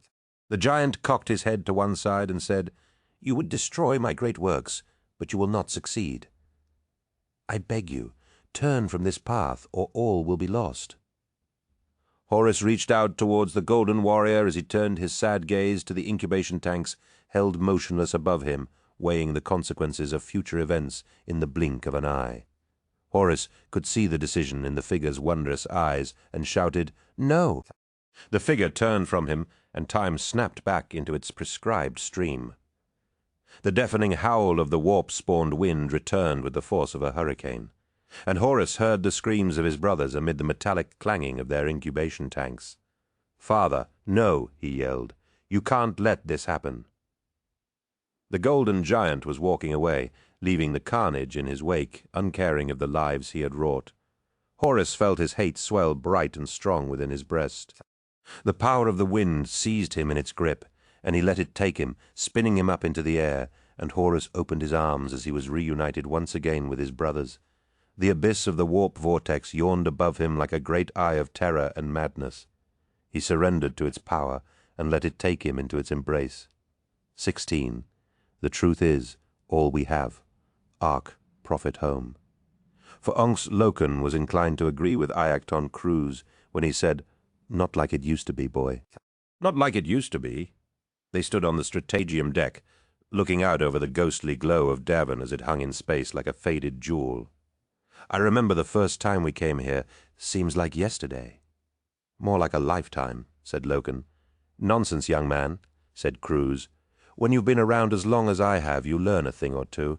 Live to my age, and we'll see how you perceive the passage of years." Loken sighed, not in the mood for another of Cruz's rambling, faintly patronizing stories of the good old days. "Yes, Iacton, we'll see." "Don't dismiss me, boy," said Cruz. "I may be old, but I'm not stupid." "I never meant to say you were," said Loken. "Then take heed of me now, Garviel," said Cruz, leaning in close. "You think I don't know, but I do." "Don't know about what?" "About the half-heard thing," hissed Cruz, quietly, so that none of the deck crew could hear. "I know fine well why you call me that, and it's not because I speak softly. It's because no one pays a blind bit of notice to what I say." Loken looked into Cruz's long, tanned face, his skin deeply lined with creases and folds. His eyes, normally hooded and half-closed, were now intense and penetrating. "Iacton," began Loken, but Cruz cut him off. "Don't apologize. It doesn't become you." "I don't know what to say," said Loken. "Ach, don't say anything." "What do I have to say that anyone would want to listen to anyway?" sighed Cruz. "I know what I am, boy, a relic of a time long past for our beloved Legion. You know that I remember when we fought without the War Master. Can you imagine such a thing? We may not have to soon, Iacton. It's nearly time for the Delphos to open, and there's been no word. Apothecary Vadon is no nearer to finding out what happened to the War Master, even with the anatheme." "The what?" "The weapon that wounded the War Master," said Loken, wishing he hadn't mentioned the Kinnebrak weapon in front of Cruz. "Oh, must be a powerful weapon, that," said Cruz sagely. "I wanted to go back down to Davin with Torgadon," said Loken, changing the subject, "but I was afraid of what I might do if I saw little Horus or Ezekiel." "They are your brothers, boy," said Cruz. "Whatever happens, never forget that. We break such bonds at our peril. When we turn from one brother, we turn from them all, even when they have made a terrible mistake." "Even then," agreed Cruz. "We all make mistakes, lad. We need to appreciate them for what they are, lessons that can only be learned the hard way. Unless it's a fatal mistake, of course. But at least someone else can learn from that." "I don't know what to do," said Loken, leaning on the strategium rail. "I don't know what's happening with the War Master, and there's nothing I can do about it." "Aye, it's a thorny one, my boy," agreed Cruz. "Still, as we used to say back in my day, when there's nothing you can do about it, don't worry about it. Things must have been simpler back in your day, Iacton," said Loken. "They were, boy, that's for sure," replied Cruz, missing Loken's sarcasm. "There was none of this quiet order nonsense. And do you think we'd have that upstart Varvarus baying for blood back in the day? Or that we'd have had remembrancers on our own bloody ship, writing treasonous poetry about us and claiming that it's the unvarnished truth? I ask you, where's the damn respect the Astartes used to be held in?" Changed days, young man. Changed days. Loken's eyes narrowed as Cruz spoke. What are you talking about? I said it's changed days since. No, said Loken, about Varvarus and the remembrances. Haven't you heard? No, I suppose you haven't, said Cruz. Well, it seems Varvarus wasn't too pleased about you in the Mourneville's return to the vengeful spirit with the War Master. The fool thinks heads should roll for the deaths you caused. He's been on the Vox daily to Malokehurst, demanding we tell the fleet what happened, make reparations to the families of the dead, and then punish you all. Punish us? That's what he's saying, nodded Cruz. Claims he's already had Ing Mei Sing dispatch communiques back to the Council of Terror about the mess you caused. Bloody nuisance, if you ask me. We didn't have to put up with this when we first set out. You fought and bled, and if people got in the way, then that was their tough luck. Loken was aghast at Cruz's words, once again feeling the shame of his actions on the embarkation deck. The innocent deaths he'd been part of would remain with him until his dying day, but what was done, and he wouldn't waste time on regret. For mere mortals to decree the death of an Astartes was unthinkable, however unfortunate the events had been. As troublesome a problem as Varvarus was, he was a problem for Malachurst to deal with. But something in Cruz's words struck a familiar chord. You said something about remembrances? Yes, as if we didn't have enough to worry about. Acton, don't draw this out. Tell me what's going on. Very well, though I don't know what your hurry is, replied Cruz. It seems there's some anonymous remembrancer going about the ship, dishing out anti-Astartes propaganda poetry or some such drivel. Crewmen have been finding pamphlets all over the ship called The Truth is All We Have or something pretentious like that. The truth is all we have, repeated Loken. Yes, I think so. Loken spun on his heel and made his way from the Strategium without another word. Not like it was, back in my day, sighed Cruz after Loken's departing back. It was late, and he was tired, but Ignis Carcassi was pleased with the last week's work. Each time he'd made a clandestine journey through the ship, distributing his radical poetry, he'd returned hours later to find every copy gone. Though the ship's crew was no doubt confiscating some, he knew that others must have found their way into the hands of those who needed to hear what he had to say. The companionway was quiet, but then it always was these days. Most of those who held vigils for the fallen War Master did so either on Davin or in the larger spaces of the ship. An air of neglect hung over the vengeful spirit, as though even the servitors who cleaned and maintained it had paused in their duties to await the outcome of events on the planet below. As he walked back to his billet, Carcassi saw the symbol of the Lectitio Divinitatis scratched into bulkheads and passageways time and time again, and he had the distinct impression that if he were to follow them, they would lead him to a group of the faithful. The faithful, it still sounded strange to think of such a term in these enlightened times. He remembered standing in the fane on 6319 and wondering if belief in the divine was some immutable flaw in the character of mankind. Did man need to believe in something to fill some terrible emptiness within him? A wise man of old Earth had once claimed that science would destroy mankind, not through its weapons of mass destruction, but through finally proving that there was no God. Such knowledge, he claimed, would sear the mind of man and leave him gibbering and insane with the realization that he was utterly alone in an uncaring universe. Carcassi smiled and wondered what that old man would have said if he could see the truth of the Imperium taking its secular light to the far corners of the galaxy. On the other hand, perhaps this Lectitio Divinitatis cult was vindication of his words, proof that, in the face of that emptiness, man had chosen to invent new gods to replace the ones that had passed out of memory.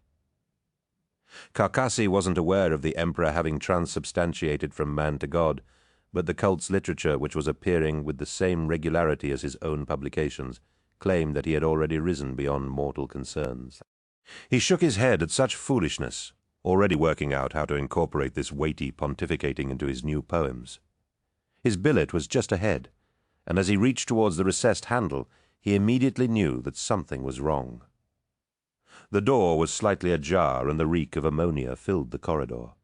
But even over that powerful smell, Karkasi detected a familiar, pervasive aroma that could mean only one thing. The impertinent ditty he had composed for Euphrati Keeler concerning the stink of the Astartes leapt to mind, and he knew who would be behind the door, even before he opened it. He briefly considered simply walking away, but realized that there would be no point. He took a deep breath and pushed open the door. Inside, his cabin was a mess, though it was a mess of his own making rather than that of any intruder. Standing with his back to him and seeming to fill the small space with his bulk was, as he'd expected, Captain Loken. "Hello, Ignace," said Loken, putting down one of the bondsman No. 7s. Karkasi had filled 2 of them with random jottings and thoughts, and he knew that Loken wouldn't be best pleased with what he must have read. You didn't need to be a student of literature to understand the vitriol written there. "Captain Loken," replied Karkasi. "I'd ask too. What do I owe the pleasure of this visit? But we both know why you're here, don't we?" Loken nodded, and Karkasi, feeling his heart pounding in his chest, saw that the Astartes was holding his anger in check by the finest of threads. This was not the raging fury of Abaddon, but a cold steel rage that could destroy him without a moment's pause or regret. Suddenly Karkasi realized how dangerous his newly rediscovered muse was, and how foolish he'd been in thinking he would remain undiscovered for long. Strangely, now that he was unmasked, he felt his defiance smother the fire of his fear, and knew that he had done the right thing. "Why?" hissed Loken. "I vouched for you, Remembrancer. I put my good name on the line for you, and this is how I am repaid." "Yes, Captain," said Karkasi. "You did vouch for me. You made me swear to tell the truth, and that is what I have been doing." "The truth?" roared Loken, and Karkasi quailed before his anger, remembering how easily the captain's fists had bludgeoned people to death. "This is not the truth. This is libelous trash. Your lies are already spreading to the rest of the fleet. I should kill you for this, Ignace. Kill me? Just like you killed all those innocent people on the embarkation deck," shouted Karkasi. "Is that what Astartes justice means now? Someone gets in your way or says something you don't agree with, and you kill them. If that's what our glorious Imperium has come to, then I want nothing to do with it." He saw the anger drain from Loken, and felt a momentary pang of sorrow for him, but quashed it as he remembered the blood and screams of the dying. He lifted a collection of poems and held them out to Loken. "Anyway, this is Want You Wanted." "You think I wanted this?" said Loken, herding the pamphlets across the billet and looming over him. "Are you insane?" "Not at all, my dear Captain," said Karkasi, affecting a calm he didn't feel. "I have you to thank for this. Me? What are you talking about?" asked Loken, obviously confused. Karkasi could see the chink of doubt in Loken's bluster. He offered the bottle of wine to Loken, but the giant warrior shook his head. "You told me to keep telling the truth, ugly and unpalatable as it might be," said Karkasi, pouring some wine into a cracked and dirty tin mug. "The truth is all we have, remember?" "I remember," sighed Loken, sitting down on Karkasi's creaking cot-bed. Karkasi let out a breath as he realized the immediate danger had passed, and took a long, gulping drink of the wine. It was poor of vintage, and had been open for too long, but it helped to calm his jangling nerves. He pulled a high-backed chair from his writing desk, and sat before Loken, who held his hand out for the bottle. "You're right, Ignace. I did tell you to do this, but I never imagined it would lead us to this place," said Loken, taking a swig from the bottle. "Nor I, but it has," replied Karkasi. "The question now becomes, what are you going to do about it?" "I don't really know, Ignace," admitted Loken. "I think you are being unfair to the Mourneville. Given the circumstances we found ourselves in, all we—" "No," interrupted Karkasi, "I'm not. You Astartes stand above us mortals in all regards, and you demand our respect. But that respect has to be earned. It requires your ethics to be without question. You not only have to stay above the line between right and wrong, you also have to stay well clear of the grey areas in between." Loken laughed humorlessly. "I thought it was Cinderman's job to be a teacher of ethics." "Well, our dear Kirill has not been around much lately, has he?" said Karkasi. "I admit I'm somewhat of a latecomer to the ranks of the righteous, but I know that what I'm doing is right. More than that, I know it's necessary." "You feel that strongly about this?" "I do, Captain. more strongly than I have felt about anything in my life. And you'll keep publishing this?" asked Loken, lifting a pile of scribbled notes. "Is there a right answer to that question, Captain?" asked Carcassi. "Yes, so answer honestly." "If I can," said Carcassi, "then I will." "You would bring trouble down on us both, Ignis Carcassi," said Loken. "But if we have no truth, then we are nothing, and if I stop you speaking out, then I am no better than a tyrant.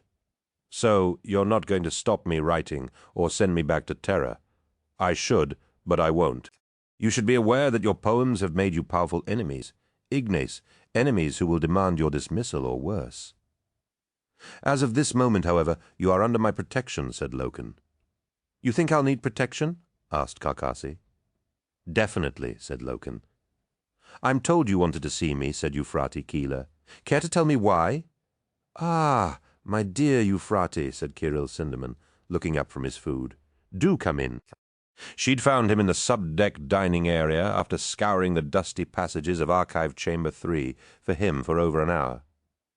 According to the iterators left on the ship, the old man had been spending almost all of his time there, missing his lectures, not that there were any students to lecture just now, and ignoring the requests of his peers to join them for meals or drinks.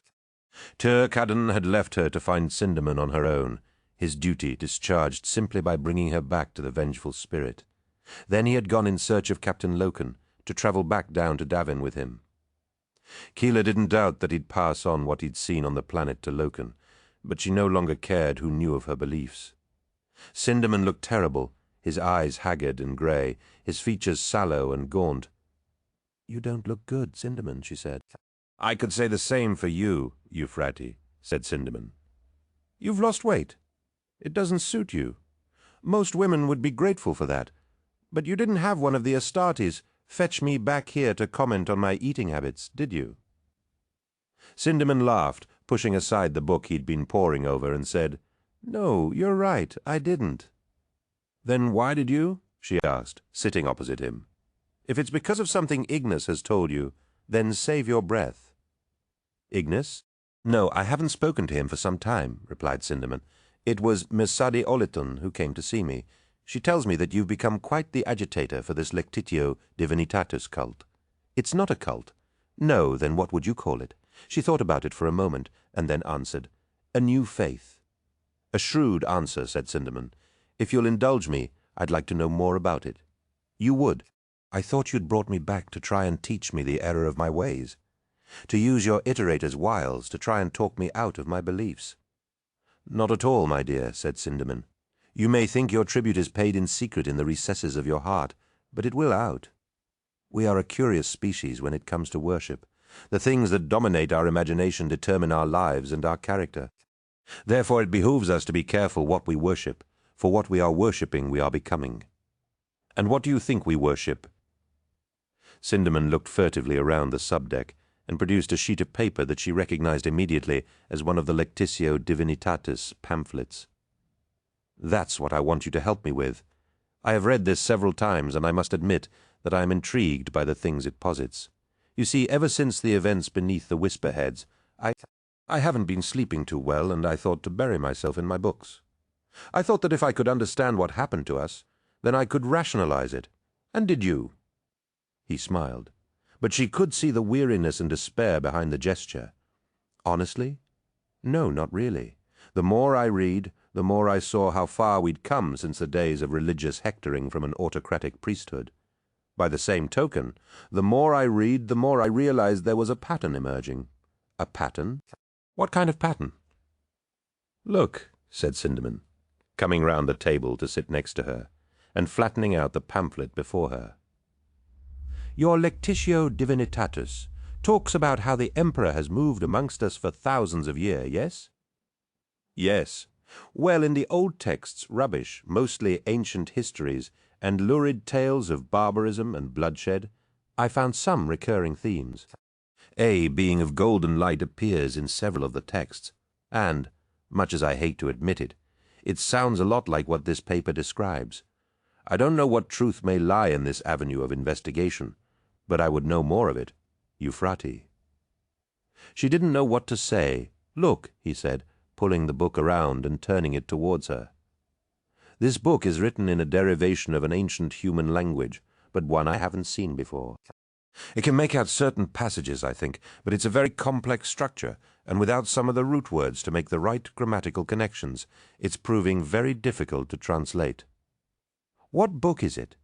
I believe it to be the Book of Lorgar, although I haven't been able to speak with First Chaplain Erebus to verify that fact. If it is, it may be a copy given to the War Master by Lorgar himself. So why does that make it so important? Don't you remember the rumors about Lorgar? Asked Sindaman urgently. That he too worshipped the Emperor as a god? It's said that his legion devastated world after world for not showing the proper devotion to the Emperor, and then raised up great monuments to him. I remember the tales, yes, but that's all they are, surely? Probably. But what if they aren't? Said Sindaman, his eyes alight with the possibility of uncovering such knowledge. What if a Primarch, one of the Emperor's sons no less, was privy to something we as mere mortals are not yet ready for? If my work so far is correct, then this book talks about bringing forth the essence of God. I must know what that means. Despite herself, Euphrates felt her pulse race with this potential knowledge. Undeniable proof of the Emperor's divinity coming from Kirill Sindaman would raise the Lectitio Divinitatis far above its humble status, and into the realm of a phenomenon that could spread from one side of the galaxy to the other. Sindaman saw that realization in her face, and said, Miss Keeler, I have spent my entire adult life promulgating the truth of the Imperium, and I am proud of the work I have done.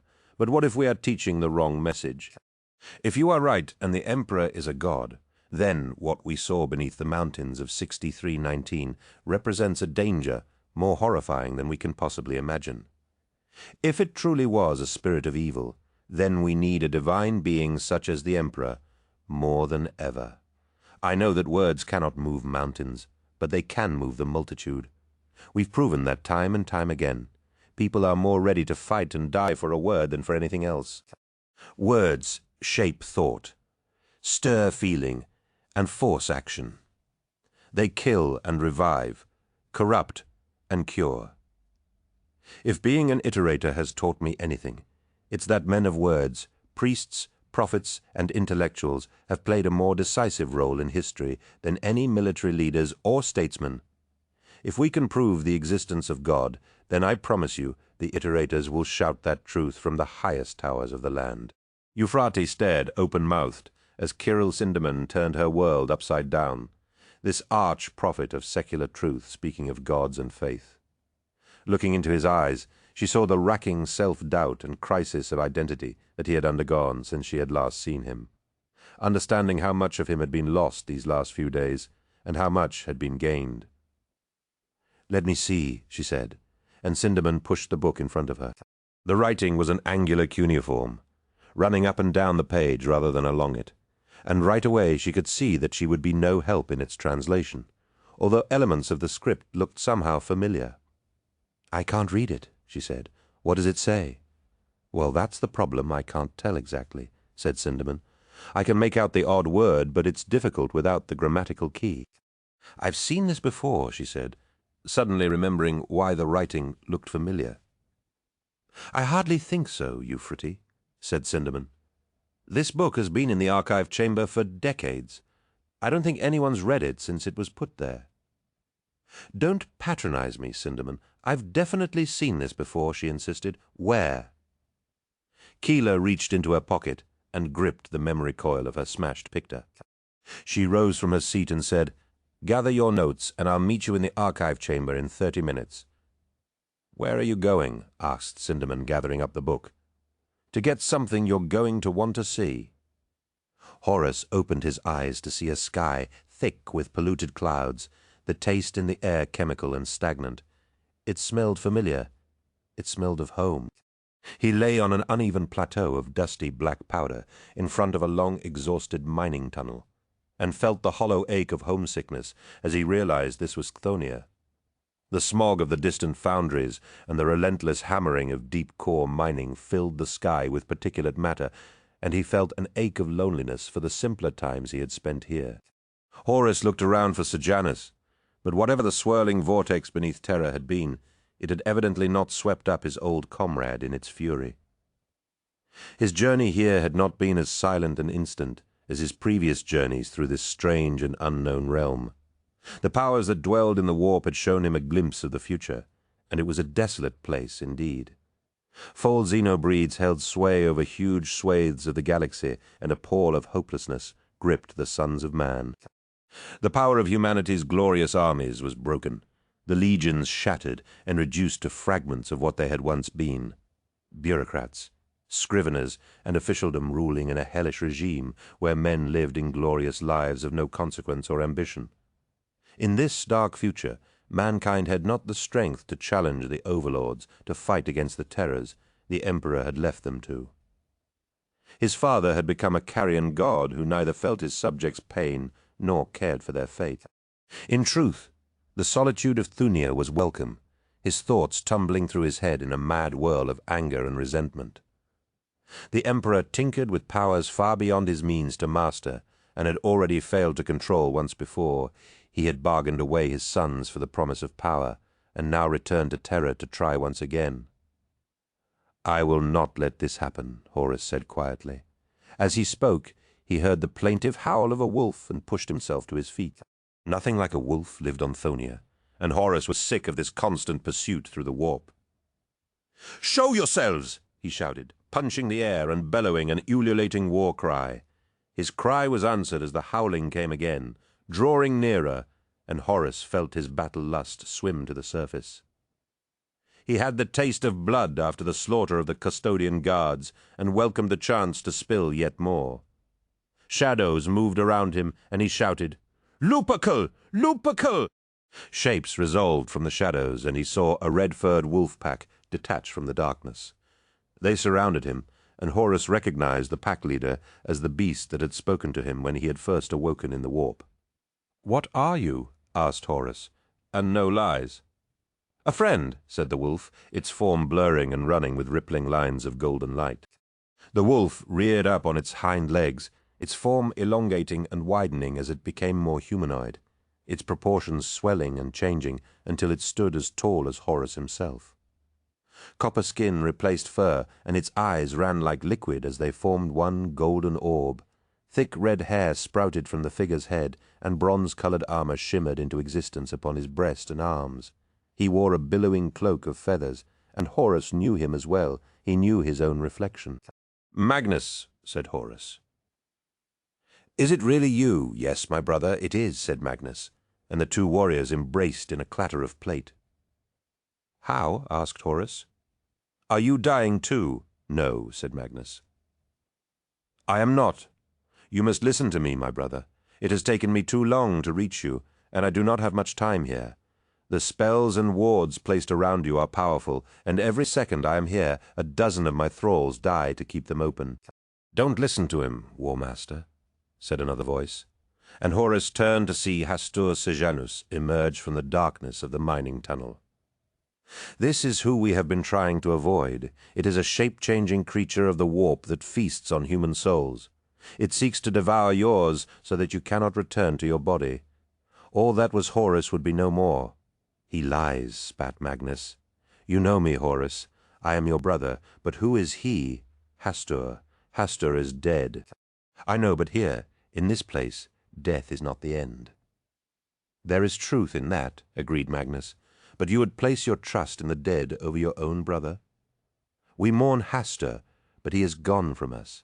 This impostor does not even wear his own true face." Magnus thrust his fist forward and closed his fingers on the air as though gripping something invisible. Then he wrenched his hand back. Hastur screamed, and a silver light blazed like a magnesium flare from his eyes. Horus squinted through the blinding light, still seeing an Astartes warrior, but one now armored in the livery of the word-bearers. Erebus asked Horus. "Yes, War Master," agreed First Chaplain Erebus.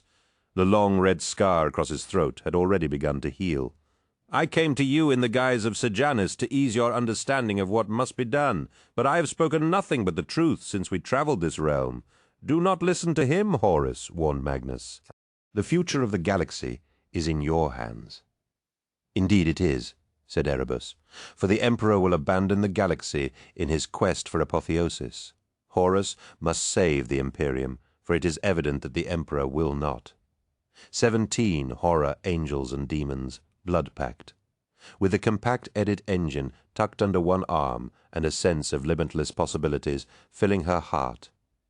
Euphrates Keeler made her way through the stacks of Archive Chamber 3 towards Sindermann's table. The white-haired iterator sat hunched over the book he had shown her earlier, his breath misting in the chill air. She sat down beside him and placed the edit engine on the desk, slotting a memory coil into the imager slot. "It's cold in here, Sindermann," she said. "How you haven't caught a fever, I'll never know," he nodded. "Yes, it is rather cold, isn't it? It's been like this for days now, ever since the War Master was taken to Davin, in fact." The screen of the edit engine flickered to life, its white screen bathing them both in its washed-out light as Keeler flicked through the images she had captured. She zipped through those she had taken while on Davin's surface, and those of Captain Loken and the Mournival prior to their departure for the Whisperheads. "What are you looking for exactly?" asked Sindermann. "This," she said, triumphantly, angling the screen so he could see the image it displayed. The file contained 8 pictures, all taken at the War Council held on Davin, where Ugen Temba's treachery had been revealed. Each shot included First Chaplain Erebus, and she used the engine's trackball to zoom in on his tattooed skull. Sindermann gasped as he recognized the symbols on Erebus's head. They were identical to the ones in the book that he had shown Keeler on the subdeck. "That's it, then," he breathed. "It must be the Book of Lorgar. Can you get any closer to get the symbols from all sides of Erebus's head?" "Is that possible?" "Please, it's me," she replied, her hands dancing across the keys of the edit engine, using all the various images and shots of the word-bearer from different angles. Euphrates was able to create a composite image of the symbols tattooed onto his skull and project it onto a flat pane. Sindermann watched her skill with admiration, and it took her less than 10 minutes to resolve a high-gain image of the symbols on Erebus's head. With a grunt of satisfaction, she made a final keystroke, and a glossy hard copy of the screen's image slid from the side of the machine with a whirring sigh. Keeler lifted it by the corners and waved it for a second or two to dry it, before handing it to Sindermann. "There," she said. "Does that help you translate what this book says?" Sindermann slid the image across the table and held it close to the book, his head bobbing back and forth between the book and his notes, as his finger traced down the trails of cuneiforms. "Yes, yes," he said excitedly. "Here, you see, this word is laden with vowel transliterations, and this one is clearly a personal argot, though of a much denser polysyllabic construction." Keeler tuned out of what Sindermann was saying after a while, unable to make sense of the jargon he was using. Carcassi or Oliton might be able to understand the iterator. But images were her thing, not words. "How long will it take you to get any sense out of it?" she asked. "What? Oh, not long, I shouldn't wonder," he said. "Once you know the grammatical logic of a language, it is a relatively simple matter to unlock the rest of its meaning. So, how long? Give me an hour and we'll read this together." "Yes." She nodded and pushed her chair back, saying, "Fine, I'll take a look around if that's all right." "Yes, feel free to have a look at whatever catches your eye, my dear, though I fear much of this collection is more suited to dusty academics like myself." Keeler smiled as she got up from the table. "I may not be a documentarist, but I know which end of a book to read, Kirill." "Of course you do. I didn't mean to suggest—" "Too easy," she said, and wandered off into the stacks to browse, while Sindermann returned to his books. Despite her quip, she soon realized that Sindermann was exactly right. She spent the next hour wandering up and down shelves packed with scrolls, books, and musty loose-leaf manuscripts. Most of the books had unfathomable titles, like reading astrologies and astrotelepathic auguries, malefic abjurations, and the multifarious horrors associated with such works or the Book of Atum. As she passed this last book, she felt a shiver travel the length her spine and reached up to slide the book from the shelf. The smell of its worn leather binding was strong, and though she had no real wish to read the book, she couldn't deny the strange attraction it held for her. The book creaked open in her grip, and the dust of centuries wafted from its pages as she opened them. She coughed, hearing Sindermann reading aloud from the Book of Lorgar as he translated more of the text. Surprisingly, the words before her were written in a language she could understand, and her eyes quickly scanned the page.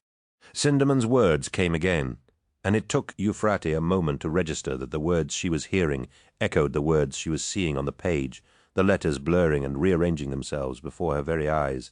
The faded script seemed to illuminate from within, and as she read what they said, the book's pages burst into flames. She dropped the book with a cry of alarm. She turned and ran back towards where she had left Sinderman, turning the corner to see him reading aloud from the book with a terrified expression on his face. He gripped the edges of the book as though unable to let go, the words pouring from him in a flood of voices. A crackling electric sensation set Euphrates' teeth on edge, and she cried out in terror as she saw a swirling cloud of bluish light hovering above the desk. The image twisted and jerked in the air, moving as though out of sync with the world around it. "Kirill! What's happening?" she screamed as the terror of the Whisperheads returned to her with paralyzing force, and she dropped to her knees. Sinderman didn't answer, the words streaming from his unwilling mouth and his eyes fixed in terror on the unnatural sight above him. She could tell the same fear that she felt was also running hot in his veins. The light bulged and stretched as though something was pushing through from beyond, and an iridescent, questing limb oozed from its depths. Keeler felt the anger that had consumed her in the months following her attack break through the fear, and she surged to her feet. Keeler ran towards Sinderman and gripped his skinny wrists as the suggestion of a rippling body of undulating, glowing flesh began tearing through the light. His hands were locked on the book, the knuckles white, and she couldn't prise them loose as he continued to give voice to the terrible words within its pages. "Kirill! Let go of the damn book!" she cried as an awful ripping sound came from above. She risked a look upwards and saw yet more tentacled limbs pushing through the light in an obscene parody of birth. "I'm sorry, Kirill!" she shouted, and punched the iterator across the jaw. He pitched backwards out of his chair, and the torrent of words was cut off as the book fell from his hands. She quickly circled the table and lifted Sinderman to his feet. As she did so, she heard a grotesque sucking sound and a hard, wet thud of something heavy landing on the table. Euphrates didn't waste time looking back, but took off as fast as she could towards the stacks, supporting the lurching Sinderman as she went. The pair of them staggered away from the table as a glittering light behind them, threw their shadows out before them, and a cackling shriek like laughter washed over them. Keeler heard a whoosh of air, and something bright and hot flashed past her, exploding against the shelves with a hot bang like a firework. The wood hissed and spat where it had been struck, and she looked over her shoulder to see a horror of flailing limbs and glowing, twisting flesh leap after them. It moved with a rippling motion, lunatic faces, eyes and cackling mouths forming and reforming from the liquid matter of its body. Blue and red light flared from within it, strobing in dazzling beams through the archive. Another bolt of phosphorescent brightness streaked towards them, and Keeler threw herself and Sinderman flat as it blasted the shelf beside them, sending flaming books and splintered chunks of wood flying. The horrifying monster loped through the stacks on long, elastic limbs, its speed and agility incredible, and Keeler could see that it was circling around to get behind them. She dragged Sinderman to his feet as she heard the monster's maddening laughter cackling behind her. The iterator seemed to have regained some measure of his senses after her punch, and once again they ran between the twisting narrow rows of shelves towards the chamber's exit. Behind her, she could hear the whoosh of flames as the horror squeezed its body into the row, and books erupted into geysers of pink fire. The end of the row was just ahead of her, and she almost laughed as she heard the klaxons that warned of a fire screech in alarm. Surely someone would come to help them now. They burst from the end of the row, and Sinderman stumbled again, carrying her to the floor with him. They fell in a tangle of limbs, scrambling desperately to put some distance between them and the loathsome monster. Keeler rolled onto her back as it pushed itself from the row of shelves, its rippling bulk undulating with rolling internal motion. Leering eyes and wide fang-filled mouths erupted across its amorphous body, and she screamed as it vomited a breath of searing blue fire towards her. Though she knew it would do no good, she closed her eyes and threw her arms up to ward off the flames, but a sudden silence enveloped her, and the expected burning agony never hit. "Hurry," said a trembling voice. "I cannot hold it much longer." Keeler turned and saw the white-robed form of the vengeful spirit's mistress of astropaths, Ingmei Singh, standing in the archive chamber's doorway with her hands outstretched before her. "Horus, my brother," said Magnus. "You must not believe whatever he has told you. It is lies, all of it. Lies that disguise his sinister purpose. Those with courage and character to speak the truth always seem sinister to the ignorant." Snarled Erebus, "You dare speak of lies while you stand before us in the warp. How can this be without the use of sorcery? Sorcery you were expressly forbidden to practice by the Emperor himself. Do not presume to judge me, whelp," shouted Magnus, hurling a glittering ball of fire towards the first chaplain. Horus watched as the flame streaked towards Erebus and enveloped him, but as the fire died he saw that Erebus was unharmed, his armor not so much as scratched and his skin unblemished. Erebus laughed. "You are too far away, Magnus. Your powers cannot reach me here." Horus watched as Magnus hurled bolt after bolt of lightning from his fingertips, amazed and horrified to see his brother employing such powers. Though all the legions had once had librarius divisions that trained warriors to tap into the power of the warp, they had been disbanded after the Emperor's decree at the Council of Nicaea. Clearly, Magnus had paid that order no mind, and such conceit staggered Horus. Eventually his Cyclopean brother recognized that his powers were having no effect on Erebus, and he dropped his hands to his side. "You see," said Erebus, turning to Horus, "he cannot be trusted." "Nor can you, Erebus," said Horus. "You come to me cloaked in the identity of another. You claim my brother Magnus is naught but some warp beast set upon devouring me, and then you speak to him as though he is exactly as he seems. If he is here by sorcery, then how else can you be here?" Erebus paused, caught in his lie, and said, "You are right, my lord. The sorcery of the Serpent Lodge has sent me to you to help you, and to offer you this chance of life. The Serpent Priestess had to cut my throat to do it, and once I return to the world of flesh, I will kill the bitch for that. But know that everything I have shown you is real. You saw it yourself, and you know the truth." Magnus towered over the figure of Erebus. His crimson mane shook with fury, but Horus saw that he kept tight rein on his anger as he spoke. "The future is not set, Horus. Erebus may have shown you a future, but that is only one possible future. It is not absolute. Have faith in that." "Pah!" sneered Erebus. "Faith is just another way of not wanting to know what is true." "You think I don't know that, Magnus," snapped Horus. "I know of the warp and the tricks it can play with the mind. I am not stupid. I knew that this was not Sejanus, just as I know that, without a context, everything I have seen here is meaningless." Horus saw the crestfallen look on Erebus's face and laughed. "You must take me for a fool, Erebus, if you thought that such simple parlor tricks would bewitch me to your cause." "My brother," smiled Magnus, "you are a wonder to me." "Be quiet," snarled Horus. "You are no better than Erebus. You will not manipulate me like this, for I am Horus. I am the War Master." Horus relished their confusion. One was his brother, the other a warrior he had counted as a valued counselor and devoted follower. He had sorely misjudged them both. "I can trust neither of you," he said. "I'm Horus, and I make my own fate." Erebus stepped towards him with his hands outstretched in supplication. "You should know that I came to you at the behest of my lord and master, Lorgar. He already has knowledge of the Emperor's quest to ascend to godhood, and has sworn himself to the powers of the warp.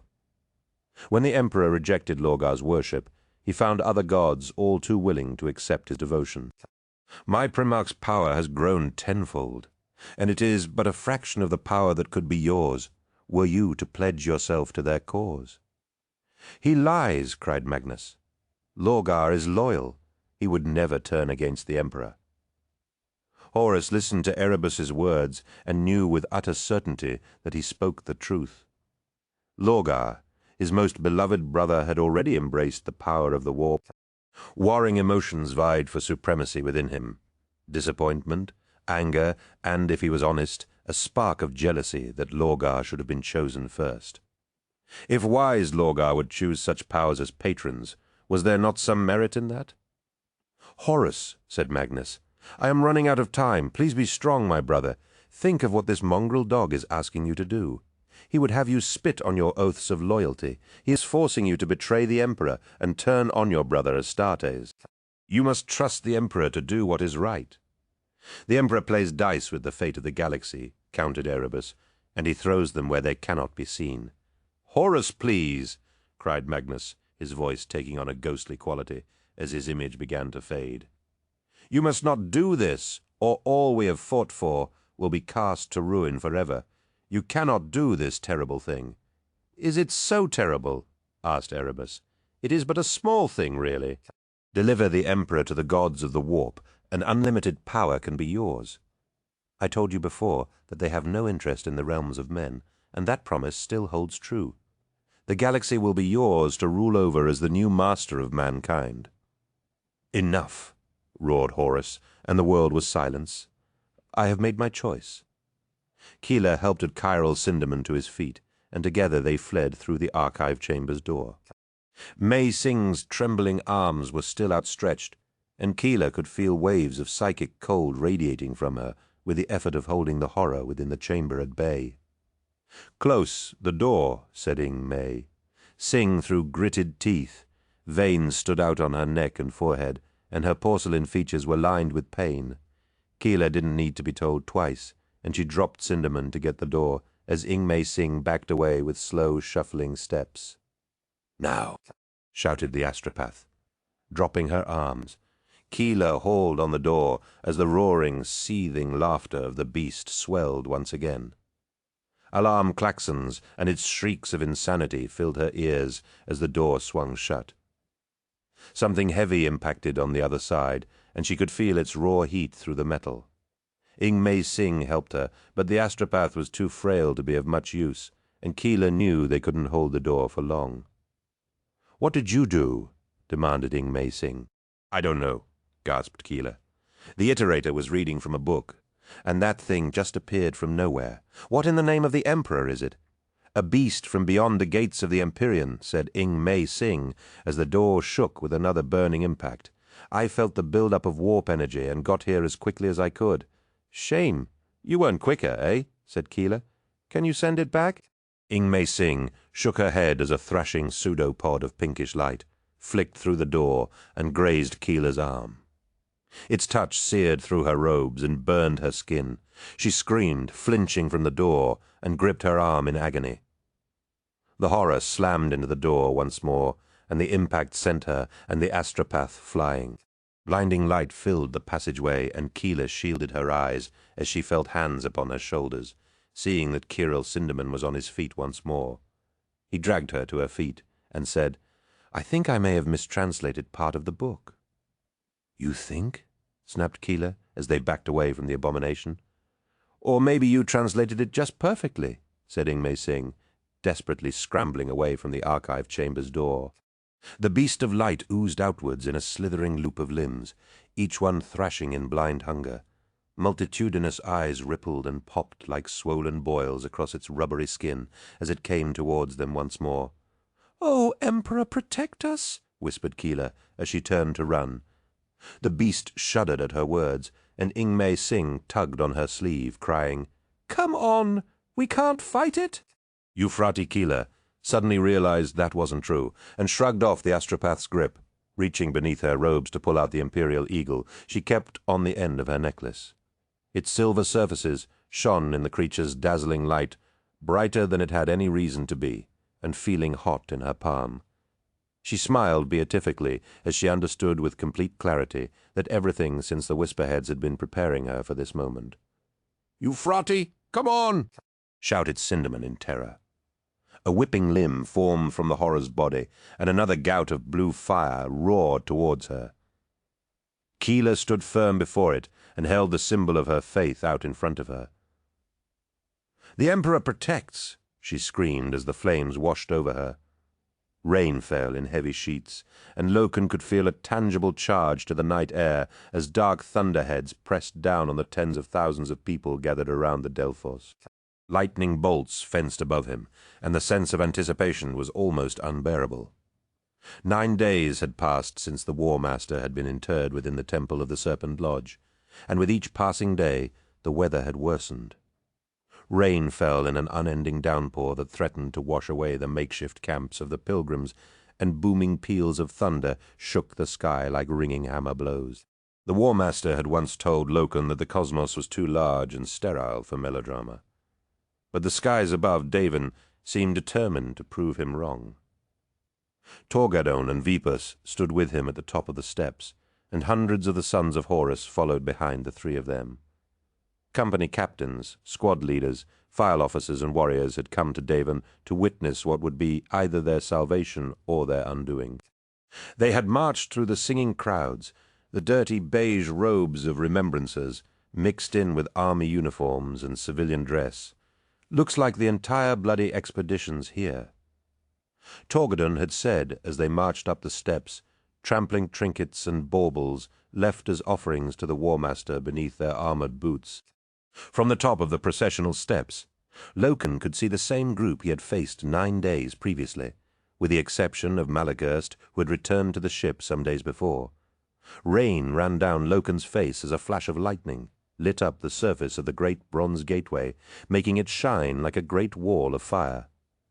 The gathered Astartes warriors stood sentinel before it in the rain: Abaddon, Aximand, Targost, Sedire, Ekadon, and Kiber.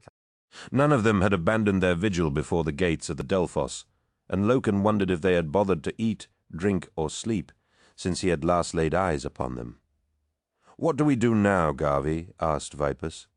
"We join our brothers and wait." "Wait for what?" "We'll know that when it happens," said Torgadon. "Won't we, Garvey?" "I certainly hope so, Tarik," replied Loken. "Come on." The three of them set off towards the gateway, the thunder echoing from the massive structure's sides, and the snakes atop each pillar, slithering with each flashing bolt of lightning. Loken watched as his brothers in front of the gate came to stand in line at the edge of the rippling pool of water, the full moon reflected in its black surface. Horus Aximand had once called it an omen. Was it again? Loken didn't know whether to hope that it was or not. The sons of Horus followed their captains down the wide processional in their hundreds, and Loken kept a grip on his temper, knowing that if things went ill here, there would almost certainly be bloodshed. The thought horrified him, and he hoped with all his heart that such a tragedy could be averted, but he would be ready if it came to war. "Are you battle-ready?" hissed Loken to Torgadon and Vipus on a discreet vox channel. Always nodded Torgadon, full load on every man.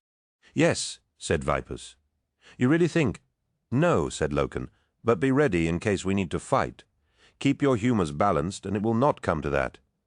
"You too, Garvey," warned Torgadon. The long column of Astartes warriors reached the pool, the War Master's bearers standing on its opposite side, stoic and unrepentant. "Loken," said Sergar Targost, "are you here to fight us?" "No," said Loken, seeing that, like them, the others were locked and loaded. "We've come to see what happens. It's been 9 days, Sergar." "It has indeed," nodded Targost. "Where is Erebus? Have you seen him since you put the War Master in this place?" "No," growled Abaddon, his long hair unbound and his eyes hostile. "We have not. What does that have to do with anything?" "Calm yourself, Izegael," said Torgadon. "We're all here for the same thing." "Loken," said Aximand, "there has been bad blood between us all, but that must end now. For us to turn on one another would dishonor the War Master's memory." "You speak as though he's already dead, Horus." "We will see," said Aximand. "This was always a forlorn hope, but it was all we had." Loken looked into the haunted eyes of Horus Aximand, seeing the despair and doubt that plagued him, and felt his anger towards his brother diminish. Would he have acted any differently had he been present when the decision to enter the War Master had been taken? Could he in all honesty say that he would not have accepted the decision of his friends and peers if the situation had been reversed? He and Horus Aximand might even now be standing on different sides of the moon-shimmered pool.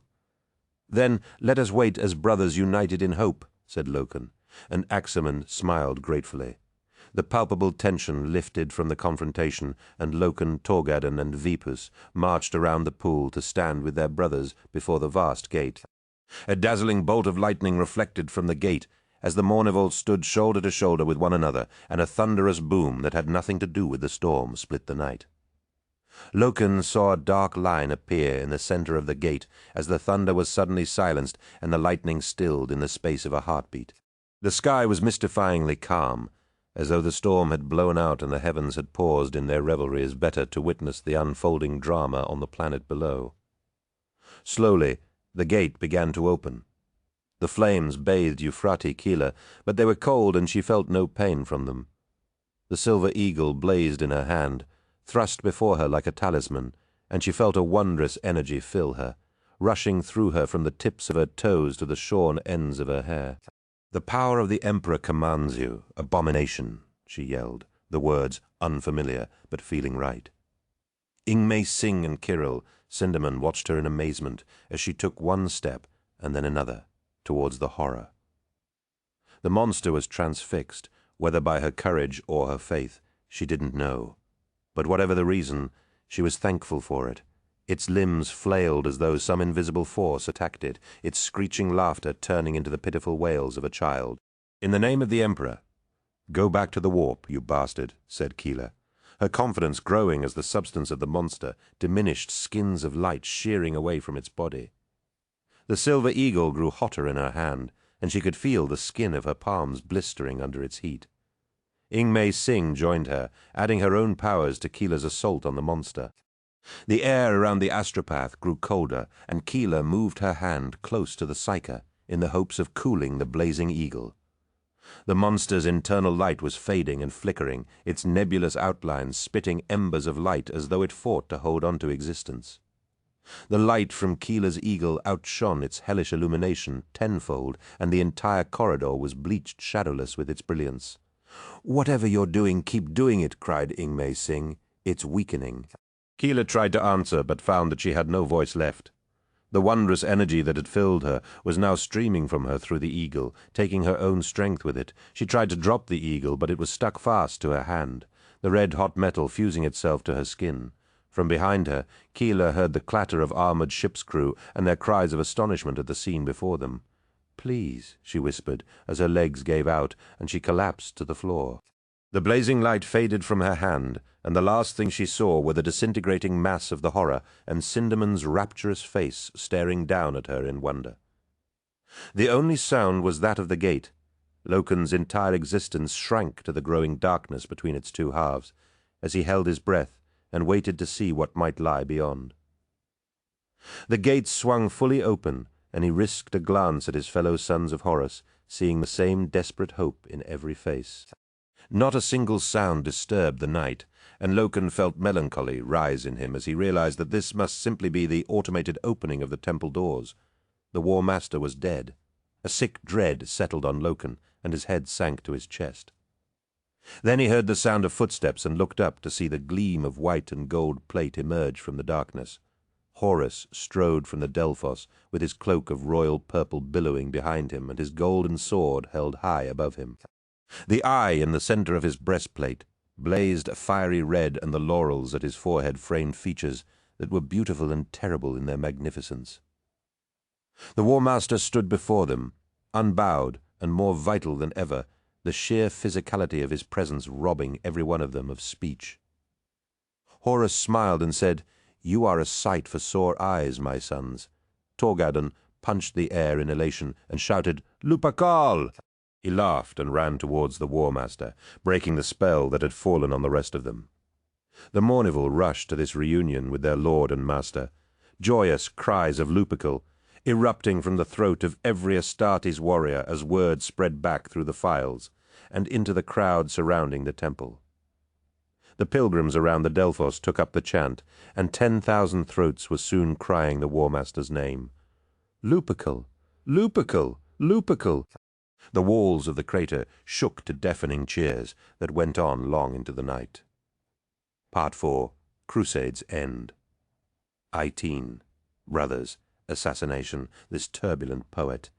Silver trails of molten metal had solidified on the breastplate, and Mercedes Ollerton had learned enough in her time with the expedition fleet to know that it would require the aid of Legion artificers to repair it properly. Loken sat before her in the training halls, while other officers of the Sons of Horus were scattered throughout it, repairing armor and cleaning bolters or chainswords. Loken was melancholic, and she was quick to notice his somber mood. "Is the war not going well?" she asked, as he removed the firing chamber from his bolter and pulled a cleaning rag through it. He looked up, and she was struck by how much he had aged in the last 10 months, thinking that she would need to revise her chapter on the immortality of the Astartes. Since opening hostilities against the Orishan technocracy, the Astartes had seen some of the hardest fighting since the Great Crusade had begun, and it was beginning to tell on many of them. There had been few opportunities to spend time with Loken during the war, and it was only now that she truly appreciated how much he had changed. "It's not that," said Loken.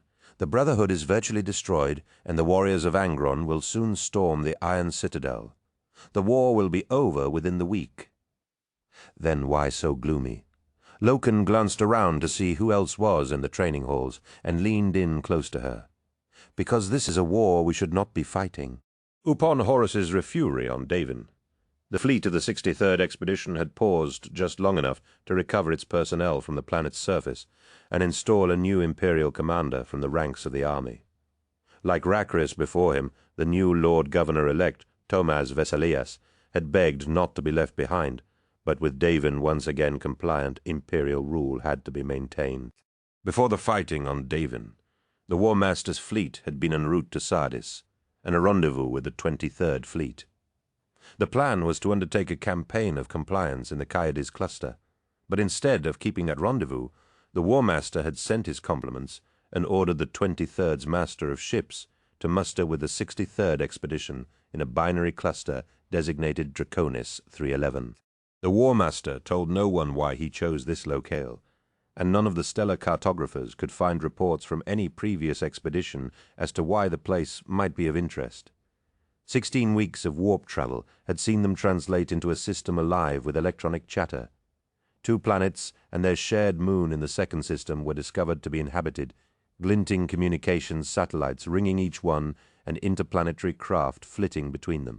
More thrilling still, communications with orbital monitors revealed this civilization to be human. Another lost branch of the old race, isolated these past centuries. The arrival of the Crusade fleet had been greeted with understandable surprise, and then joy as the planet's inhabitants realized that their lonely existence was finally at an end. Formal, face-to-face contact was not established for 3 days, in which time the 23rd Expedition, under the command of Angron of the 12th Legion, the World Eaters, translated in system. The first shots were fired 6 hours later, the 9th month of the war. Bolter shells stitched a path towards Loken from the blazing muzzle of the bunker's gun. He ducked behind a shell-pocked cement column, feeling the impacts hammering through it, and knowing that he didn't have much time until the gunfire chewed its way through. "Garvey!" shouted Torgadon, rolling from behind cover and shouldering his bolter. "Go left! I've got you!" Loken nodded, and dived from behind the cover as Torgadon opened up, his Astartes strength keeping the barrel level, despite the bolter's fearsome recoil. Shells exploded in grey puffs of rockcrete at the bunker's firing slit, and Loken heard screams of pain from within. Locaster moved up behind him, and he heard the whoosh of flame units as warriors poured fire into the bunker. More screams and the stink of flesh burned by chemical flame filled the air. "Everyone back!" shouted Loken, getting to his feet and knowing what would come next. Sure enough, the bunker mushroomed upwards with a thudding boom, its internal magazine cooking off as its internal sensors registered that its occupants were dead.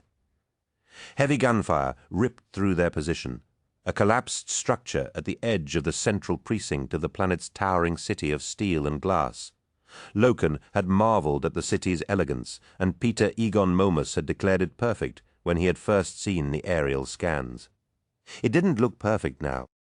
Puffs of flickering detonations tore a line through the Astartes, and Loken dropped as the warrior with the flame unit disappeared in a column of fire. His armor kept him alive for a few seconds, but soon he was a burning statue.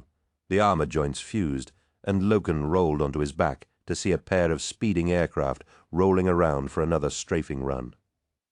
"Take those ships out!"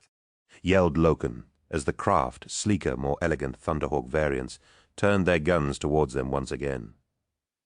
The Astartes spread out as the underslung gun pods erupted in fire, and a torrent of shells tore through their position, ripping thick columns in two and sending up blinding clouds of grey dust. Two warriors ducked out from behind a fallen wall, one aiming a long missile tube in the rough direction of the flyer, while the other sighted on it with a designator. The missile launched in a streaming cloud of bright propellant, leaping into the sky and speeding after the closest flyer. The pilot saw it and tried to evade, but he was too close to the ground, and the missile flew straight into his intake, blowing the craft apart from the inside. Its blazing remains plummeted towards the ground. As Vipers shouted, "Incoming!" Loken turned to rebuke him for stating the obvious when he saw that his friend wasn't talking about the remaining flyer. 3 tracked vehicles smashed over a low ceramic brick wall behind them, their thick, armored forward sections emblazoned with a pair of crossed lightning bolts. Too late, Loken realized the flyers had been keeping them pinned in place while the armored transports circled around to flank them. Through the smoking wreckage of the burning bunker, he could see blurred forms moving towards them, darting from cover to cover as they advanced. Locaster was caught between 2 enemy forces, and the noose was closing in. Loken chopped his hand at the approaching vehicles, and the missile team turned to engage their new targets. Within seconds, one was a smoking wreck as a missile punched through its armor and its plasma core exploded inside. "Tarek," he shouted over the din of gunfire from nearby, "keep our front secure." Torgadon nodded, moving forwards with 5 warriors. Leaving him to it, Loken turned back towards the armored vehicles as they crunched to a halt, pintle-mounted bolters hammering them with shots. 2 men fell, their armor cracked open by the heavy shells. Close on them, ordered Loken as the frontal assault ramps lowered and the Brotherhood warriors within charged out. The first few times Loken had fought the Brotherhood, he'd felt a treacherous hesitation seize his limbs, but 9 months of grueling campaigning had pretty much cured him of that. Each warrior was armored in fully enclosed plate, silver like the knights of old, with red and black heraldry upon their shoulder guards. Their form and function was horribly similar to that of the sons of Horus, and though the enemy warriors were smaller than the Astartes, they were nevertheless a distorted mirror of them. Loken and the warriors of Locaster were upon them, the lead Brotherhood warriors, raising their weapons in response to the wild charge. The blade of Loken's chainsword hacked through the nearest warrior's gun and cleaved into his breastplate.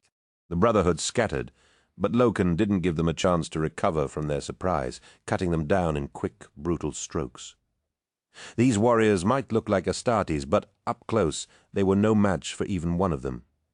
He heard gunfire from behind and heard Torgadon issuing orders to the men under his command.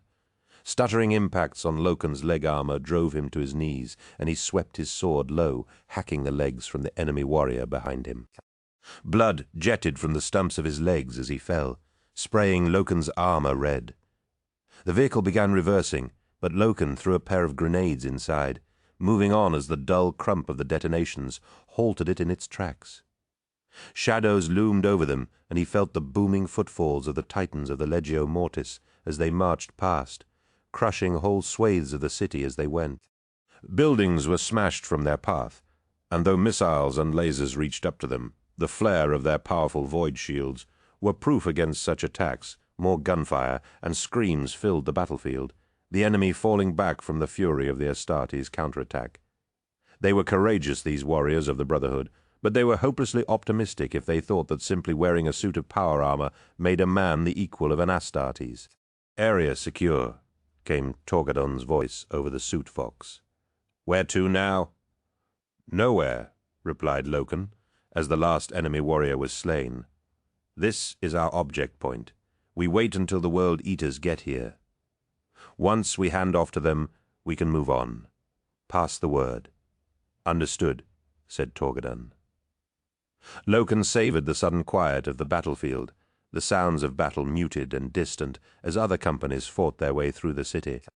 He assigned Vipus to secure their perimeter and crouched beside the warrior whose legs he had cut off. The man still lived, and Loken reached down to remove his helmet, a helmet so very similar to his own. He knew where the release catches were and slid the helm clear.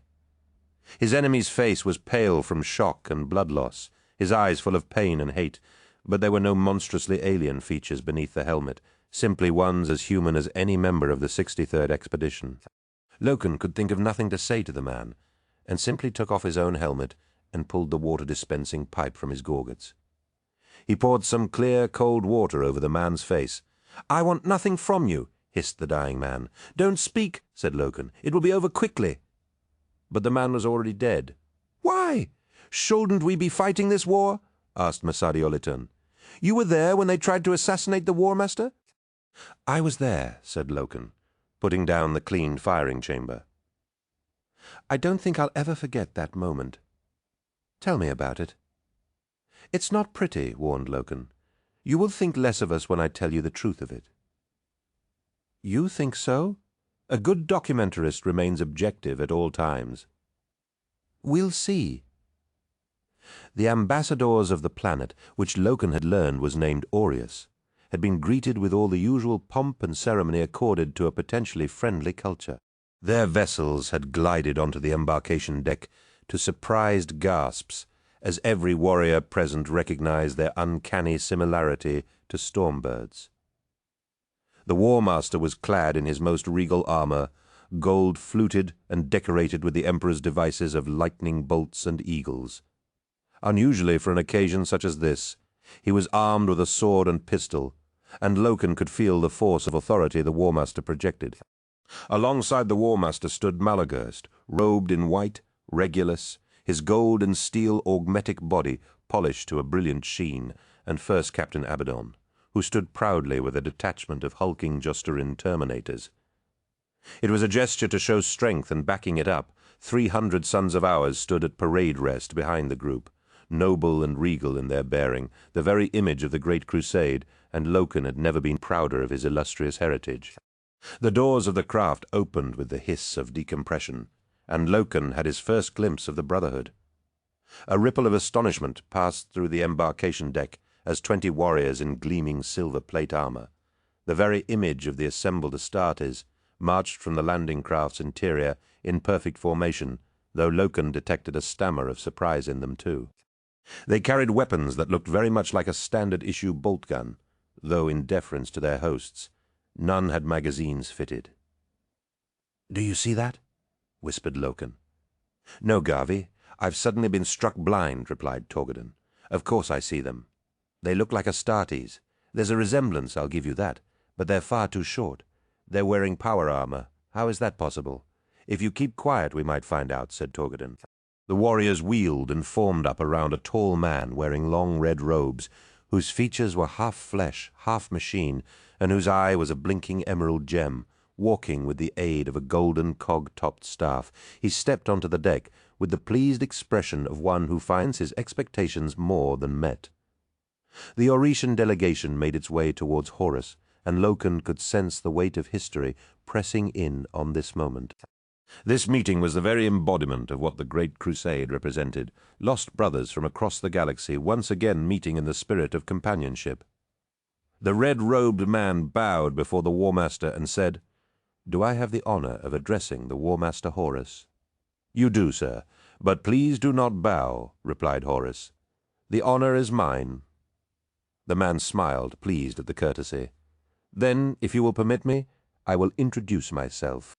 I am Emery Selignac, Fabricator Consul to the Oretian Technocracy. On behalf of my people, may I be the first to welcome you to our worlds." Loken had seen Regulus's excitement at the sight of Selignac's augmetics, but upon hearing the full title of this new empire, his enthusiasm overcame the protocol of the moment. "Consul," said Regulus, his voice blaring and unnatural, "do I understand that your society is founded on the knowledge of technical data?" Horus turned to the adept of the Mechanicum and whispered something that Loken didn't hear, but Regulus nodded and took a step back. "I apologize for the adept's forthright questions, but I hope you might forgive his outburst, given that our warriors appear to share certain similarities in their war gear." "These are the warriors of the Brotherhood," explained Selignac. "They are our protectors and our most elite soldiers. It honors me to have them as my guardians here." "How is it they are armored so similarly to my own warriors?" Selignac appeared to be confused by the question, and said, "You expected something different, my Lord War Master. The construct machines our ancestors brought with them from Terra are at the heart of our society and provide us with the boon of technology. Though advanced, they do tend towards a certain uniformity of creation. The silence that greeted the consul's words was brittle and fragile, and Horus held up his hand to still the inevitable outburst from Regulus. "Construct machines?" asked Horus, a cold edge of steel in his voice. "STC machines? I believe that was their original designation." "Yes," agreed Selignac, lowering his staff and holding it towards the War Master. "You have?" Emery Selignac never got to finish his sentence as Horus took a step backward and drew his pistol. Loken saw the muzzle flash and watched Emery Selignac's head explode as the bolt blew out the back of his skull. "Yes," said Mazadi-Olaton. The staff was some kind of energy weapon that could have penetrated the War Master's armor. "We've been told this." Loken shook his head. "No, there was no weapon. Of course there was," insisted Olaton. "And when the consul's assassination attempt failed, his Brotherhood warriors attacked the War Master." Loken put down his bolter and said, "Masadi, forget what you have been told. There was no weapon, and after the War Master killed the consul, the Brotherhood only tried to escape. Their weapons were not loaded, and they could not have fought us with any hope of success. They were unarmed? Yes. So what did you do?" "We killed them," said Loken. "They were unarmed, but we were not. Abaddon's Justerin cut half a dozen of them down before they even knew what had happened. I led Locaster forward, and we gunned them down as they tried to board their ship." "But why?" asked Olaton, horrified at his casual description of such slaughter. "Because the War Master ordered it." "No. I mean, why would the War Master shoot the consul if he wasn't armed? It doesn't make any sense." "No, it doesn't," agreed Loken. "I watched him kill the consul, and I saw his face after we had killed the Brotherhood warriors. What did you see?" Loken hesitated, as though not sure he should answer. At last he said, "I saw him smile." "Smile?" "Yes," said Loken, "as if the killings had been part of his plan all along. I don't know why, but Horus wants this war." Torgadon followed the hooded warrior down the darkened companionway towards the empty reserve armory chamber. Sergar Targost had called a lodge meeting, and Torgadon was apprehensive, not liking the sensation one bit. He had attended only a single meeting since Davin, the Quiet Order, no longer a place of relaxation for him. Though the War Master had been returned to them, the lodge's actions had smacked of subterfuge, and such behavior sat ill with Tarik Torgadon. The robed figure he followed was unknown to him, young and clearly in awe of the legendary Mournival officer, which suited Torgadon fine. The warrior had clearly only achieved full Astartes status recently, but Torgadon knew that he would already be an experienced fighter. There was no room for inexperience among the sons of Horus, the months of war on Aureus making veterans or corpses of those raised from the novitiate and scout auxiliaries. The Brotherhood might not have the abilities of the Astartes, but the technocracy could call on millions of them, and they fought with courage and honor. It only made killing them all the harder. Fighting the megarachnids of murder had been easy, their alien physiognomy repulsive to look upon, and therefore easy to destroy. The Brotherhood, though, they were so like the sons of Horus that it was as though two legions fought each other in some brutal civil war. Not one amongst the legion had failed to experience a moment of pause at such a terrible image. Torgadon was saddened as he knew that, like the Interrex before them, the Brotherhood and the Oratian technocracy would be destroyed. A voice from the darkness ahead shook him from his somber thoughts. "Who approaches?" "Two souls," replied the young warrior. "What are your names?" the figure asked. But Torgadon did not recognize the voice. "I can't say," said Torgadon. "Pass, friends." Torgadon and the warrior passed the guardian of the portal and entered the reserve armory. The vaulted chamber was much larger than the aft hold where meetings had commonly been held, and when he stepped into the flickering candlelit space, he could see why Targost had chosen it. Hundreds of warriors filled the armory, each one hooded and holding a flickering candle. Sergar Targost, Ezekiel Abaddon, Horus Aximand, and Malagurst stood at the center of the gathering. To one side of them stood First Chaplain Erebus. Torgadon looked around at the assembled Astartes and couldn't escape the feeling that this meeting had been called for his benefit. "You've been busy, Sergar," he said. "Been on a recruiting drive?" "Since the War Master's recovery on Davin, our stock has risen somewhat," agreed Targost. "So I see, must be tricky keeping it secret now. Amongst the Legion we no longer operate under a veil of secrecy. Then why the same pantomime to enter?" Targost smiled apologetically. "Tradition, you understand." Torgodon shrugged and crossed the chamber to stand before Erebus. He stared with undisguised hostility towards the first chaplain and said, "You have been keeping a low profile since Davin. Captain Loken wants to speak with you."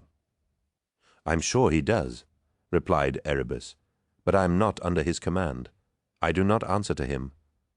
"Then you'll answer to me, you bastard," snapped Torgodon, drawing his combat knife from beneath his robes and holding it to Erebus's neck. Cries of alarm sounded at the sight of the knife, and Torgodon saw the line of an old scar running across Erebus's neck. "Looks like someone's already tried to cut your throat," hissed Torgadon. "They didn't do a very good job of it, but don't worry, I won't make the same mistake." "Tarik," cried Sergar Targost, "you brought a weapon, you know they are forbidden." "Erebus owes us all an explanation," said Torgodon, pressing the knife against Erebus's jaw. "This snake stole a Kinnebrak weapon from the Hall of Devices on Zenobia. He's the reason the negotiations with the Interrex failed. He's the reason the War Master was injured." "No, Tarik," said Abaddon, moving to stand next to him and placing a hand on his wrist. "The negotiations with the Interrex failed because they were meant to. The Interrex consorted with Xenos breeds. They integrated with them. We could never have made peace with such people." "Ezekiel speaks the truth," said Erebus. "Shut your mouth!" snapped Torgodon. "Torgodon, put the knife down," said Horus Aximand. "Please." Reluctantly, Torgodon lowered his arm, the pleading tone of his mournful brother making him realize the enormity of what he was doing in holding a knife to the throat of another Astartes, even one as untrustworthy as Erebus. "We are not finished," warned Torgodon, pointing the blade at Erebus. "I will be ready," promised the word-bearer. "Both of you be silent," said Targost. "We have urgent matters to discuss that require you to listen. These last few months of war have been hard on everyone, and no one fails to see the great tragedy inherent in fighting brother humans who look so very like us. Tensions are high, but we must remember that our purpose among the stars is to kill those who will not join with us." Torgodon frowned at such a blunt mission statement, but said nothing as Targost continued his speech. "We are Astartes, and we were created to kill and conquer the galaxy. We have done all that has been asked of us and more, fighting for over 2 centuries to forge the new Imperium from the ashes of old night. We have destroyed planets, torn down cultures, and wiped out entire species, all because we were so ordered. We are killers, pure and simple, and we take pride in being the best at what we do." Cheering broke out at Targost's pronouncements, fists punching the air and hammering bulkheads. But Torgodon had seen the iterators in action enough times to recognize cued applause. This speech was for his benefit, and his alone. Of that he was now certain. Now, as the great crusade draws to a close, we are lambasted for our ability to kill. Malcontents and agitators stir up trouble in our wake with bleating cries that we are too brutal, too savage, and too violent. Our very own Lord Commander of the army, Hector Varvarus, demands blood for the actions of our grief-stricken brothers who returned the War Master to us while he lay dying. The traitor Varvarus demands that we be called to account for these regrettable deaths, and that we be punished for trying to save the War Master." Torgodon flinched at the word traitor, shocked that Targost would openly use such an incendiary word to describe an officer as respected as Varvarus. But as Torgodon looked at the faces of the warriors around him, he saw only agreement with Targost's sentiment. "Even civilians now feel they have the right to call us to account," said Horus Aximand, taking up where Targost had left off and holding up a handful of parchments. "Dissenters and conspirators amongst the remembrancers spread lies and propaganda that paint us as little better than barbarians." Aximand circled amongst the gathering, passing out the pamphlets as he spoke. "This one is called 'The Truth is All We Have,' and it calls us murderers and savages. This turbulent poet mocks us in verse, brothers. These lies circulate amongst the fleet every day." Torgadon took a pamphlet from Axamand and quickly scanned the paper, already knowing who had written it. Its contents were scathing, but hardly amounted to sedition. "And this one," cried Axamand. "The Lectitio Divinitatus speaks of the Emperor as a god." "A god? Can you imagine anything so ridiculous? These lies fill the heads of those we are fighting for. We fight and die for them, and this is our reward, vilification and hate. I tell you this, my brothers, if we do not act now, the ship of the Imperium, which has weathered all storms, will sink through the mutiny of those on board." Shouts of anger and calls for action echoed from the armory walls, and Torgadon did not like the ugly desire for reciprocity that he saw on the faces of his fellow warriors. "Nice speech," said Torgadon, when the roars of anger had diminished. "But why don't you get to the point?" "I have a company to make ready for a combat drop." "Always the straight talker, eh, Tarik?" said Axamand. "That is why you are respected and valued. That is why we need you with us, brother. With you." "What are you talking about? Have you not heard a word that was said?" asked Malachurst, limping over to where Torgadon stood. "We are under threat from within our own ranks. The enemy within, Tarik. It is the most insidious foe we have yet faced." "You'll need to speak plainly, Mal," said Abaddon. "Tarik needs it spelled out for him." "Up yours, Ezekiel," said Torgadon. "I have learned that the remembrancer who writes these treasonous missives is called Ignis Carcassi," said Malachurst. "He must be silenced." "Silenced? What do you mean by that?" asked Torgadon. "Given a slap on the wrist? Told not to be such a naughty boy? Something like that." "You know what I mean, Tarik," stated Malachurst. "I do, but I want to hear you say it. Very well, if you wish me to be direct, then I will be. Carcassi must die." "You're crazy, Mal. Do you know that? You're talking about murder," said Torgadon. "It's not murder when you kill your enemy, Tarik," said Abaddon. "It's war." "You want to make war on a poet?" laughed Torgadon. "Oh, they'll tell tales of that for centuries, Ezekiel. Can't you hear what you're saying? Anyway, the remembrancer is under Garville's protection. You touch Carcassi, and he'll hand your head to the War Master himself." A guilty silence enveloped the group at the mention of Loken's name, and the lodge members in front of Torgadon shared an uneasy look. "Finally," Malogast said, "I had hoped it would not come to this. But you leave us no choice, Tarik." Torgadon gripped the hilt of his combat knife tightly, wondering if he would need to fight his way clear of his brothers. "Put up your knife. We're not about to attack you," snapped Malogast, seeing the tension in his eyes. "Go on," said Torgadon, keeping a grip on the knife anyway. "What did you hope it would not come to?" "Hector Varvarus claims to have spoken with the Council of Terror about events surrounding the War Master's injury, and it is certain that if he has not yet informed Malcador, the Sigillite, of the deaths on the embarkation deck, he soon will. He petitions the War Master daily with demands that there be justice. And what has the War Master told him? I was there too. So was Ezekiel. You too, little Horus. And so was Loken," finished Erebus, joining the others. "He led you onto the embarkation deck, and he led the way through the crowd." Torgadon took a step towards Erebus. "I told you to be quiet." He turned from Erebus, and despair filled him as he saw acquiescent looks on his brothers' faces. They had already accepted the idea of throwing Garviel Loken to the wolves. "You can't seriously be considering this, Mal," protested Torgadon. "Ezekiel? Horus? You would betray your sworn Mournival brother?" "He already betrays us by allowing this remembrancer to spread lies," said Axamand. "No, I won't do it," swore Torgadon. "You must," said Axamand. "Only if you, Ezekiel, and I swear oaths that it was Loken who orchestrated the massacre will Varvarus accept him as guilty." "So that's what this is all about, is it?" asked Torgadon. "Two birds with one stone, make Garviel your scapegoat, and you're free to murder Carcassi. How can you even consider this? The War Master will never agree to it."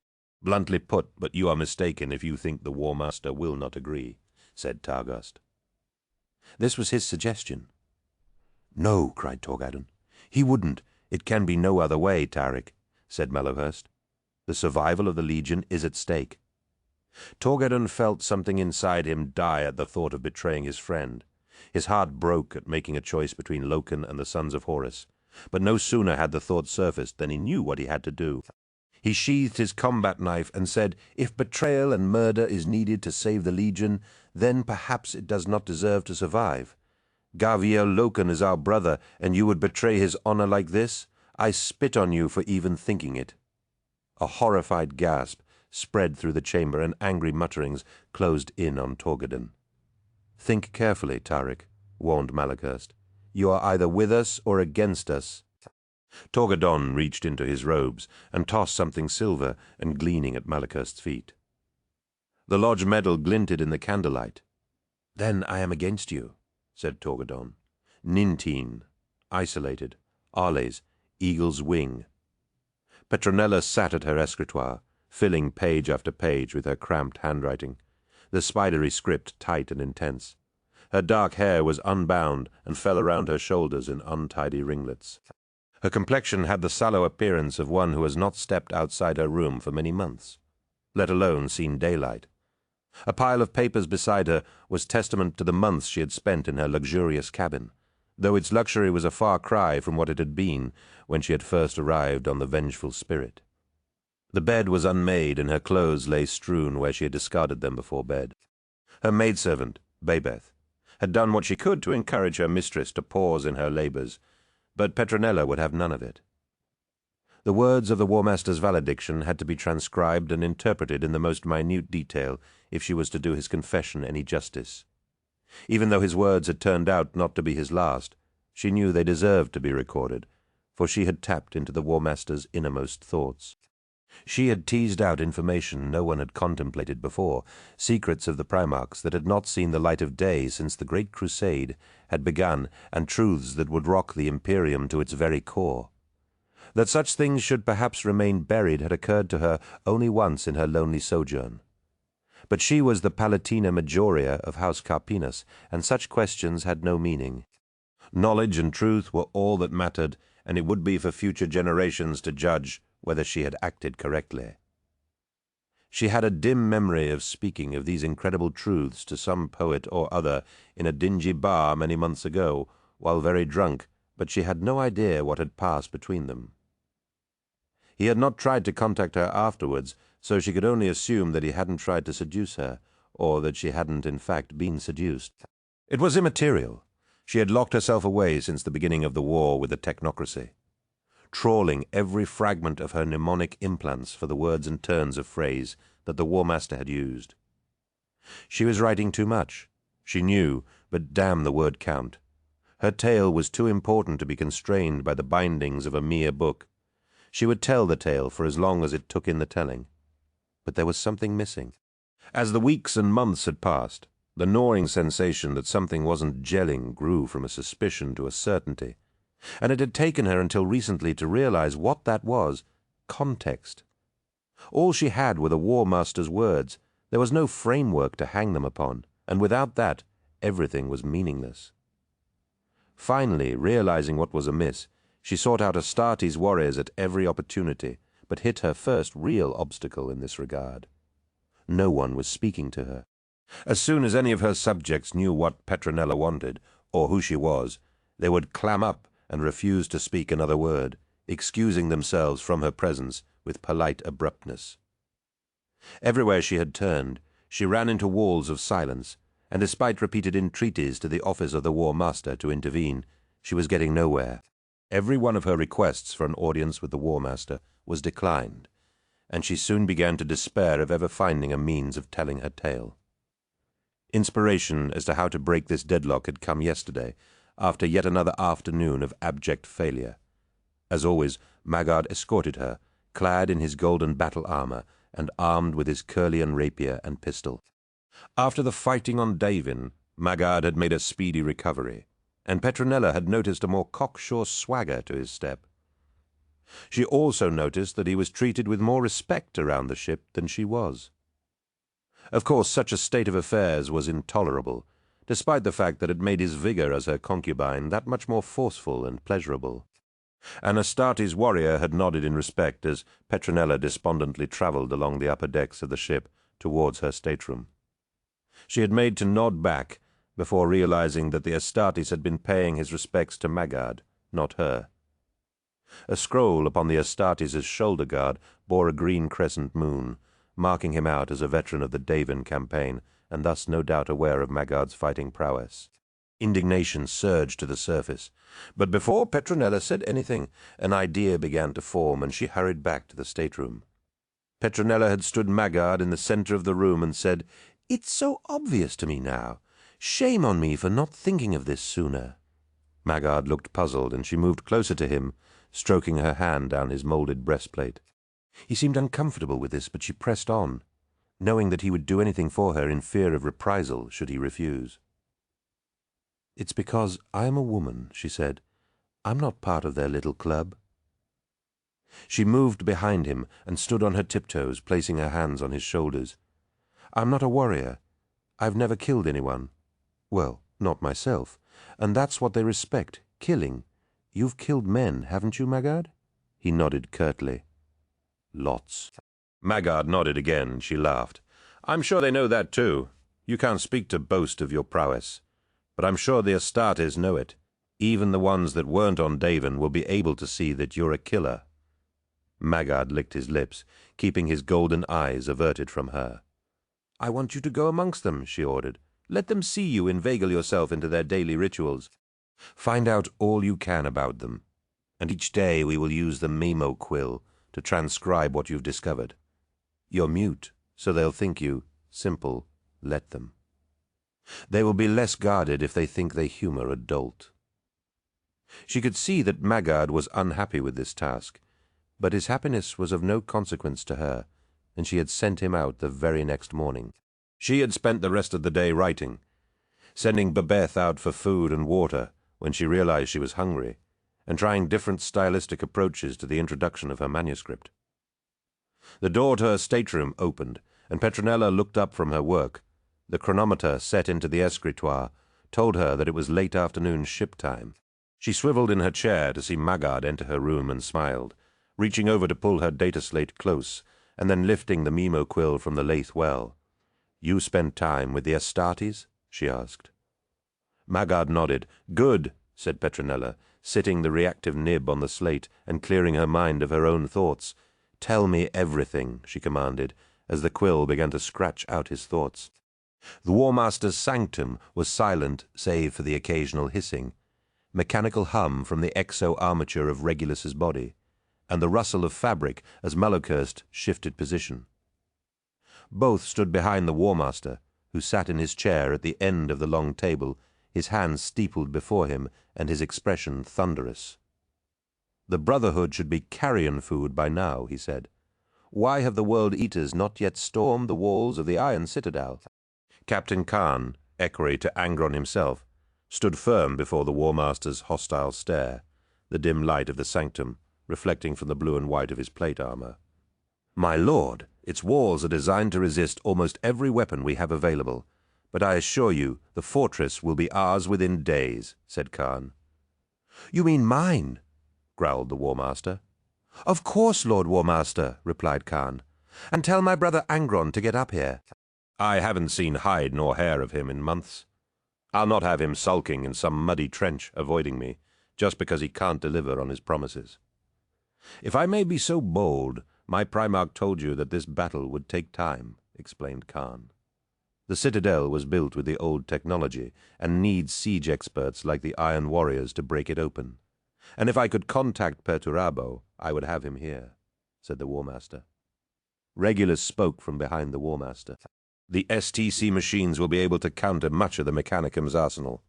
If the Dark Age texts are correct, they will adapt and react to changing circumstances, creating ever more cunning means of defense." "The Citadel may be able to adapt," said Captain Khan, angrily gripping the haft of his axe. "But it will not be able to stand before the fury of the 12th Legion. The sons of Angron will tear the beating heart from that fortress for you, War Master.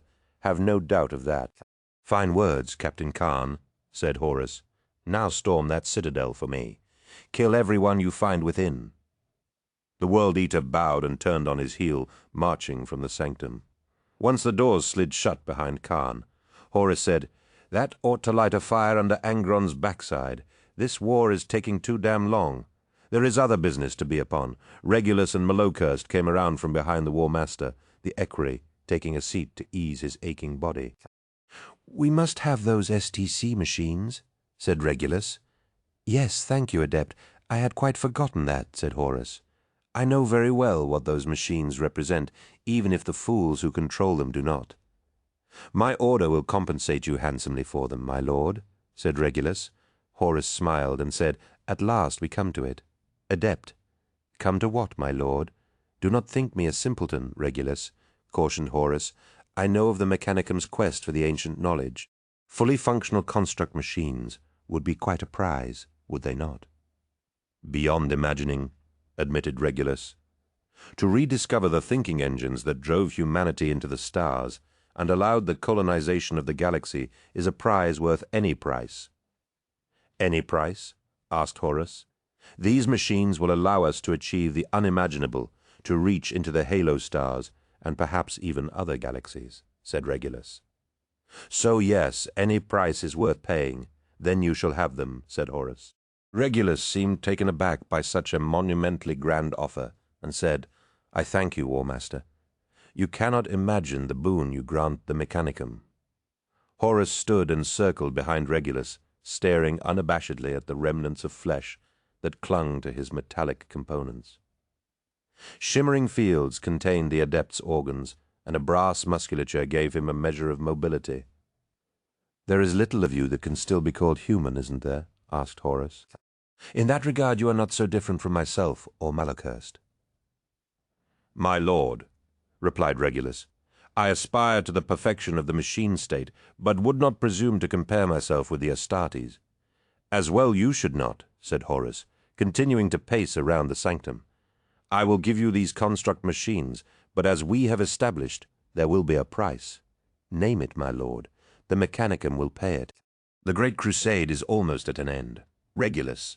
But our efforts to secure the galaxy are only just beginning," said Horus, leaning over the table and planting his hands on its black surface. "I am poised to embark on the greatest endeavor imaginable, but I need allies, or all will come to naught. Can I count on you and the Mechanicum?" "What is this great endeavor?" asked Regulus.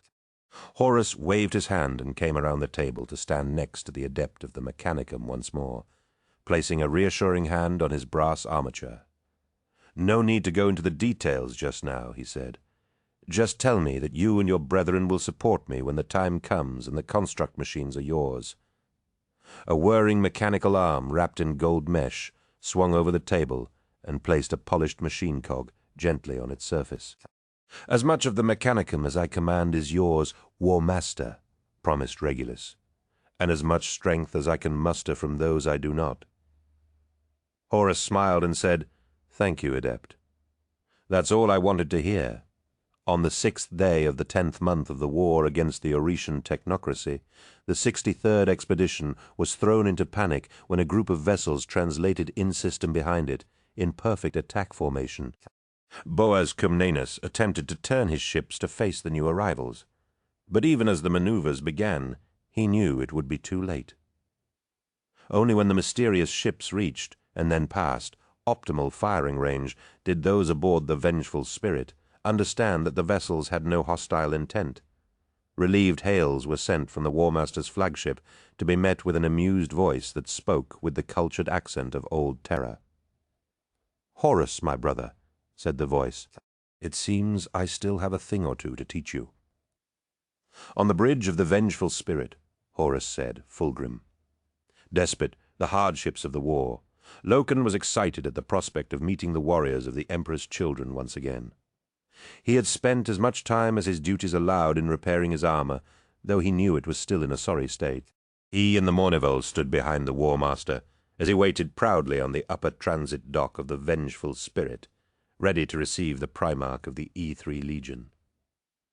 Fulgrim had been one of the War Master's staunchest supporters since his elevation to War Master, easing the concerns of Angron Perturabo and Corax when they raged against the honor done to Horus and not them. Fulgrim's voice had been the breath of calm that had stilled bellicose hearts and soothed raffled pride. Without Fulgrim's wisdom, Loken knew that it was unlikely that the War Master would ever have been able to command the loyalty of the legions so completely. He heard metallic scrapes from beyond the pressure door. Loken had seen Fulgrim once before at the Great Triumph on Ulanor, and even though it had been from a distance as he had marched past, with tens of thousands of other Astartes warriors, Loken's impression of the Primarch had never faded from his mind. It was a palpable honor to stand once again in the presence of two such godlike beings as the Primarchs. The eagle-stamped pressure door slid open, and the Primarch of the Emperor's children stepped onto the vengeful spirit. Loken's first impression was of the great golden eagle's wing that swept up over Fulgrim's left shoulder. The Primarch's armor was brilliant purple, edged in bright gold and inlaid with the most exquisite carvings. Hooded bearers carried his long, scaled cloak, and trailing parchments hung from his shoulder guards. A high collar of deepest purple framed a face that was pale to the point of albinism, the eyes so dark as to be almost entirely pupil. The hint of a smile played around his lips, and his hair was a shimmering white. Loken had once called Hastur Sejanus a beautiful man, adored by all, but seeing the Primarch of the Emperor's children up close for the first time, he knew that his paltry vocabulary was insufficient for the perfection he saw in Fulgrim. Fulgrim opened his arms, and the two Primarchs embraced like long-lost brothers. "It has been too long, Horus," said Fulgrim. "It has, my brother, it has," agreed Horus. "My heart sings to see you, but why are you here? You were prosecuting a campaign throughout the Purdus anomaly. Is the region compliant already? What worlds we found there are now compliant?" "Yes," nodded Fulgrim, as four warriors stepped through the pressure door behind him. Loken smiled to see Saul Tarvitz, his patrician features unable to contain his relish at being reunited with his brothers of the Sons of Horus. Lord Commander Eidolon came next, looking as unrepentantly viperous as Torgadon had described him. Lucius, the swordsman, came next, still with the same sardonic expression of superiority that he remembered, though his face was now heavily scarred. Behind him came a warrior Loken did not recognize, a sallow-skinned Astartes in the armor of an apothecary, with gaunt cheeks and a long mane of hair as white as that of his Primarch. Fulgrim turned from Horus and said, "I believe you are already familiar with some of my brothers, Tarvitz, Lucius, and Lord Commander Eidolon, but I do not believe you have met my chief apothecary Fabius." "It is an honor to meet you, Lord Horus," said Fabius, bowing low. Horus acknowledged the gesture of respect and said, "Come now, Fulgrim. You know better than to try to stall me. What's so important that you turn up here unannounced and give half of my crew heart attacks?" The smile fell from Fulgrim's pale lips, and he said, "There have been reports, Horus. Reports? What does that mean?"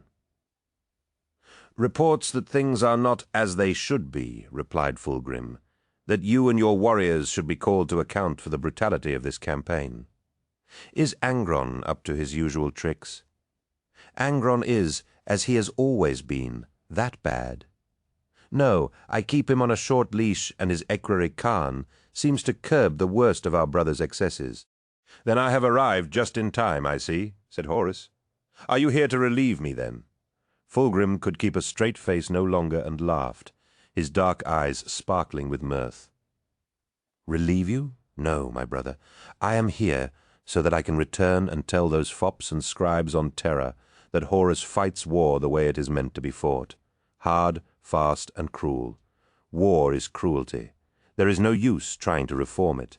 The crueler it is, the sooner it is over." Fulgrim said, "Indeed, my brother. Come, there is much for us to talk about, for these are strange times we live in. It seems our brother Magnus has once again done something to upset the Emperor, and the Wolf of Fenris has been unleashed to escort him back to Terra." "Magnus?" asked Horus, suddenly serious. "What has he done?" "Let us talk of it in private," said Fulgrim. "Anyway, I have a feeling my subordinates would welcome the chance to reacquaint themselves with your— What do you call it? Mourneville?" "Yes," smiled Horus. "Memories of murder, no doubt." Loken felt a chill travel down his spine as he recognized the smile on Horus's face, the same one he had worn right after he had blown out the Oretian consul's brains on the embarkation deck. With Horus and Fulgrim gone, Abaddon and Aximand, together with Eidolon, followed the two Primarchs, while Loken and Torgaden exchanged greetings with the Emperor's children. The sons of Horus welcomed their brothers with laughter and crushing bear hugs, the Emperor's children with decorum and reserve. For Torgaden and Tarvitz it was a reunion of comrades with a mutual respect forged in the heat of battle, their easy friendship clear for all to see. The apothecary, Fabius, requested directions to the Medicae deck and excused himself with a bow upon receiving them. Lucius remained with the two members of the Mournival, and Torgadon couldn't resist baiting him just a little. "So, Lucius, you fancy another round in the training cages with Garviel? From the look of your face you could do with the practice." The swordsman had the good grace to smile, the many scars twisting on his flesh, and said, "No, thank you. I fear I may have grown beyond Captain Loken's last lesson. I would not want to humble him this time." "Come on, just one bout," asked Loken. "I promise I'll be gentle." "Yes, come on, Lucius," said Tarvitz. "The honor of the Emperor's children is at stake." Lucius smiled. "Very well, then." Loken could not remember much of the bout. It had been over so quickly. Evidently Lucius had indeed learned his lesson well. No sooner had the practice cage shut than the swordsman attacked. Loken had been ready for such a move, but even so was almost overwhelmed in the first seconds of the fight. The two warriors fought back and forth, Torgaden and Saul Tarvitz, cheering from outside the practice cages. The bout had attracted quite a crowd, and Loken wished Torgaden had kept word of it to himself. Loken fought with all the skill he could muster, while Lucius sparred with a casual playfulness. Within moments, Loken's sword was stuck in the ceiling of the practice cage, and Lucius had a blade at his throat. The swordsman had barely broken sweat, and Loken knew that he was hopelessly outclassed by Lucius. To fight Lucius with life and death, resting on the blades, would be to die, and he suspected that there was no one in the sons of Horus who could best him. Loken bowed before the swordsman and said, "That's one each, Lucius. Care for a decider?" smirked Lucius, dancing back and forth on the balls of his feet and slicing his swords through the air. "Not this time," said Loken. "Next time we meet, we'll put something serious on the outcome, eh?" "Any time, Loken," said Lucius. "But I'll win, you know that, don't you?" "Your skill is great, Lucius, but just remember that there's someone out there who can beat you."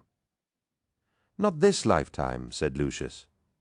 The Quiet Order met once again in the armory, though this was a more select group than normally gathered, with Lodge Master Sergard Targost presiding over an assemblage of the Legion's senior officers. Aximand felt a pang of regret and loss, as he saw that, of the Legion's captains, only Loken, Torgaden, Iacton, Cruz, and Tybalt Mar were absent. Candles lit the armory, and each captain had dispensed with his hooded robes. This was a gathering for debate, not theatrics. "Brothers," said Targost, "this is a time for decisions, hard decisions. We face dissent from within, and now Fulgrim arrives out of the blue to spy on us." "Spy?" said Aximand. "Surely you don't think that Fulgrim would betray his brother? The War Master is closer to Fulgrim than he is to Sanguinius." "What else would you call him?" asked Abaddon. "Fulgrim said as much when he arrived. Fulgrim is as frustrated by the situation back on Terra as we are," said Malagast. "He knows that those who desire the outcome of war do not desire to see the blood of its waging. His legion seeks perfection in all things, especially war, and we have all seen how the Emperor's children fight, with unremitting ruthlessness and efficiency. They may fight differently from us, but they achieve the same result. When Fulgrim's warriors see how the war is fought on Aureus, they will know that there is no honor in it," added Luke Sidirai. "The World Eaters shock even me. I make no secret of the fact that I live for battle and revel in my ability to kill, but the sons of Angron are uncivilized. They do not fight. They butcher." "They get the job done, Luke," said Abaddon. "That's all that matters. Once the Titans of the Mechanicum break open the walls of the Iron Citadel, you'll be glad to have them by your side when it comes time to storm the breaches." Cedere nodded and said, "There is truth in that. The War Master wields them like a weapon. But will Fulgrim see that?" "Leave Fulgrim to me, Luke," said a powerful voice from the shadows. and the warriors of the Quiet Order turned in surprise as a trio of figures emerged from the darkness. The lead figure was armored in ceremonially adorned armor, the white plate shimmering in the candlelight, and the red eye on his chest plate glowing with reflected fire. Aximand and his fellow captains dropped to their knees as Horus entered their circle, his gaze sweeping around his assembled captains. "So this is where you've been gathering in secret?" "My lord," began Targust, but Horus held up his hand to silence him. "Hush, Sergar," said Horus. "There's no need for explanations. I have heard your deliberations and come to shed some light upon them and to bring some new blood to your Quiet Order." As he spoke, Horus gestured the two figures that had accompanied him to come forward. Aximand saw that one was an Astartes, Tibalt Mar, while the other was a mortal clad in gold armor, the warrior who had fought to protect the War Master's documentarist on Davin. "Tibalt you already know," continued the War Master. "Since the terrible death of Verulam, he has struggled to come to terms with the loss. I believe he will find the support he needs within our order. The other is a mortal, and though not Astartes, he is a warrior of courage and strength." Sergar Targhost raised his head and said, "A mortal within the order? The order is for Astartes only, is it, Sergar? I was led to believe that this was a place where men were free to meet and converse, and confide outside the strictures of rank and martial order." "The War Master is right," said Aximand, rising to his feet. "There is only one qualification a man needs to be a part of our Quiet Order. He must be a warrior." Targhost nodded, though he was clearly unhappy with the decision. "Very well. Let them come forward and show the sign," he said. Both Mar and the gold-armored warrior stepped forward and held out their hands. In each palm a silver lodge medal glinted. "Let them speak their names," said Targhost. "Tibalt Mar," said the captain of the 18th Company.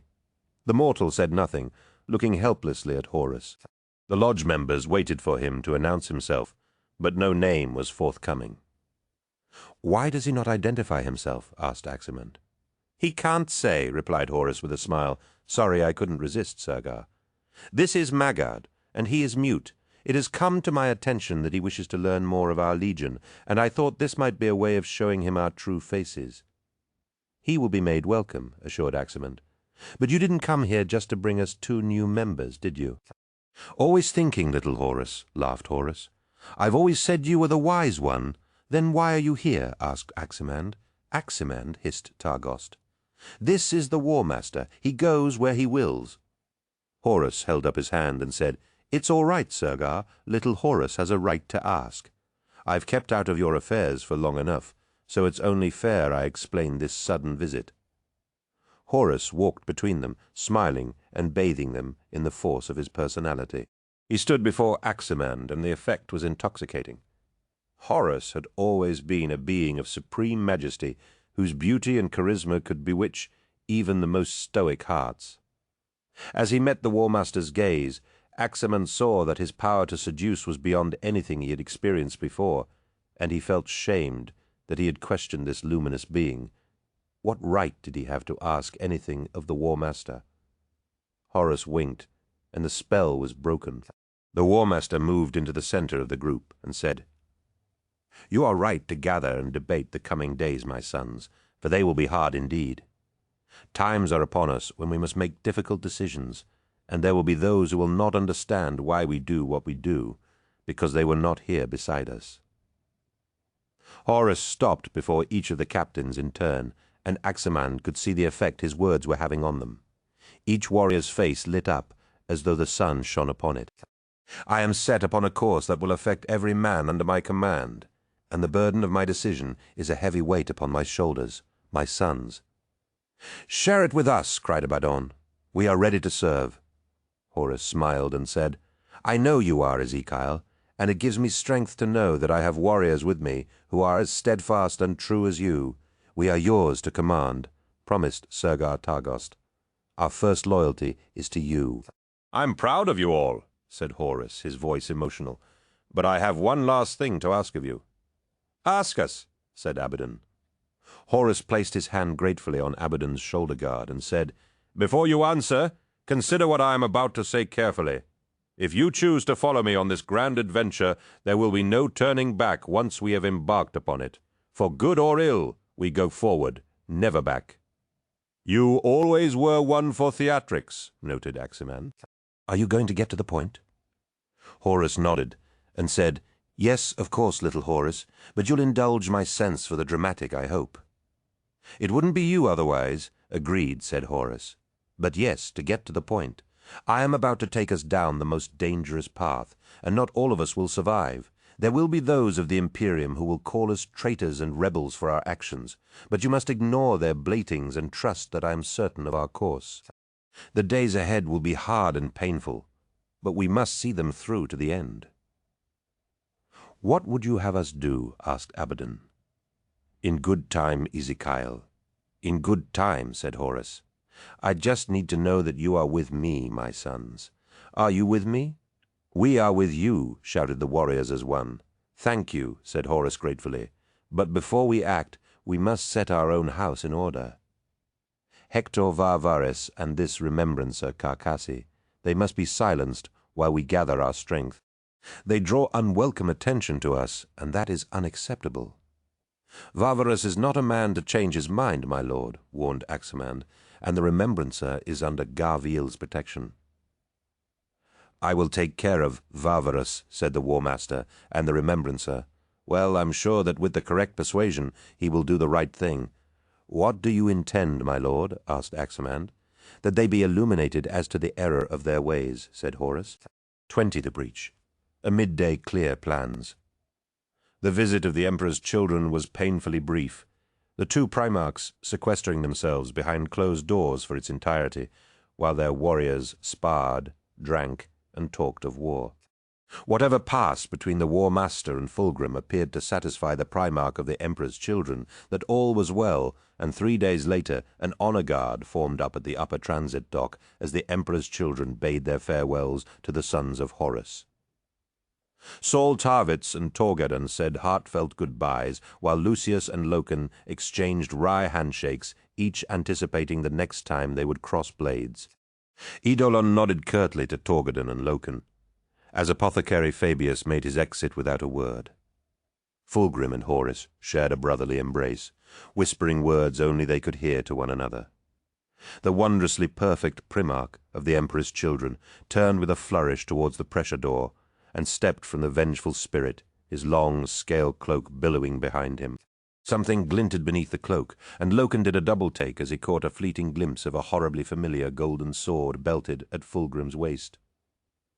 Loken saw that the Iron Citadel was aptly named, its gleaming walls rearing from the rock like jagged metal teeth. The mid-morning light reflected from its shimmering walls, the air rippling in the haze of energy fields, and clouds of metal shavings raining down from self-repairing ramparts. The outer precincts of the fortress were in ruins, the result of a 4-month siege waged by the warriors of Angron and the war machines of the Mechanicum. The Dies Irae and her sister Titans bombarded the walls daily, hurling high explosive shells and crackling energy beams at the citadel, slowly but surely pushing the Brotherhood back to this their last bastion. The citadel itself was a colossal half-moon in plan, set against the rock of a range of white mountains, its approach guarded by scores of hornworks and redoubts. Most of these fortifications were little more than smouldering rubble, the Mechanicum's Legio Reductor Corps having expended a fearsome amount of ordnance to flatten them in preparation for the storm of the Iron Citadel. After months of constant shelling, the walls of the citadel had finally been broken open, and a half-kilometer-wide breach had been torn in its shining walls. The citadel was ready to fall, but the Brotherhood would fight for it to the bitter end, and Loken knew that most of the warriors who were to climb that breach would die. He waited for the order of battle with trepidation, knowing that an escalade was the surest way for a warrior to meet his end. Statistically, a man was almost certain to die when assaulting the walls of a well-defended fortress, and it was therefore beholden to him to make that death worthwhile. "Will it be soon, do you think, Garvey?" asked Vipus, checking the action of his chainsword for the umpteenth time. "I think so," said Loken, "but I imagine that the World Eaters will be first into the breach." "They are welcome to the honor," grunted Torgadan, and Loken was surprised at his comrade's sentiment. Turgadden was normally the first to request a place in the spear-tip of any battle, though he had been withdrawn and sullen for some time now. He would not be drawn on the reasons why, but Loken knew it had to do with Aximand and Abaddon. Their fellow Mournival members had barely spoken to them over the course of this war, except where operational necessity had demanded it. Neither had the four of them met with the War Master since Davon. For all intents and purposes, the Mournival was no more. The War Master kept his own counsel, and Loken found himself in agreement with Iacton Cruz's sentiments that the Legion had lost its way. The words of the half-herd carried no real weight in the Sons of Horus, and the aged veteran's complaints were largely ignored. Loken's growing suspicions had been fed by what Apothecary Vadden had told him when he had rushed to the Medicaid deck after the departure of the Emperor's children. He had found the apothecary in the midst of surgery, ministering to the Legion's wounded, the tiled floor slick with congealed blood. Loken had not known better than to disturb Vadden's labors, and only when the apothecary had finished did Loken speak to him. "The anatheme," demanded Loken. "Where is it?" Vadden looked up from washing his hands of blood. "Captain Loken? The anatheme? I don't have it any more. I thought you knew." "No," said Loken, "I didn't. What happened to it?"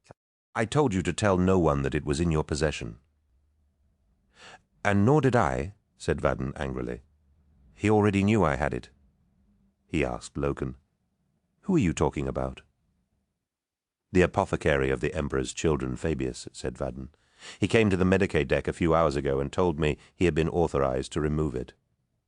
A cold chill seized Loken as he asked, "Authorized by whom?" "By the War Master," said Vadden. "And you just gave him it?" asked Loken. "Just like that? What was I supposed to do?" snarled Vadden. "This Fabius had the War Master's seal. I had to give it to him." Loken took a deep, calming breath, knowing that the apothecary would have had no choice when presented with the seal of Horus. The months of research Vadden had performed on the weapon had thus far yielded no results, and with its removal from the vengeful spirit, any chance of uncovering its secrets was lost forever. A crackling voice in Loken's helmet shook him from his sour memory of the second theft of the anathemem, and he focused on the order of battle streaming through his headset. Sure enough, the World Eaters were going in first, a full assault company led by Angron himself and supported by 2 companies of the Sons of Horus, the 10th and the 2nd, Loken and Torgadden's companies. Torgadden and Loken shared an uneasy glance. To be given the honor of going into the breach seemed at odds with their current status within the Legion. But the order was given, and there was no changing it now.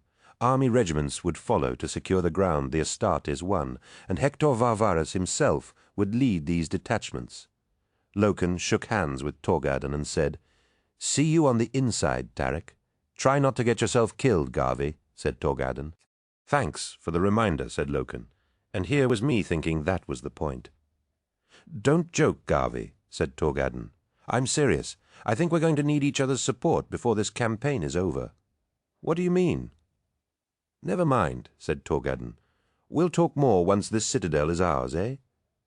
"Yes, we'll share a bottle of victory wine in the ruins of the Brotherhood citadel." Torgadden nodded and said, "You're buying, though." They shook hands once more, and Torgadden jogged away to rejoin his warriors and ready them for the bloody assault. Loken watched him go, wondering if he would see his friend alive again to share that drink. He pushed such defeatism aside as he made his way through his own company to pass out orders and offer words of encouragement.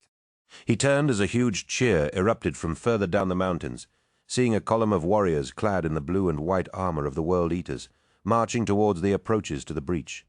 The assaulters of the World Eaters were hulking warriors equipped with mighty chain axes and heavy jump packs. They were brutality distilled, and concentrated violence molded them into the most fearsome close combat fighters Loken had ever seen. Leading them was the Primarch Angron. Angron, the bloody one. The Red Angel, Loken, had heard all these names and more for Angron, but none of them did justice to the sheer brutal physicality of the Primarch of the World Eaters. Clad in an ancient suit of gladiatorial armor, Angron was like a warrior from some lost heroic age.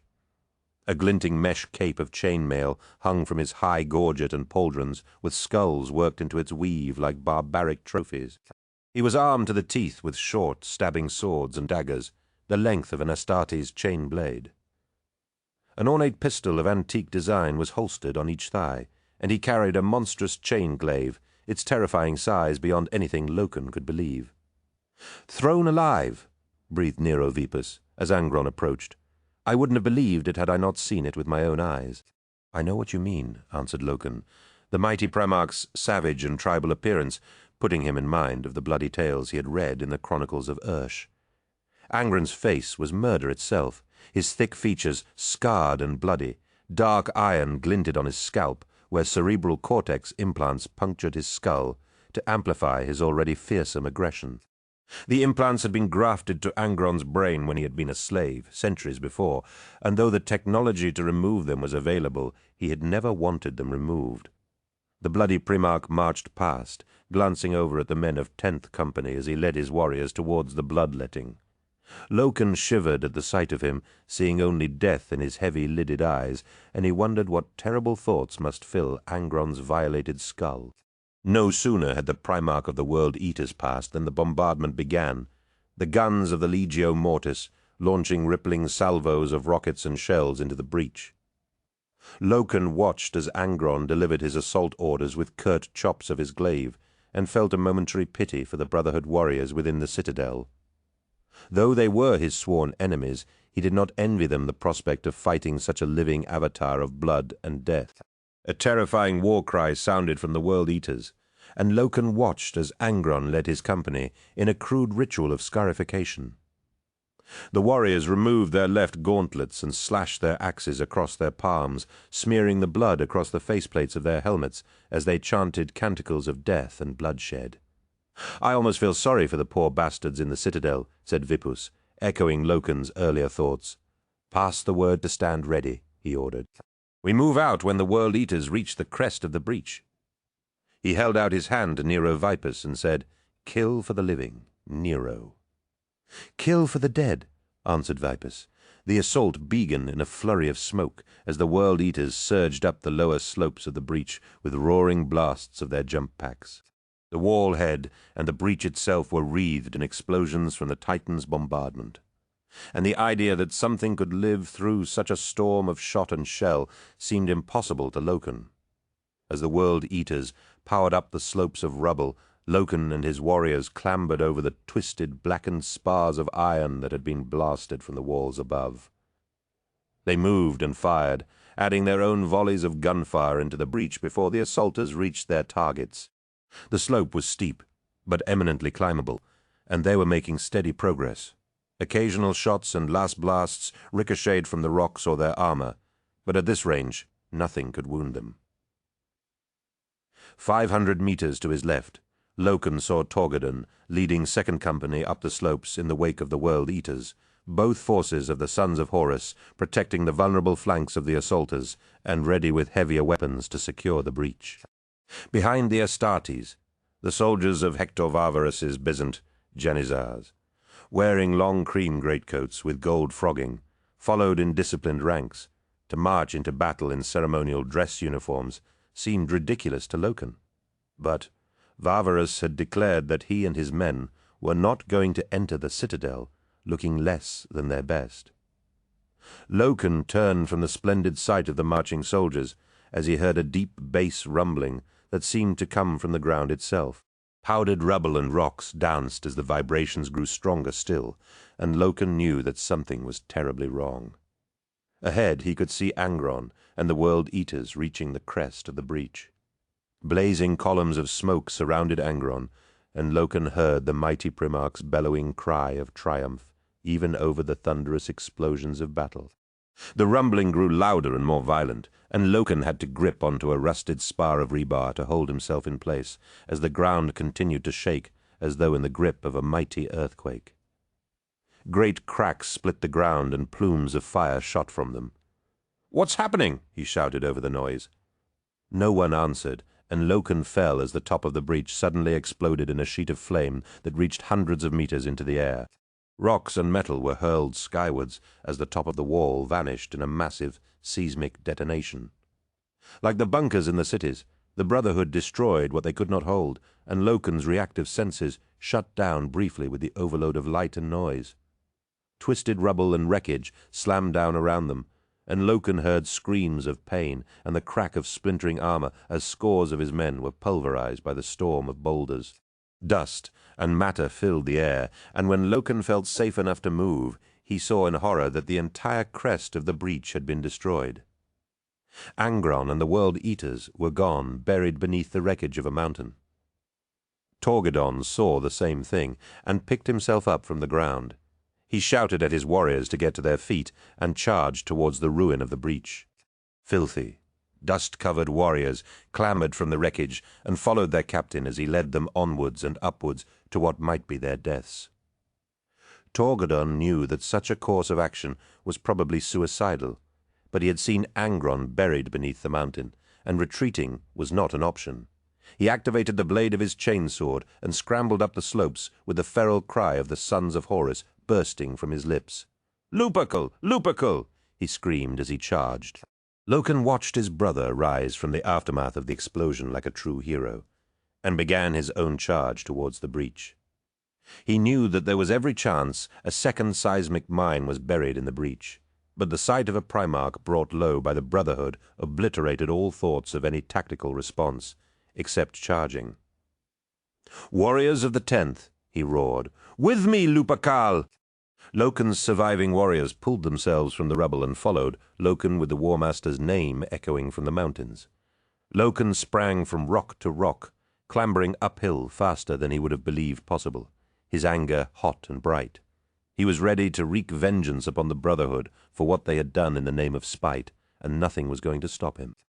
Loken knew that he had to reach the breach before the Brotherhood realized that its strategy had not killed all the attackers, and he kept moving upwards at a fast pace, using all the increased muscle power his armor afforded him. A storm of gunfire flashed from above, last shots and solid rounds spanging from the rocks and metal rabble. A heavy shell clipped his shoulder guard, spinning him around, but Loken shrugged off the impact and charged on. The roaring tide of Astartes' warriors climbed the breach, the last rays of the morning sun glinting from the brilliant green of their armor. To see so many warriors in battle was magnificent, an unstoppable wave of death that would sweep away all resistance in a storm of gunfire and blades. All tactics were moot now, the sight of Angron's fall robbing each and every warrior of any sense of restraint. Loken could see the gleaming silver armor of Brotherhood warriors as they climbed to what was left of the breach, dragging bipod-mounted heavy weapons with them. "Bolters!" he shouted. "Open fire!" The crest of the breach vanished as a spray of bolter rounds impacted. Sparks and chunks of flesh flew as Astartes' rounds found homes in flesh, and though many were firing from the hip, most were deadly accurate. The noise was incredible. Hundreds of bolter rounds ripping enemy warriors to shreds and skirling wolf howls ringing in his ears as the Astartes swept over the breach and reverted once again to the persona of the lunar wolves. Loken threw aside his bolter, the magazine empty, and drew his chainsword, thumbing the activation stud as he vaulted the smoking rocks that had crushed Angron and the World Eaters. Beyond the walls of the Iron Citadel was a wide esplanade, its surface strewn with gun positions and coils of razor wire. A shell-battered keep was built into the mountainside, but its gates were in pieces and black smoke poured from its gun ports. Brotherhood warriors were streaming back from the ruin of the walls towards these prepared positions, but they had horribly misjudged the timing of their fallback. The sons of Horus were already amongst them, hacking them down with brutal arcs of chain blades, or gunning them down as they fled.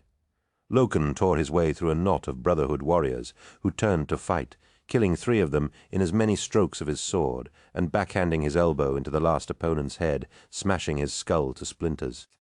All was pandemonium as the sons of Horus ran amok within the precincts of the Iron Citadel, its defenders slaughtered in frantic moments of unimaginable violence. Loken killed and killed, reveling in the shedding of enemy blood and realizing that, with this victory, the war would be over. With that thought, the cold reality of what was happening penetrated the red fog of his rage. They had won, and already he could see the victory turning into a massacre. Garviel. A desperate voice called over the sootvox. "Garviel, can you hear me?" "Loud and dear, Tarik," answered Loken. "We have to stop this," cried Torgadon. "We've won. It's over. Get a hold of your company." "Understood," said Loken, pleased that Torgadon had realized the same thing as he had. Soon the Intersuit Vox network was alive with barked orders to halt the attack that quickly passed down the chain of command. By the time the echoes of battle were finally stilled, Loken could see that the Astartes had just barely managed to hold themselves from plunging into an abyss of barbarity, out of which they might never have climbed. Blood, bodies, and the stink of battle filled the day, and as Loken looked up into the beautifully clear sky, he could see that the sun was almost at its zenith. The final storm of the Iron Citadel had taken less than an hour, yet had cost the lives of a Primarch, hundreds of the World Eaters, thousands of the Brotherhood, and the Emperor alone knew how many sons of Horus. The mass slaughter seemed such a terrible waste of life for what was a paltry prize, ruined cities, a battered and hostile populace, and a world that was sure to rebel as soon as it had the chance. Was this world's compliance worth such bloodshed? The majority of the Brotherhood warriors had died in those last enraged minutes, but many more were prisoners of the sons of Horus, rather than their victims. Loken removed his helmet and gulped in a lungful of the clear air, its crispness tasting like the sweetest wine after the recycled air of his armor. He made his way through the wreckage of battle, the torn remnants of enemy warriors strewn like offal throughout the esplanade. He found Torgadon on his knees, also with his helmet off, and breathing deeply. His friend looked up as Loken approached, and smiled weakly. "Well, we did it." "Yes," agreed Loken sadly, looking around at the crimson spoils of victory. "We did, didn't we?" Loken had killed thousands of enemies before, and he would kill thousands more in wars yet to be fought, but something in the savagery of this battle had soured his notion of triumph. The two captains turned as they heard the tramp of booted feet behind them, seeing the lead battalions of the Byzant Janizars finally climbing into the citadel. Loken could see the horror on the soldiers' faces, and knew that the glory of the Astartes would be tarnished for every man who set foot inside. "Varvarus is here," said Loken. "Just in time, eh?" said Torgadon. "This'll sweeten his mood towards us." Loken nodded and simply watched as the richly appointed command units of the Byzant Janizars entered the citadel, their tall blue banners snapping in the wind, and brilliantly decorated officers scanning the battlefield. Hector Varvaris stood at the crest of the breach and surveyed the scene of carnage, his horrified expression easy to read even from a distance. Loken felt his resentment towards Varvaris swell as he thought, "This is what we were created for? What else did you expect?" "Looks like their leaders are here to surrender to Varvaris," said Torgadon, pointing to a long column of beaten men and women marching from the smoking ruins of the inner keep, red and silver banners carried before them. 100 warriors in battered plate armor marched with them, their long barreled weapons shouldered and pointed at the ground. Robed magos and helmeted officers led the column, their faces downcast and resigned to their capitulation. With the storm of the esplanade, the citadel was lost, and the leaders of the Brotherhood knew it. "Come on," said Loken. "This is history. Since there are no remembrances here, we might as well be part of this." "Yes," agreed Torgadon, pushing himself to his feet. The two captains drew parallel with the column of beaten Brotherhood warriors, and soon every one of the sons of Horus who had survived the escalade surrounded them. Loken watched Varvarus climb down the rearward slope of the breach and make his way towards the leaders of the Oretian technocracy. He bowed formally and said, "My name is Lord Commander Hector Varvarus, commander of the Emperor's armies in the 63rd Expedition. To whom do I have the honor of addressing?" An elderly warrior in gold plate armor stepped from the ranks of men, his black and silver heraldry carried on a personal banner pole by a young lad of no more than 16 years. "I am Ephraim Guardia," he said, "senior preceptor of the Brotherhood Chapter Command and castellan of the Iron Citadel." Loken could see the tension on Guardia's face, and knew that it was taking the commander all his self-control to remain calm in the face of the massacre he had just witnessed. "Tell me," said Guardia, "is this how all wars are waged in your Imperium?" War is a harsh master, Senior Preceptor, answered Varvarus. Blood is spilled and lives are lost. I feel the sorrow of your losses, but excess of grief for the dead is madness. It is an injury to the living, and the dead know it not. Spoken like a tyrant and a killer, snarled Guardia, and Varvarus bristled with anger at his defeated foe's lack of etiquette. Given time, you will see that war is not what the Imperium stands for, promised Varvarus. The Emperor's great crusade is designed to bring reason and illumination to the lost strands of mankind. I promise you that this unpleasantness will soon be forgotten as we go forward into a new age of peace. Guardia shook his head and reached into a pouch at his side. I think you are wrong, but you have beaten us, and my opinion means nothing any more. He unrolled a sheet of parchment and said, I shall read our declaration to you, Varvarus. All my officers have signed it, and it will stand as a testament to our attempts to defy you. Clearing his throat, Guardia began to read. We fought your treacherous war master to preserve our way of life and to resist the yoke of imperial rule. It was, in truth, not for glory, nor riches, nor for honor that we fought, but for freedom, which no honest man could ever wish to give up. However, the greatest of our warriors cannot stand before the savagery of your war, and rather than see our culture exterminated, we surrender this citadel and our worlds to you. May you rule in peace more kindly than you make war. Before Varvarus could react to the Senior Preceptor's declaration, the rubble behind him shifted and groaned, cracks splitting the rock and metal as something vast and terrible heaved upwards from beneath the ground. At first Loken thought that it was the second seismic charge he had feared, but then he saw that these tremors were far more localized. Janizars scattered, and men shouted in alarm as more debris clattered from the breach. Loken gripped the hilt of his sword as he saw many of the Brotherhood warriors reach for their weapons. Then the breach exploded with a grinding crack of ruptured stone, and something immense and red erupted from the ground with a bestial roar of hate and bloodlust. Soldiers fell away from the red giant, hurled aside by the violence of his sudden appearance. Angron towered over them, bloody and enraged, and Loken marveled that he could still be alive after thousands of tons of rock had engulfed him. But Angron was a Primarch, and what, save for an anathema, could lay one such as him low? "Blood for Horus!" shouted Angron, and leapt from the breach. The Primarch landed with a thunderous impact that split the stone beneath him, his chain glaive sweeping out and cleaving the entire front rank of Brotherhood warriors to bloody rain. Ephraim Guardia died in the first seconds of Angron's attack, his body cloven through the chest with a single blow. Angron howled in battle lust as he hacked his way through the Brotherhood with great disemboweling sweeps of his monstrous roaring weapon. The madness of his slaughter was terrifying, but the warriors of the Brotherhood were not about to die without a fight. Loken shouted, "No, stop!" but it was already too late. The remainder of the Brotherhood shouldered their weapons and began firing on the sons of Horus and the rampaging Primarch. "Open fire!" shouted Loken, knowing he had no choice. Gunfire tore through the ranks of the Brotherhood, the point-blank firefight, a lethal firestorm of explosive bolter rounds. The noise was deafening and horrifyingly brief, as the Brotherhood were mercilessly gunned down by the Astartes, or hacked apart by Angron. Within seconds it was over, and the last remnants of the Brotherhood were no more. Desperate cries for medics sounded from the command units of the Janizars, and Loken saw a group of bloody soldiers on their knees around a fallen officer, his cream greatcoat drenched in blood. The gold of his medals gleamed in the cold midday light, and as one of the kneeling soldiers shifted position, Loken realized the identity of the fallen man. Hector Varvarus lay in a spreading pool of blood, and even from a distance, Loken could see that there would be no saving him. The man's body had been ripped open from the inside, the gleaming ends of splintered ribs jutting from his chest, where it was clear a bolter round had detonated within him.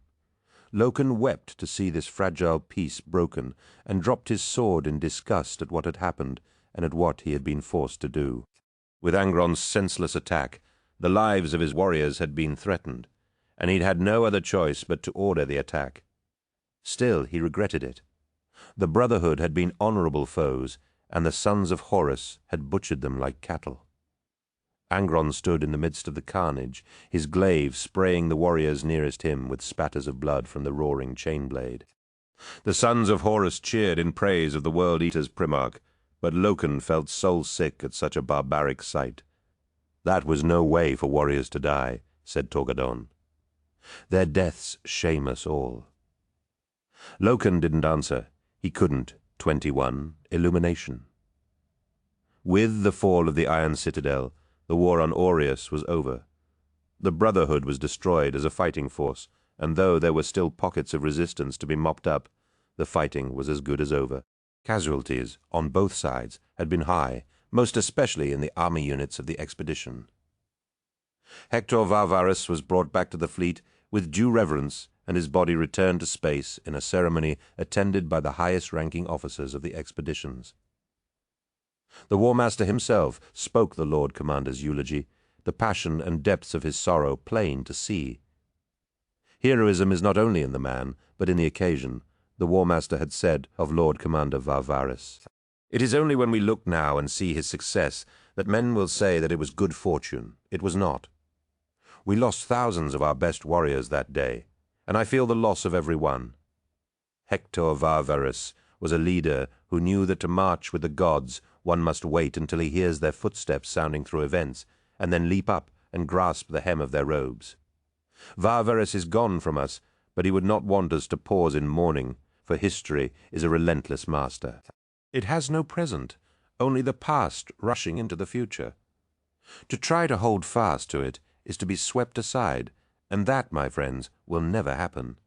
Not while I am War Master. Those men who fought and bled with Varvarus shall have this world to stand sentinel over, so that his sacrifice will never be forgotten. Other speakers had said their farewells to the Lord Commander, but none with the War Master's eloquence. True to his word, Horus ensured that army units that had been loyal to Varvarus were appointed to minister the worlds he had died to make compliant. A new imperial commander was installed, and the martial power of the fleet began the time-consuming process of regrouping in preparation for the next stage of the crusade. Kearchias's billet stank of ink and printing fumes. The crude, mechanical bulk printer, working overtime to print enough copies of the latest edition of The Truth, is all we have. Though his output had been less prolific of late, the Bondsman No. 7 box was nearly empty. Ignace Carcassi remembered wondering, a lifetime ago it seemed, whether or not the lifespan of his creativity could be measured in the quantity of paper he had left to fill. Such thoughts seemed meaningless, given the powerful desire to write that was upon him these days. He sat on the edge of his cot-bed, the last remaining place for him to sit, penning the latest scurrilous piece of verse for his pamphlet, and humming contentedly to himself. Papers filled the billet, strewn across the floor, tacked upon the walls, or piled on any surface flat enough to hold them. Scribbled notes, abandoned odes and half-finished poems filled the space. But such was the fecundity of his muse that he didn't expect to exhaust it any time soon. He'd heard that the war with the Oritians was over, the final citadel having fallen to the sons of Horus a couple of days ago in what the ship's scuttlebutt was already calling the White Mountains massacre. He didn't yet know the full story, but several sources he'd cultivated over the 10 months of the war would surely garner him some juicy titbits. He heard a curt knock on his door shutter and shouted, "Come in." Carcassi kept on writing as the shutter opened, too focused on his words to waste a single second of his time. "Yes," he said. "What can I do for you?" No answer was forthcoming, so Carcassi looked up in irritation to see an armored warrior standing mutely before him. At first, Carcassi felt a thrill of panic, seeing the man's longsword and the hard metallic gleam of a bolstered pistol. But he relaxed as he saw that the man was Petronella Vivar's bodyguard, Maggard, or something like that. "Well?" he asked again. "Was there something you wanted?" Maggard said nothing, and Carcassi remembered that the man was mute, thinking it foolish that anyone would send someone who couldn't speak as a messenger. "I can't help you unless you can tell me why you're here," said Carcassi, speaking slowly to ensure that the man understood. In response, Maggard removed a folded piece of paper from his belt and held it out with his left hand. The warrior made no attempt to move closer to him, So, with a resigned sigh, Carcassi put aside the bondsman and pushed his bulky frame from the bed. Carcassi picked his way through the piles of notebooks and took the proffered paper. It was a sepia-colored papyrus, as was produced in the Gyptian spires, with cross-hatched patterning throughout. A little gaudy for his tastes, but obviously expensive. "So who might this be from?" asked Carcassi, before again remembering that this messenger couldn't speak. He shook his head with an indulgent smile, unfolded the papyrus, and cast his eyes over the note's contents. He frowned as he recognized the words as lines from his own poetry, dark imagery, and potent symbolism. But they were all out of sequence, plucked from a dozen different works. Carcassi reached the end of the note, and his bladder emptied in terror as he realized the import of the message and its bearer's purpose.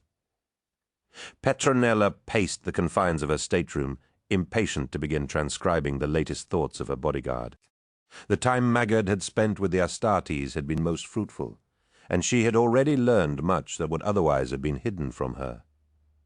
Now a structure suggested itself, a tragic tale told in reverse order that opened on the Primarch's deathbed, with a triumphal coda that spoke of his survival and of the glories yet to come.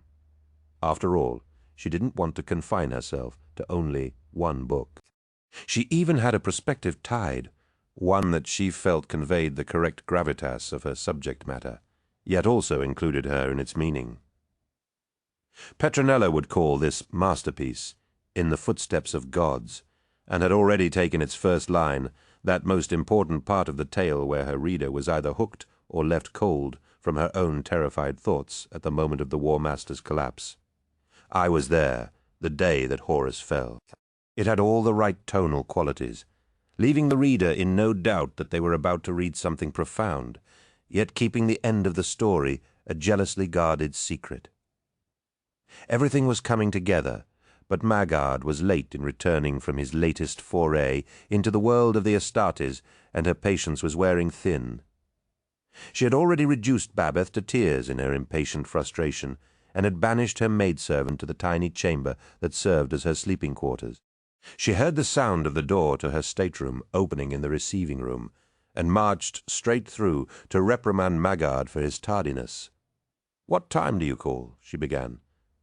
But the words trailed off as she saw that the figure standing before her wasn't Maggard. It was the War Master. He was dressed in simple robes and looked more magnificent than she could ever remember seeing him. A fierce anima surrounded him, and she found herself unable to speak as he looked up, the full force of his personality striking her. Standing at the door behind him was the hulking form of First Captain Abaddon.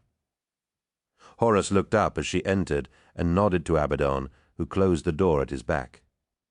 "Miss Vivar," said the War Master. It took an effort of will on Petronella's part for her to find her voice. "Yes."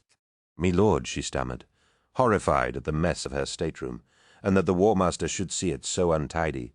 She must remember to punish Babeth for neglecting her duties. I wasn't expecting." Horus held up his hand to soothe her concerns, and she fell silent. "I know I have been neglectful of you," said the War Master. "You have been privy to my innermost thoughts, and I allowed the concerns of the war against the technocracy to command my attention." "My lord, I never dreamed you gave me such consideration," said Petronella. "You would be surprised," smiled Horus. "Your writing goes well?" "Very well, my lord," said Petronella. "I have been prolific since last we met." "May I see?" asked Horus.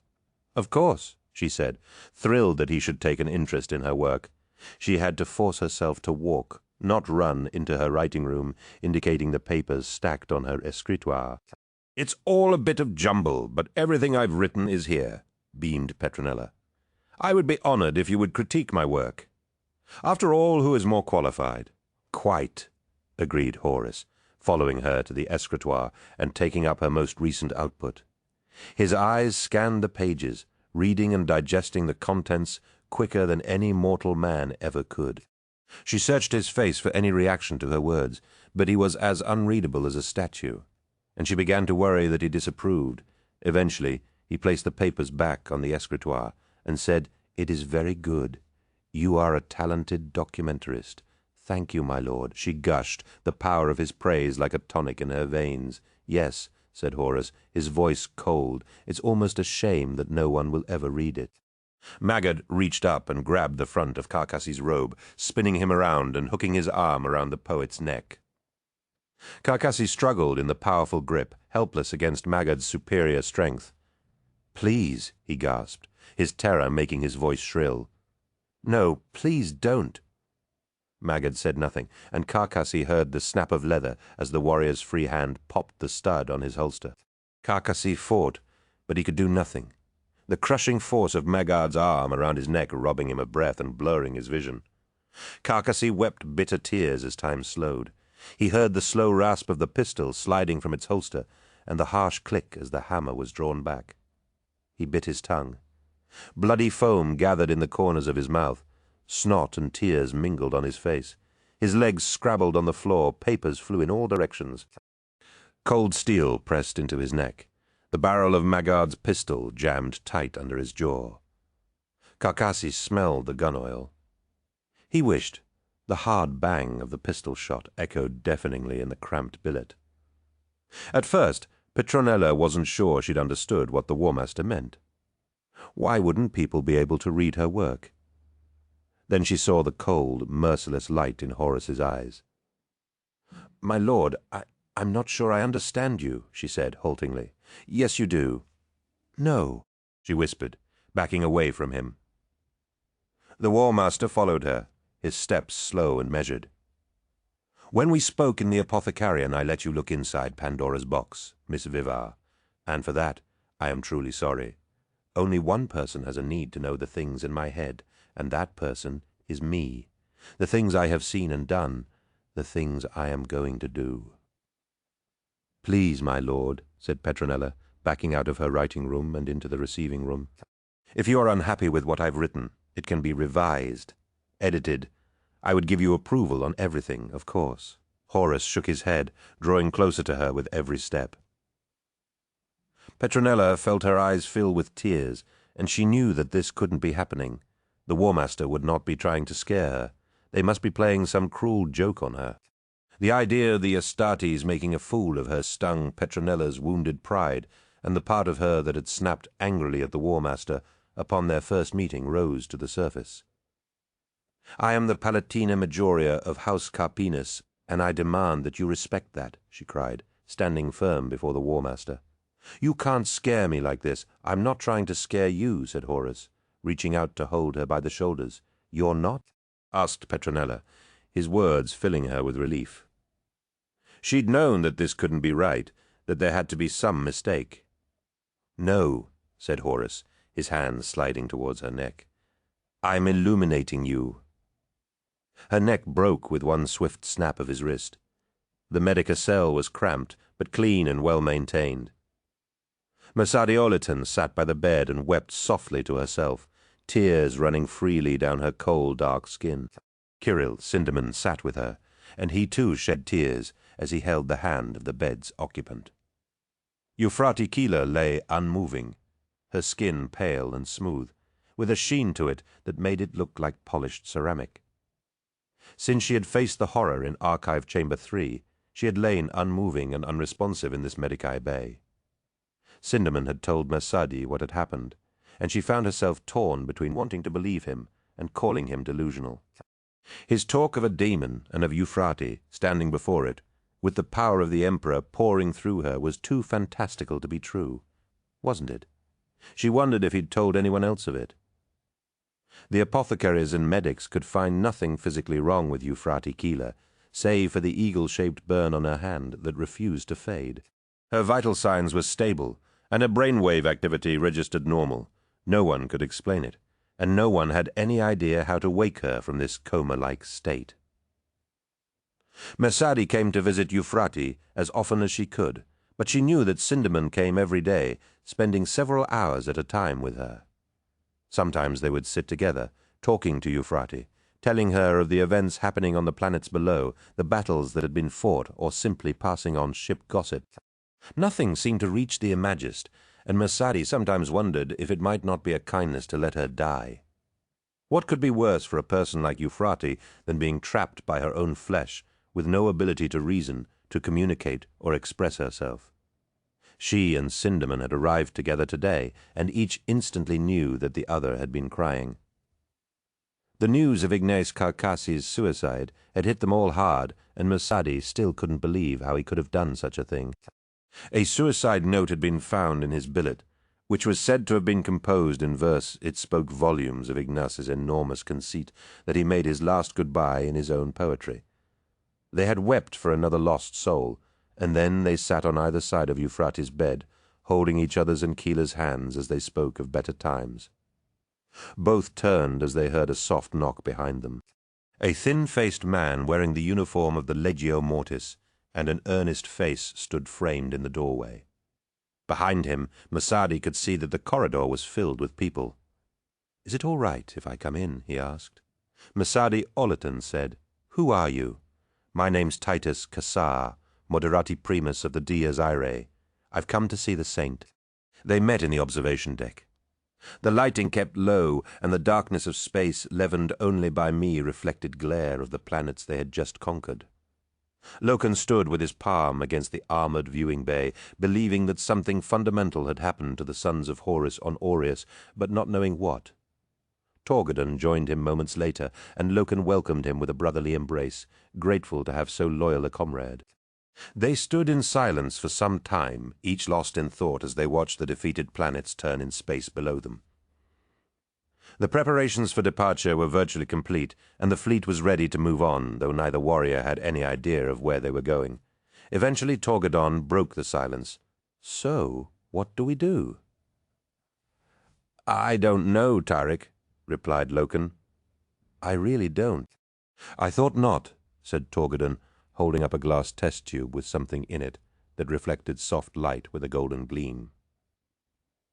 "This won't help, then. What is it?" asked Loken. "These," said Torgadon, "are the bolt-round fragments removed from Hector Varvarus." "Bolt-round fragments? Why do you have them?"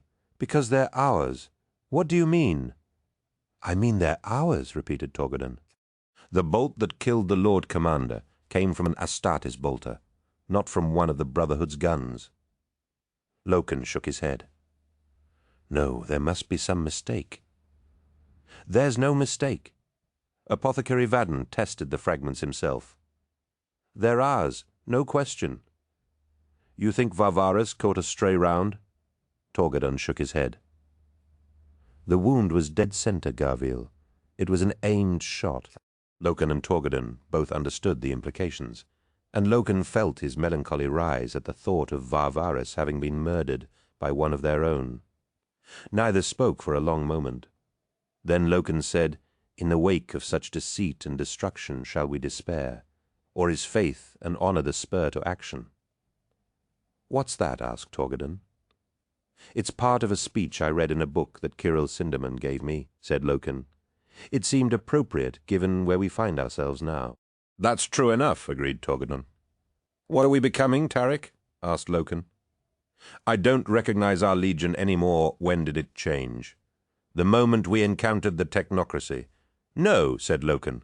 "I think it was on Davin. Nothing's been the same since then. Something happened to the sons of Horus there.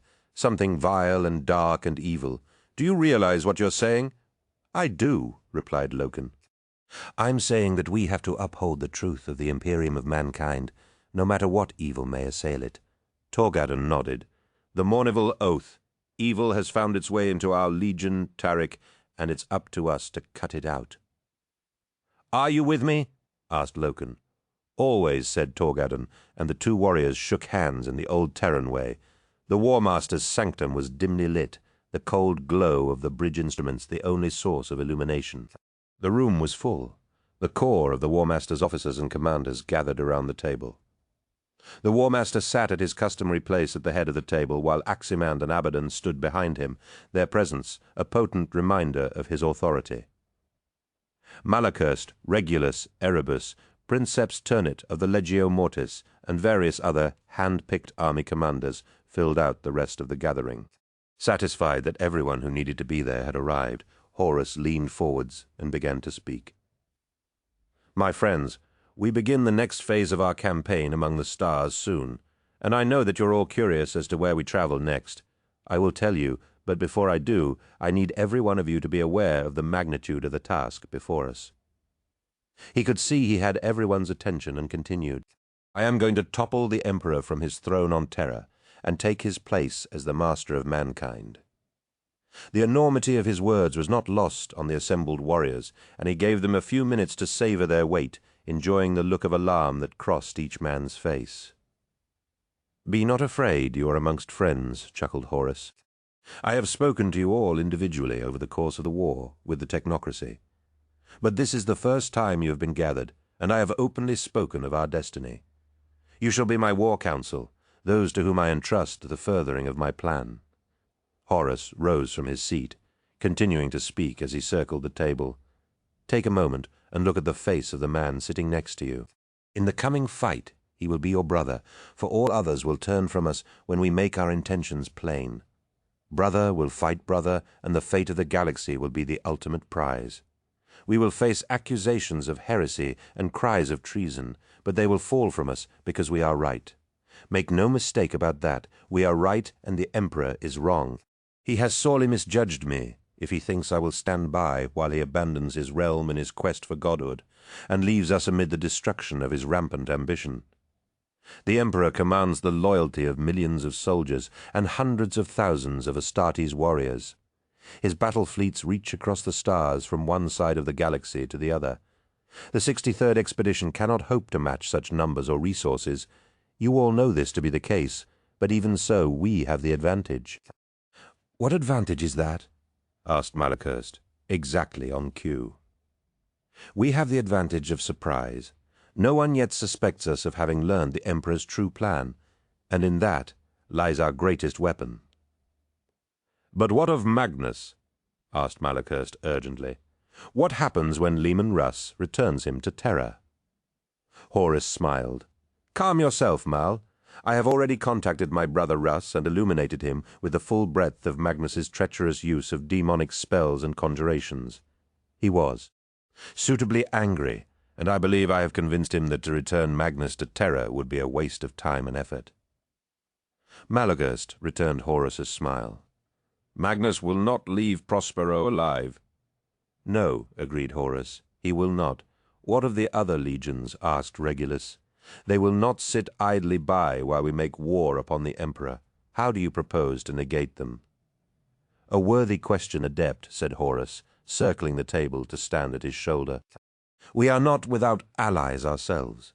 Fulgrim is with us, and he now goes to win Ferrus Manus of the Iron Hands over to our cause. Lorgar, too, understands the necessity of what must be done, and both bring the full might of their legions to my banner." "That still leaves many others," pointed out Erebus. "Indeed it does, Chaplain, but with your help, others may join us. Under the guise of the Chaplain Edict, we will send emissaries to each of the legions to promulgate the formation of warrior lodges within them. From small beginnings we may win many to our cause." "That will take time," said Erebus. Horus nodded. "It will, yes, but it will be worth it in the long term. In the meantime, I have dispatched mobilization orders to those legions I do not believe we can sway. The Ultramarines will muster at Kolth to be attacked by Kor Farron of the Word-Bearers, and the Blood Angels have been sent to the Cygnus cluster where Sanguinius shall be mired in blood. Then we make a swift, decisive stroke on Terra." "That still leaves other legions," said Regulus. "I know," answered Horus, "but I have a plan that will remove them as a threat to us once and for all. I will lure them into a trap from which none will escape. I will set the Emperor's Imperium ablaze, and from the ashes will arise a new master of mankind." "And where will you set this trap?" asked Malachurst. "A place not far from here," said Horus. "The Istvan system."